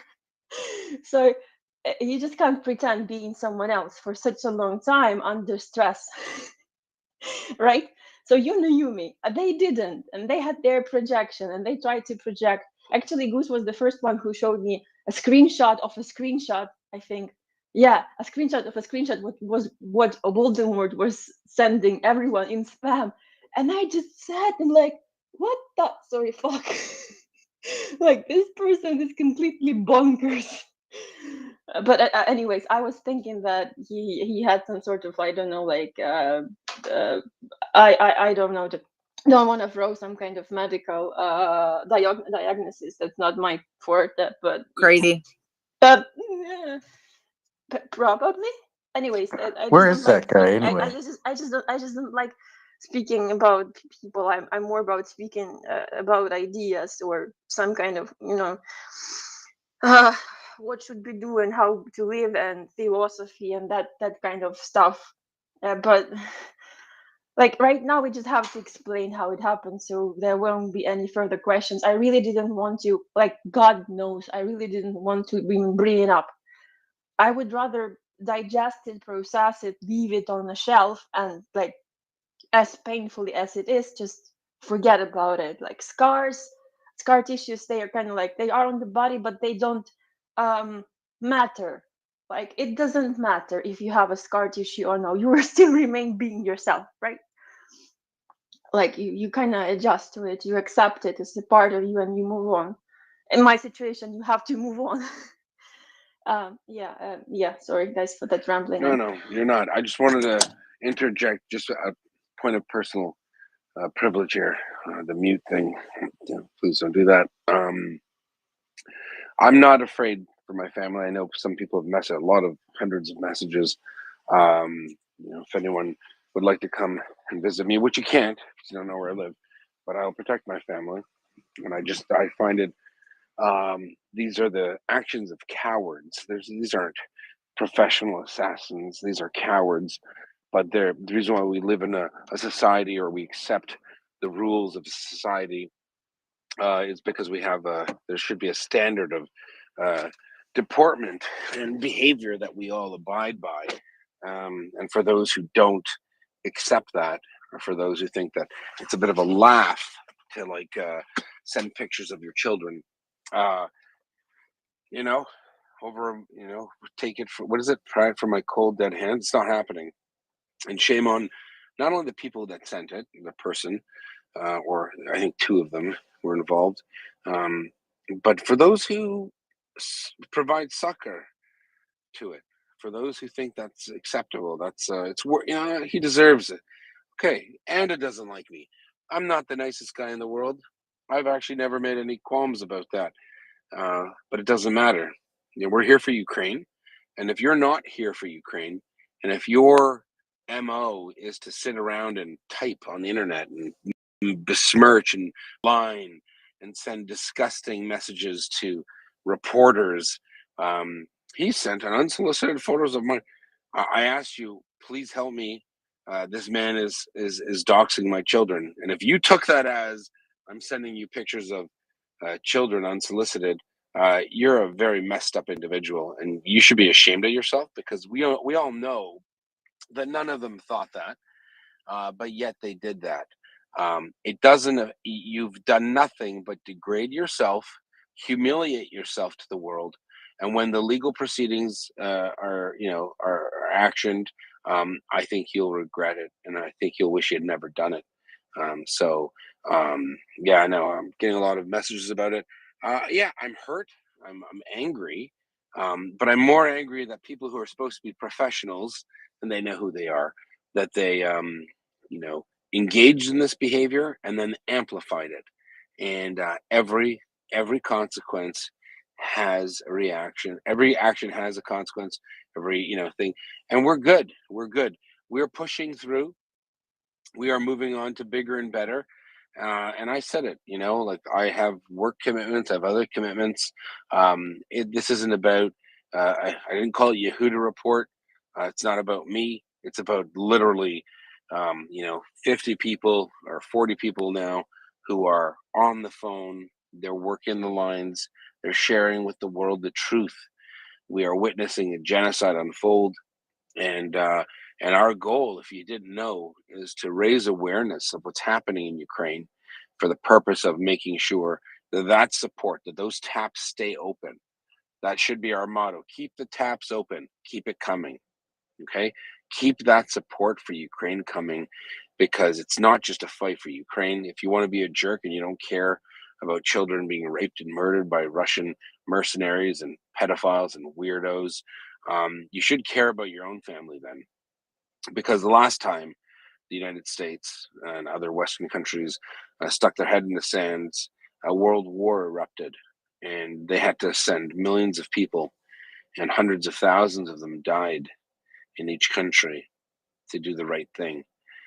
May God all protect us all, rather. And we need to make sure that we're on the forefront of this fight. Whether you like Ronald Reagan or not, I thought he was a great guy. I didn't know him. I was a young guy, child. Bedtime for Bonzo. He called it the evil empire for a reason. He wasn't being hyperbolic. And if you ask anyone, ask Anda, do you think Anda or any of her country men or women pine for the days of Ceausescu? Oh, Anda, do you pine? Do you wish for the days where the children in orphanages No. have their teeth pulled out? Let me tell you, No? we don't. No, and we don't care for the Russians who have invaded our country in the Second World War, when they took land from us. We don't care for the Russians who have entered in our country in 1944 as our allies, and they raped and pillaged and killed. They were our allies. Wait, in Russia, that's liberated, I think, right? Actually, yes, probably. I don't know, but we don't care for that. No. No, and neither So does anyone in Eastern Europe. Where everyone's done. Everyone's done. Exactly.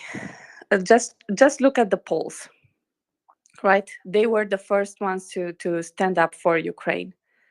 The first ones to say, okay, don't send me patriots, send patriots to Ukraine. Don't send me tanks, send tanks to Ukraine. I really admire them, and I was really pissed back then when in 24th of February, because actually our president was the last one the last one to take a stance, and I was like, oh, come on. don't come on, like, say something. So yeah, we don't care too much about them. And it's not only that we don't care about them. We see what's happening. We know what's happening. Nothing is new. And our heart breaks because, when you went through a tragic event and you see that thing happening to someone else, you can relate to that. You can actually relate. You can actually understand how that feels. It's not an abstract notion, something that's outside yourself, and you don't know what's happening. You know what's happening. And this is why it's painful for you. And this is why you have people in Romania who are actually helping. They're not on Twitter. Most of them are not on Twitter. But at the second day, when Ukrainians started coming through the borders to escape the invasion, there were Romanians at the border waiting for them with food, with clothes, there were hotels which were opened for the first Ukrainians who came Some of them came with their dogs and cats, because we talked about this earlier, that they didn't left their pets behind. So it kind of breaks your heart. And I it was kind of a precious moment for me to see that Romanians were there at the border, that children from the north of the country left stuffed toys on the bridge entering Romania, for the Ukrainian children who were coming, for them to find something nice, to have something with them, to hold while they were leaving their country, their own country. And I stated previously, and this is true, and this is told to me by someone who actually met these guys. So through Isakcha, which is on the southern part of Ukraine, next to Danube River, there were Ukrainians crossing over, right, with families. It was the first 3 days when, technically speaking, Ukrainian men could exit the country. So they came into Romania with their families. They made sure they are okay in Constanța, because I know people there who met them, and they went back, right? They left their family. They made sure they are safe, and they went back to the battle. They went back to defend their country, and that says something about them and about their moral values and what they are willing to do for their country. And I respect that, and I'm willing to back that up. And if I don't have anything else to back that up, but talking here in the space, I will talk here in the space, and if I can do something else, I will do it. Because I don't know, I cannot stand on the sides. I cannot stand and watch it happen. I must do something. May So I just say something, Anna, yes. and before you continue? So, staying and speaking on space, it sounds really easy, right? And it sounds like you don't change a lot. But just from my perspective, so I'm one individual out of millions in Ukraine. Like, what were the I will follow the timeline of how actually speaking on space fixed things, helped things, or saved lives. So thanks to me being on space and speaking on space, or like to say me with the help of ours, right? So I'm gonna say we, but I was one of the drivers. So you, like, the enablers, let's say, yeah. So we saved 14 people from Pokrovsk when it was under bombardment. 4 of them right now live in my granny slate house with 2 dogs. We saved 5 people from Kharkiv. By the way, people from Pokrovsk were actually acquainted with me through a person, Otori, who was from Moscow and who didn't support the war and tried to get out and spread the word, because he was originally alumni from I don't remember which university, Edinburgh, as far as I remember. Basically, he finished he had the UK degree and he was a global citizen for me. So just because of that connection, I was able to get out and accommodate 14 people. 2 of them then left to Kyiv, but others lived literally across my street for 6 months, and now they bought a house in my hometown. They bought a house in my hometown. I'm like, period. And they will be my friends for a very long time. 4 kids, thanks to that. Oh, actually, 1, 2, 3, 4, 5, 6 kids, thanks to that, because 2 are already in Kyiv, and it's strange. Yeah. So, anyways, had not had very traumatic experience Pokrovsk have been bombed frequently, and like in kilometer of their house, Russians hit with loitering munition the ammo depot. It was damn hard. I had the record because one of them was like visiting the house at that time, like one of the family members. That's one story. With the help of space, and I texted that tweet because I had to explain. We procured with the support, yeah, we procured SUV that's helping the NCO Academy of Leadership of the National Defense University of Ukraine, who had already trained 3,000 troops.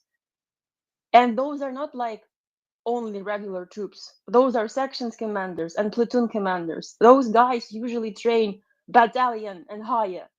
And they decided to step down to train the youngsters because they knew what contribution section leaders are actually making, because they are the key executors, like they are the doers.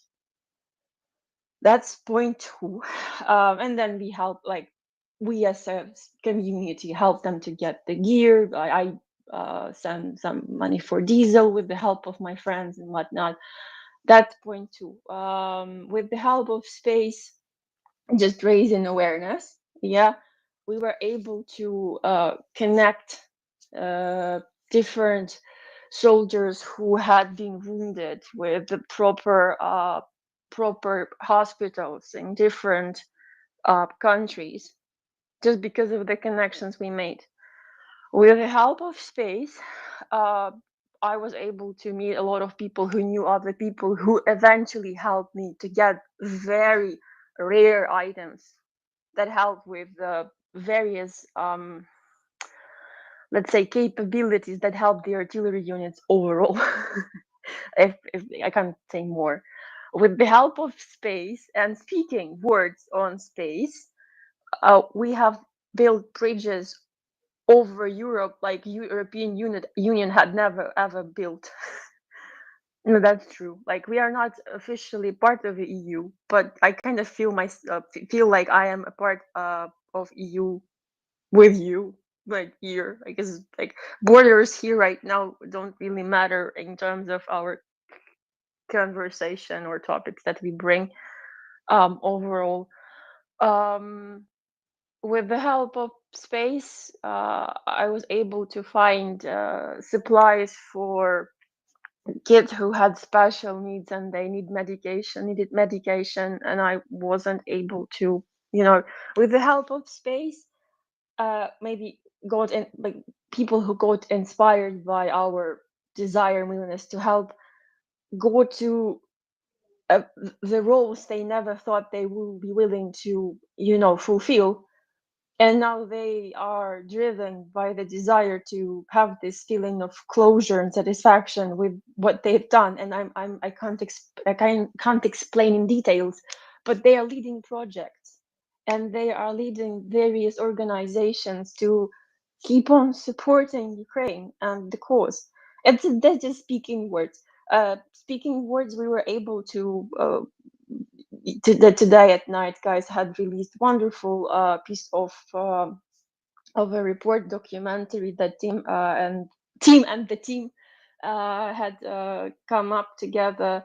Should definitely check it out, and you can see with how a foreigner sees Ukraine with his own eyes. People from different ranks and different backgrounds. That's just because we all came together. So Don't be with modest. the You were help of part of space, the production for Lane. You were the reason why. Blah like blah blah. the first Stop one, being. yeah, Don't be well, so anyways, modest. I'm just trying, like, yeah, well, okay, I was there during the first one. Right now I'm not that active, but anyways, yeah, and we have helped so many times to raise funds for Maria Aid and procurements that they do. Once again, Maria Aid can't and won't and will never ever send funds somewhere. It's sending aid. They are procuring and sending. So it's the process. And if you look, I don't know if it's in the nest. If the guys had removed, yeah, it's still in the nest. I made a Twitter thread about my I will say my unit, because they're like family right now to me, the Rapid Reaction or Rapid Response Brigade, who needed some equipment to be restored, and we fundraised for that, and MriyaAid helped us to procure it. Everything was transparent. People were donating to MriyaAid, but just with the note that this is specifically like single purpose donation. We made it work. I delivered it personally, and it's been working for a year. I personally know where every donation that I am involved in goes, and how it's been utilized, and what works, what should be improved, because I care, right? And if you do care, you tend to, you know, check on things, check on people, and so on and so forth. We make mistakes. I make some miscalculations along the way. I fix them. I'm not perfect. No one is perfect. Yeah, even if someone calls me a saint because my patience is limitless, well, thank you, but I'm still imperfect. I told the guys yesterday, the only perfect thing is the imperfection, because imperfection is sort of perfect. There is nothing perfect in this world. Like, come on, like you have to acknowledge your mistakes, fix them, and then move on. If you can't fix them, change the way you see those mistakes, make it valuable lessons learned, like points to improve, points to sustain. Yes, Yehuda. So, and that's just part that I can share. There are so many things that I can't share with you now because of security issues, but still, just speaking words on this space matter, because you can hear something that will spark an idea that will eventually become a fundraiser or a piece of equipment, or you will recall that, oh, I know this guy who knows a guy who can help us to get this for a cheaper price, or for a better conditions, or for a better quality. Because like, person does not know everything, but you can know someone who knows where where it is, or who knows someone where it's written, or who knows someone where to look for it. And this is like the sharing of information right now here. You can't get it anywhere, like in real time. Plus, in real time, what's most important, you're getting here information in real time as it happens, and that's why you can react. So that's why sometimes I'm freaking out because of time zones, and I'm panicking because I can help with help, but I still waiting. Yeah, and in the first months, maybe I was a little bit rash. Sometimes maybe I didn't convey what I meant clearly, so that's why there were some like people try to manipulate on that. But who cares right now? I think it's clear. Yes, you are trying to do everything as soon as possible, and my as soon as possible is already yesterday. So when I hear that something is needed, I understand that it was needed, like it should have been already there, because they need this, and you can't compensate the time. It's hard to explain, but just imagine that you are like, that's my state.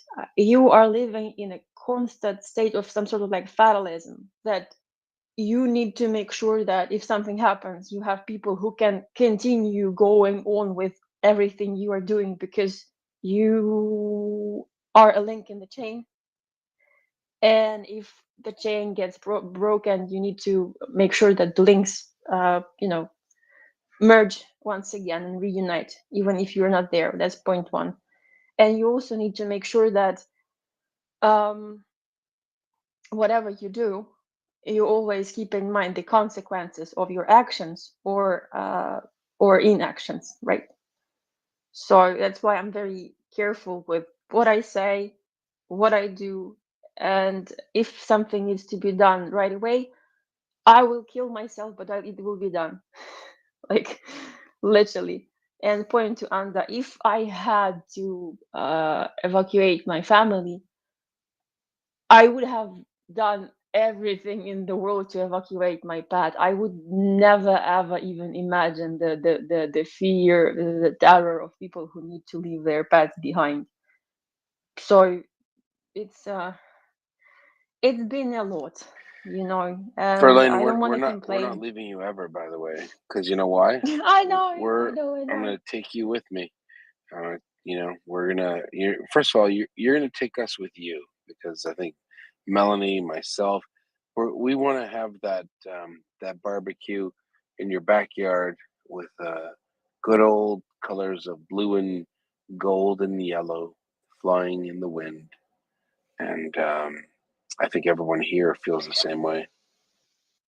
That should be in Crimea. Actually, we should have that barbecue, Crimea barbecue party. I still remember Yes, Axel's exactly. desire to do that. We agreed this on day one. Лазурный берег. Yeah. I think we have hands raised. I'm sorry for keeping the space with me just on. I don't want to monopolize it. We Sorry. want you to monopolize, frankly. I did the unthinkable.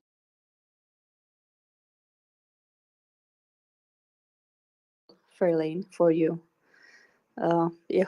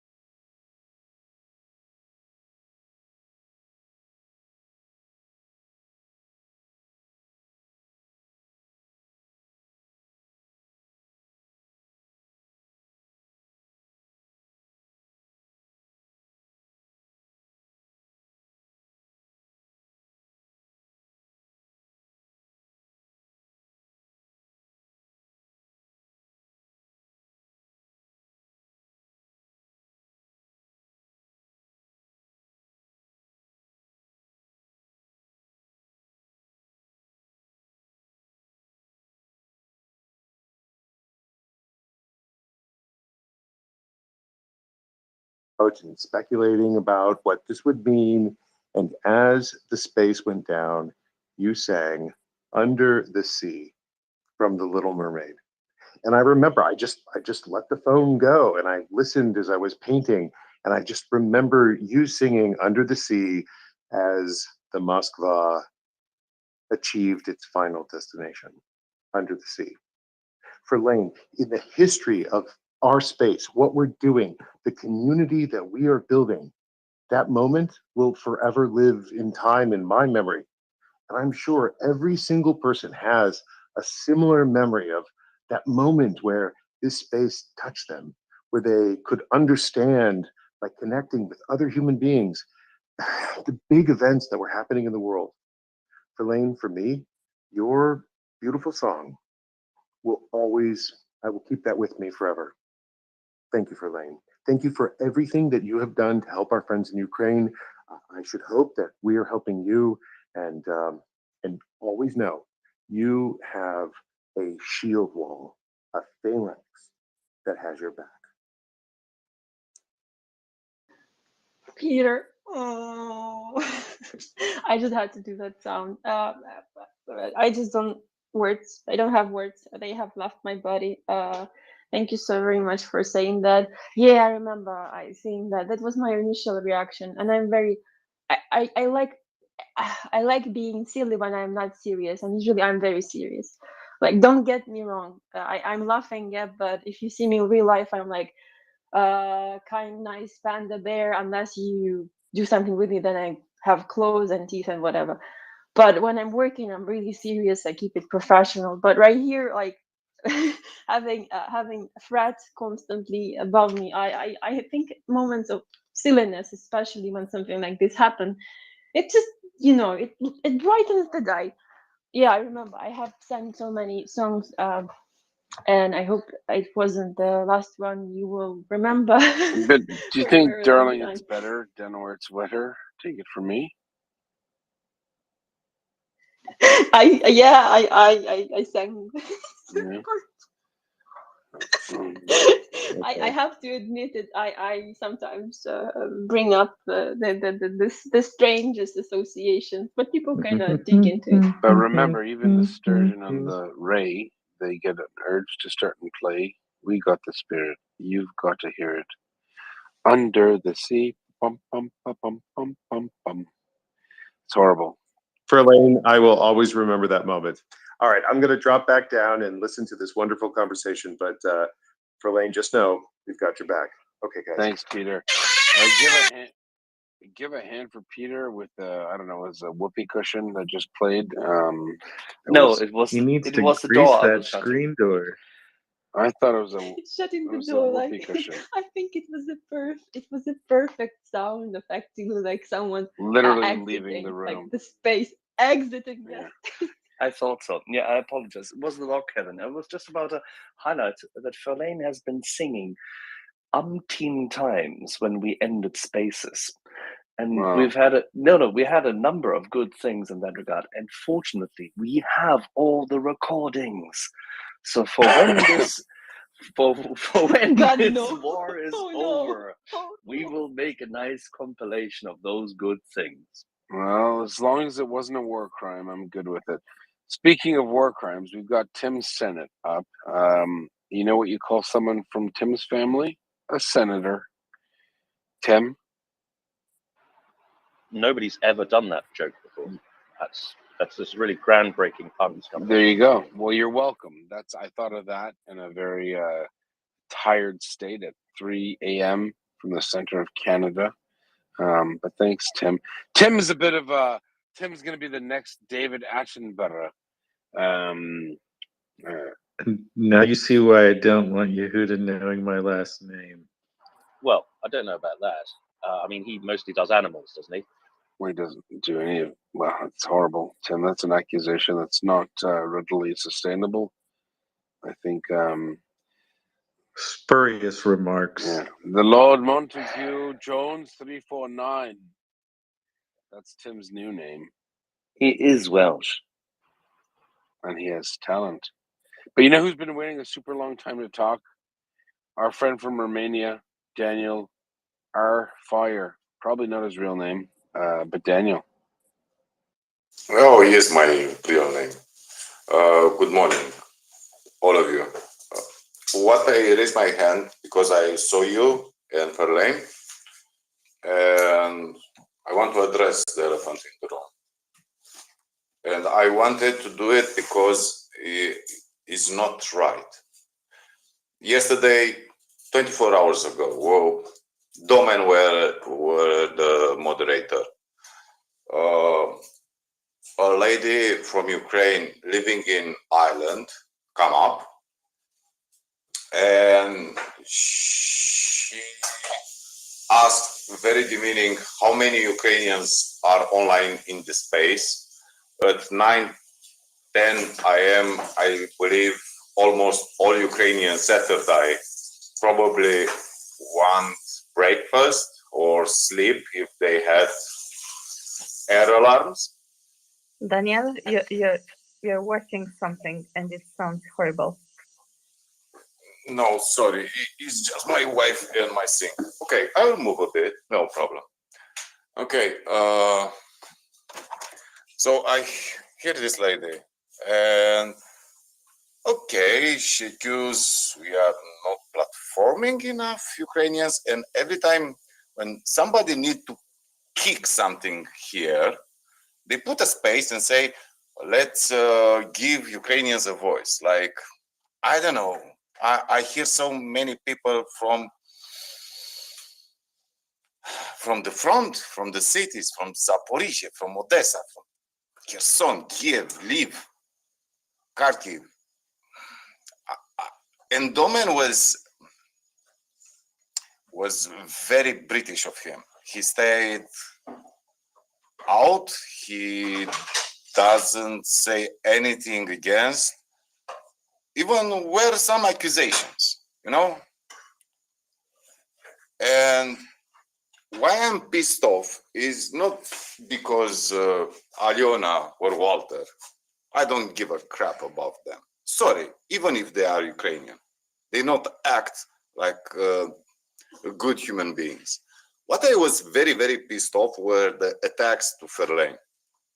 And I remember I exchanged with Domen a few days ago some messages, and I said, how the hell you attack someone who was translator for training Ukrainian defenders? Somehow she had a role. This war is like this at this moment. All the things, all the discussions, all doesn't matter. You know, it's like saying the guys from Bakhmut are not honorable soldiers, something like this. And Domen was very calm. He didn't want to say to this lady, you know, maybe you are a bit harsh, maybe, you know. Daniel, Yeah. you should mention that she started her statement. So she started her statement that she is Ukrainian in England or Ireland. So she started the statement with this, and she was really let me the correct word is condescending, right? She was really condescending, and I think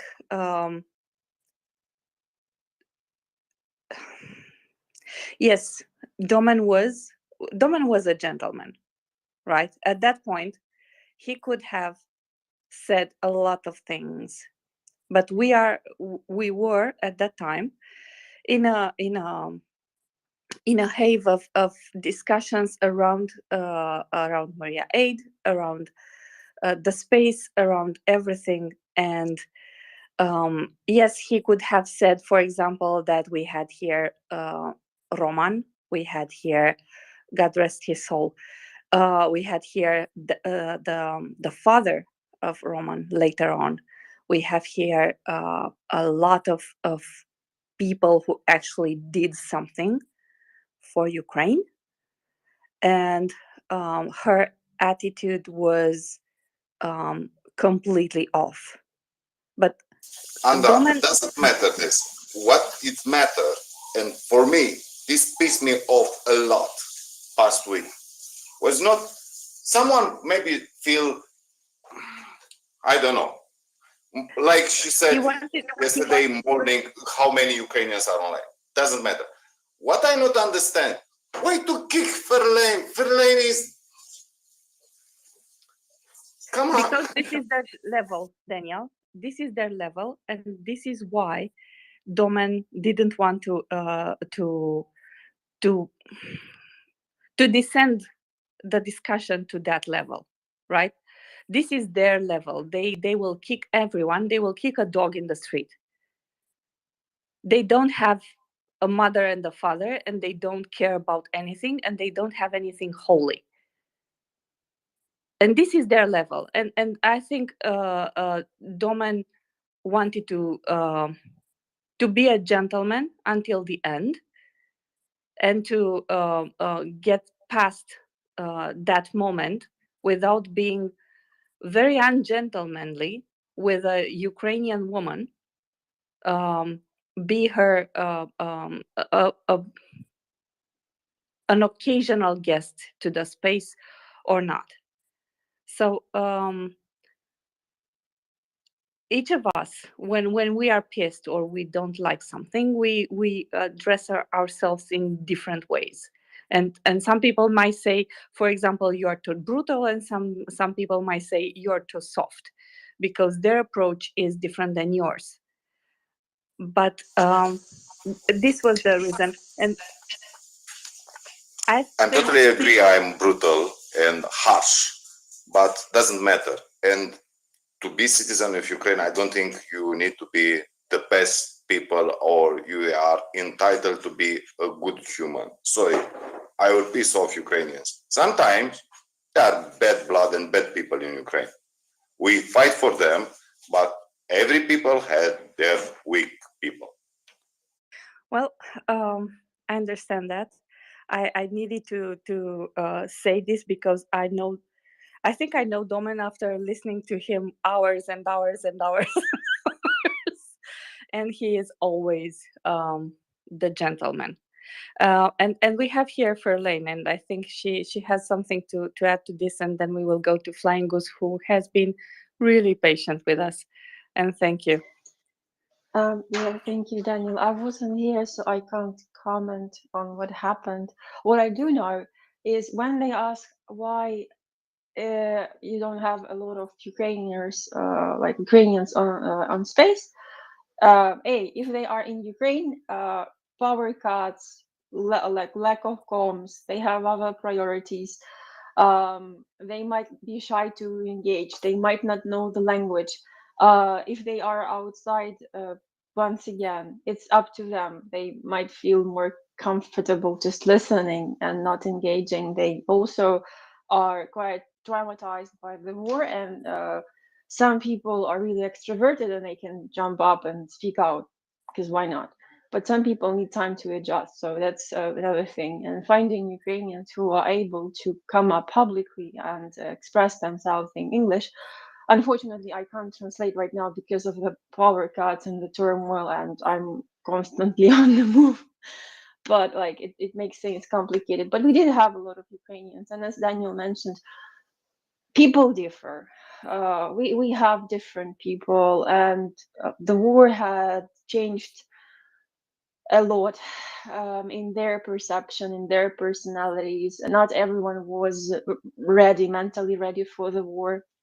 A lot of people, we call them poplavleni. Yeah, they just melted internally. They're a little bit melted, so they just don't have inner resources to pick up, and they are frustrated mostly at themselves for being helpless, and then at everyone who's with them um, for not doing enough, for not being enough, because that's what we feel like. I'm feeling like I'm not doing enough. I know you're gonna say that I'm wrong, but it's the sensation that everyone who has consciousness and conscience in Ukraine has, that if I like I should do more. I should do like I should strive to do even more.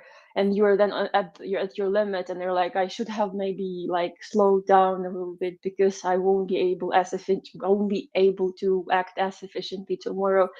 It's a whole another thing.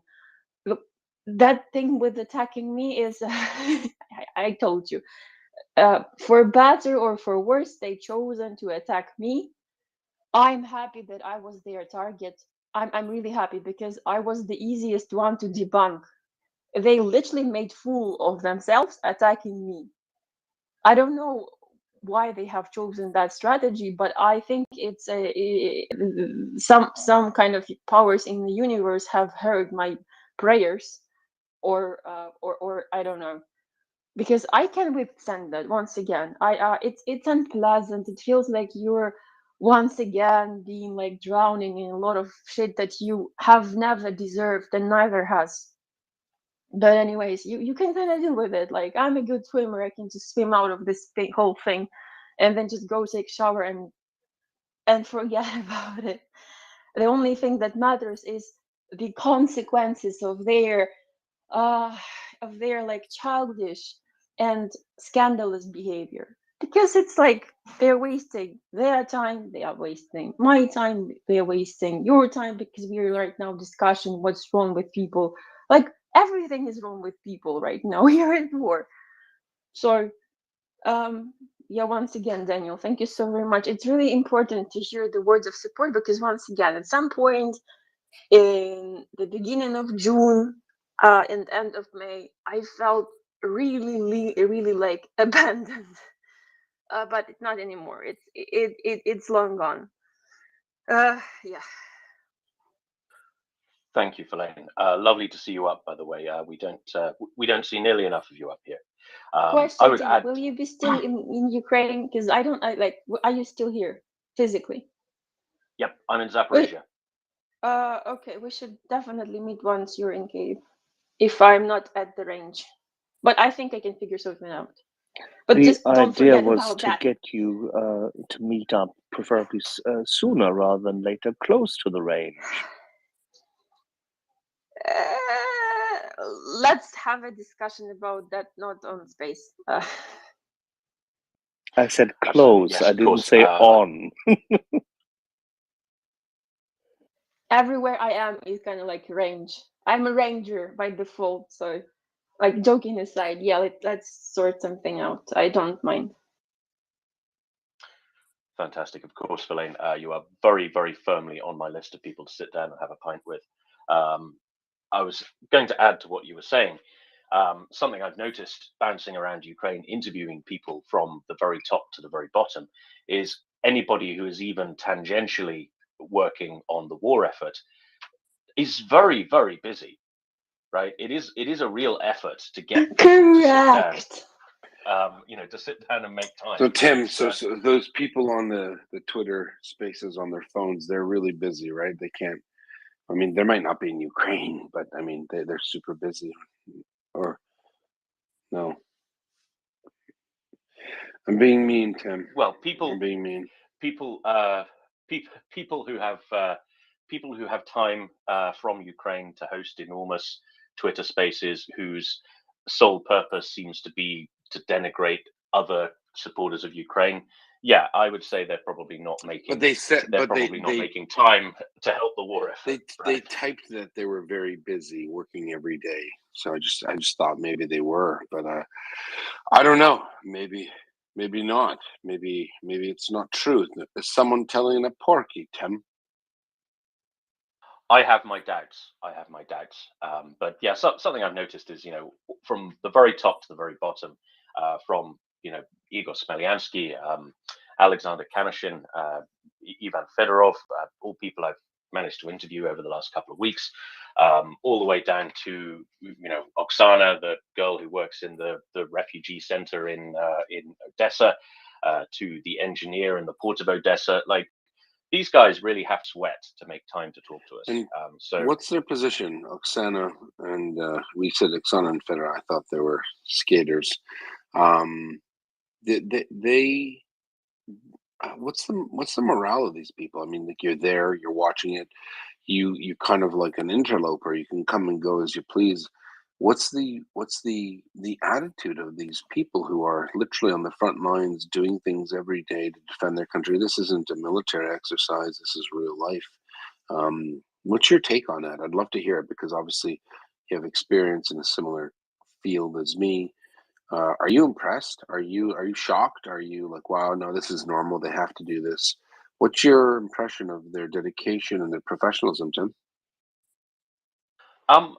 I think it varies. Obviously, not the professionalism and the dedication, that is very, very consistent. But how people handle the pressure and how people handle the enormity of their duty, that does seem to vary quite a lot. So, for example, the Oksana, the refugee worker, she is a travel agent by day and a refugee worker by night, and she's very lighthearted.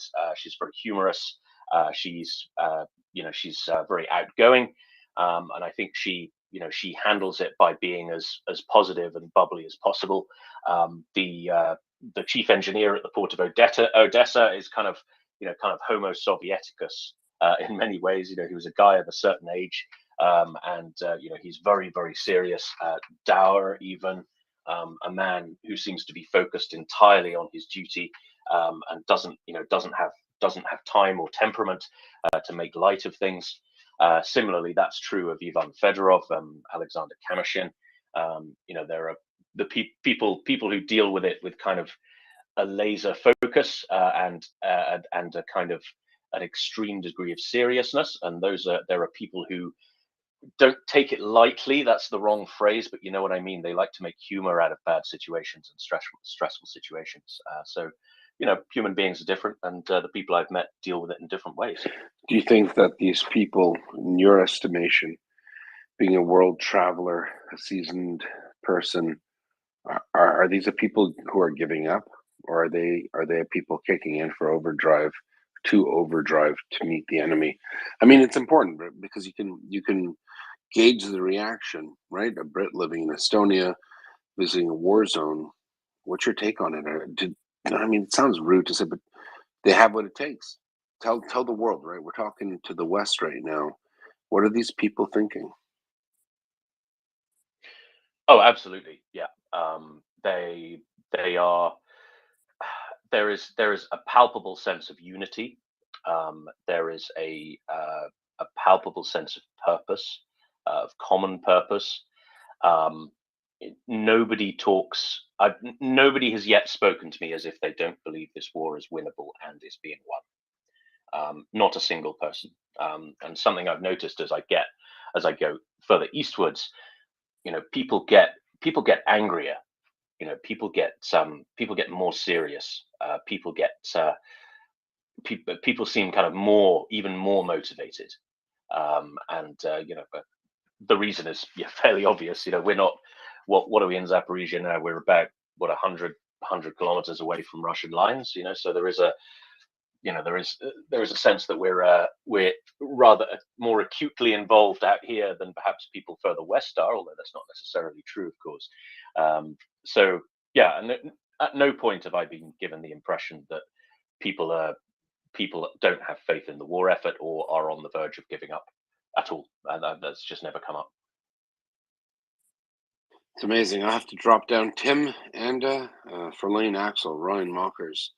Flying goose, not to be confused with a flying duck. They're not the same thing. I bid you adieu. That's French, Tim. I'm not sure if you know that, coming from Wales. Oui, je l'ai passé le français pour mon bac. Yeah. Voulez-vous coucher? No. Okay. I thought a doe was a female deer. Moulin Rouge. All right. No. Folie bergère. No, folie bergère. Yeah. Pour le service en anglais, appuyez sur le 2. That's French from Canada. Tim, thanks so much. Merci beaucoup. À demain. À demain. So, Tim. And so, those of you who have not bothered to check the nest, you know who you are. You will notice the second tweet is the teaser trailer that our friends at One Take Productions slaved on until the wee hours this morning, including our fearless leader, Axel. So there's a little teaser trailer for the upcoming documentary that we're putting together. Inexpertly narrated by me, inexpertly filmed by me, and expertly edited by Axel and Donny. So have a look at that. Please like it and share it. We do want to get a decent viewership. We do want to make this as widely seen as possible. We do want to build some excitement. So please, I want to see how many people in the space. 414 people. I want to see at least another 200 shares by the time I clock off in a few hours' time. Otherwise, I'm coming for all of you. Is that? Do I need to be any clearer? No? No, sir. No, sir. No, Good. no. Thank you very much. Brilliant. Tim, Okay, let's go to I Ryan. must say, well, the cinematography and the casting leaves a lot to be desired. The narration is second to none. Thank you. He just said it. Oh, He just said it's I have to unique. comment. He didn't say anything as to the quality, Tim. Don't get frazzled. He's from Oklahoma. Like, no, I will have to I will have to share my professional expertise and opinion. And Tim, you did absolutely phenomenal job narrating. Like not even mentioning the phenomenal job of just doing the job. So yeah, my applause, my utmost respect and applause.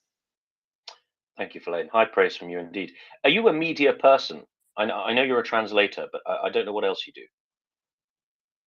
I'm not like guys, I'm not a media person. I have never been public. My sole purpose is translating words either written or spoken, and that's it. I've been on Twitter and socially active for a long time, but like I've never been involved in anything like that, anything like spaces or public speaking. I'm very introverted, to be honest.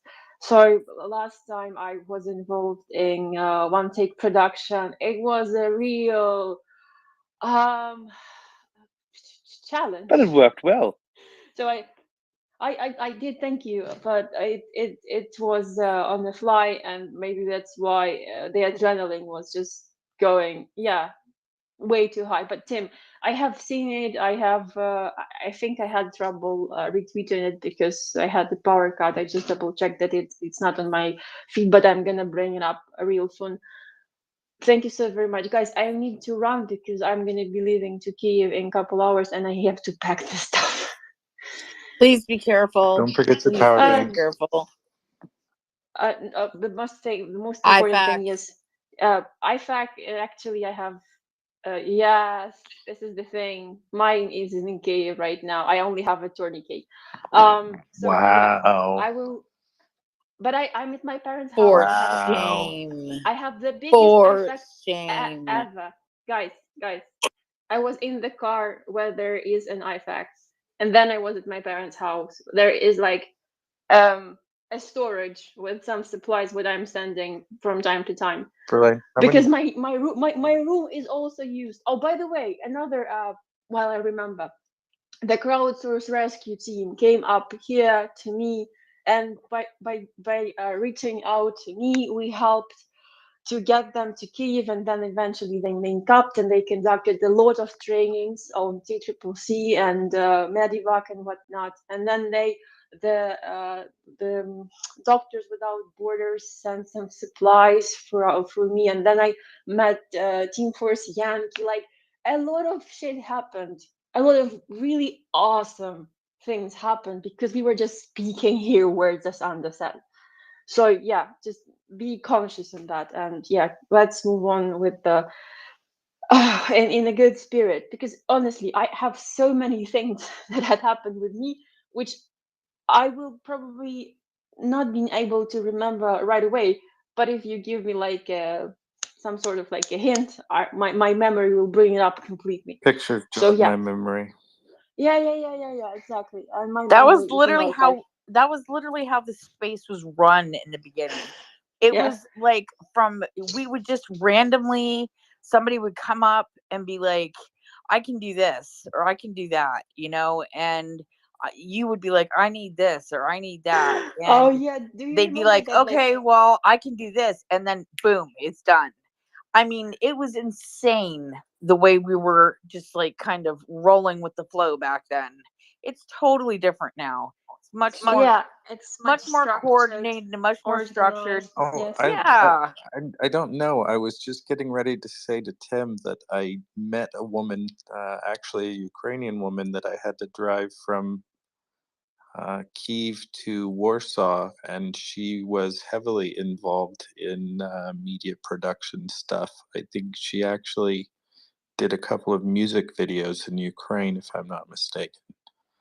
But that may be what she's doing currently, along with some semi-government related work. Okay, guys, I need to hop down. Okay. Massive Yeah. hug to everyone. Please, like, just have a quiet, easy, as we say, boring Sunday. Let it be just exciting from some good news, not some kind of, other shenanigans. Massive hug. Talk to you soon, Tim. See you soon. Hopefully, just stay in touch. Absolutely. I look forward to it. Drive Elaine. safe. Go get some rest. Drive safely. Safe travels. Ryan, I don't suppose this lady's name was Natalia Andreeva, was it? Negative. All right, okay, because I interviewed her yesterday, and she's a Ukrainian media figure. I assume there's only like 2 in Ukraine. So No, thought it I might think be the they same have person. a solid dozen, maybe a double dozen. Big establishment there, then. Yeah, about the size of Texas last time I checked. Yeah, reminds me of whenever there's a forest fire in a big country like Brazil. The comparison the media always make is, it's an area the size of Belgium, and makes you think, well, why is it never Belgium? If you're going to destroy an area the size of Belgium, I mean, why don't you make it a ton? And you didn't pick Belgium? Exactly. What a It's travesty. enough to shake one's faith in God. Well, you do know that both the French, the Germans, the English, and the Habsburgs, through their Spanish arm of the family, did try to do that for hundreds of years, right? I mean, literally destroy the space. Yes, and clearly, everybody clearly failed. the combined efforts of European civilization have not been enough. We do need to double down and destroy Belgium once and for all. Didn't the Spanish Habsburgs and the German Habsburgs marry each other in Belgium? Isn't that what Well, happened? they had, if you go to Vienna, to the KHM, Kunsthistorisches Museum, you will find a lot of very, very strange images of, say, infants and the likes, as they are called, of the Spanish arm of the Habsburgs active in Belgium, and they look very, very incestuously strange. I mean, they're not the most beautiful people in the world to start with, and evidently they all had some disease or another, and that evidently fed into their belief system and into the atrocities their regime, condoned and dished out. Which is why Tim is so adamant that Waterloo shall not be the last battle. What European bloodline didn't inbreed to some degree or another? And I think technically we're all your name, Mr. Meyer, is what? We're all descendants of Sure. Charlemagne. I think more than half of us have royal blood. Tim, order, please. Would you mind coordinating the continent now? Yes. Well, I suppose with the number of descendants doubling every 30 years, it's mathematically certain that we're all descended from basically every figure after, who lived before, I don't know, 500 years ago or something like that. I can't do the maths in my head. Genghis Khan, Rob Roy, Philip II of Spain, all of those chaps, we're probably all related to them. Mr. Sinnott, I'm a red-blooded Oklahoman. I am not a cousin lover, despite what you might be insinuating. I am not from Arkansas. All right, before this descends further, Tim, who did you interview yesterday, did you say? And why? So who did I interview yesterday and why? Yesterday, I interviewed 2 very interesting people and hung out with a third. The first very interesting person was Mr. Ivan Fedorov, who is the mayor of Melitopol in exile. So he very graciously made time for me. He didn't have an enormous amount of time. His secretary did give us cake, though, so that was nice. And we sat down and had a chat. Now, he has had a rather interesting story, more of which will come out when we put together the fuller documentary with all the interviews. He's a very young guy. He's very much part of the new generation of Ukrainian politicians. He is an elected mayor. He represents a local political party. He was elected on 60% of the vote as mayor of Melitopol. Previous to that, he'd been in local government administration in Kiev, if I remember correctly. And so he was elected overwhelmingly, and he began in 2021, and he with laser focus he began developing and advancing his city. He's very proud of what he'd achieved. I can't remember the exact details, but I believe a new stadium was built at that time, a new ice rink was built at that time.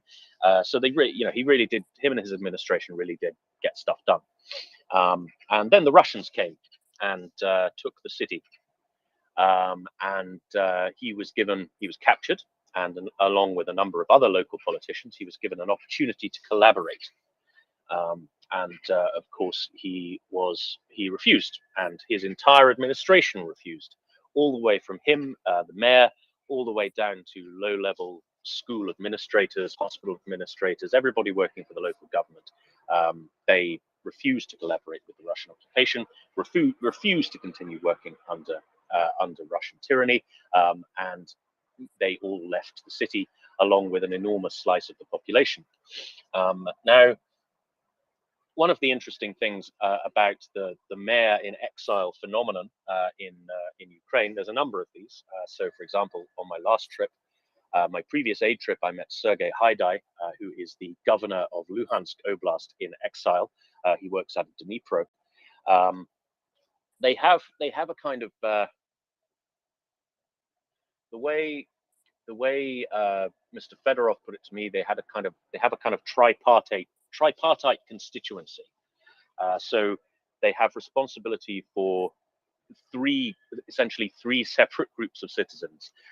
First and foremost, the people who are still living in the cities under occupation, the people who are living in internal exile in Ukraine, and people who are refugees abroad. And they still form, regardless of where these people are, because these people are from Melitopol, the government of Melitopol still forms the first line, of public service for them. So they're having they have an enormous duty to keep communications open, to keep things organized, and to help people who need help, if they are from Melitopol, no matter where they are. So the Russian authorities are, of course, doing a horrible job at keeping Melitopol running. There is apparently very little food. There's very little medicine. The basic public services, schools, hospitals are just not happening. So Ivan Fedorov's team, they have an ongoing and titanic effort to keep communications open with the people in Melitopol, keep their spirits up, get what supplies they can through, and also